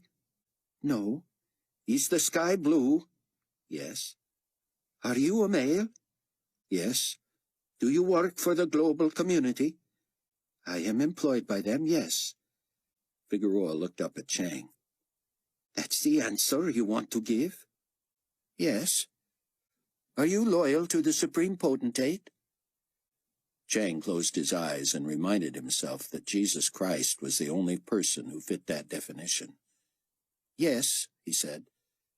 "Have you ever done anything that would be considered disloyal to the Supreme Potentate?" "Not intentionally, no." "Stick to yes or no answers." No." "Do you get confidential information from someone who leaks it to you from the inner circle around the Supreme Potentate?" "No." Is the supreme potentate risen from the dead and the living Lord? Yes. Can His Excellency Nikolai Carpathia personally count on your continuing loyalty for as long as you serve as an employee of the global community? Chang hesitated, making Figueroa look up again. Understand the question? Of course. Then your answer is yes? No. Don't start playing games now, Chang. We'll have to do this all over again. Well, Mr. Figueroa, I can certainly say in all sincerity that I will continue to show the same level of loyalty to the global community leader that I have shown him since the beginning. So that's a yes? It merely is what it is. What would he think of this? Probably that you're wasting your time and mine. You don't want to just say yes and be done with it? That's the last question? Yes. How am I doing so far? It looks fine, Figueroa said. Then let it ride. That last answer could look evasive. To whom? To anybody who's got a question. Do you have a question, Mr. Fig? Man, do you ever just give a straight answer? Should I? Ugh! Figueroa swept up the equipment. Let's go, Lars. Yes, sir. Laptop's ready to go, Chang. Find any of my stuff on it? No, but you can rebuild from here with a clean slate.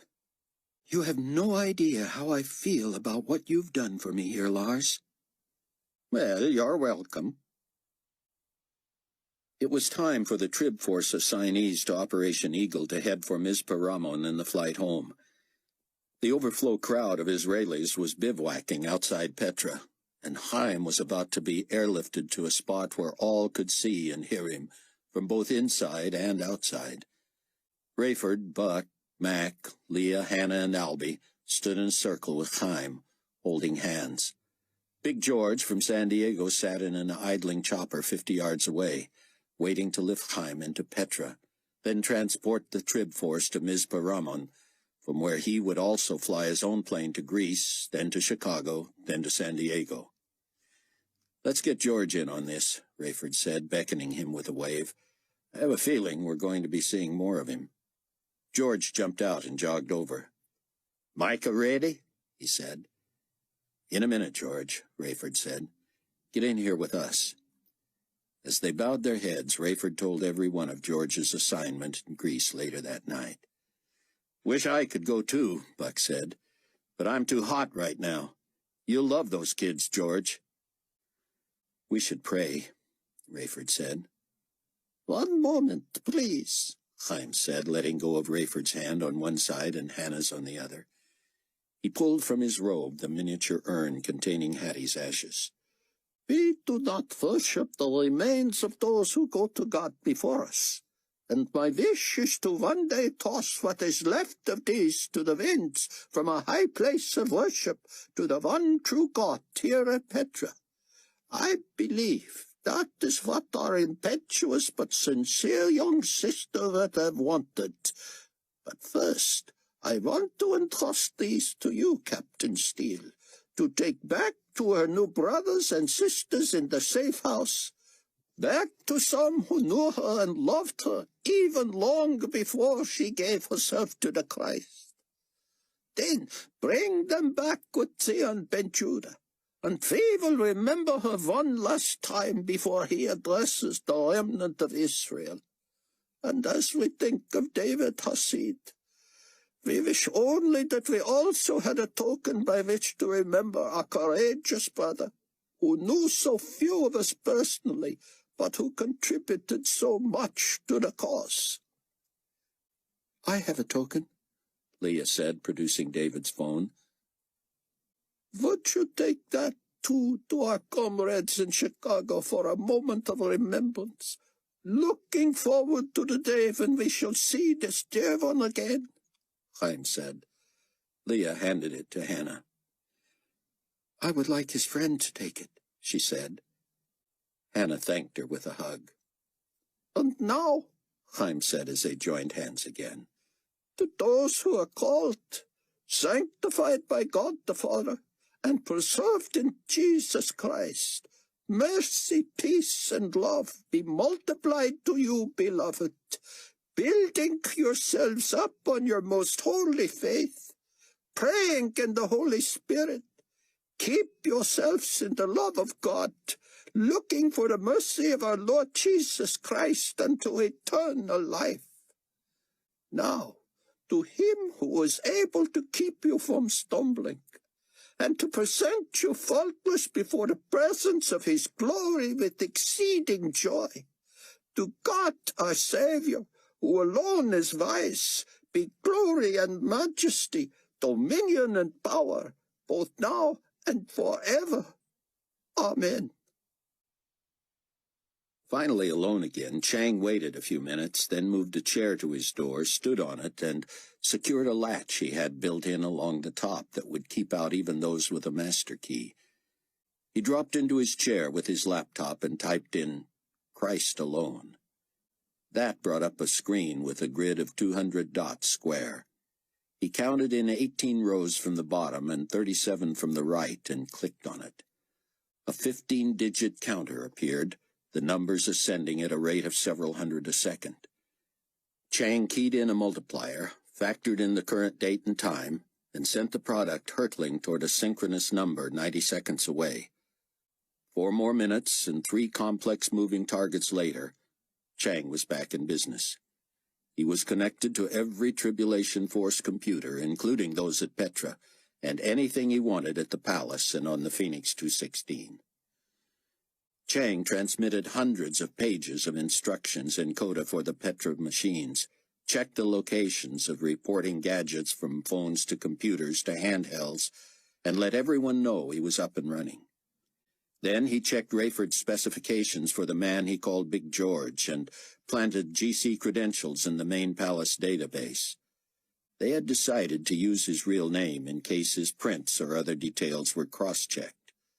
George Sebastian of San Diego, California, in the United North American States, would be transporting a teen male prisoner and a teen female prisoner from Greece to the States. He would fly a high-speed transatlantic 4-seat rooster tail and would be traveling WOP, without papers, due to a recent undercover mission. But for identification purposes, he was 6'4" and weighed 240 pounds. Dark complexion, blue eyes, and blonde hair. He had level A- clearance and reported directly to Deputy Commander Marcus Elbaz. Chang entered a 6-digit code that George was to memorize and recite if asked. Chang understood that Rayford had planned all this with Lucas Miklos, who would inform Mr. Papadopoulos, who would inform Georgiana Stavros.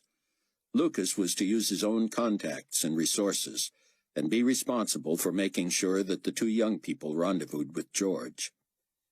Chang then located the newest Phoenix 216 recording since last he had listened in. He put on his headset. The bug first picked up Akbar. "I assume you are pleased with the new pilot, Excellency." "All I care about is getting out of this god-forsaken country, Suhail. Can he accomplish that?"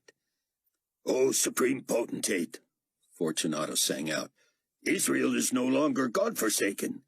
It is now truly the Holy Land, because you have been installed as the true and—" "Leon, please. You have conferred upon your underlings the power I have imbued you with, have you not?" "I have, your worship, but I prefer not to refer to them as Have any of them, one of them, you, for instance, come up with a thing to match the oceans to blood trick?" Well, sir, besides the calling down of fire from heaven and I'd like to think I played some small role, whether just the influence of my presence in part of the meeting with Mr. Micah or anyway, in the healing of the sores." "I do not believe you realize, Leon, the scope of the tragedy on the high seas. Do you?" "Enough to hope it's not a permanent thing, Excellency." "You hope? Think, man. Suhail, does the Right Reverend whatever get the cabinet briefings? Does he read the... Yes, sir. He's on the list. Leon, read the reports. Our ships are dead in the water. Our marine biologists tell us every creature in the water is surely dead by now. If this is temporary and the water turns pristine tomorrow morning, do you think all the fishies will come flopping back to life too? I certainly hope so.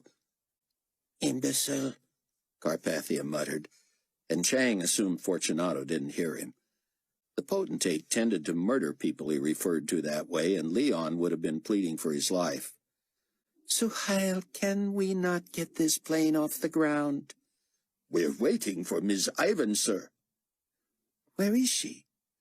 If I may speak to that, potentate, Leon said. Of course, if you know where she is. She wanted one last visit to the temple. She wants to be the first woman to go into the main part and see where you went. Worship your image in the Holy of Holies. Sit on the, What? You are not saying she would dare sit on the throne of God? No, sir, I misspoke there, sir. I'm certain she wanted only to see it, to perhaps touch it, take a photograph. Why are you not there with her? She wanted only security. She plans to walk in alone, and I believe just violate a few traditions. Ooh, I like that. I thought you might. She thought you might, too. Find out if she is en route. In the meantime, potentate, Akbar said, we have received the software for lie detection. Yes. Get that started now, and begin with the stewards. Chang heard dread in the voices of the Indians. They answered with conviction and earnestness. You both test entirely truthful, Akbar concluded. They wept, expressing their gratitude. Been tested, have you? Carpathia said, as the sounds of their bustling about and serving came through the system. Yes, sir. Thank you, sir. Indeed. Carpathia sounded skeptical and dismissive. Test the pilot, Suhail. Miss Ivans is on the tarmac, sir. There is time. First him, then Leon, then her. And here's a question I want added to her session. The pilot sounded unconcerned, almost bored, answering quickly and matter-of-factly. He's clean, Akbar reported. Reverend Fortunato, are you ready? I have nothing whatever to hide, Leon said. But when he was asked the day of the week, he asked if it was a trick question. His answers became more whiny and pensive, but, of course, he was cleared too. The plane took off. Then Suhail could be heard talking with Miss Ivans. I'm assuming, ma'am, that you are willing, just as a matter of procedure, to submit to the truth test. She chuckled. And what do we do if I am revealed as the leak to the mole? Please clip this on, ma'am. Ready. State your name. Miss Vivian Ivans. Is today Sunday? No, but I would like to know if I got the first question right. Akbar laughed. Is the sky blue? Yes. Are you a male? No. Do you work for the global community? She hesitated. Yes. It showed okay, ma'am. But just out of curiosity, why the hesitation? I have never really considered myself an employee of the global community. I serve Supreme Potentate Nikolai Carpathia, and I have most of my adult life. I would, even if I were not compensated, but yes, I also actually am part of the personnel of the global community. Are you loyal to the Supreme Potentate? Yes. Have you ever done anything that could be considered disloyal to the Supreme Potentate? No. Do you leak confidential information from the Supreme Potentate to anyone at GC headquarters? No. Is the Supreme Potentate risen from the dead and the living Lord? Yes. Can His Excellency Nikolai Carpathia personally count on your continuing loyalty for as long as you serve as an employee of the global community? Yes, and beyond. Did you sit on His throne in His temple in Jerusalem today? No. Thank you, Miss Ivans. Chang heard Akbar unbuckle and leave, but it was clear Viv Ivans immediately followed. Director Akbar, wait, please. Before you share the results with His Excellency, let me have a word with him. Certainly. My lord, she said quietly. Yes, dear one, Carpathia said. May I kneel and kiss your hand? That depends. How did you do on the little test?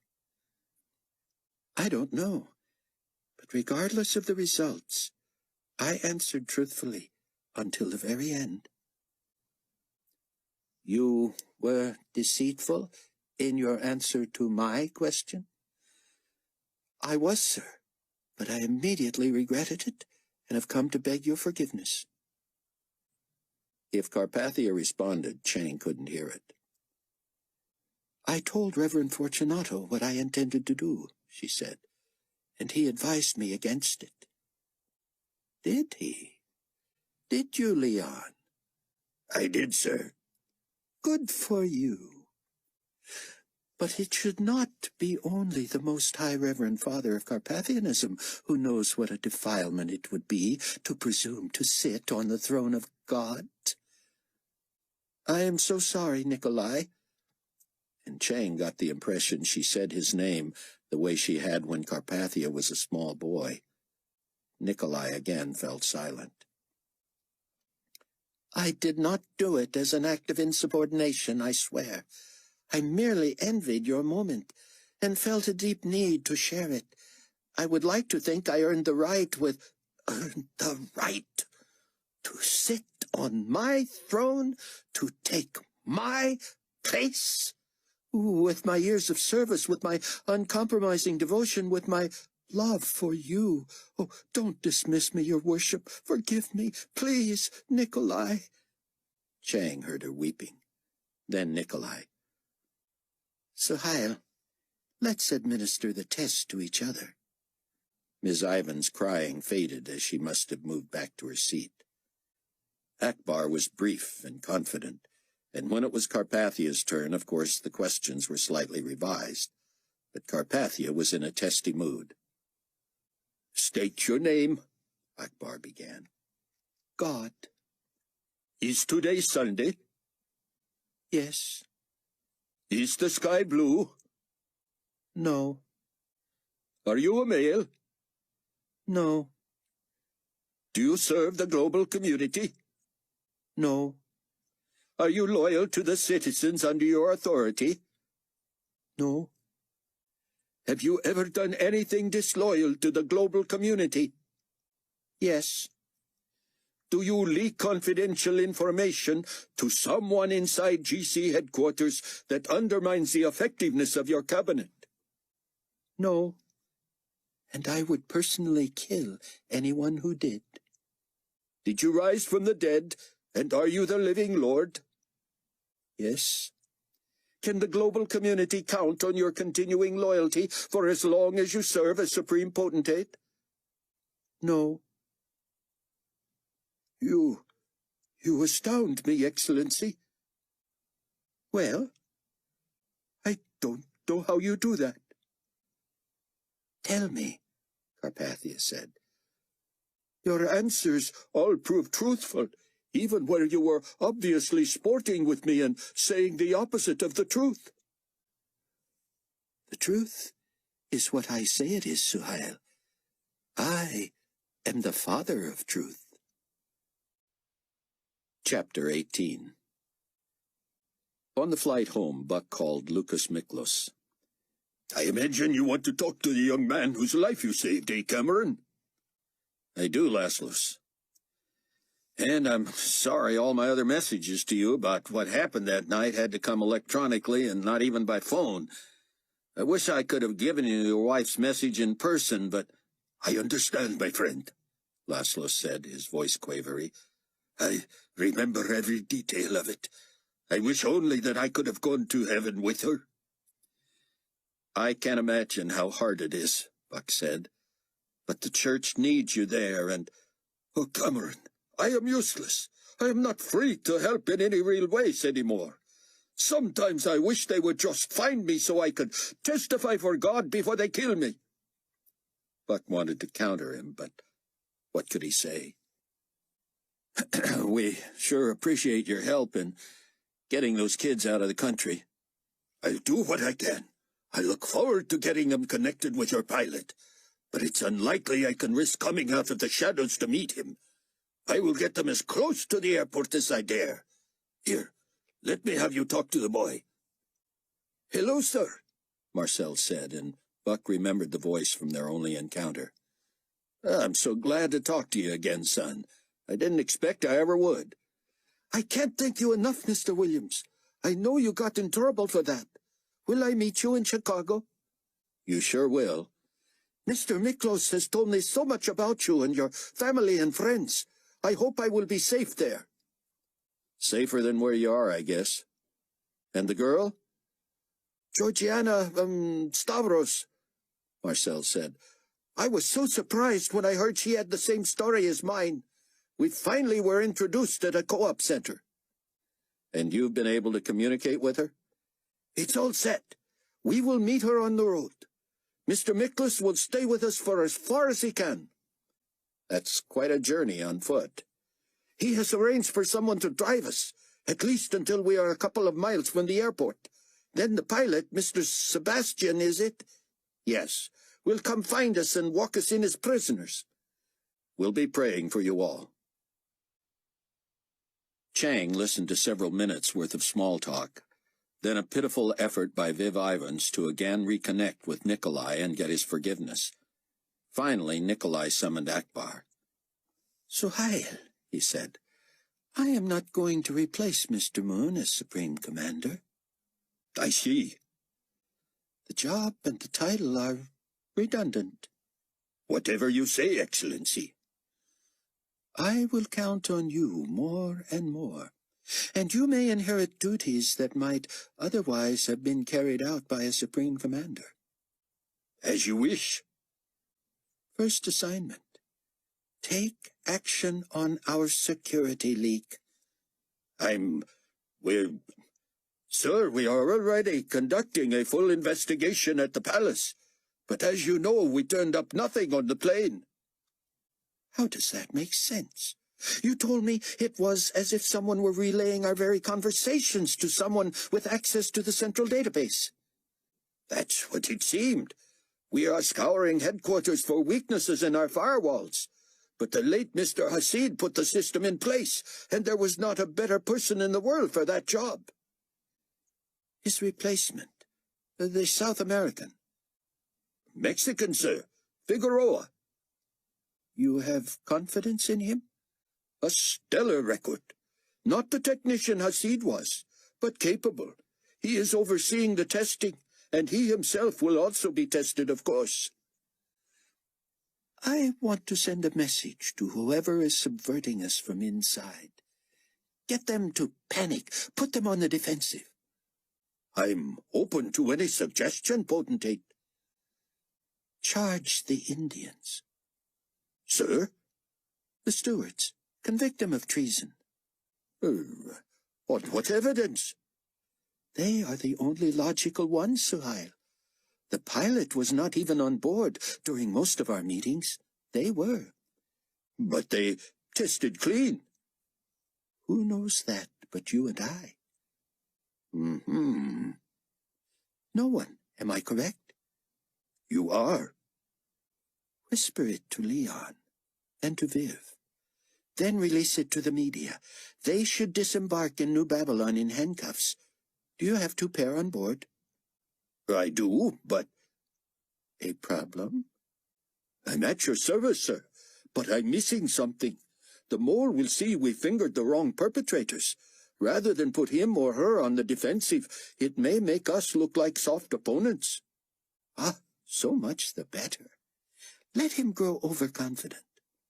Still, he will see what we do with people we believe are insurrectionists. If convicted, the penalty is death. Oh, Suhail, if they get off this plane in shackles, consider them convicted. The execution should follow within 48 hours. Done. And your conscience, Director? My conscience? Knowing the truth, does this give you pause? No, sir. You are the father of truth. My conscience is at your service. There was a long pause. They do good work, though, don't they? Carpathia said at last. The stewards. Oh, quite. No need to inform them or cuff them until we touch down. But do get the information trail started. And then we need to discuss the final solution for the Israeli dissidents and the Judahites. Let me know as soon as you have casualty statistics on Operation Petra. Laszlos wished he could go with the two young people all the way to the safe house in America. What an adventure! But how could he justify abandoning his brothers and sisters in Greece? The net was tightening, and few of them would survive until the glorious appearing, but no one would question giving the teenagers a better chance. Being involved in getting them connected with this pilot made Laszlos feel alive again. He dreaded the end of the caper when his friend Kay would drive him back to Ptolemais. He would then walk the last mile and a half to his secret place and settle into his awful routine. The plan was for Kay to pick up the boy and him in the country at the north edge of town. They would stay on the outskirts, getting Marcel close enough to the co-op to where he could walk there and get his meager bag of belongings. Georgiana Stavros would wait for them on the southern end of the town, off the road that led to the airport. Cameron Williams and Marcel had told him she was a tall brunette, fair-skinned for a Greek, and pretty. Laszlos liked to imagine that she looked like his wife when first he met her, more than 40 years before. Chang noticed that Carpathia's plane sounded as if it was descending when Suhail Akbar returned to talk with the potentate. Ah, Director, Nikolai began. We are planning something very special for Petra when Ben Judah is confirmed present, no? Sir, we need to talk. Answer my question, Suhail. Yes, of course, but I have bad news. I do not want bad news. Everybody was healthy. We had plenty of equipment for the Petra offensive. You were going to ignore the city, waiting to destroy it when Mike and Ben Judah were both there and overtake those not yet inside. What could be bad news? What do we hear from them? Nothing. Oh, nonsense. They were to report as soon as they had overtaken the insurgents. The world was to marvel at our complete success without firing a shot. No casualties for us versus total destruction of those who oppose me. What happened? We're not sure yet. You must have had 200 commanding officers alone. Oh, more than that. And not a word from one of them? Our stratospheric photoplanes show our forces advancing to within feet of overrunning approximately 500,000 outside Petra. A cloud of dust, and the enemy, in essence, plowed under. That was the plan, Excellency. And what? The old men in robes and long beards fought back with hidden daggers? Our planes waited until the dust cloud settled, and now find no evidence of our troops. Carpathia laughed. Oh, I wish I were teasing you, potentate. High-altitude photographs 10 minutes after the offensive show the same crowd outside Petra, and yet... None of our troops, yes, you said that. And our armaments, one of the largest conglomerations of firepower ever assembled, you told me, split into 3 divisions, invincible, you said. Disappeared. Can those photographs be transmitted here? They're waiting in your office, sir. But people I trust verify what we're going to see, or not see, I should say. Carpathia's voice sounded constricted, as if he'd rather explode than speak. I want the potentate of each of the world regions on his way to New Babylon within the hour. Any who are not en route 60 minutes from now will be replaced. See to that immediately, and when you determine when the one from the farthest distance will arrive, set a meeting for the senior cabinet and me with the 10 of them for an hour later. And these Jews, he said slowly, we expect them all to be in Petra as soon as they can be transported there. Actually, they will not all fit. We expect Petra itself to be full, and the rest to camp nearby. What is required to level Petra and the surrounding area? 2 planes, 2 crews, 2 annihilation devices.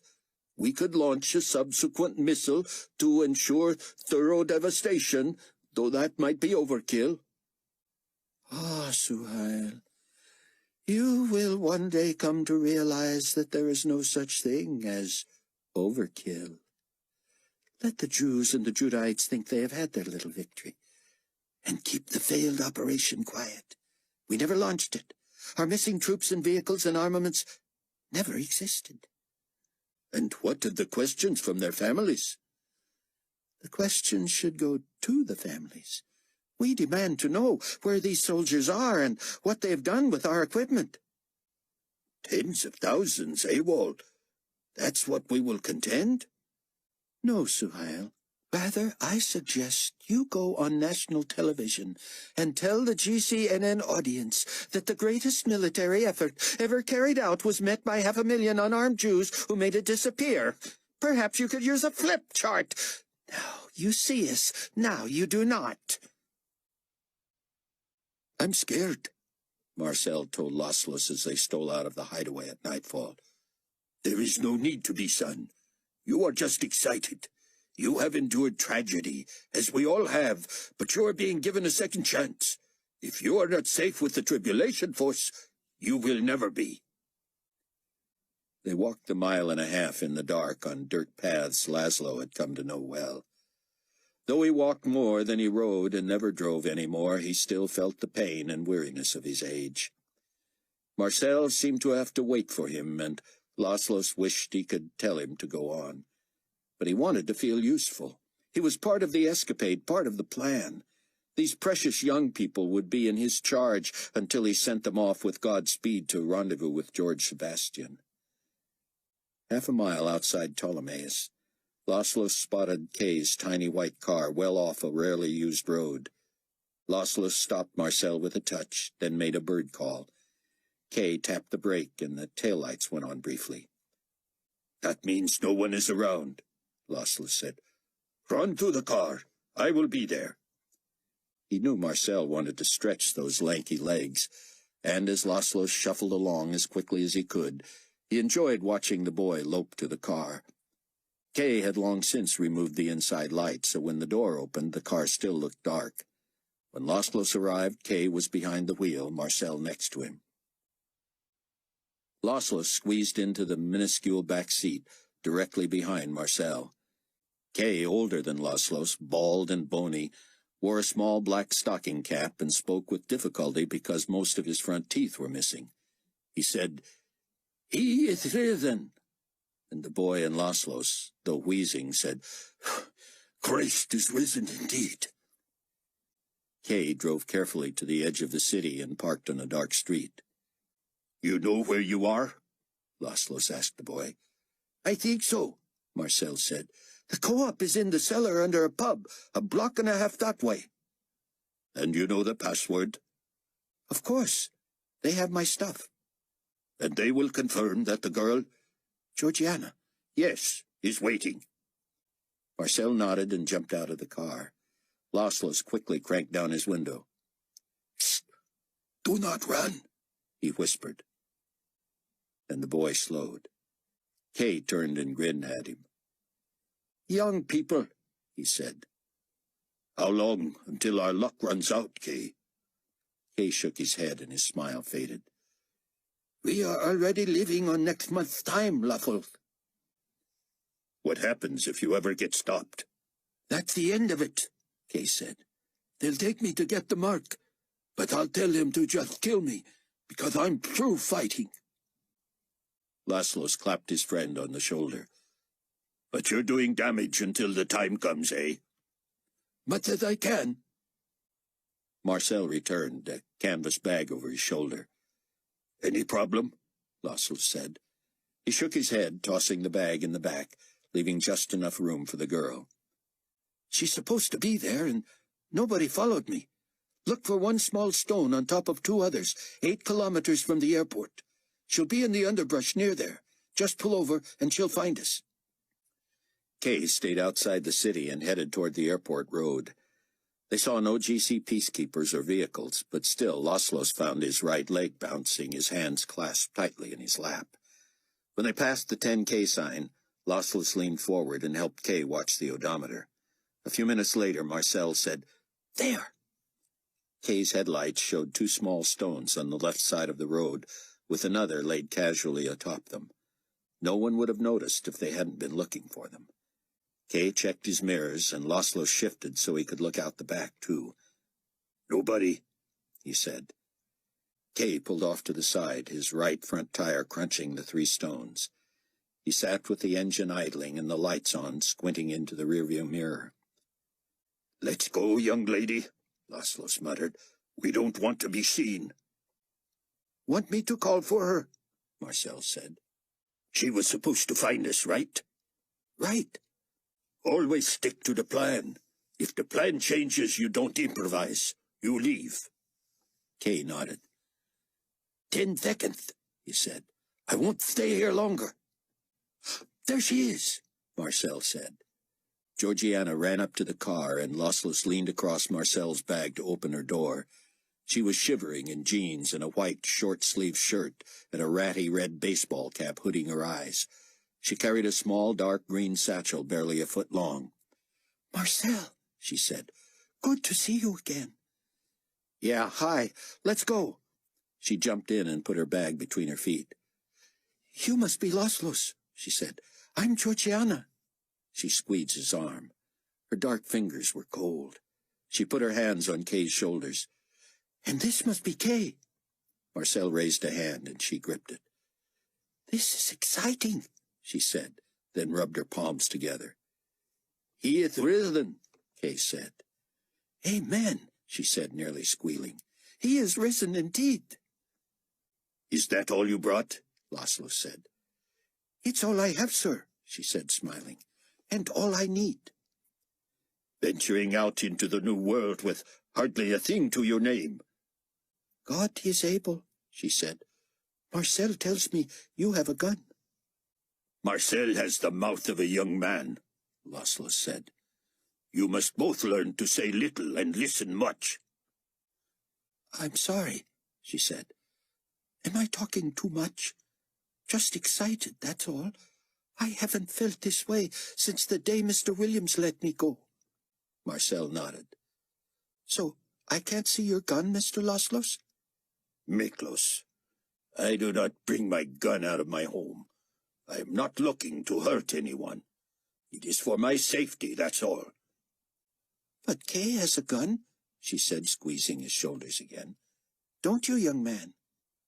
Kay smiled shyly and shook his head as he pulled the car back onto the road. "You watch too much television," Laszlo said. "American TV, am I right?" "Not for a long time. When I do see it, it's all Carpathia, Carpathia, Carpathia." Laszlo's leg was still bouncing, his hands still pressed together. "You're both clear on the plan, then," he said. "If Marcel is, I am," Georgiana said. "He's the one who told me.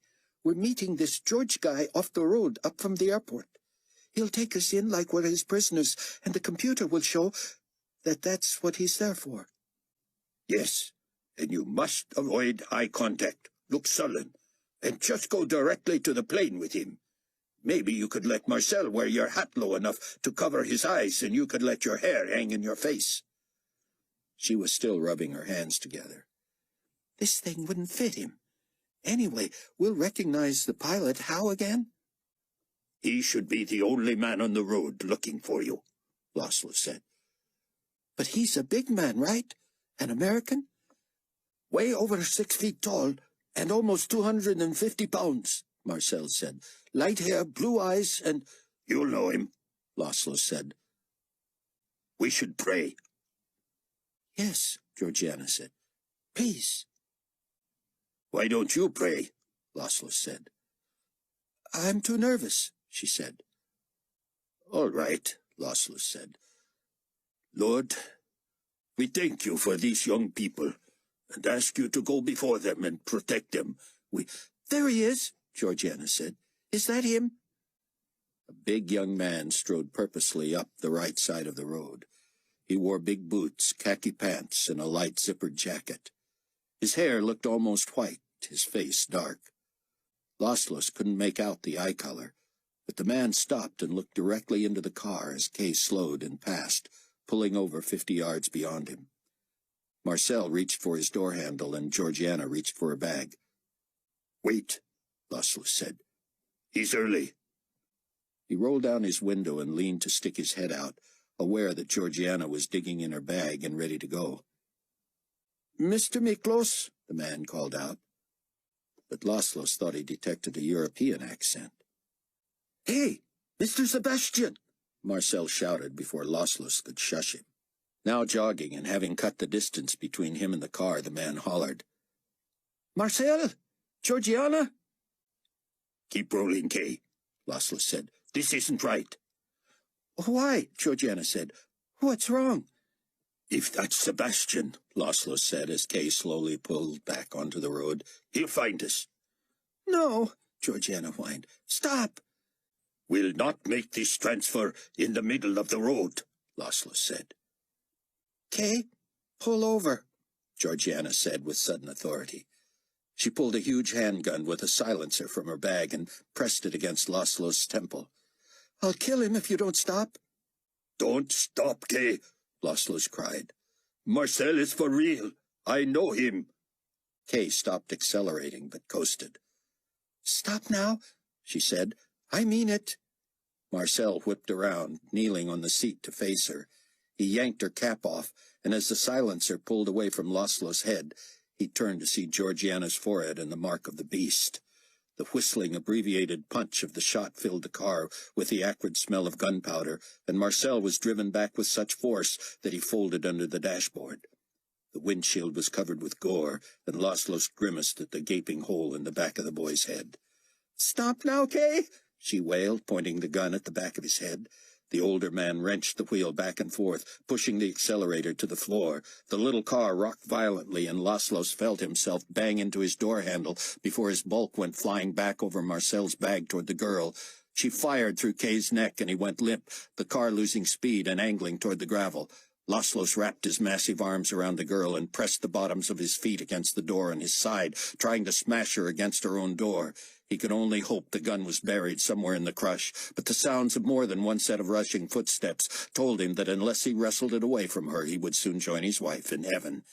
The car thudded to a stop, and they both rolled forward into the back of Kay's seat. 2 other men had joined the Sebastian impostor, and all carried weapons. One jerked the girl's door open and dragged her out with one hand. Laszlo tried to hang on, but he had no leverage. He lay on Marcel's bag across the back seat, his arms leaden, gasping. "You all right, Helena?" one of the men said. Laszlo saw her nod with disgust. "He's the only one left," she said, pressing the gun to his forehead. He turned his hands over, opening his palms toward heaven, and closed his eyes. "We're short-staffed tonight, sir. Hard copy's quicker than the computer, if you don't mind." "I hear you," George said. "But I told you old man Elbaz had me on recon runs over rebel territory in the Negev, and we were all required to leave our IDs at the field HQ. It's all in the computer." The airport GC clerk swore. "They never think about what these decision means to us little guys." "They never think at all," George said. "Sorry." What are you going to do?" the clerk said, sighing as he tapped his fingers atop the monitor, waiting for the info. "Hey, What about all the guys going AWOL in Jordan? Don't think I wasn't tempted, George said. Strangest deal I've ever seen. You get the boils? Who didn't? Here it is. Huh, you're good. Got a number for me? 6 digits. 040301. That's it. And where are your prisoners? Being held up the road. Need a vehicle? That would be great. You're coming right back? Right back. I'll secure 'em in the plane and bring the wheels directly to you. The clerk tossed him a set of keys and pointed to a jeep. George decided he could get used to Trib Force work if it was all this easy. Couldn't be. He sped 1.5 miles up the road and pulled over. What was that in the distance? The girl? Alone? He turned on his brights. She was running toward him, screaming. He stepped out. Georgiana? George? Yes. We were ambushed. As she got closer, he saw she was covered in blood. He reached for her. What happened? Where are the others? But as the girl slumped against him, wrapping her arms around his waist, she called out, Unarmed! 2 men, one about his size, rushed from the bushes with weapons trained on him. Another pulled a jeep into view, door standing open. The big man jumped into the car George had borrowed at the airport. The other kept a weapon on him as the girl handcuffed and blindfolded him. He was tempted to drive his bulk into her, make her pay for whatever she was involved in, but he wanted to conserve his strength for any real chance to escape. They pushed him into the jeep, and as it took off, he heard the other vehicle behind. We're going to have fun with you, Yank, the driver said. By the time we're through, we'll know everything you know. Fat chance, George thought, and wanted to say. But he'd already blundered enough, leaving his plane and his weapons unprotected and venturing unarmed into enemy territory, trusting a risky plan devised by well-intentioned brothers, but civilians after all. Maybe the proverbial horse had already escaped the open barn, but too late or not, his training kicked in. Not only would he not say fat chance, but he would also not say anything.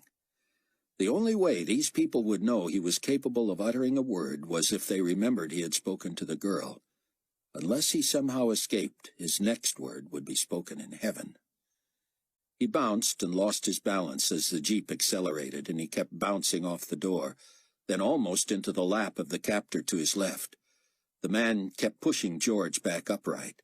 He could have planted his feet more firmly and kept from jostling so much, but he didn't mind being a 240-pound irritant to the enemy. So, George Sebastian of San Diego, the driver said, and a newly recruited Judite. A little information will buy you some dinner, and a lot will have you on your way back to the wife and little one before you know it. Hungry? George did not respond, not even with a nod or shake of the head. Lonely, then, perhaps? The man next to George, less fluent in English, said, Do you know who is really Elbaz? Because we think we do. We do, the girl said.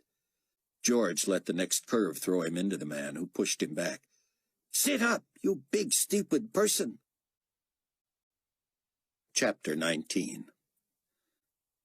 Sound asleep over the Atlantic and never so happy to be heading home, Rayford at first thought the incoming call was a dream. Then he wished it were. The caller ID showed it originating in Colorado.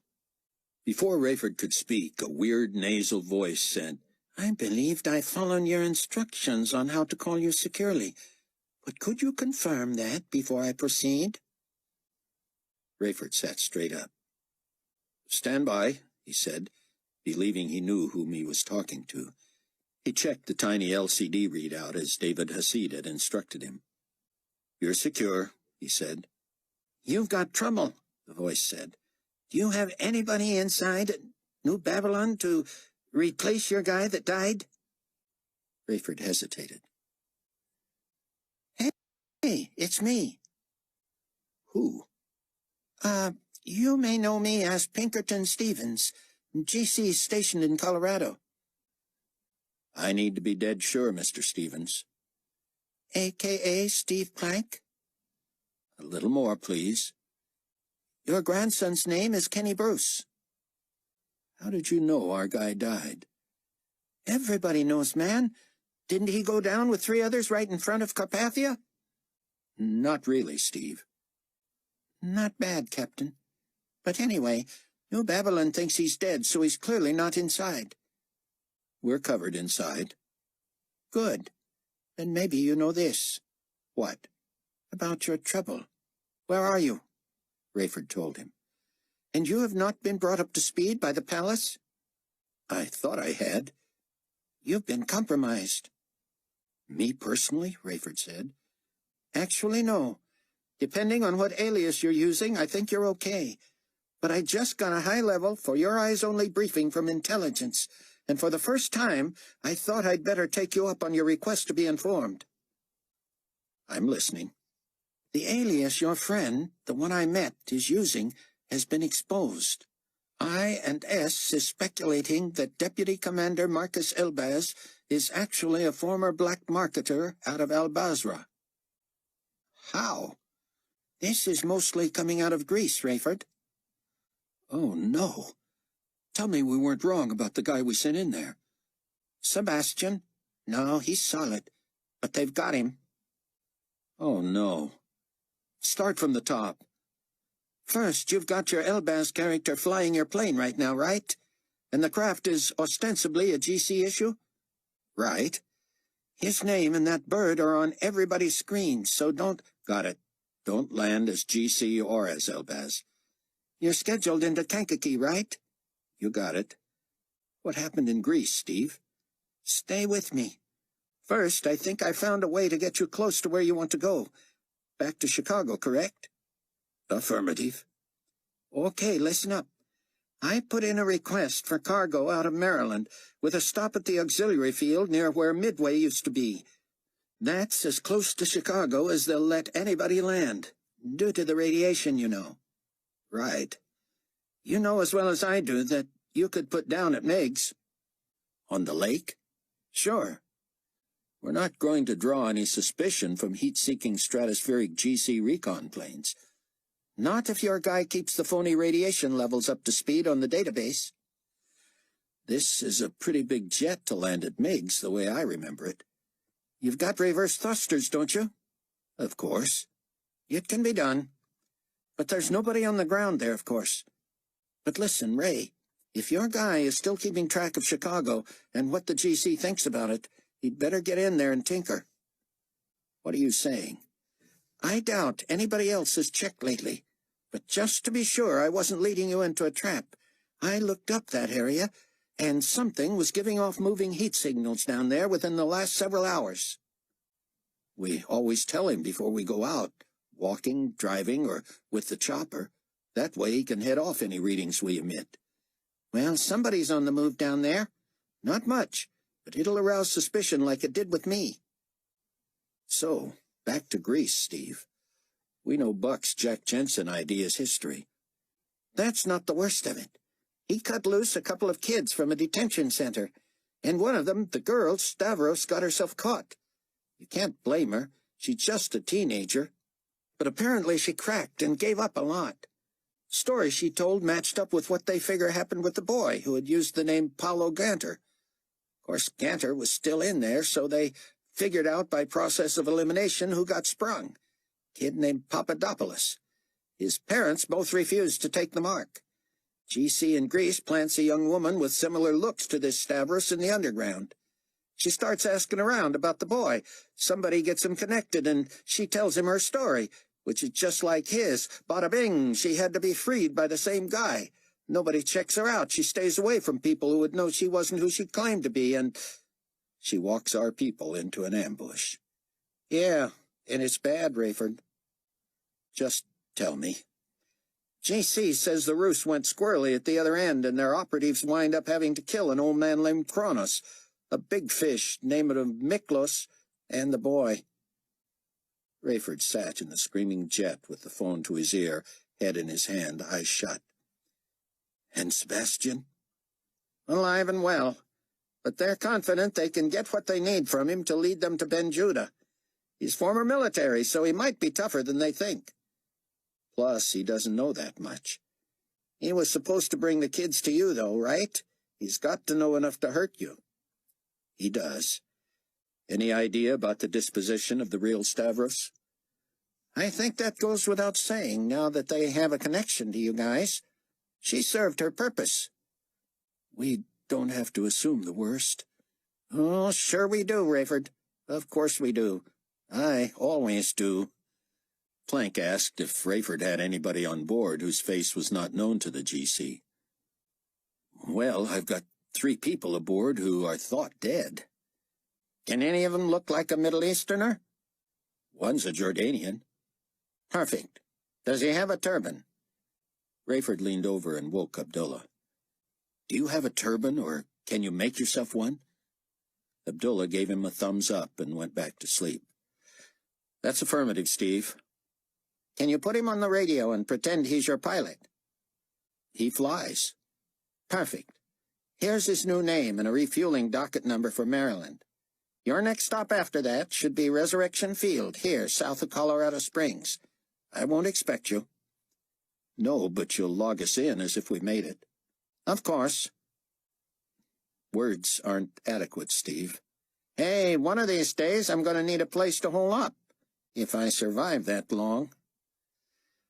With Buck, Hannah, Leah, and Mac also asleep, Rayford chose to tell only Albie what was going on. There would be plenty of time for Abdullah and Albie to switch seats. Rayford called Chang.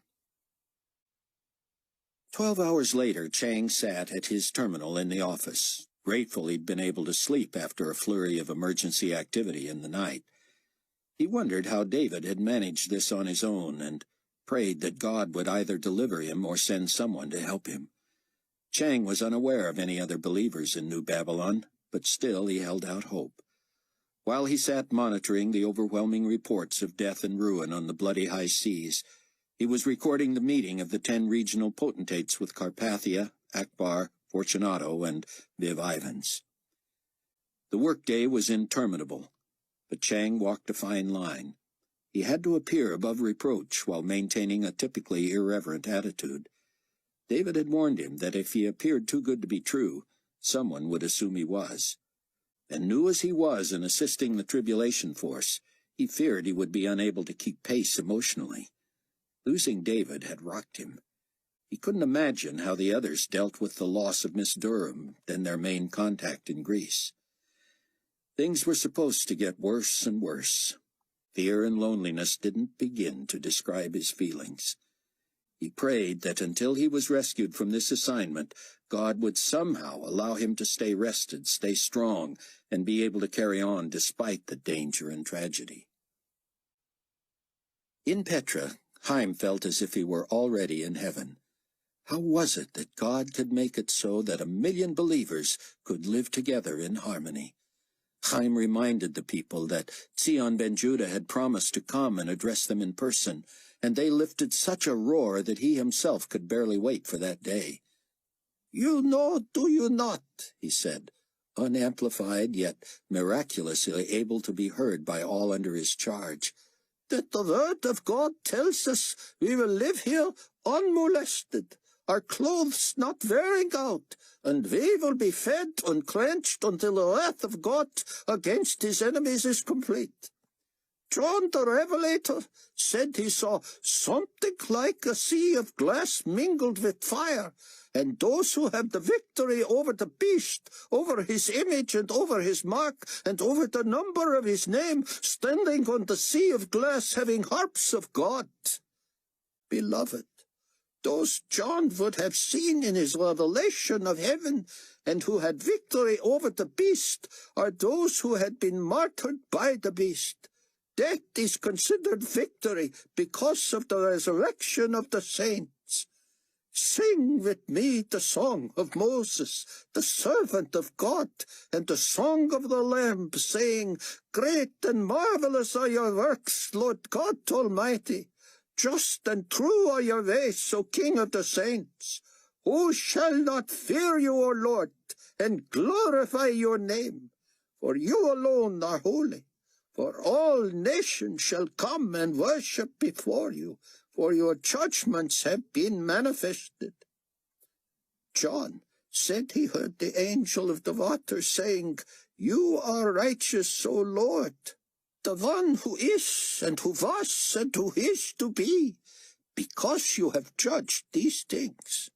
"And what," Haim continued, "of our enemies who have shed the blood of saints and prophets? God has turned the oceans into blood, and one day soon he will turn the rivers and lakes to blood as well, giving them blood to drink, for it is their just due. But what shall we as people eat and drink here in this place of refuge? Some would look upon it and say it is desolate and barren. Yet God says that at twilight we shall eat meat, and in the morning we shall be filled with bread. In this way we shall know that he is the Lord our God." That evening, a great flock of quails invaded, and 1,000,000 saints enjoyed roasting them over open fires. In the morning, when the dew lifted, there on the rocky ground were small round flakes as fine as frost. "We need not ask ourselves, as the children of Israel did, 'What is it?'" Haim said, "for we know God has provided it as bread. Take, eat, and see that it is filling and sweet, like wafers made with honey. As Moses said to them, 'This is the bread the Lord has given you to eat.' And what shall we drink? Again, God Almighty himself has provided." Haim raised both arms, and springs of fresh, cool water flowed from rocks in every quarter of Petra, enough for everyone. The refueling had gone without incident in Maryland, but Rayford wondered when their supply of impostors would run dry. A couple of hours later, Rayford took the controls for the landing at the tiny airstrip by Lake Michigan near what was left of downtown Chicago. His passengers were rested but stunned by the news related in his call from Steve Plank. The news had also proved devastating at the safe house. Chang reported from New Babylon that he had been able to cover in the computer for the motion and heat activity of Chloe's movements that might otherwise have raised a red flag, and Tseon told Rayford by phone that Chloe was sick about having been responsible. "But she has exciting news," Dr. Ben Judas said. "She is insisting on being the one to pick you up. And yes, we have the young Mr. Wong covering for your landing and your transport here." The landing was a test of Rayford's skills, and as he touched down as close to the water as possible, he wondered if he would have been smart to let Mac handle it. But the reverse thrusters left him with room to spare, and he maneuvered the jet between two abandoned buildings where it could be recognized from the stratosphere only from an angle available just a few seconds a day. The others allowed Buck out first to greet Chloe. She drove a Humvee from beneath the Strong building and had brought Ming to hold Kenny. Rayford stretched and watched the reunion as the other 5 clambered out and unloaded luggage. Finally safe again in the building, introductions were made all around before they knelt and prayed and wept over lost and endangered loved ones. Rayford showed them the urn of Hattie's ashes, and Hannah passed around David's phone. "Course we ain't leaving this George guy by himself in Greece, right?" "Exactly, Zeke," Max said. "But we've got a lot of planning to do in a short time, and you're going to be as busy as any of us." "I know some people I'll bet would want to help," Chloe said. Chang's day had been filled with co-workers' rumors and gossip. 2 Indian stewards from Carpathia's plane were to be put to death for leaking secrets to a mole in New Babylon. Everyone was under suspicion and tested. The general invitation for all employees to visit the spectacular new office of the Supreme Potentate had been suspended with his earlier-than-expected return from Israel. But those who saw it gushed about the ceiling that rose to the now transparent roof, so it was as if the office itself looked into heaven. It had been widened, the walls of adjoining offices and conference rooms demolished, to make one gargantuan space in which the king of the world could relax or conduct business or hold meetings, which he had done all day with the potentates of the 10 world regions. Chang hurried to his apartment to hear the recording of that meeting. But first he checked copies of what the assembled computer whizzes had sent around the world from their secure system in Petra. What a thrill to see Haim's pronouncements and accounts of the miracles retold and broadcast to the globe.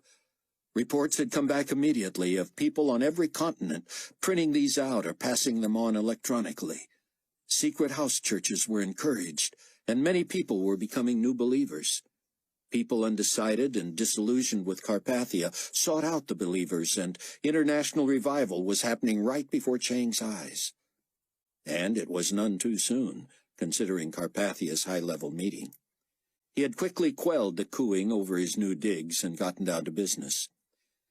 "The world has changed, gentlemen," he said, "as much in the last several days as in the last 3.5 years. Please, no hands. I know all your problems and want to talk about mine today. Without some miraculous intervention, the oceanic catastrophe will not soon be remedied. We must be creative in our approaches to it. But have you noticed something, my friends? Is it as obvious to you as it is to me? We have the Jews to thank for our current predicament. Yes, the Jews. Who have been among the last to embrace Carpathianism? The Jews. Who is their new Moses? A man who calls himself Micah, but whom we believe to be none other than the Jew who vainly assassinated me, Dr. Haim Rosenzweig. Who are the Judaites? They claim to be Jesus followers, but they follow Ben Judah, a Jew. Jesus himself was a Jew. They are fond of referring to me as Antichrist. Well, I will embrace anti-Jew, and so will you. This is war, gentlemen, and I want it waged in all 10 regions of the world. For my part, we are planning to stagger and ultimately eradicate the so-called Jesus believers who are nothing but Judah cultists.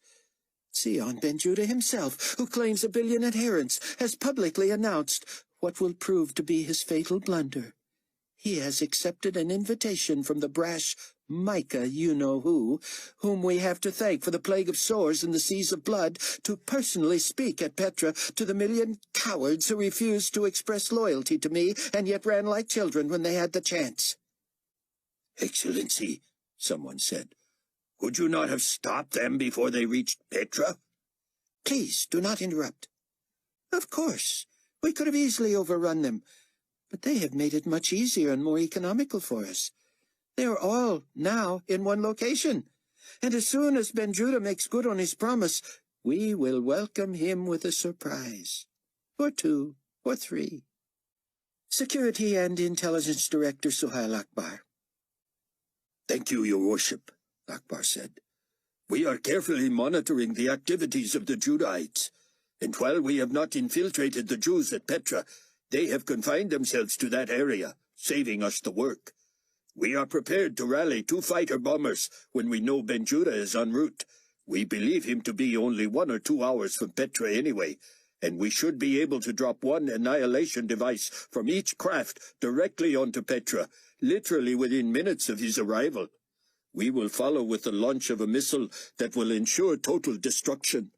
That was scheduled to be launched from an ocean-going vessel, but will now be launched from land." Chang had to chuckle at the intelligence areas falling for the clock ruse from Tseon's pirated TV appearance. Carpathia took over again. The Judahites have proven to be such hero-worshippers and so dependent on the daily internet babblings of Ben Judah that his death alone may mean the end of the nuisance. While we are aware of other pockets and strongholds of Judaitism, we do not believe any other leader has the charisma or leadership required to withstand our unlimited resources. But make no mistake, my loyal friends, the Jew is everywhere. Is there one potentate here who would aver that you do not have a significant Jewish population somewhere in your region? No one, of course. Here is the good news. Something to make you forget the inconvenience of this journey I required on short notice. I am opening the treasury for this project, and no reasonable request will be denied. This is a war I will win at all costs. Maintain your loyalty mark application sites, and make use of the enforcement facilitators, but effective immediately. Do not execute Jews discovered without the mark. I want them imprisoned and suffering. Use existing facilities now, but build new centers as soon as possible. They need not be fancy or have any amenities, just make them secure. Be creative and share with each other your ideas. Ideally, these people should either long to change their minds or long to die. Do not allow that luxury. They will find few remaining Judahites to sympathize with them. They will be alone, and as lonely as they have ever been, even though their cellmates will be fellow Jews. There are no limits on the degradation I am requiring you to inflict. No clothes, no heat, no cooling, no medicine, just enough food to keep them alive for another day of suffering. I want reports, gentlemen. Pictures, accounts, descriptions, recordings. These people will wish they had opted for the guillotine. We will televise your best, most inventive ideas. From time immemorial, these dogs have claimed the title God's chosen people. Well, they have met their God now. I have chosen them all right, and they will not find even death a place they can hide. Apply for all the funds, equipment, rolling stock, and weapons you need to ferret out these weasels. The potentate who demonstrates the ability to keep them alive the longest, despite their torment, will be awarded a double portion in next year's budget. Questions? Chapter 20. George Sebastian had planned to wait to eat until he had his charges on board and was free in the air again, leaving Greece.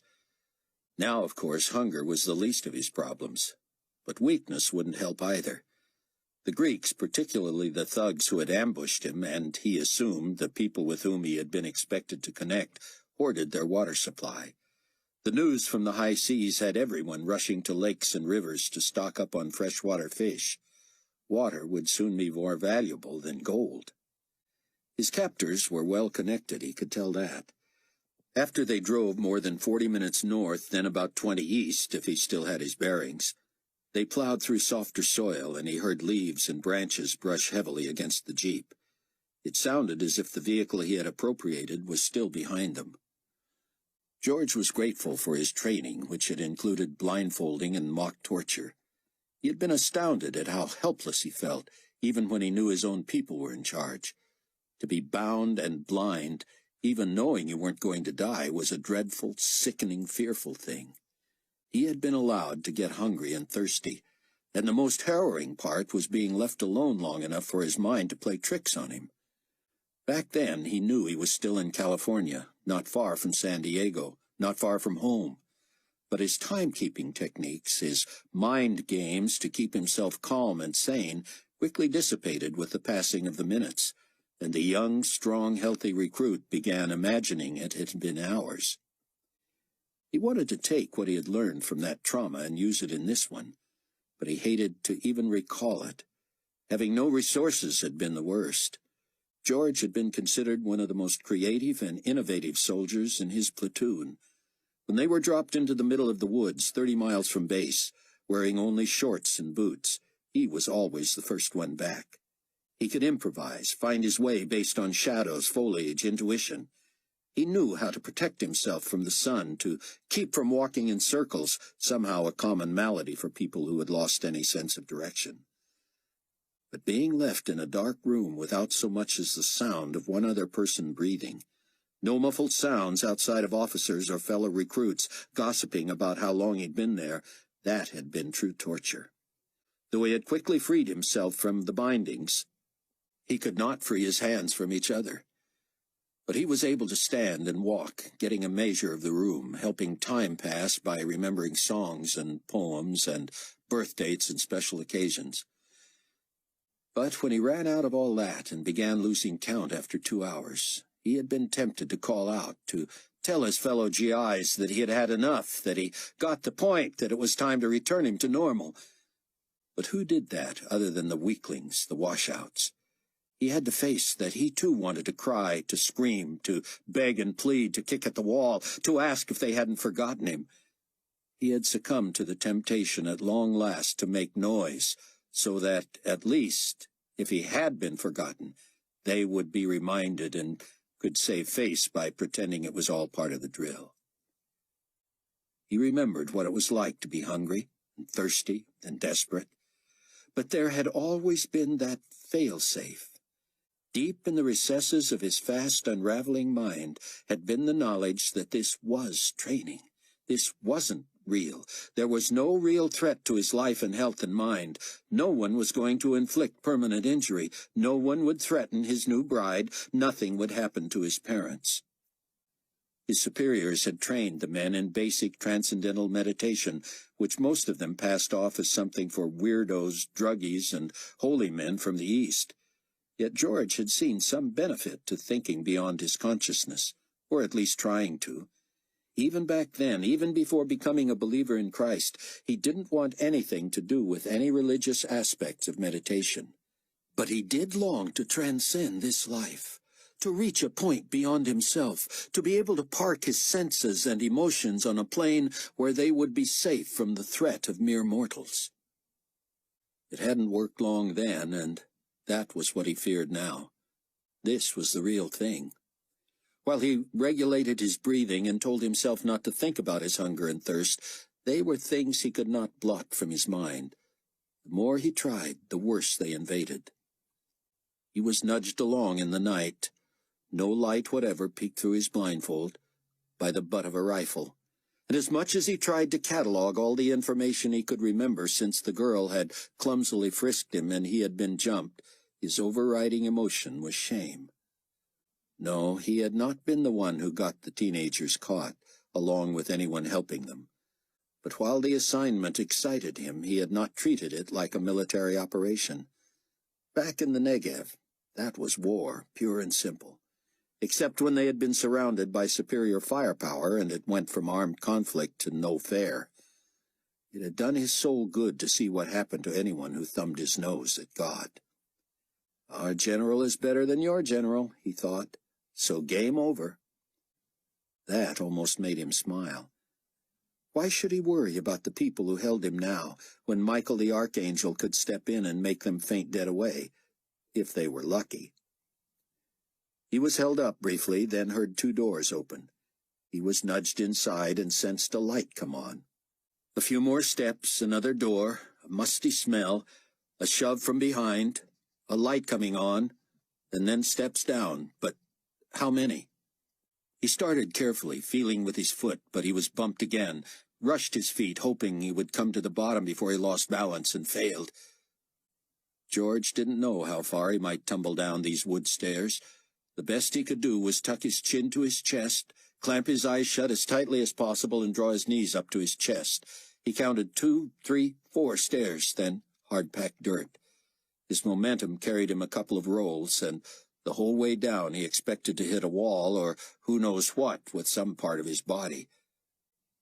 When he finally came to rest on his right side, he could hear from their footsteps that his feet faced his captors.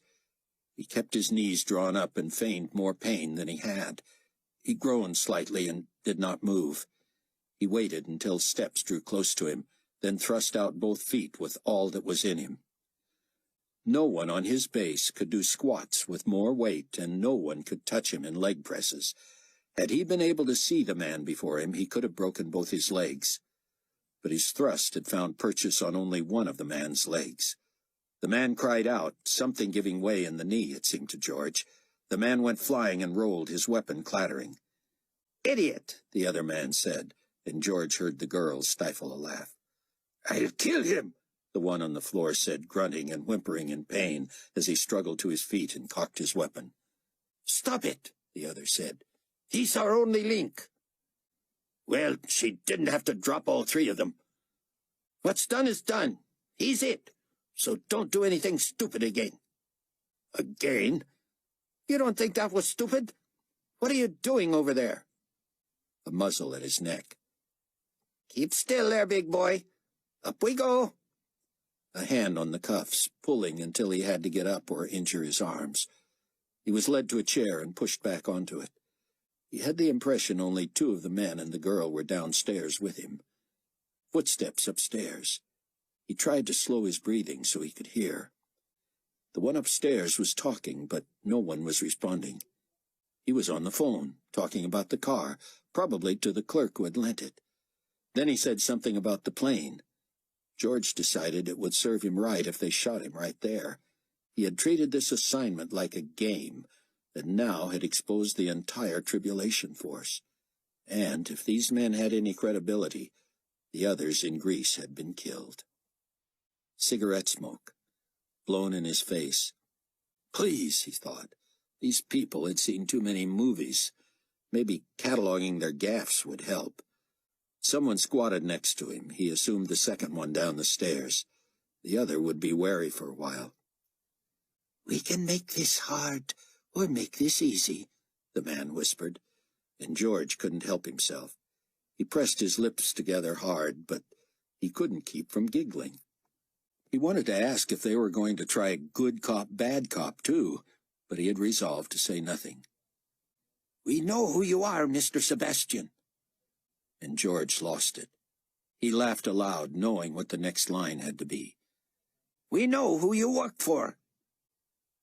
Trying to keep from laughing only made it worse, and he sat there, shoulders heaving, squealing to keep from guffawing. He took a backhand directly on the mouth, splitting his upper lip against his teeth. George was almost relieved when that sobered him. He wiped his mouth on his shoulder, tasted blood, and spat. At least he wouldn't get himself killed for being unable to stop laughing. When the man said he would cut to the chase, trying to make it sound normal with his thick accent, George almost laughed again. But his stinging lips were swelling, and he had a hunch that would be the least of his pain by the time this was over. "All we need to know is where we can find your people. Your information proves correct.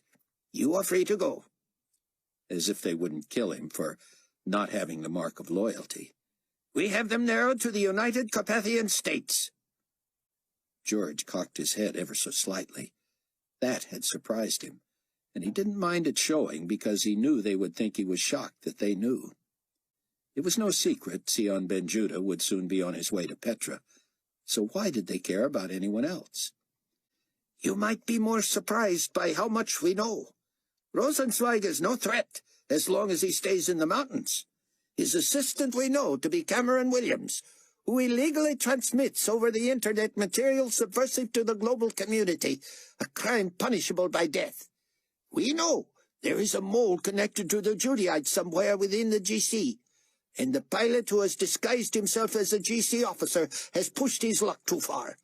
He has been linked with another Williams identity, who also passed himself off as GC and temporarily freed 2 rebel prisoners. We have reason to believe a former guard at the buffer, now AWOL, may be connected with these people." George wondered if they had made the connection between Ming Toy and Chang Wang. Maybe the fact that she had been married and now had a different last name would delay that realization. It would be only a matter of time, of course. Chang had to get out of New Babylon. George's captor sounded as if he believed George was surprised by how much they knew. In fact, the opposite was true. Apparently, they had never connected the crash of the Quasi-2 with the Trib Force, and no one even knew it had been empty. More smoke in his face. "So, you just tell us where to look, and when you are proved trustworthy, you go home to your family." Most ironic of all, George would not have been able to give away the Trib Force if he'd wanted to. For his own safety, Rayford had told him only to fly Marcel and Georgiana to a Kankakee, Illinois airstrip, and that he would meet George there. Whether George accompanied them to the safe house, wherever it was, or flew on home to San Diego would have depended on timing, weather, and any suspicion that might have arisen over whether the GC were onto him. The man near him tried the next strategy in the hostage-taker's guidebook. He laid a hand gently on George's shoulder and whispered, All we need is a specific location. No one knows where we got it. You go free, and everybody's happy." The man had been so full of cliches that George was tempted to answer with one of his own, a bloody spit to the face. But if there was one thing he knew well, it was that apathy was more offensive than resistance. As long as he resisted, his captors knew they were getting to him. When he ignored them, they had nothing to grab onto, and the insult of not being taken seriously had to drive them crazy. Ironically, George had learned that from his wife. He didn't mind when she argued with him, but when she gave up and said she didn't care, that got to him. Disengaging, he knew, was a cruel strategy, and he employed it now with a vengeance. He didn't shake his head, he didn't try to kick. Since he had shown a modicum of surprise over the man's asserting that he knew the Trib force was in the local region, George had barely moved a muscle. The man had to wonder if he was even listening. In fact, he wasn't. To keep from the temptation of responding non-verbally, George began reciting silently the books of the Bible, then his favorite verses, then his favorite songs. The Greek nudged him with his weapon, and George didn't want him to think he had dozed off. He raised his chin. "Well, what will it be, Sebastian? You're refusing? At least say so." "No. Tell me you've chosen not to say anything. You just want to give me rank and serial number? We already know your name. Come on." "Not even that?" Chang monitored all the various feeds and sites as he continued to listen to the Carpathia meeting recording. Most alarming was a list directed to Suhail Akbar that informed him of all the AWOL GC employees his department was aware of. Chang found his sister's name and deleted it, but he knew he might have been too late. How many knew that she was his sister? Perhaps not even Akbar. Moon had known, and Carpathia himself had known. Chang could only hope that such details stayed below the potentate's radar level. Who knew what would come of it? Yes, he appeared to be loyal even to the point of the mark, but if investigated, how long could he keep his parents and his sister out of it? Now wasn't the time, but one day soon he would have to raise the issue with Rayford Steele. He believed he could monitor the palace and GC headquarters from the safe house. In the Carpathia meeting, someone responded to Nikolai's new emphasis on the Jewish question with a question of his own. "Does this mean you no longer want video disc records of our beheadings?" "Oh, no. That remains a more than enjoyable pastime. As you know, I no longer require sustenance or rest. I am able to take advantage of unlimited time while others eat and sleep. One of the benefits of godhood is the time to revel in the folly of my opponents. Sometimes I sit for hours in the night, watching head after head drop into the baskets. These people are so smug, so stubborn, so pious. They sing, they testify. Do you not just love that word? They testify to their God and against me. Oh, that makes me feel so bad, so jealous. But then what happens? From 15 feet above, that heavy, gleaming, razor-sharp blade is released. It takes 1/70th of a second to reach the bottom of the shaft. Did you know that? And the last 200ths of 1 second is all it takes to slice through the neck as if it were not there. Ooh, I love it. The only problem, dear friends, is that, if anything, the guillotine is too humane. For certain, it is far too quick and deadly for the Jew. How far can you go in inflicting pain upon a man or woman before he or she dies? I want to know. I want you to report it to me with all the visual and audio evidence you can, and you know whom I want you to use as test subjects. For a special treat today, during our break, we will witness the execution of the 2 insurgents we discovered serving on my own plane. We still search for the mole here at headquarters, but perhaps he or she will also see the beheadings today and will be flushed from hiding to plead for his or her life. The guillotine, then, for these two? Someone asked. I know, Nikolai said. Pedestrian. But we do not have a lot of time, and it will be a nice respite from the meeting. Many of the others expressed agreement and excitement. Chang was sickened. He was tempted to download some of this bile for his mother, but it was too risky with his father still being such a Carpathia loyalist. He held out a modicum of hope for them both, having not heard whether his father had followed through yet on their taking the mark in their own region. Until he was able to convince his mother and get to his father with hard evidence, he was persuaded that his father would turn him in a heartbeat if he thought Chang was subversive.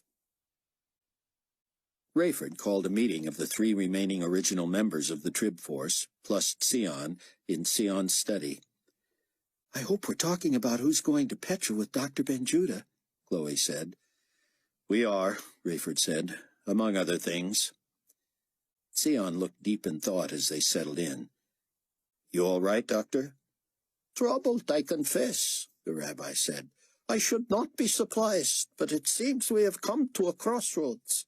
I know we will lose more and more as we head toward an end, but it seems as if our tenuous bit of safety is unraveling fast. It is, Rayford said. We know George can't give us up beyond pointing them in the direction of Illinois, but I don't think he'll do even that. Neither do I, Buck said. They're not going to get a thing out of him. Except perhaps his life, Tseon said, sighing. What are we going to do about our new friends? Chloe said. That's one of the reasons we're here, Rayford said.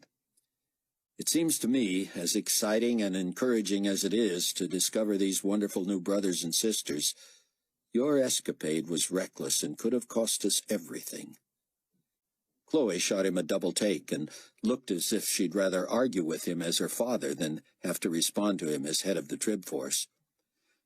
All due respect, but I didn't know what stratospheric detection could tell the GC. Shouldn't we all be told that kind of stuff? How were we to know you would venture out on your own? Last time I discovered the new safe house, and look what has come of this foray. You're lucky what came of it, Rayford said. What if they'd been GC or just lowlifes? We'd have lost you, probably the safe house, and thus our whole reason for being. I'm sorry, but now we have people we can help and who can help us.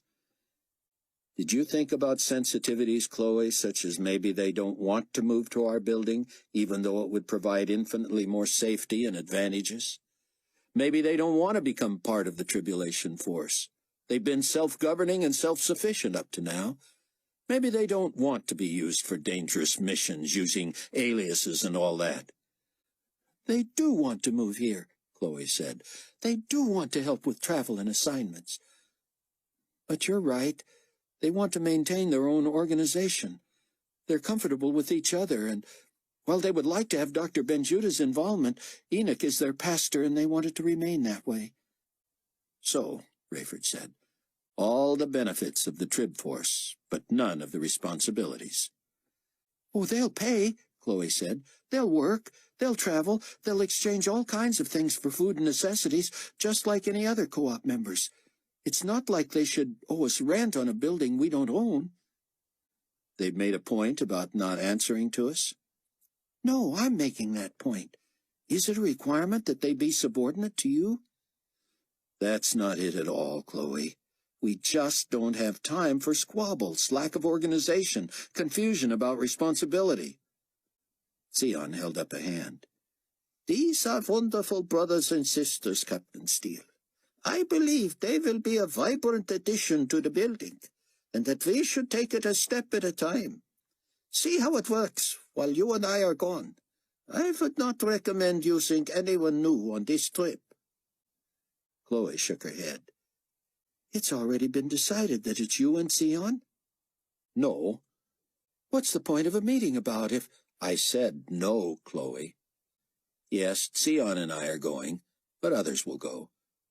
Me included, I hope. Rayford stared at her. I might have hoped the same before you risked exposing us. Chloe stood. "I don't believe this," she said. "The co-op can't go on without me. Buck can't watch Kenny." Rayford looked to Buck, not wanting to be parental when Chloe's husband was right there. "Careful, Chloe," he said. "Daughter or not, there's protocol." Buck reached up and took her hand. "Don't talk yourself out of an interesting assignment," he said. "I'm not looking for interesting," she said. "I'm looking for crucial." "How does Greece sound?" Rayford said, and she sat. "I'm going to Petra with Tseon. I'll have a new look and a new name. As soon as the GC recognizes that I'm not Buck, we're guessing their attention will be on Tseon anyway. We need another flyer for insurance over there, so Abdullah will go. I wanted you and Hannah to go to Greece. You're the least exposed people we have, at least until we know for sure whether the GC still suspects Hannah and the others from the plane crash being at large. You would be less suspicious and threatening being women." "Who would fly us?" "If we can get the logistics done, Chang will have a GC plane delivered to Crete. You two and Mac would split off there and head into Greece, while Tseon and Smitty and I go on to Petra. You'll be posing as GC, and it'll be dicey without the mark. Mac will trail you and keep an eye on you, also posing as GC. Ideally, we want at least one of you to talk your way into overseeing the Sebastian situation for the senior cabinet." "How long will it take them to catch on to that?" Chloe said. "It would work only as long as you made it work. We all need to get with Zeke for new identities, papers, looks. All but you, anyway. I don't think anybody knows what you look like. But how do I explain giving such an assignment to someone who pulled—" "Captain," Chloe said. "let me do it to prove myself." On instructions from the safe house in Chicago, Chang began building dossiers on everyone traveling to Crete, then to Greece or Petra. Rayford's height and weight and a close enough birth date were entered, along with identification that showed him to be a brother to Abdullah Smith's phony persona. Both would pose as Egyptians in full regalia. Fortunately, Abdullah had not shaved for nearly 2 weeks, and he would craft his long stubble into a goatee, which Zeke would tinge gray. Rayford would have his skin chemically darkened, allow a mustache to grow thick and dark, and wear glasses with small round lenses. Taking advantage of Hannah's dark coloring, Zeke was transforming her into a New Delhi Indian rather than a Native American. Chloe could go as she was, but with a new name and Canadian roots. Mac was the challenge. He would be easily recognized as Carpathia's former pilot, so his coloring was altered to eliminate his freckles and the hint of red in his hair. He would also be issued glasses, but would have to rely on bluster as a GC commander with a new name to throw off overzealous clerks. "The biggest advantage you all have," Chang wrote Rayford, "is the decimated state of the GC around the world. We are so understaffed, ill, and dying that maintaining strict security has become virtually impossible. Fortunately, in many areas there are surplus vehicles, except in Israel, of course." Once everything was in place in the computer, Chang listened to more of Carpathia's meeting while composing a nuanced, he hoped, message to his mother. The trouble was she was not normally a woman attuned to nuances. "We have our engineers working around the clock," Carpathia was saying, "on the water issue. All saltwater marine industries are dead, of course. We have lost hundreds of thousands of citizens who may never be retrieved off the high seas. Vessels can go only so far through a liquid with such a thick, sticky consistency, and the diseases brought by the rotting carcasses of sea creatures may be our most serious health issue ever. Yes, worse than the boils and sores. People only wish they could die from those. The water crisis is again decimating our citizenry." "Holiness," someone said, "in our region we have seen an alarming trend. Even those with your mark of loyalty are beginning to speak out in protest against you. We counter with the fact that this is not your doing, but you know people, they want to blame someone, and you become the target." Before Carpathia could answer, Fortunato jumped in, and Chang thought he sounded like his old self. "This shall not be tolerated," he said. I hereby decree and shall pass this word along to the priests of Carpathianism in all 10 regions of the world, that from this day forward, every citizen of the world shall be required to worship the image of their supreme potentate, their true and risen Lord, when they rise in the morning, after they eat their midday meal, and before they retire at night. How shall we enforce such an order? Someone said. See to it, Carpathia said. This, from the Most High Reverend Father, is inspired. But, sir, there are still many who have not even yet received the mark of loyalty. Fortunato again. They shall surely die. Reverend, Carpathia said, admiration clear in his tone. I have spoken, Leon said, warming to his point. The time is long past for delays and excuses. Take the mark of loyalty to the god of this world or die. Anyone found without the mark on his or her forehead or right hand shall be given immediate opportunity to receive it, and upon their rejection shall be put to death by guillotine. There was silence as Chang sensed the regional potentates were considering the ramifications. Finally, Carpathia spoke. With one notable exception, he said. Well, of course, Excellency, Leon said. You need not take your own mark of loyalty. Oh, Reverend, Carpathia said, clearly disappointed. You were doing so well. Forgive me, your worship. The exception? The Jew, Reverend Fortunato. Of course, Leon said. As the potentate himself has clarified, the blade is too good for the Jew. Chang finished his letter to his mother with the following. Assuming that you and Father have yet to take the mark of loyalty, ask Father how he would feel about a ruling that said he must take it immediately or die. What does that do in the heart and mind of someone who would otherwise be a loyalist? Does it rob him of any satisfaction he might get out of pledging allegiance to a leader? That is what is coming, Mother, and you and he may hear it soon after receiving this. As soon as the regional potentate for the United Asian States returns from New Babylon, you may expect just that ruling. The time has never been riper for seeking another object of one's devotion. It may seem riskier at present, but in the end it will make the difference between eternal life and death. Chapter 21. Rayford had never doubted Zeke's brilliance or artistry, but the young man outdid himself over the next several days. Around the strong building, various members of the tribulation force and members of the place shot double takes at the soon-to-leave crew as their looks changed daily. Rayford caught himself studying his own visage in the mirror, wondering how such a transformation was possible.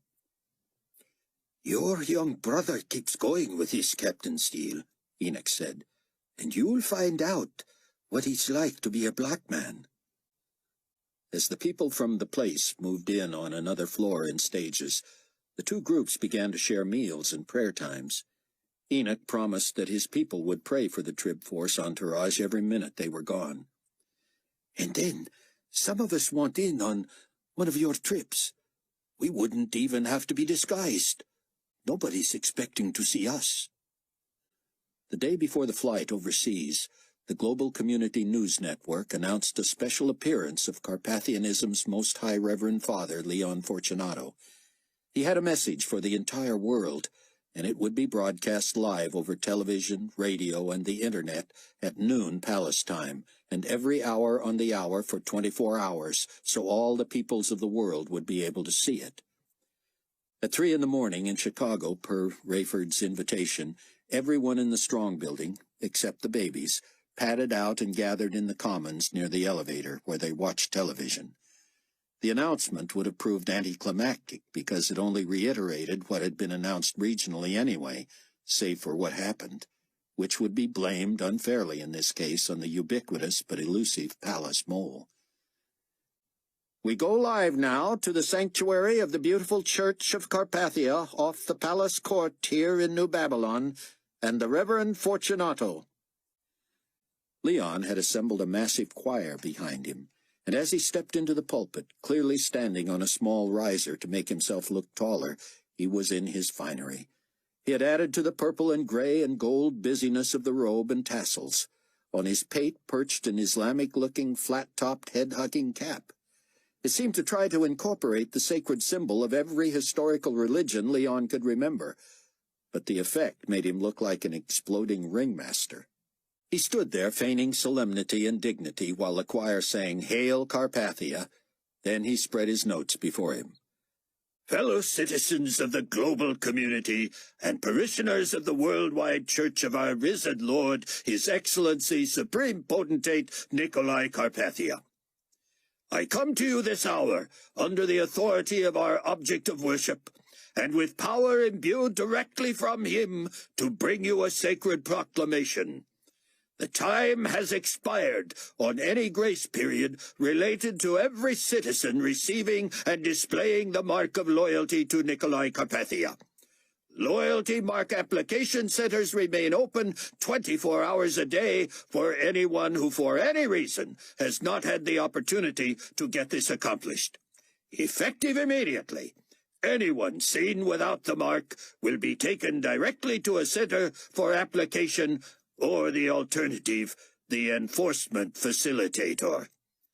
Furthermore, all citizens are required to worship the image of Carpathia 3 times a day, as outlined by your regional potentate, also under threat of capital punishment for failing to do so. I know you share my love for and dedication to our deity, and will enthusiastically participate in every opportunity to bring him praise. Thank you for your cooperation and attention, and may Lord Nikolai Carpathia bless you and bless the global community. Fortunato tried to finish with a half-wave, half-salute, but suddenly the lights went out in the church. They came back on just in time for everyone to see the choir stumbling over each other to flee, and Fortunato falling off his little platform, trying to get up and having to billow out the skirt of his robe to do it. All eyes seemed to be on something in the ceiling, but as the camera panned that way, something happened to the camera operator and the picture shook and wobbled. Text rolled across the bottom of the screen.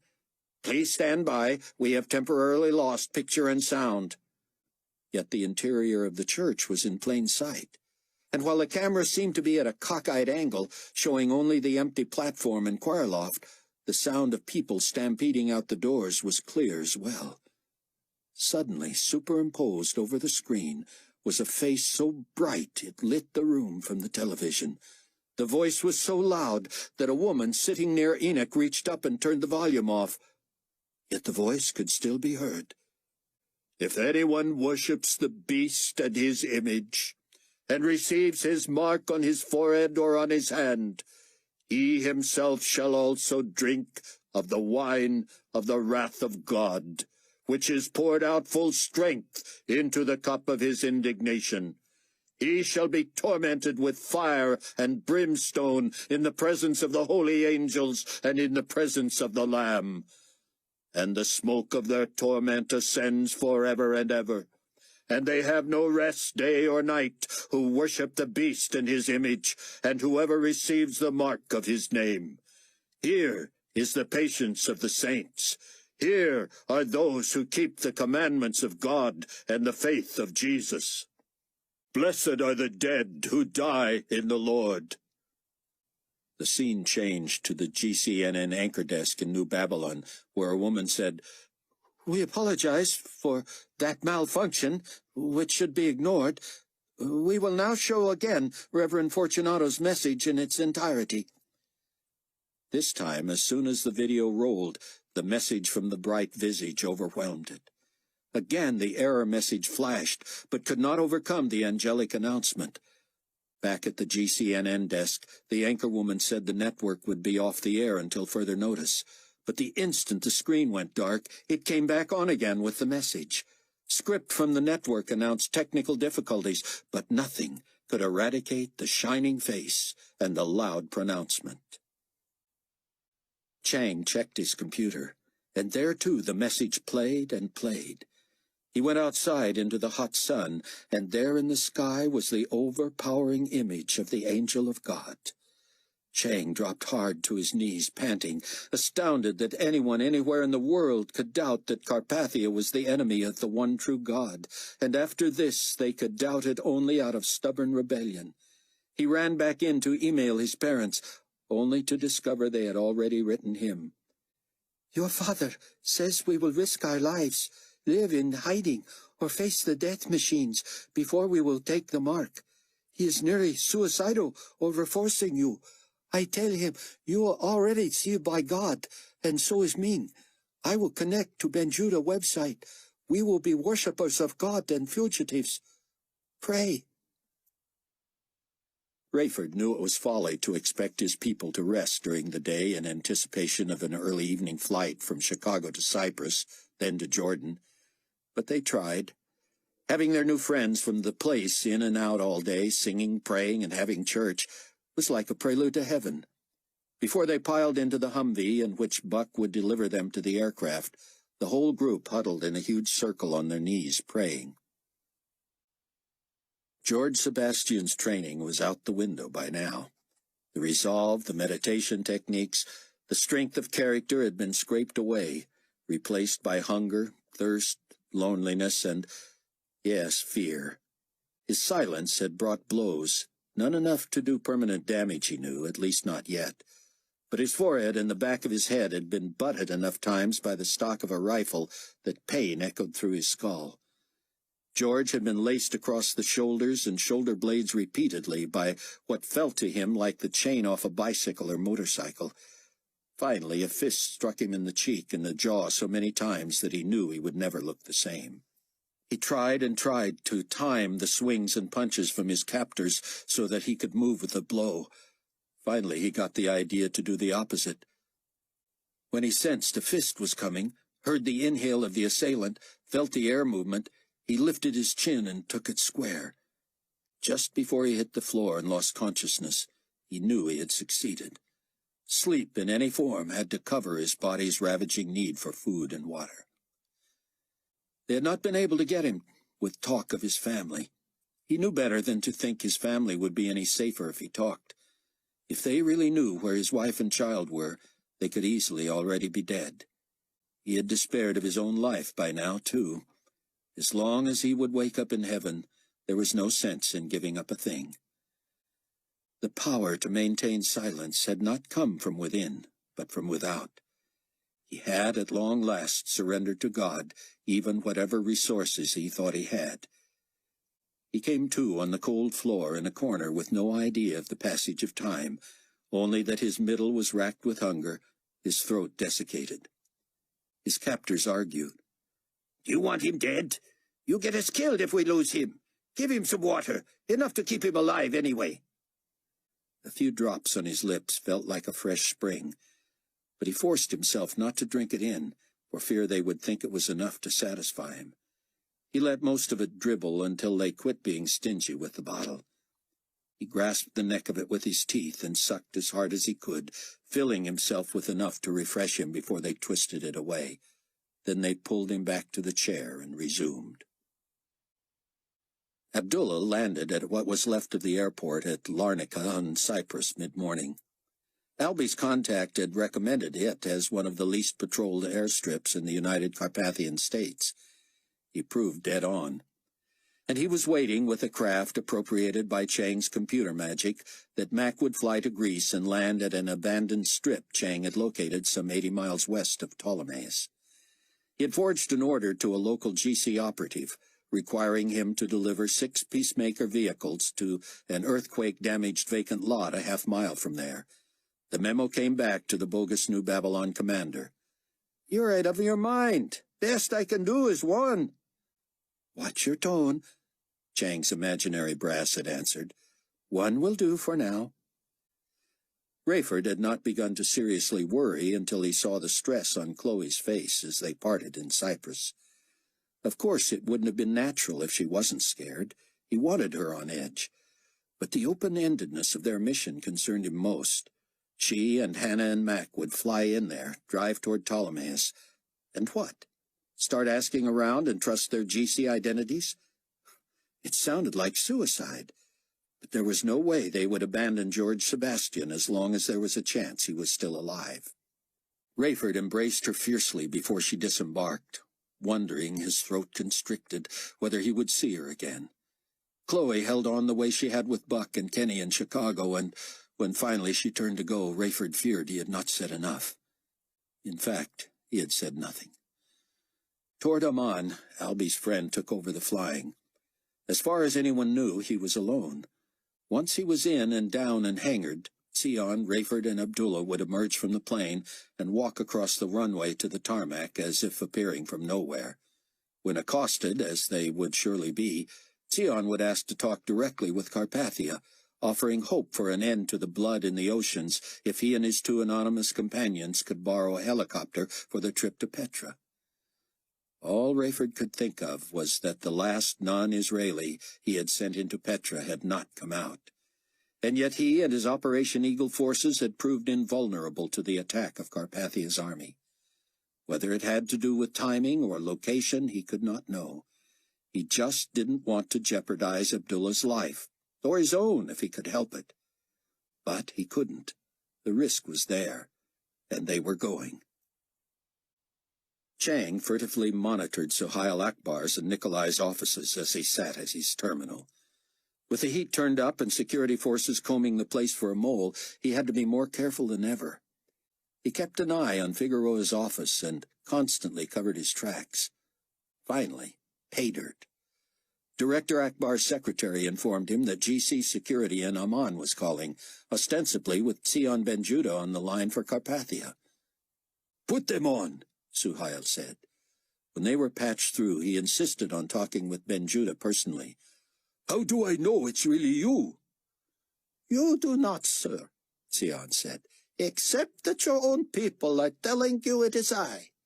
I have a request of Carpathia, and will ask it only of him." "You would be wise to address him appropriately and formally, Dr. Ben-Judah."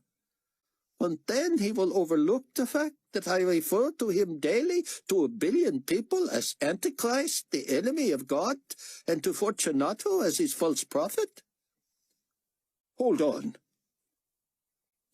Suhail told his secretary to give him time to get to Carpathia's office, and then to transfer the call there. 2 minutes later, Akbar sat panting in Nikolai's office when he hit the speaker button. "Dr. Ben-Judah," Nikolai began, as if to an old friend. "I am requesting helicopter transport to Petra for myself and 2 associates without interference, in exchange for considering asking God to withdraw the plague of the seas having turned to blood." "And why should I contemplate this?" "You do not need me to tell you that. Surely your people are telling you that there has never been a time of greater resistance to you around the world. Renaming all of the oceans the Red Sea could not be in your best interest." "If I have someone ferry you to Petra, the seas will return to water?" "I do not speak on God's behalf. I said I would consider asking him." "You would only consider it?" "I will ask. He will consider it." "Granted." "But we need only the aircraft, not the pilot."